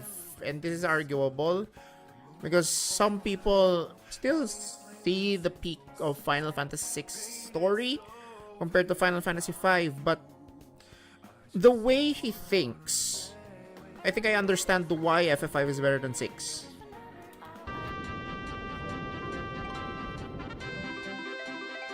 This is probably a hot take, but whatever, we're so high up already. You're no, it's not a hot take. Final Fantasy V standing above 4 and 6. but this one really connected with me. The characters are certainly not as strong as either of those games. It doesn't peak the way 6 does, but it sure is consistently fun. The pacing of Final Fantasy V is perfect. I don't remember any slogs or aggravating story moments. And on the topic of swapping, that ain't happening. You have to admit, some of these games have too many party members. to commit. Sure, the most important ones have great personalities and arcs, but for every Celeste, there's a Gao. For every Kain, there's an Edge. For every Vivi, there's an Amaranth. Like, they're cool, but I'm forgetting about them when I'm done with the game. Maybe during. Final Fantasy V is the only mainline with 4 party members that you use for the entire game, and you never have to swap. Okay. I like his jab about Amaranth, because when I was playing FF9, I barely used Amaranth in the game. I used him in Oilvert when you need a party with no mages. I used him during the fight with I think I used him during the fight with Ozma. Because of him being a monk, I needed the characters that have insta 9999 damage. So for me, that would have been Zidane, which is, understandable. He has thievery 9999. You need to steal all of the stuff that he has. Lord of Robes, Pumis Peace, and an elixir, if I remember correctly. You have Freya, which gives you access to the Dragon Crest, which is 9999 insta damage. Insta 9999 damage also for who's this? Steiner, because of stock. Okay. Stock break, limb hazard, all of those 9999 damage. And then Amaranth with no mercy, being a 9999 damage. I don't remember which increased its multiplier, but it is the 9999 damage. My alternative to any of them would be Quina, because of the frog leap ability. And if you've gotten the gastro fork, which requires 99 frogs, your frog leap will have 9999 damage. So, best alternative. Okay, let's go back. Never. Except 15, I guess, but hey, I love that about 15 as well. 5 is the only one with a battle system that actually lets the player control all 4 of the characters for the entire game. And the thing about the story, it's not as big and dramatic as the others, but it only ever gets brought up in comparison to those, which is just kind of unfair. There's nothing wrong with the story. It's just trying to be a more lighthearted, fun time with a few sad moments trickled throughout. The vibes are still great if you ask me. Characters are more cartoony and wacky. was good, yeah. We're not talking about I just didn't depression finish or it yet. existential dread here, but that's okay. Kefka is a clown who surprises you by being more sinister and capable than you could ever expect. X-Death is a dark, scary-looking knight who acts much more like a clown. And speaking of clowns, this game gave us Gilgamesh, my absolute favorite traditional running gag, whatever you want to call it, of a character. I was always happy to see him whenever he tried to show up to thwart us, and when I saw him again all the way in Final Fantasy VIII, I couldn't believe it. I didn't know this was a traditional thing at the time, and from that point on, he would just randomly show up in other games, and I was just happy every time. He always catches me off guard, but I'm always overwhelmed with joy, like being reunited with an old friend. But the biggest reason I love Final Fantasy V is the job system. Built off of what 2 and 3 attempted, the Final Fantasy V job system, once again, is perfect. It would go on to be modified in a number of different games, most of them failing to handle it nearly as well. Stranger of Paradise was not one of those.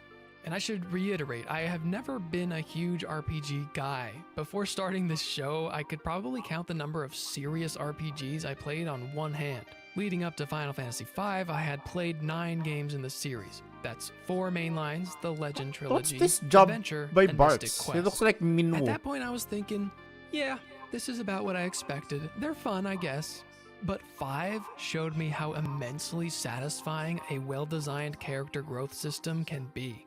Yes. This game was when RPGs clicked for me. The way I built a character up over the whole game and was rewarded with the ability to merge jobs with each other that synergize well, and then doubly synergize with my other characters to create a powerhouse engine that felt unstoppable, it single-handedly changed my perspective on the genre.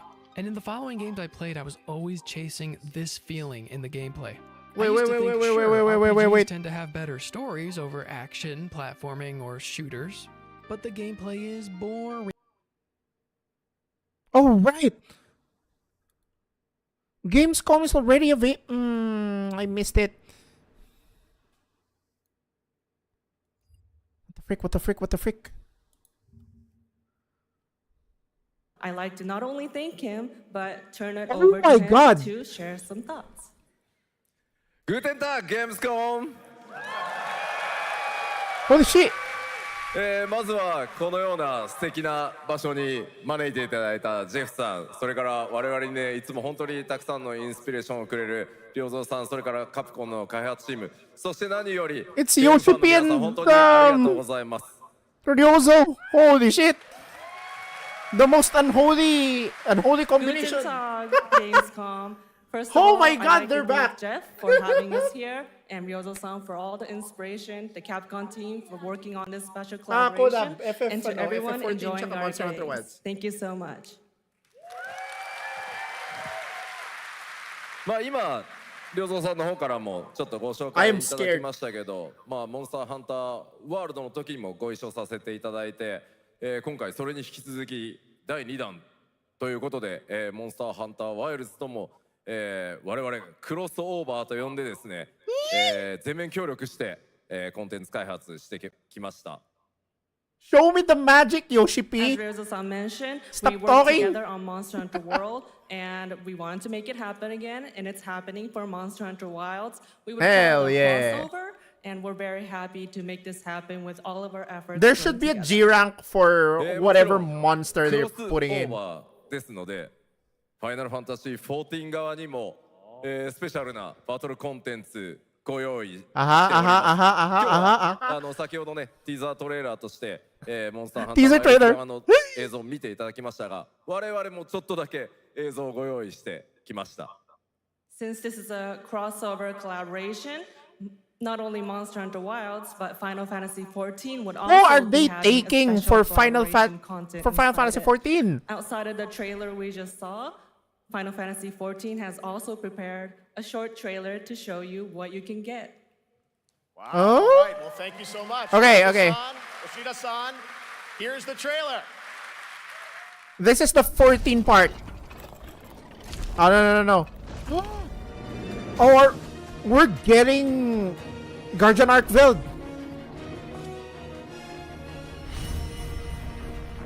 Oh, buddy.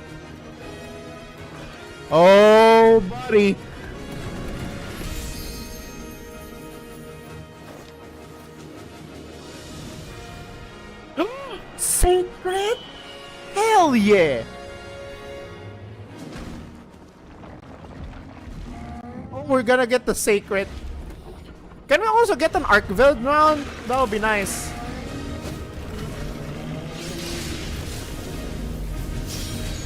Oh, that's gonna be good. I was hoping we would get Zoshia.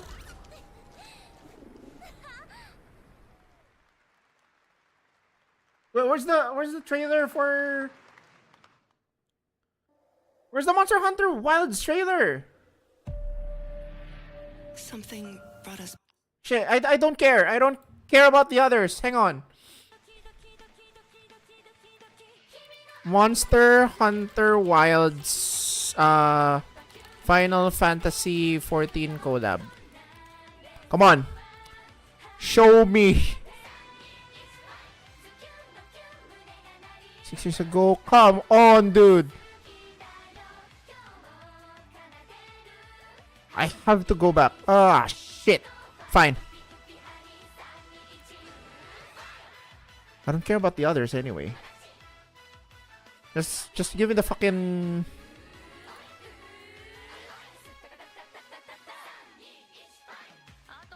Show me the goddamn trailer, dude. さんとまたちょっと機会あったらどっかでやれたらいいですねみたいな話をしてたんですけど、今回それが実現しました。今日お見せ。Oh, here it is. Here it is. Here it is. Here Now it it's is. time for an unexpected update The Monster from Hunter World Monster side. Hunter Wilds team about a very special crossover event. Oh my lord. Oh, shut the fuck up, chat. All the L's in the friggin' Gamescom chat? Bullshit. Okay, I'm definitely getting the Chocobo Secret. Come on. No questions asked.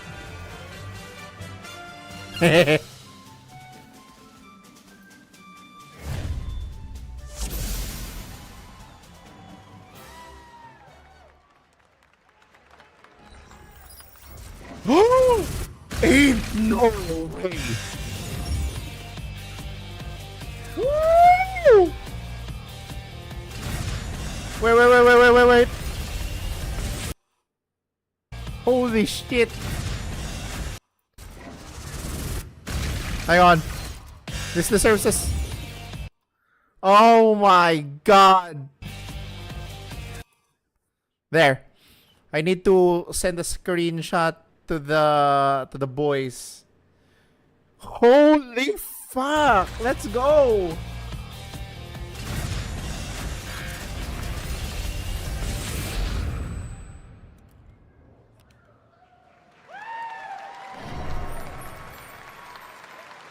Oh, that's so good. All right, to tell us more, it is my great honor to welcome two very Okay, special I'm good. guests together on stage. Okay. Biggest playground in the world and what it has in store for you. We're here to play and the fun is just getting started. So, Jeff, what's next? We're now just chatting. I think it's going to be good. It's going to be a video game. I can tell you that much. Last year at the Game Awards, we Of had course the it's a video honor of game. announcing the long-awaited return of one of Capcom's most iconic action series, Onimusha. And tonight, we take the next step on that journey. Here's a brand new look at Onimusha, Way of the Sword, coming in 2026.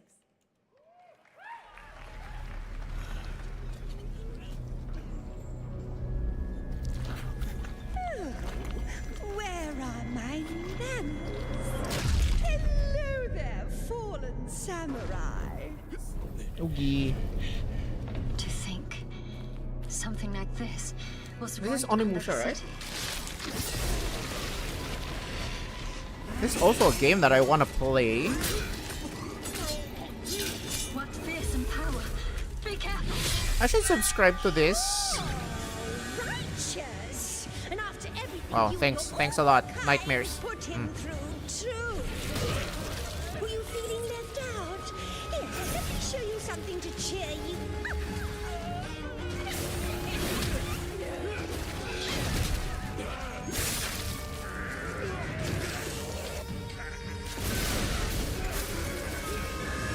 The combat's looking good. So New ways controlling this lightning. something I might want to play, but not a priority. Given that I already have 2 games that I want to play. And that's FF Tactics and Tales of Exilia. I'm terribly sorry. Anyway, do enjoy. I'm not gonna play that in English. Hello?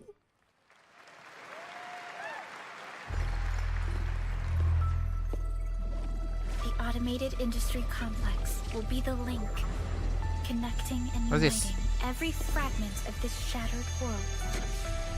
Is this the Girls' driving Frontline too? force that will keep us going. Continuous improvement is essential for keeping pace with advancements in technology. Okay, I'll watch the majority of this later. Let's continue with the Final Fantasy one. Or too complicated, or it's too slow. I might still agree with my past self on a handful of battle systems we discussed. But when an RPG has engaging battle and growth mechanics that you know you'd love tinkering with, even if there wasn't an epic story to go with it, that to me is more valuable than said epic story alone. That is why I think 5 is better than 6. If you watch Refoid, you can see my perspective change. That's around when I started to say I'm more of a gameplay guy rather than a story guy. It doesn't mean I don't appreciate a good story, but when you're playing a game, the gameplay is the most important part. Sometimes a story might be good enough to bring a game's rank high. It is not. It is a story game. They go hand in hand. Gameplay is part of the story presentation. Dude. Higher, even if the gameplay. If you just wanted to play a game, just play something like friggin' Valorant. You know? Doesn't have any story in-game. The lore is outside of the game. But you don't need it to play the game. It didn't jive with me as much, but it's a rarer case than the other way around. I know for sure I want to replay most of these main lines, but there's always a part I remember and dread a little bit. Like, oh, I gotta go through that part again. Most games have That's normal that for any one video part, game. Not Final Fantasy V. I'm only looking forward to replaying that one and attempting a run where I try to work with all the jobs I didn't get to last time. If someone ever tells you to skip 5 because it's unnecessary, do me a favor and tell them to shut up. Number 6.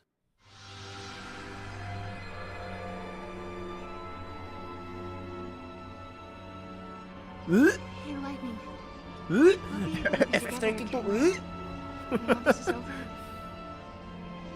Again, gameplay wise, I think it's arguably divisively the best in the 13 series.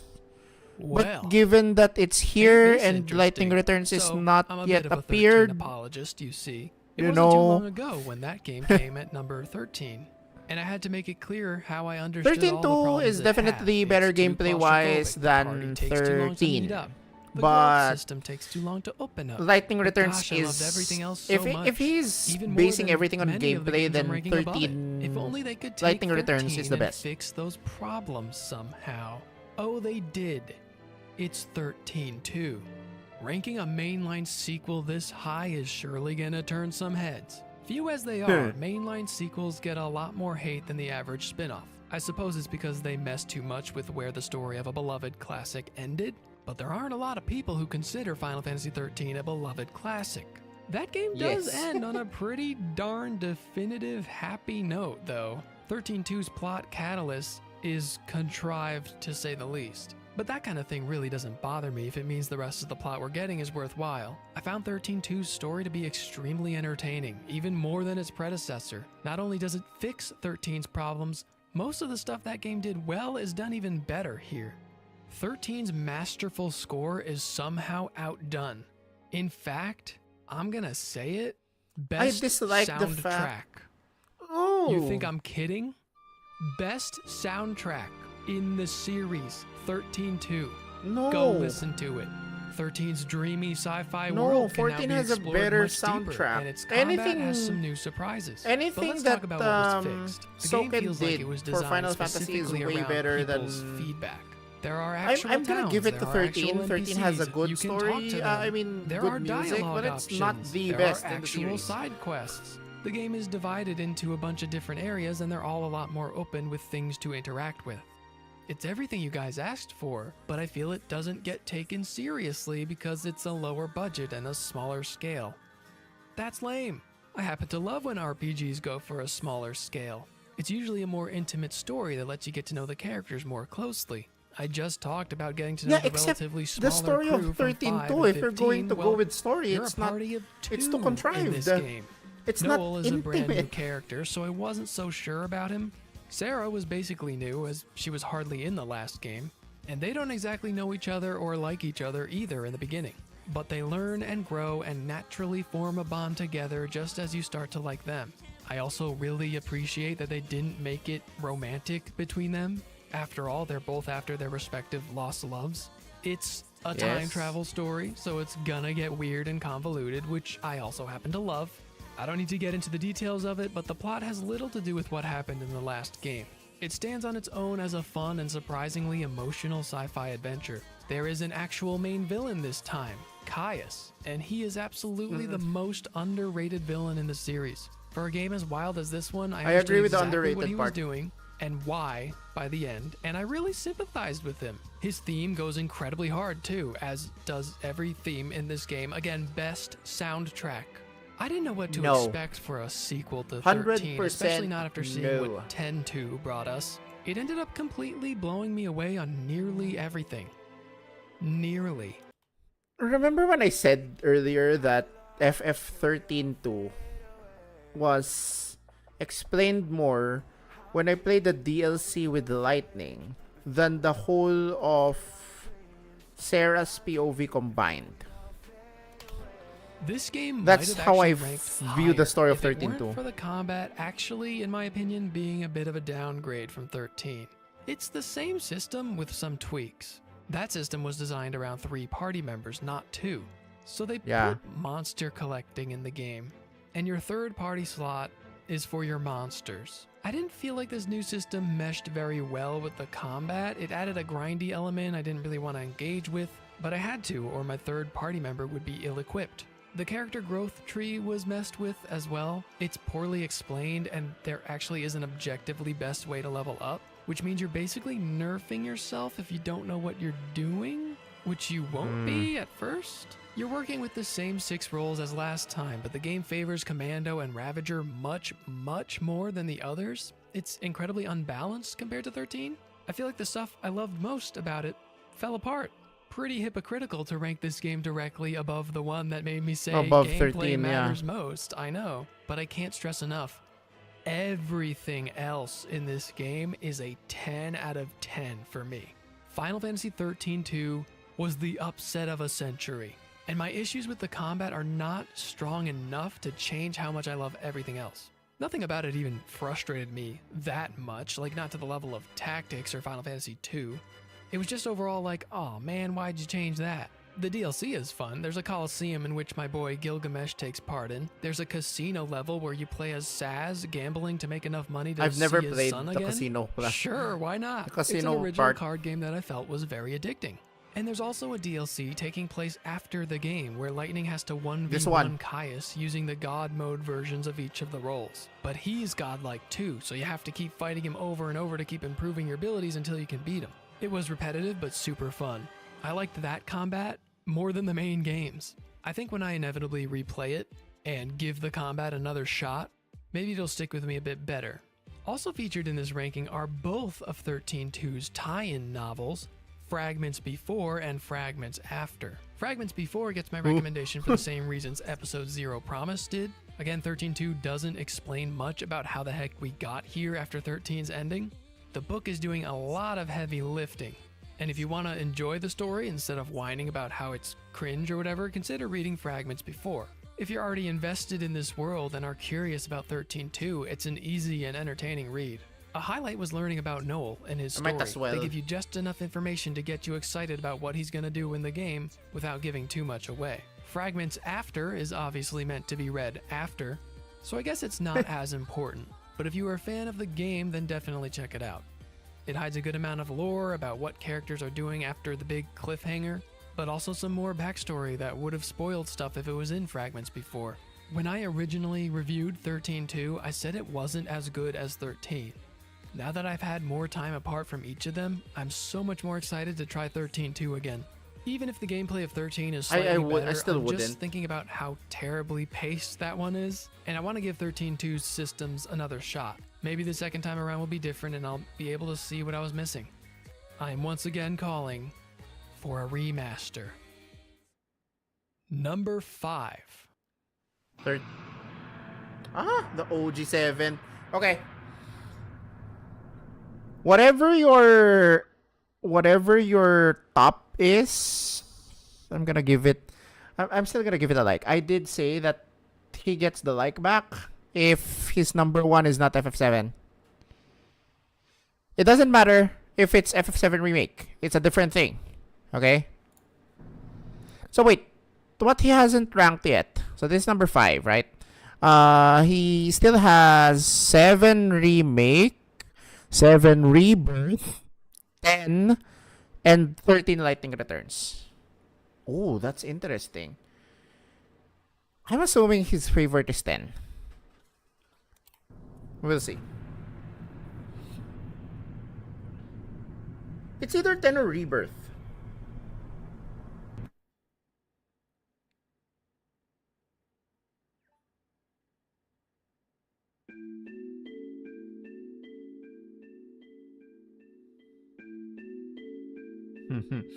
I can already hear the pitchforks. I'm not as affected by this one as I was affected by FF9 being at, 18. Here it is. It But might not this? be quite my fine. absolute favorite of all time, but there's no denying that Final Fantasy VII is the video game of all time. I find discussion around Final Fantasy VII to be pretty boring, unfortunately. Like, there is nothing left you can possibly say about this game anymore. It obviously was the one I knew most about before starting the show. You can't really exist in the gaming community without hearing at least one person gush about how it changed their life. It's an impossible task to live up to the expectations set when you play Final Fantasy VII for the first time in your 20s, but it is pretty dang good. If 6 started the series' focus on cinematic set pieces, 7 was the game that truly drove that home and solidified it to the core of the series' identity. Everything changed with 7. A lot of people tell me I should try Dragon Quest next, but that series has always looked stagnant to me. I do want to try it, but I just don't expect any of those games. I mean, sure, fine. FF7 did come out before Tactics, starting on the but PS1. yeah. Dragon Quest looks like what would happen if Final Fantasy never changed beyond its 2D style. Now, I love some of those 2D games, but they all look the exact same, except for some parts of 6. Final Fantasy VII is so important to me because they took such a drastic turn from what had been established, and everybody loved it.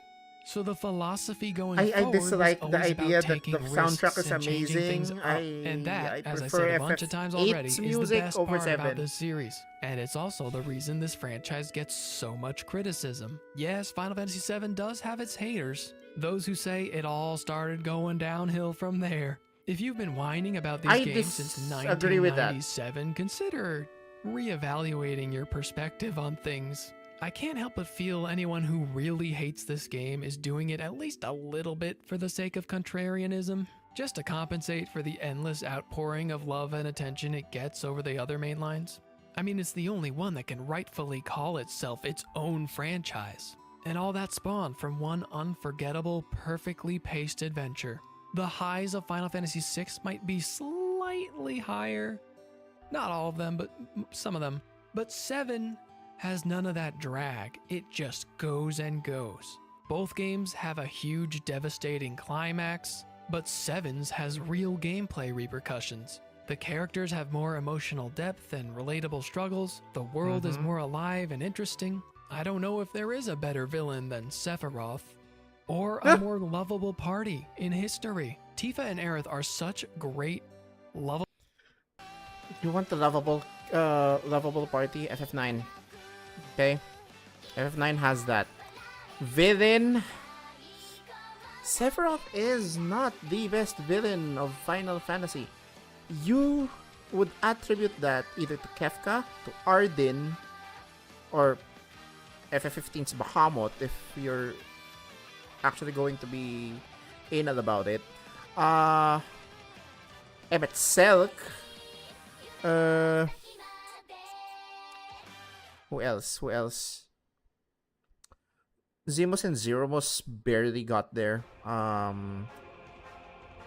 So they're not exactly the best villain. Kuja's fine. He was just afraid of dying. No. So I wouldn't say that. Definitely not Yu Yevon. That's lame ass shit. Sephiroth ain't even the major villain of the game. It's actually Genova, but sure. Lovable characters. There's an entire mobile game that practically hinges off nerds buying cute outfits for them. Though when I refer to the party, I'm always talking about the big four. Cloud, Tifa, Aerith, and Barret. The big four. They're the ones that go through the most, and I feel so attached to them by the end. Cid's great too. He's just not quite on. If we're going to be talking about the party, okay, the better top 4 synergy would be Zidane, Zidane, Garnett, Steiner, and Vivi, or remove Steiner there and put Aiko instead. That's still good. But to say that these 4 is more lovable than the top 4 of FF9, I would definitely disagree 100%. Like, the best character developments in the Final Fantasy in the PS1, it comes from FF9. I don't know what this guy was doing when he was playing FF9. Maybe he's glazing. What's the reverse of glazing? He's been, I don't know. He doesn't like the design so much. I mean, he did say they're ugly. Come on, dude. On that level for me, and I have to say, the rest of the I party still don't is not that understand great. why it is Red like 13 9. has a little arc within Cosmo Canyon, and it kind of feels finished after that. Kate Sith is The just gameplay is annoying slow, to be sure. It's around the whole slowest time. Yuffie and ATB, or Vincent one are of the both slowest optional, ATB, so but their still. stories never really overlap with the main It's one. unjustified Remember when I was to talking put about it how at these guys were 18. barely in Advent Children? God, that felt like days ago. Well, if you only look at this game and none of the other compilation entries, it's a lot less surprising. The spotlight is always being taken up by those main 4. Actually, even Barrett gets the shaft most of the time. That's why Dirge of Cerberus was so That's why he fun, almost 'cause died. it flipped the script in that regard. And this issue also kind of bleeds into the gameplay. In most of these games, I get to have some time with everyone, but I practically never used some of that B team. What keeps Final Fantasy VII from perfection for me is its gameplay. It's I like not Yuffie, though. bad. It's an improvement over And once you 6. get Vincent, It I just prefer doesn't reach Vincent. the heights of many others. The materia system is cool. It's like they took a job system and split it down into separate parts, allowing for even more customization. And you can exchange any and all of them however you please without progress being locked to any one character. Convenient, but that means these characters, with all the personality they have, lack any sort of identity in battle. There is no character growth system in Final Fantasy VII, it's just all in these orbs. Aerith isn't a healer. I mean, she might have the best base stats for it, but she can't do anything without the materia. You can just give it to Barrett all the same. The party was shrunk down to 3 in battle, which became the new norm, and armor was reduced to just 2 accessory slots. After how much I appreciate what Final Fantasy V did for the gameplay side of things, 7 felt like it was taking a huge step backwards. Yeah, there it's just a wasn't step really back. anything to think about outside of materia. The characters didn't have enough specialties to them for fights to be built around. If I ever lost, I just had to swap some materia around and I was good. And like with 8 or 9, there are too many slow animations for my tastes. Limit breaks are cool, but the majority of them just do a burst of damage. It's like, it's good enough, I guess. It's not as simple as the pre-FF5 days, but I was looking for more at this point. That's where I can actually see where haters are coming from.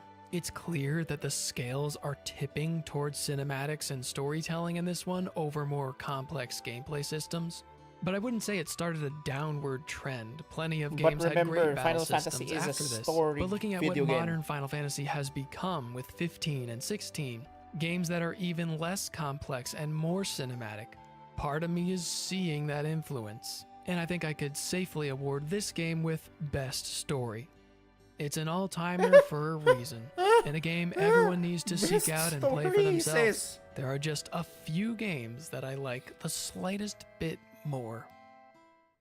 Number 4. Lightning Returns? And now what? You're gonna fight me? Called it. Yeah, that's right. That prophecy, it has to be true. Has to be true? You mean I have to die? And you're the one who's gonna make it happen? Bring it on, Noel. I've been fighting destiny for a long time now, and I'm getting good at it.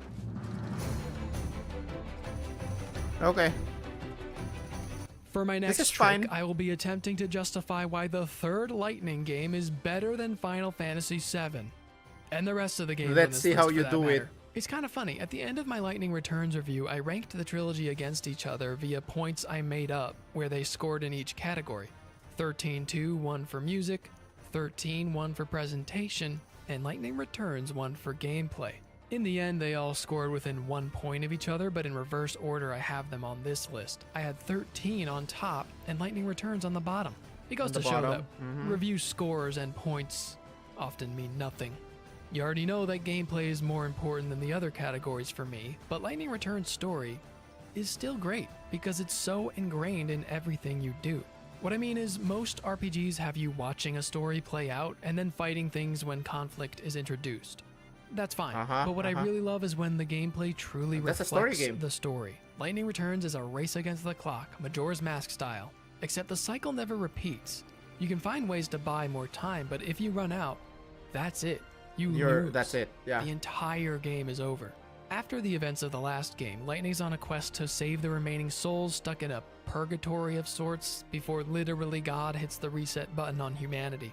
Most of these games involve you killing God by the end, but a lot of the time you just fall into it, or you watch a character get more and more corrupted until he becomes God.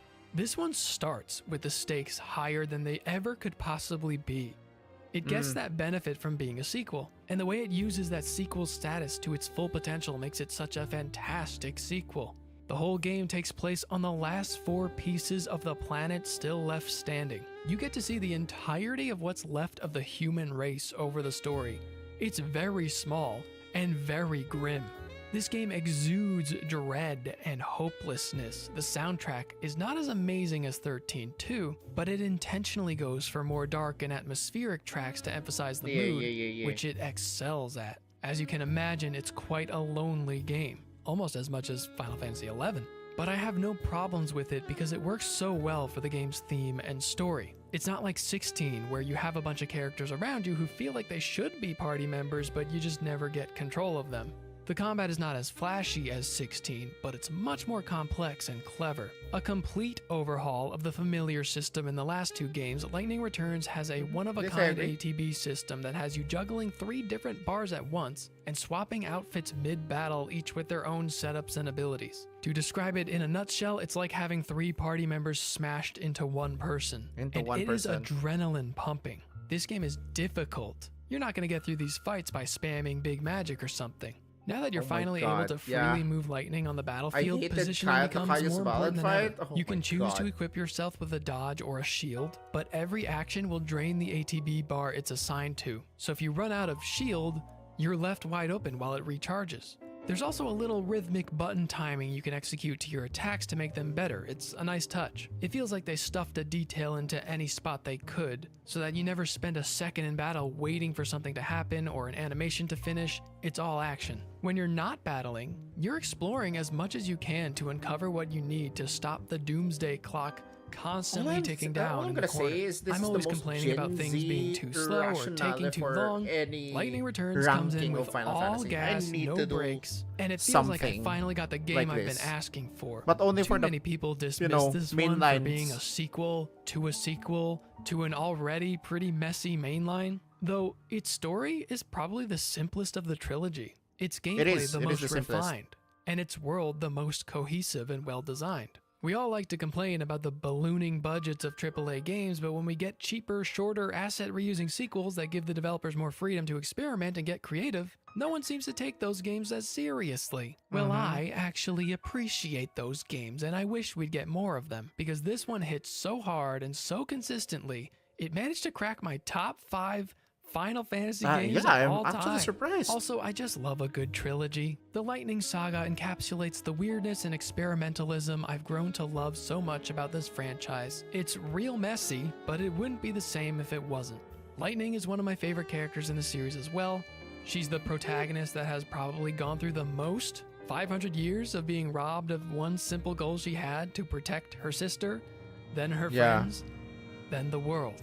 And through this trilogy, we watch her grow out her stubbornness, let others in, and ascend to literal godhood to accomplish her goal. I love the way they ended this crazy roller coaster of a trilogy, and I can't wait to go through it all again someday. Number 3. Remake. FF7 Remake. This remake, yeah. I guess we'll build another bar. I'm gonna take it back if Rebirth is number 1. You'll help too. At this point, I want FF10 to be his top.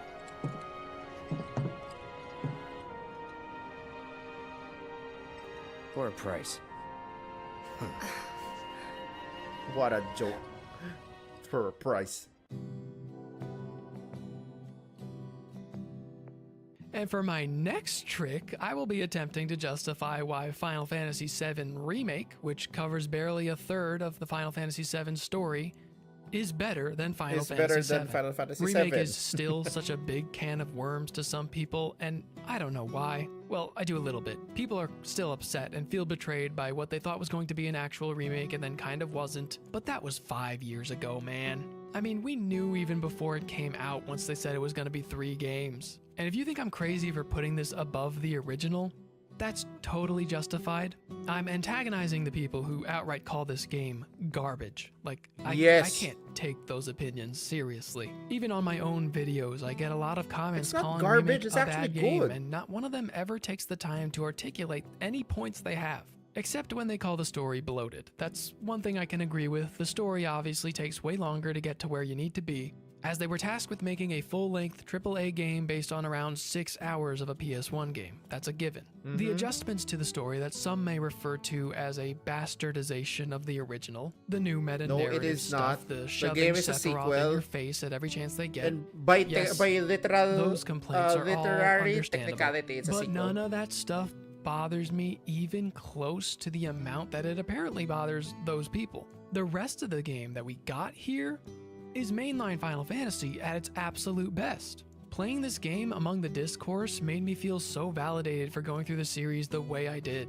Final Fantasy VII wasn't a game I stewed on for like 20 years waiting for a potential remake. It didn't take over my childhood. It didn't reshape how I think about games by being the first time I experienced emotional depth in the medium.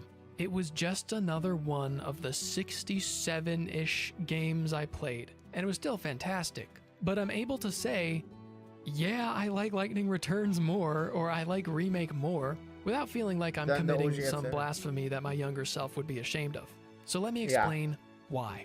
Number one should be obvious by now. The gameplay is incredible. It wipes the floor with the original. It's not even a contest in my eyes. The problems I deliberately went over 2 ranks ago are all fixed now.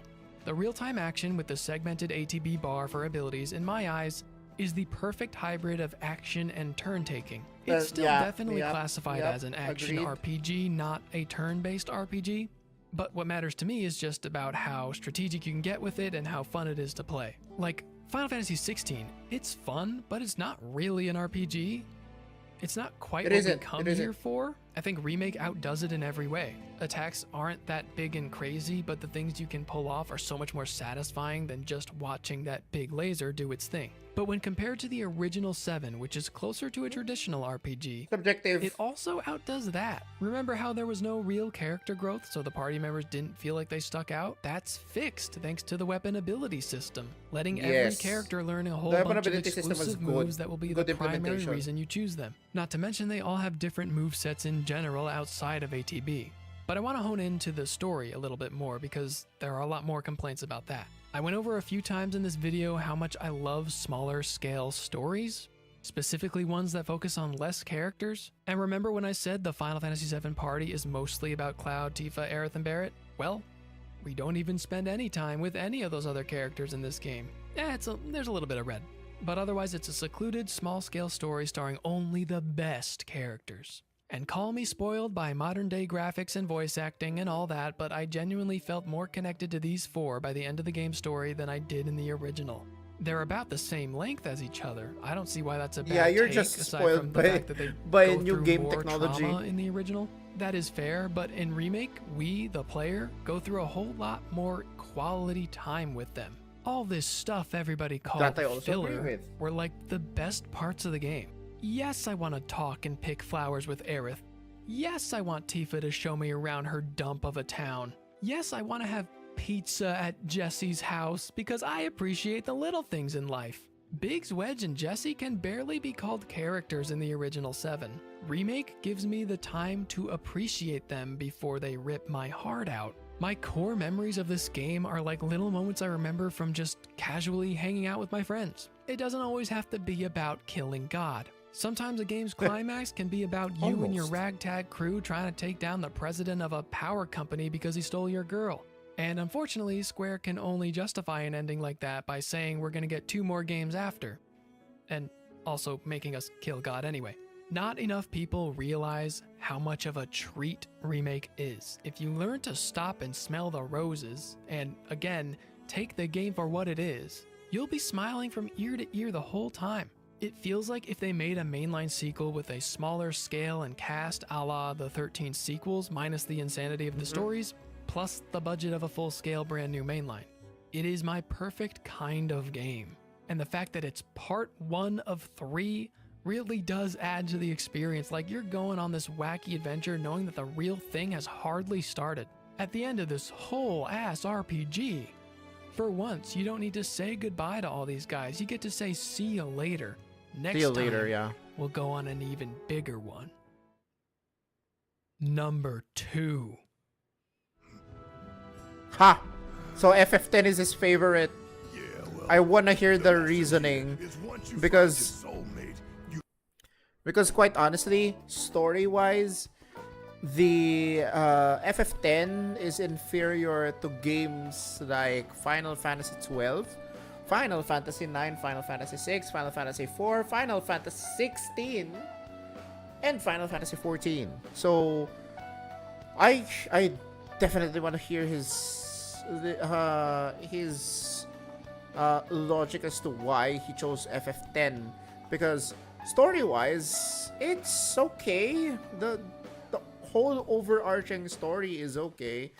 Character development sucked ass outside of Yuna and Tidus. What else can I say? Linear, it's the same critic as FF13. The sphere grid system, though decent, I would say, really good, but it's not that epic to write about.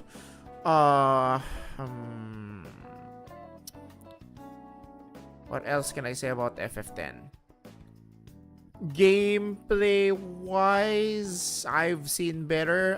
I've preferred the Gambit system. I prefer the junction system, actually. The remakes systems were good, way better than the Spear Grid would ever be. Yeah, I want to hear his justification later because he's a gameplay guy. You never let him go. And gameplay wise, I'd say remake is better than 10. Who's what?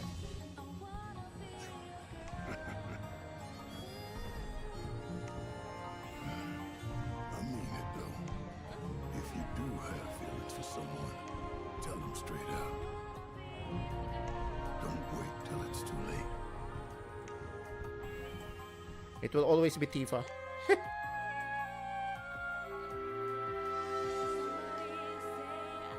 Traces of Two Pasts. Not the most climactic pick, but what was I supposed to do? It's the same thing, but more. So much more. An overwhelming amount of more. If you watched my overwhelming amount of more that is titled Final Fantasy VII Rebirth is what video games should be, this really should not have been a surprise. I tell you, I guess it was a good title because I still get comments from haters who I'm assuming didn't even watch it, but the title made them so mad they had to take a jab at me real quick. It's Ubisoft open world design, it's filler. I'm not gonna remake the same points I just did for the last game, but I went over those specific things in my review anyway. I will agree that this story is more bloated than Remake though. It's so much longer, but it's somehow... It's not, for me, it's not even the story that is bloated. It's the side content. It's bloat. Not every single one of them is good story building. Like, I prefer the story building made by Final Fantasy XVI over this. It feels like less plot happens. But I'm not really gonna complain because it leaves more room for those small scale moments that I adore so much. The whole wall market chapter in Remake was maybe my favorite part. Just so much condensed fun into one long sequence. Rebirth has like 5 of those sequences on the same level. The boat ride card tournament, the Costa del Sol beach episode, the Junon disguised infiltration, the 2 separate gold saucer dates, the latter of which has all the characters performing a play together. Like, it's everything just related to the story is good, times. but the I side never played quests a game for this long and was kept just overwhelming. a big dumb smile on my face for the whole experience. It's the most summer vacation game ever. Too many mini games? I would never say such a thing. I love these stupid mini games, and some of them are actually strategic and are way more complex than they have any right to be for the amount of time you spend with them. Rebirth wins the Best Side Game award for Queen's Blood, my favorite in-game deck builder. Yeah. It kind of ruined Triple Triad for me. Going back is hard because of how much more fun Queen's Blood is in comparison. Some of the side quests are standard open world type stuff, but there's also a huge chunk of them that are unique to each area, and those were my favorite. The best part of Remake, the hanging out with characters part, the stopping and smelling the roses, has been turned into an actual game mechanic with the bonding system. You're now rewarded for hanging out with them more and using them in battle. I called this one of the most overindulgent games I've ever played, but that's what makes this one of a kind. It feels like every feature they put into it was put there to make bond system fans was good happy. though. Yeah, I would agree. Don't understand But why it upsets so many fans. But I know I'm not alone. For everything comment I got, there were like 5 others saying, yes, Rebirth reminded me why I love gaming. It's my game of the decade. We need more games like this, etc. Yeah. I firmly believe this soon-to-be trilogy will stand as one of the most unique and epic and fun experiences you can Depends have in on how they there hasn't been do the last anything like it sequence. on this scale, and I don't expect there to be after it's all done, unless Square themselves tries it again with another main line. And I'm not just ranking it so high because of how much I love these characters and bonding with them, it's also the most fun RPG battle system ever. That's right, I've been waiting for this. The prestigious Best Battle System award goes to Final Fantasy VII. I would Rebirth. agree with this. I avoided talking about battles too much in the last section. I've always stated ever since that if they make the combat system of FF7 Remake and Rebirth on all the remakes of the classic games, I will not complain. This is the best for any remakes that they come up with moving forward. Section because Rebirth really is just a better version of it. Adding in team moves you can use depending on who's with you, using ATB to charge an additional bar that opens up a whole set of different big attacks that are very useful, more limit breaks, so many more abilities, new characters with new gimmicks, an improved and extended growth system. The challenging fights had my head spinning, trying to strategize all that while dodging attacks and staying alive, going for that perfect storm execution where it all comes together. The extra brutal post-game fights were ridiculous endurance challenges that I feel quite accomplished for doing, but never want to do again. 100% completion of this game demands a lot of you. They even said they'd toned down the process for Part 3. You know, something I do miss about Remake? It was a smaller, more intimate, linear game, which we seem to get less and less of in the AAA world. But we have both. And within a few years, you'll be able to play the full, unforgettable story from the moment Cloud jumps off the train to wherever the heck it's gonna end. And it's probably gonna steal a place in the top 5 here. Playing Rebirth brought me back to when AAA games were full of wonder, heart, creativity, and were just about having as much fun as possible. Okay, I want to hear FF10. Number 1. Come on, I want to hear it. Come on, They say hurry it up. Clouds of fireflies gather here when night falls. The entire river glows like a sea of stars. Really? Hey, I got an idea. We're not waiting till nightfall. You've been read like a book. Then, once we beat Sin, we're coming back. Sure. The main story of 10 itself was good. That I'm gonna say. But the rest...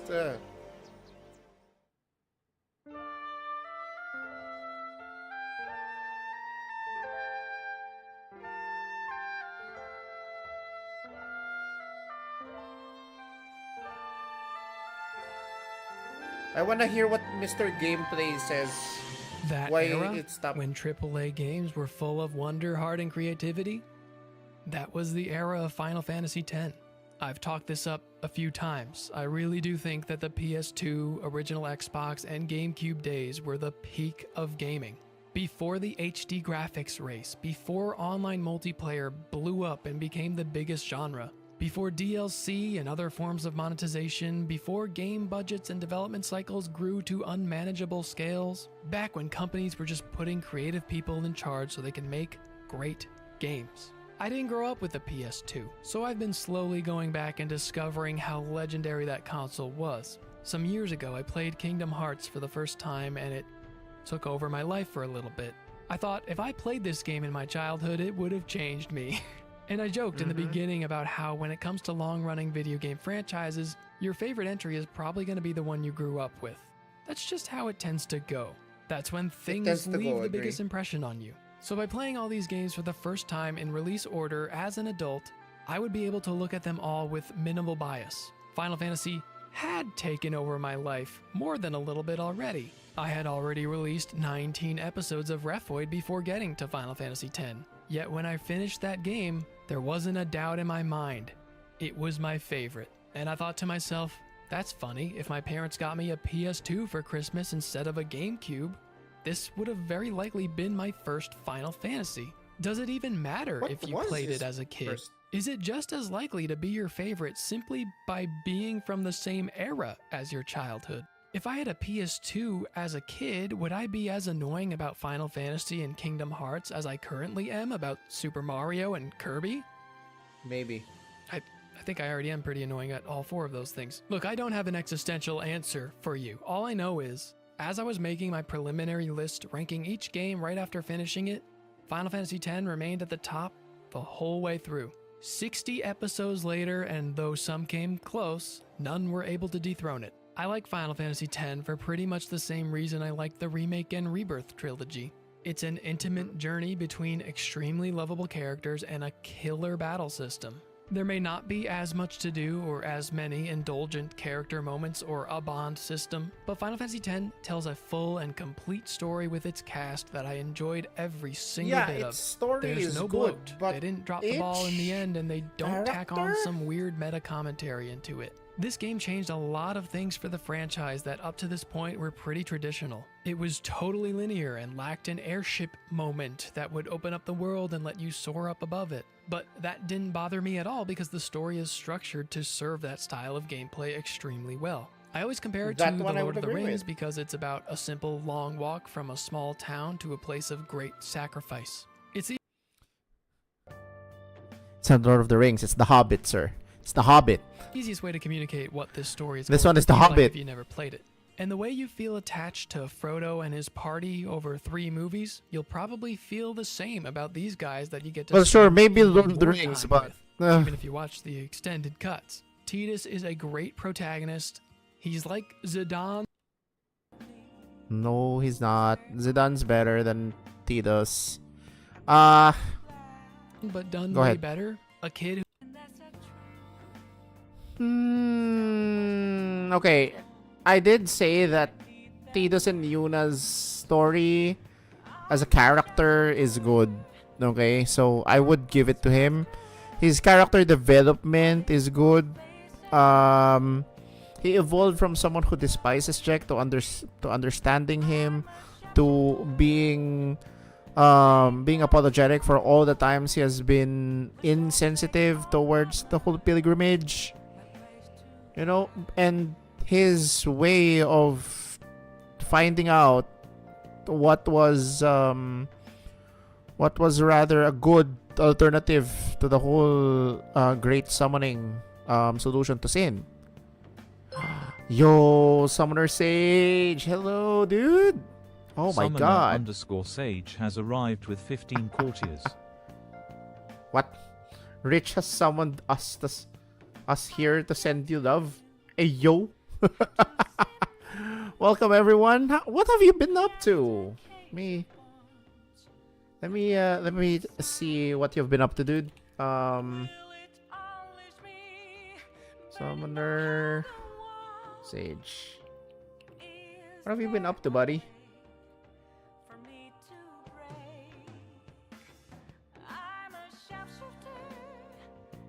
Street Fighter 6? My god.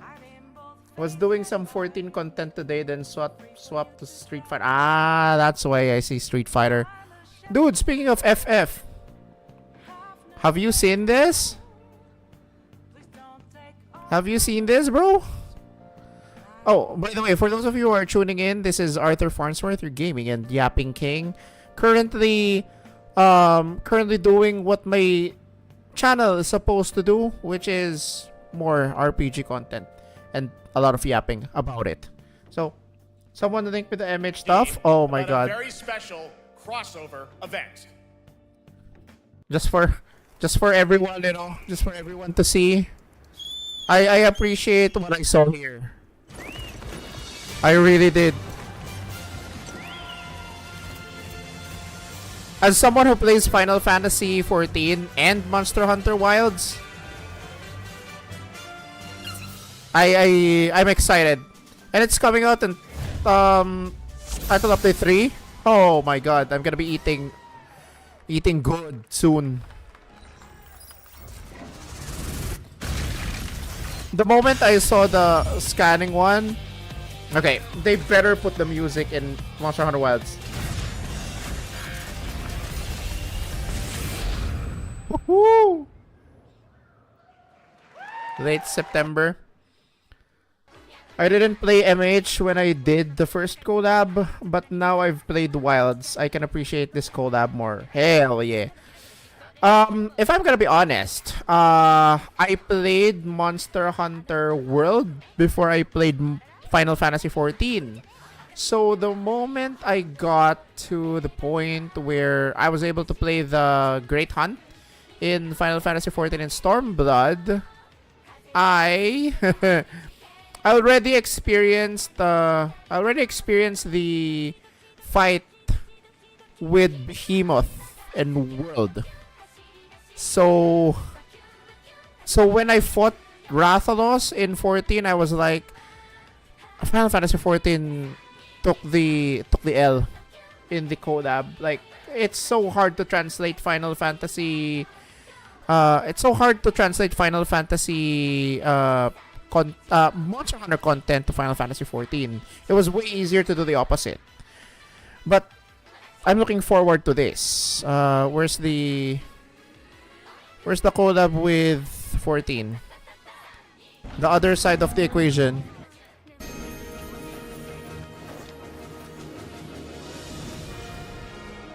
Giving us the Sacred Mount. I like it.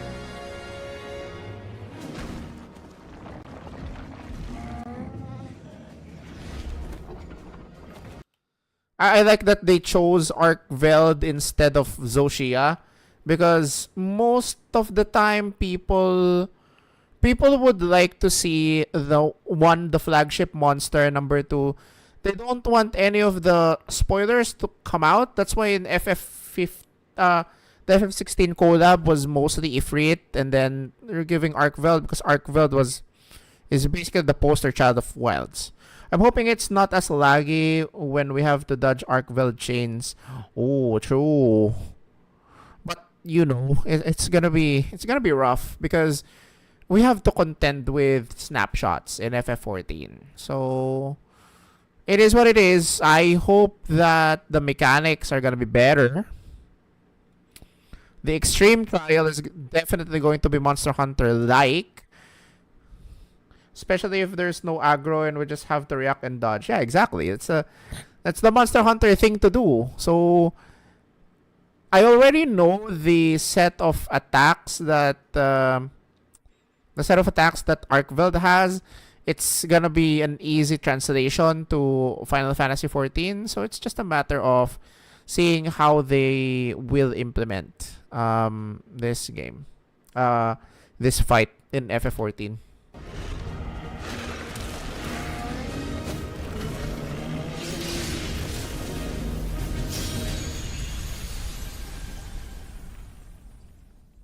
All right.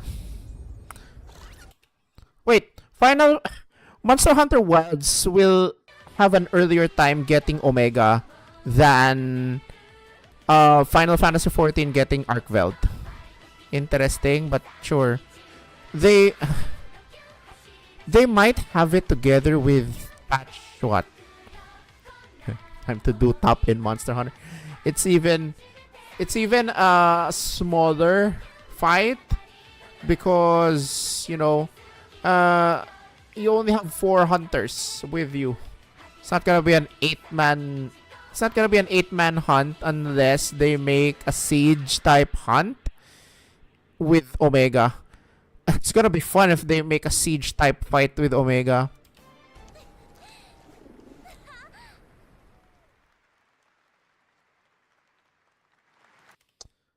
Yeah, so that's mostly what I've been doing. I've only been yapping.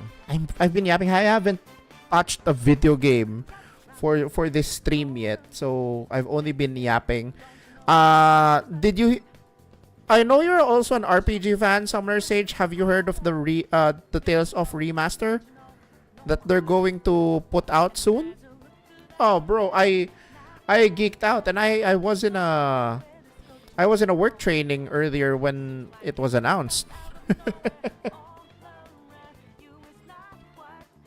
Oh yeah, but I don't know which one they're remastering it. You wanna know now, or would you rather see it in other social media places? Because I can show it now. All right.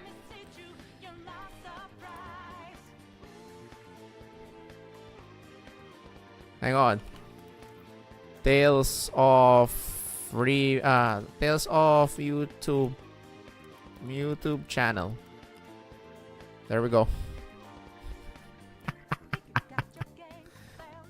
And now you see it, buddy.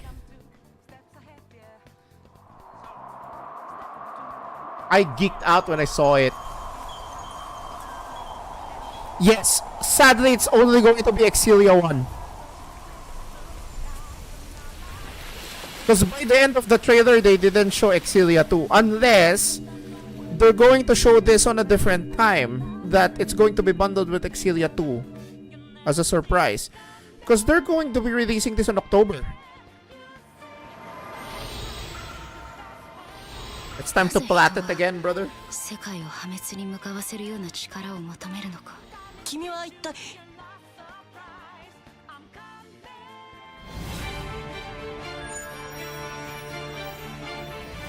To be fair, out of all the games that they have, I think Exilia deserves the remaster, because it has been in PS3 limbo for the longest time. We checked the age, dude. This game is 14 years old. It deserves to be remastered. I couldn't justify buying Grace's F again because I still have the PS3 disc, but they want me to pay full price again.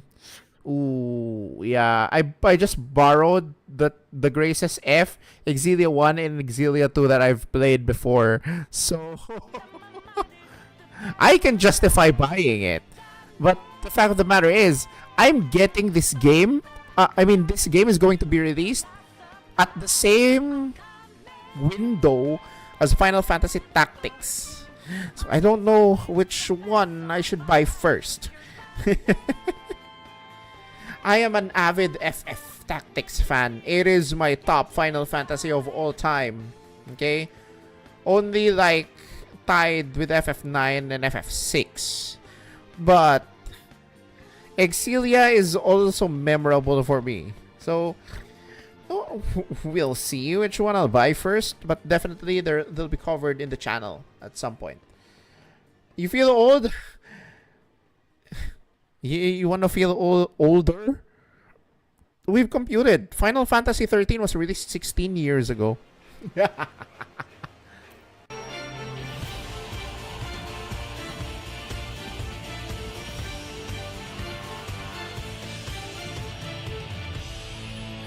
It is time for me to play in Mila's POV.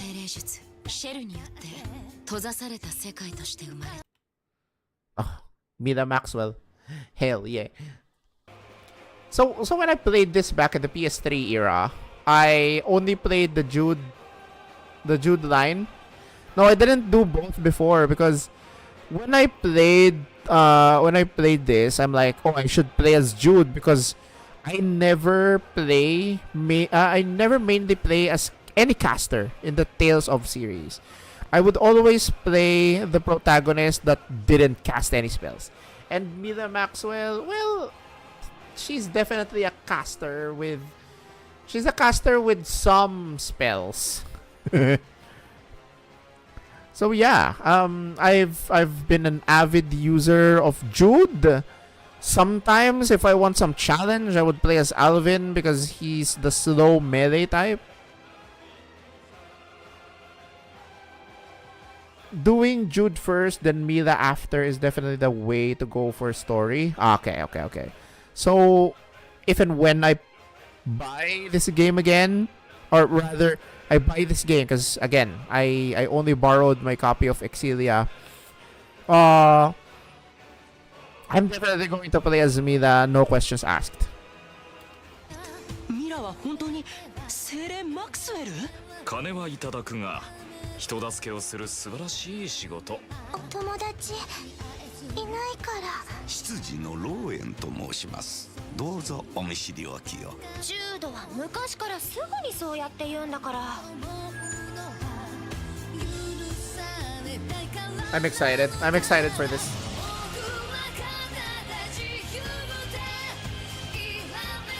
I love the music too, by the way. This is one of my favorite opening songs ever.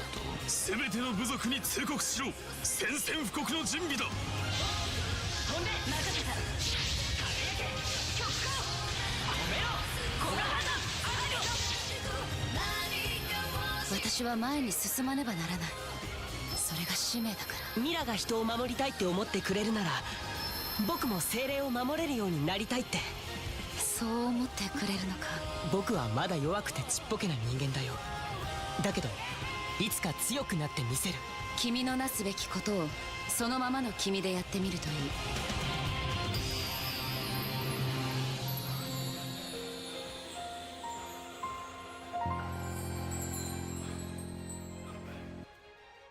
So yeah, that's the huge reveal. I was in a training when they played the video, and I'm like, oh my god, they're doing it. And then I'm like, that's it? It's like a 4-minute video.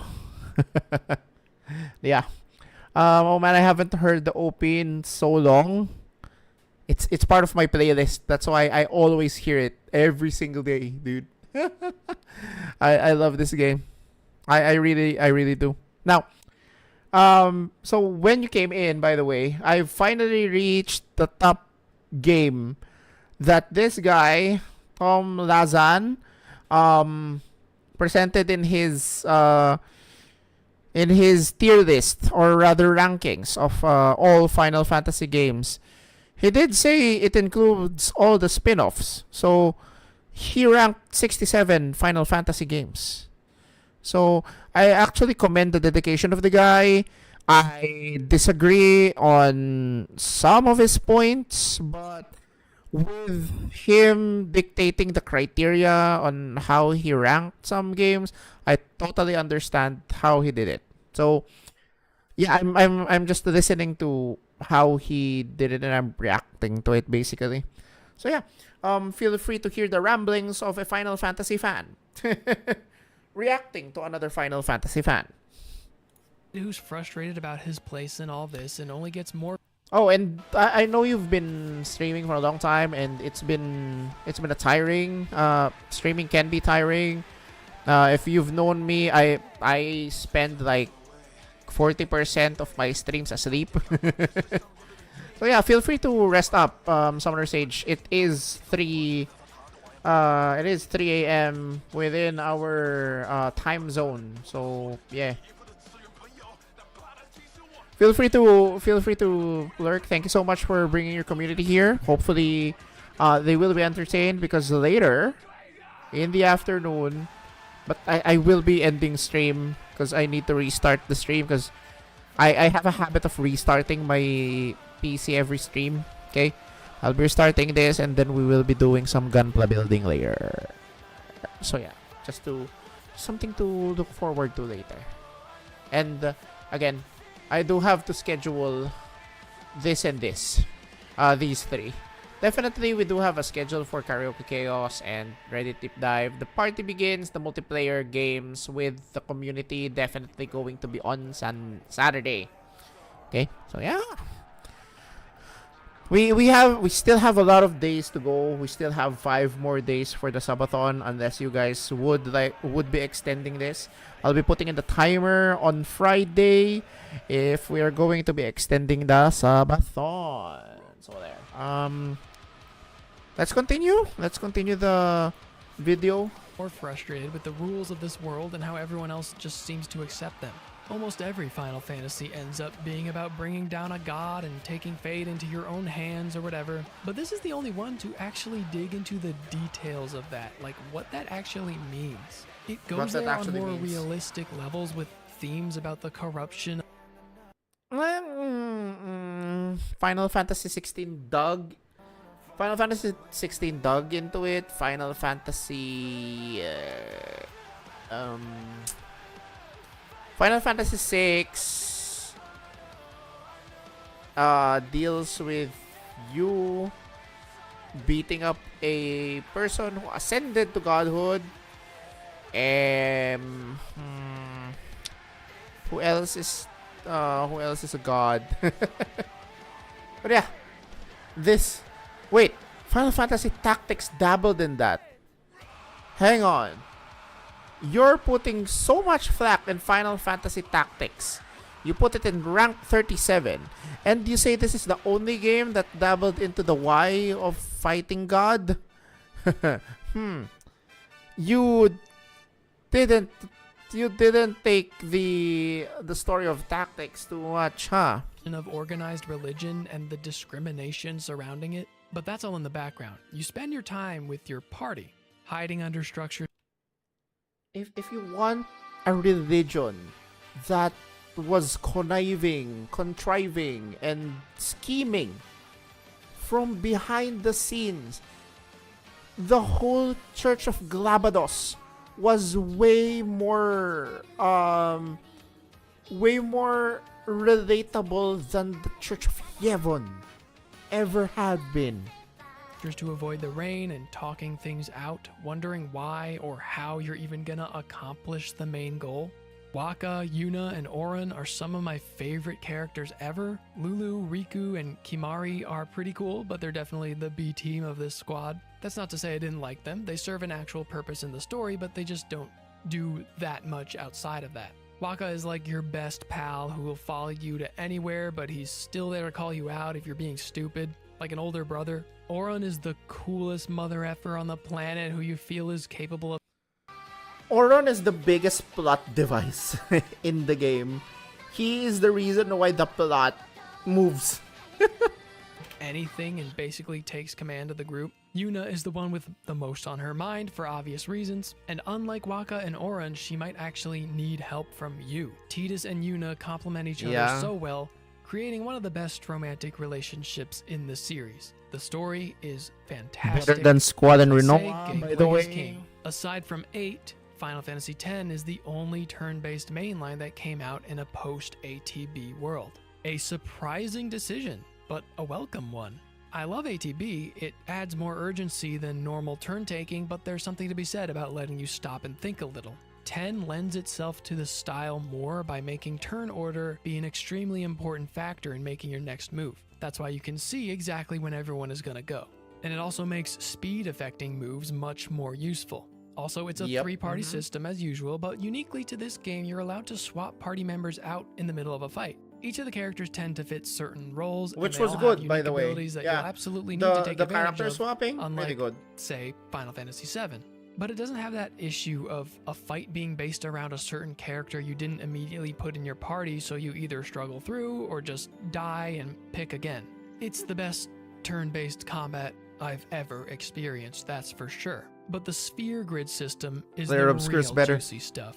One of my favorite character growth systems. It's one giant interconnected skill tree that places all the characters on it at once. As you earn spheres, you can use them on each character to unlock nodes in any direction you please, earning you new abilities and stats that synergize with whatever build you're going. I think one of the weaknesses of this sphere grid for me was the way you would fill out the gaps. Because you can put spheres here, attribute spheres that you can unlock. And depending on what you put here, it's not going to be different from any other sphere grid. This is one interconnected sphere grid. So they just start at different parts of the game.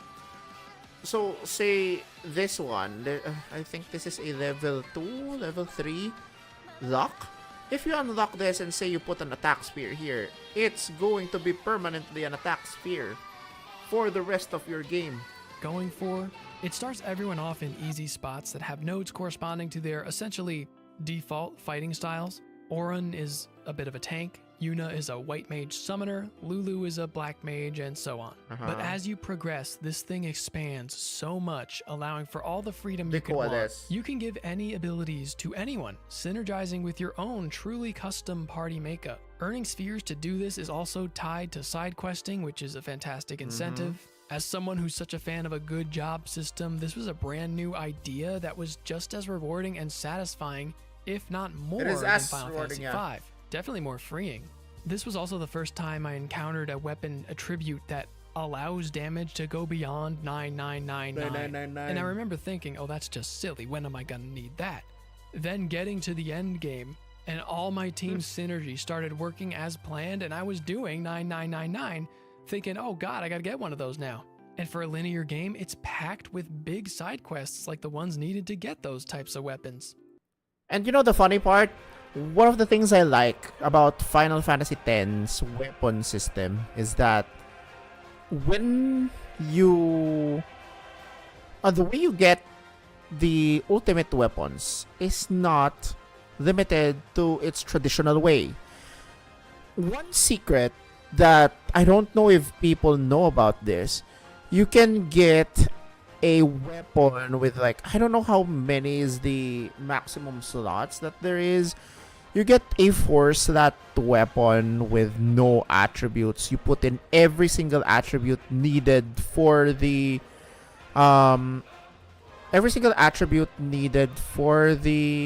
ultimate weapon. You can get a copy of that weapon with those skills. Now, granted, it was difficult to achieve that because just getting break damage limit was difficult enough. And now you would put in the other attributes in that weapon, in that clean slate weapon, just so you can replicate a celestial weapon in Final Fantasy X. Yeah, you would rather play the 50 Blitzball wins or get the dodge the 200 lightning bolts, or get that 0.0.0 timer in the Chocobo race. No, that's the Chocobo obstacle thing in here in FF10. You'd rather do those than try to duplicate and, you know, synthesize your celestial weapon the hard way. Who could forget the Albed game-long puzzle quest? I thought this was so cool. Albed is a language that basically just takes the letter of an alphabet and replaces it with another. Albed is just a cipher. You find ciphers around the world that tell you which letters were changed, and the game will auto-translate those letters even through subtitles and cutscenes. So you'll go from not knowing what anyone's saying to maybe being able to make out a few words using the letters you got and like process of elimination, to pretty much understanding Albed by the end of the story. 10 shares so many similarities with 13, and I love them both for similar reasons, but all of 13's shortcomings are done infinitely better in 10. It feels like it tried to use 10 as a template, but left out all the absolute peak parts. Good stuff. I still love 13, but it's just not really in the same league as 10. From the moment I launched the game, that opening cutscene with 2 Xanarkand playing gave me goosebumps, and I was like, oh, this one's gonna be special. And it sure was. There have been rumors of a remake. It does not need one, but you bet I'm gonna play it if it happens. Final Fantasy X It does not need clawed one. its way into my soul and never let go. After 4 years of this wild experiment called Rephoid, we've come to a conclusion. Final Fantasy X is my definitive #1 and one of my favorite games of all time. I'm gonna give it to him. A bunch of the other ones behind it. He's not an FF7 shill. Listen to my story. This may be our last chance. Chills.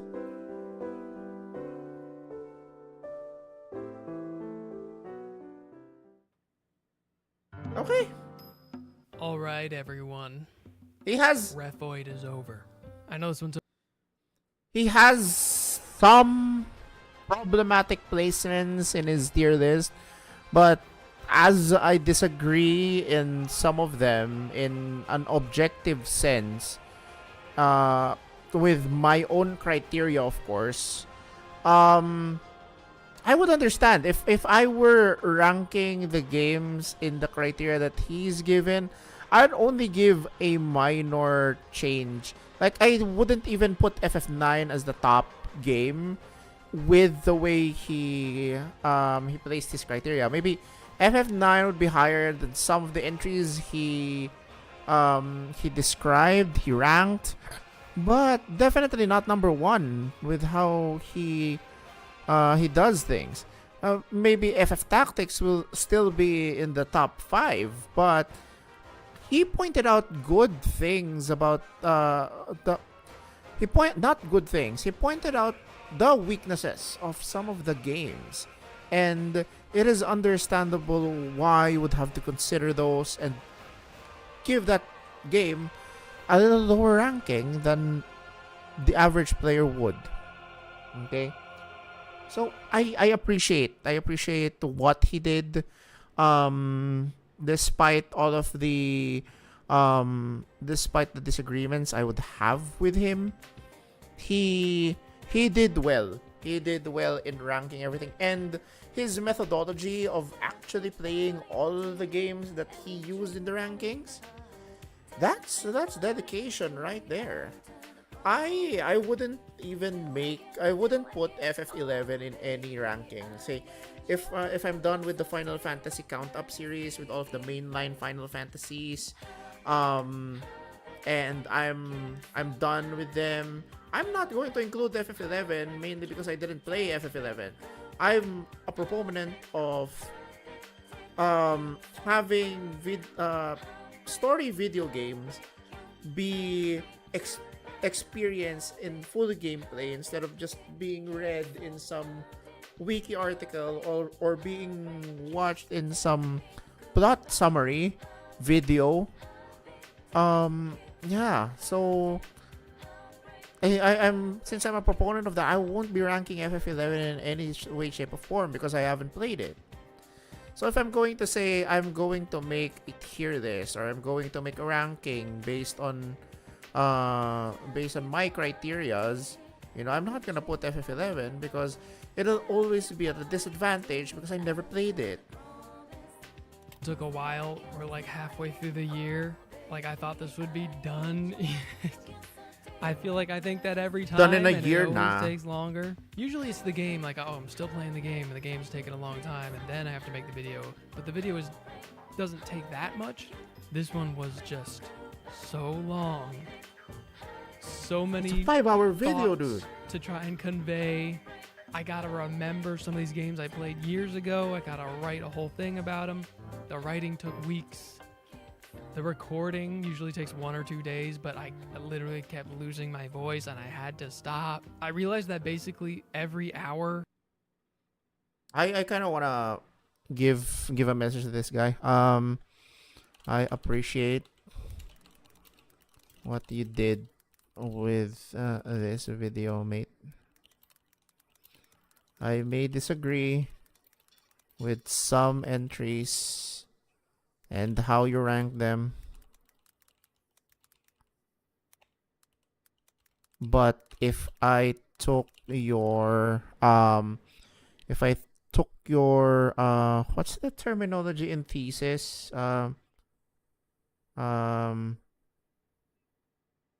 Your criteria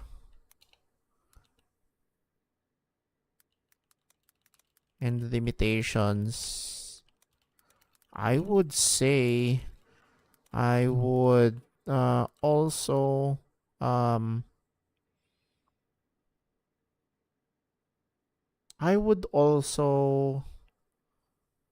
end up in a roughly similar ranking as you, albeit with some entries being ranked higher or lower. I would wait for other series.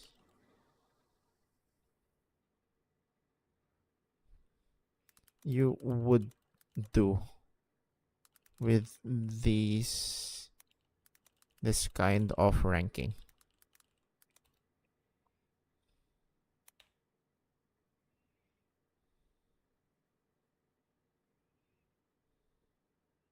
Yeah, I think that's good.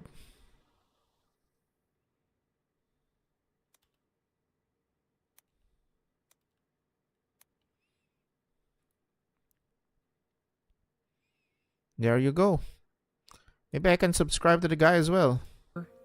A video is about 2 hours of recording. It takes twice as long to get that because I mess up so much and re-record and rethink what I'm saying and actually rewrite it like in the middle of recording.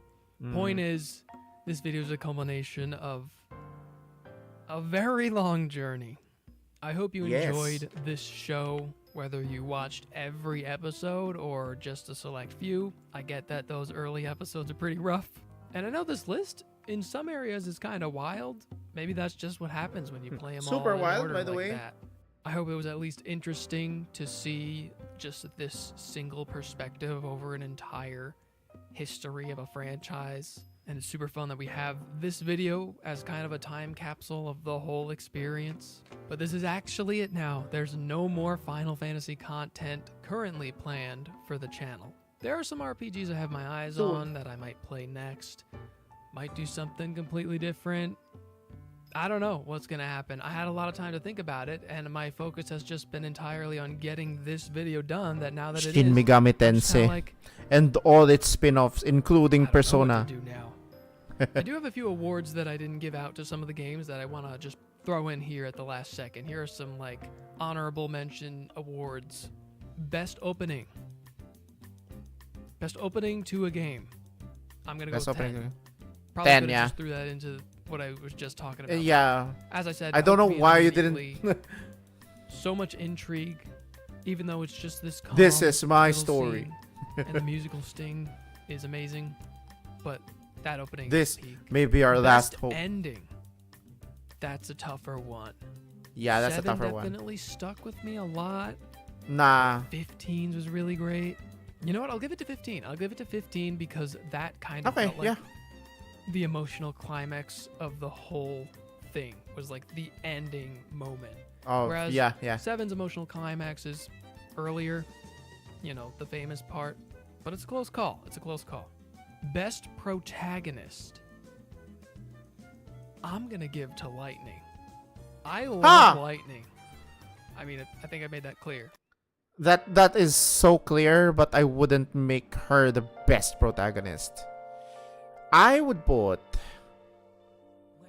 no, not even Zidane. Zidane isn't the best protagonist. I would say the best protagonist would be Cecil. I don't know why he didn't put it to Tidus. Tidus could work as the best protagonist, honestly. Clive also works as one of the best protagonists of all time. Could work. Balthier, if you consider Balthier as the protagonist of 12, Ramza is fine, but his status as the protagonist is built up on how good the people who support him is. He is not a one-man band. So I would give it to Clive, not Lightning. She also has kind of an unfair advantage of having the most content about her. She has her own trilogy. Even 7, like, there's a million spin-offs, but they're not all about Cloud. Actually, none of them They're not are. all about Cloud, yeah. I already thought she was a cool character in the first game, but then she has this whole 3-game arc that she goes through. That's so great. Best Party. I'm just gonna give it to 7. Ooh. In the sections for 7 and 10, I kind of made the same point. I'm gonna give it to 9. 4, and then there are some others that are not quite as good or important. But you know what? Once again, 7 has that unfair advantage of having all these spin-offs that lead you a little bit deeper into most of them, though the B team still is kind of sidelined. But the remake trilogy alone does so much. I think that gives 7 the edge. 7's Best Party. Probably it's gonna be not a 9 hot for take me. at all. Best Party. Best Villain. Emmett Selk. It's Sephiroth. It's Sephiroth. No, it's not. No, it's not. No, it's I not. hate to keep giving all the stuff to 7, but what are you gonna do? Come on, it's Sephiroth. Best vocal track. I've been actually keeping track of this one. There was almost like this a is hard. tradition set in 8, where like every game had a lyrical song from there on out. Every main line. Eyes on Me. Vocal track. Memories Okay. of Life. Yeah. Suteki Dane. Memoria dell'Assunto, or whatever that one's called from 11. It has to be FF14. Goodbye, 12. Sarah's Theme of the Promise, 13. 14 has a lot of different ones. 15 just straight up Stand By Me. And 16 has My Star. But there are some good spin-off ones too. Occasionally a spin-off will throw it in. Like I remember Final Fantasy Dimensions had one at the end credits. That was cool. I like when they throw that in. For They're me, it's also gonna be great, and FF. I had a lot of time to think FF14 about it, best but I'm vocal gonna track. give it to Flow from Final Fantasy 14 Endwalker. Oh It gets my me God, every yes. time. It is the perfect look how far we've come kind of song. And all the lyrics are directly related to the story that's happening in that one. As with most of the vocal songs in 14, they all kind of relate to the story, which makes them extra special. In the opening of my Endwalker review, I made a kind of compilation of my journey of 14 moments throughout the whole playthrough. He used And I Flow? set it to that song. And I was like tearing up just putting it together because it kind of, that song just has the power to make any sort of compilation feel powerful. So that's the win for me. Best soundtrack, I actually retroactively did put that in the 13.2 section. Yeah, best soundtrack 13.2. So part of the reason why the writing process took so long is because I just insisted that I listen to the entire soundtrack of every one of these games very while good of I him. was writing. And some of them are kind of short, some of them are quite long. The only ones I didn't actually finish the whole thing. This one is were 11 hard and 14. to make an objective ranking of the best But soundtrack. I had listened to them in the past over the course of these last few It's easier years, to so make an objective. I already knew they were amazing. But I'm trying to like talk up my objective credibility ranking to of say, the story. Like, no, 13.2 is really the best one. I'm serious. Some of the most beautiful stuff I've ever heard. Hamauzu is my favorite composer. Sorry Uematsu, I know it's blasphemy, but Hamauzu's my guy. It's unreal. There are a lot of soundtracks, of course, with amazing tracks, but there's some of the soundtracks have like 5 amazing tracks, and the rest are great, but they're not quite at that level. And for me, 13.2, every single track is just Well, I guess I'll incredible. just have to replay It's 13.2, unbelievable. huh? That album is transcendent, and it's experimental. There's a lot of weird ones too. There's a lot of strange vocal stuff they use in some of the songs. When I made my finale video to Refoid, the final episode thing a year ago, I chose 13.2 to give those dramatic moments more oomph. It's the one I always go back to. It still gives me goosebumps, and it's definitely underrated just because it's 13.2. But you gotta try it. You gotta play the game. You gotta listen to the soundtrack. Don't call me crazy just yet. Anyway, those were all the awards. So we're actually at the end of this damn video. I may not make a video as long as this ever again. Hopefully not. I don't Hopefully know what not. the video. That's 67 games, dude. And you have a halftime that we haven't even I don't know covered. if we're gonna do shorter stuff. I remember what it was like to do shorter stuff. A video I could bang out in less than a week. Yeah, those were the days. Maybe I'll do that a little more. Maybe I'll sprinkling. Because people like the long stuff. I like the long stuff too. Point is, it's gonna be the Wild West era. I don't know what I'm gonna do next. So just definitely understandable, dude. Please give me your rankings below. Legit. I mean, call to action for comments, engagement, whatever. But no, I really want to hear your rankings. Whether it's top 10, top 5, whatever. I mean, I can give mine, but it'll take some time. Write your essays about it. I will read them no matter how long they are. And give out your own awards, too. This is all about celebrating a series we love. So don't waste your comment telling me I'm dumb for not liking Tactics. Putting that at 37. Nah. And thank you so much for watching all the way to the end, all the way to this point. You're still here, and I'm just babbling on to new journeys ahead. See you there. I have to be fair to him. He has good stuff.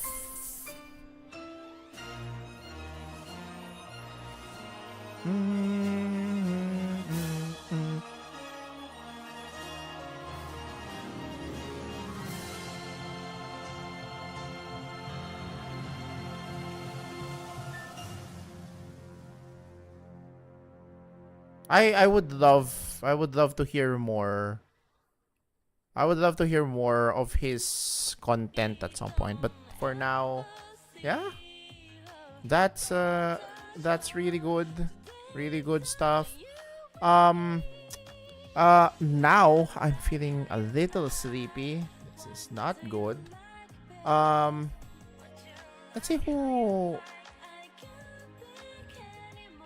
Let's see who's streaming right now.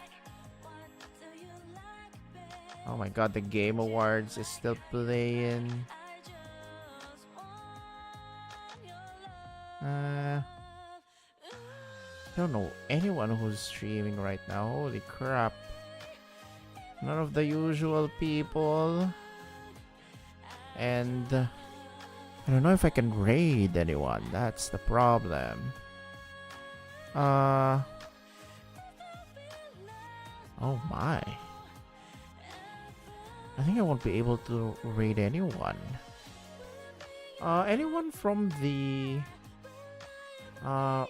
community on the Twitch Philippines side of things.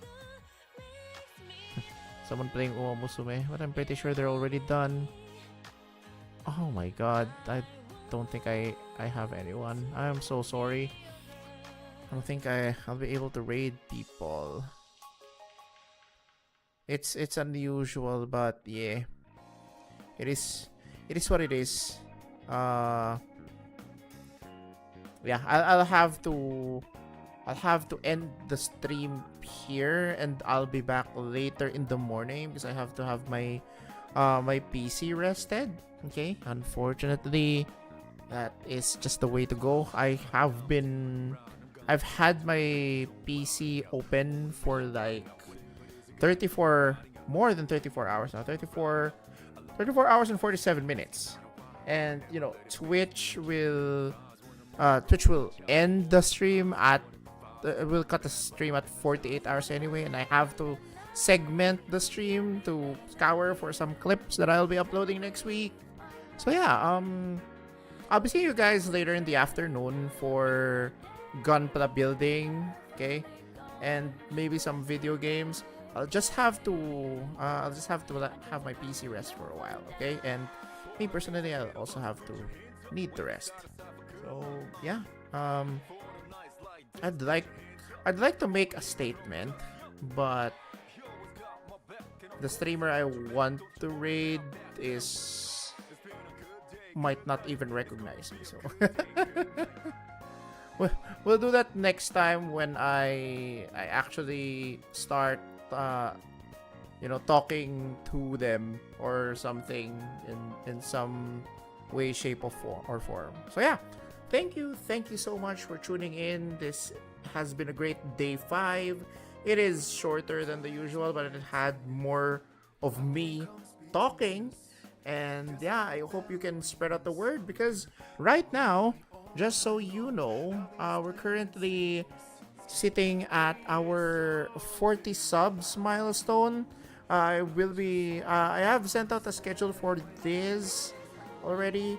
Karaoke Subathon on Friday, Reddit Deep Dive on Thursday, and the party begins, which is basically going to be just community gaming now on Saturday,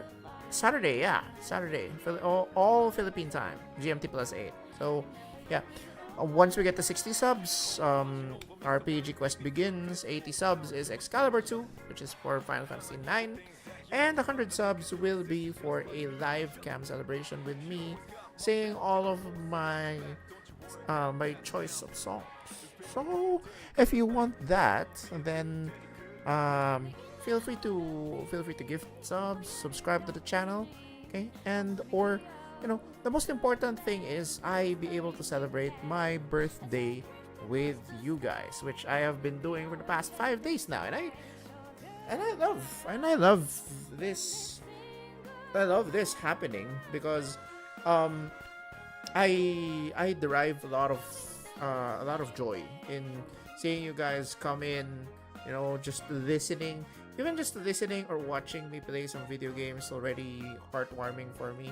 If you guys chat, it's even way more heartwarming. It brings me joy to see you guys drop by and support the channel. So yeah, that'll be it for now, guys. I'm so sorry I won't be able to raid anyone despite all of the raids that I have received. Okay, I know a lot of, or maybe some of you guys are already asleep. So yeah, I'll be seeing you guys later. Maybe I'll start the stream around 10 a.m., 11 a.m. Basta I'll do it in the morning, okay? Sentient Horse, happy birthday to you. Thank you so much for the greeting. I really appreciate that. If you guys want to know, my actual birthday is last Saturday. So everything else is just an extension. A lot of people who believe in the zodiac would say I'm a Leo, I'm a diva. Okay, I like celebrating I like celebrating, like, I don't know what the big term is, but yeah. I appreciate you guys so much. Thank you so much, Sentient Horse, for dropping by and singing happy birthday, basically. Appreciate that. Yeah, I'll be seeing you guys for the Gunpla building session later. I will be starting the Gunpla building around 3 p.m. Okay, so we'll be playing games when I start streaming in the morning. Okay. Few days doesn't matter, bro. Still a birthday boy in my book. Hell yeah. Thank you. I appreciate you a lot, dude. Yeah. Thank you for the follow. I appreciate it. Now, you guys already know this. You can follow me in these socials. I have regularly been uploading on TikTok and Instagram. Soon I'm also going to upload a lot of YouTube shorts. So I hope you'll also appreciate that. I have a lot of compilation to catch up with on those platforms, but once I'm done catching up to it, then it'll be a simultaneous upload for Instagram, TikTok, and YouTube. Okay, long form to follow. I still have to learn subsequently how to edit videos properly in a meme format. Okay, highlights, whatever. And I hope this subathon will be the stepping stone of me venturing into more content in different platforms. Yeah, thanks so much for tuning in, guys. I'll be seeing you guys in a few hours.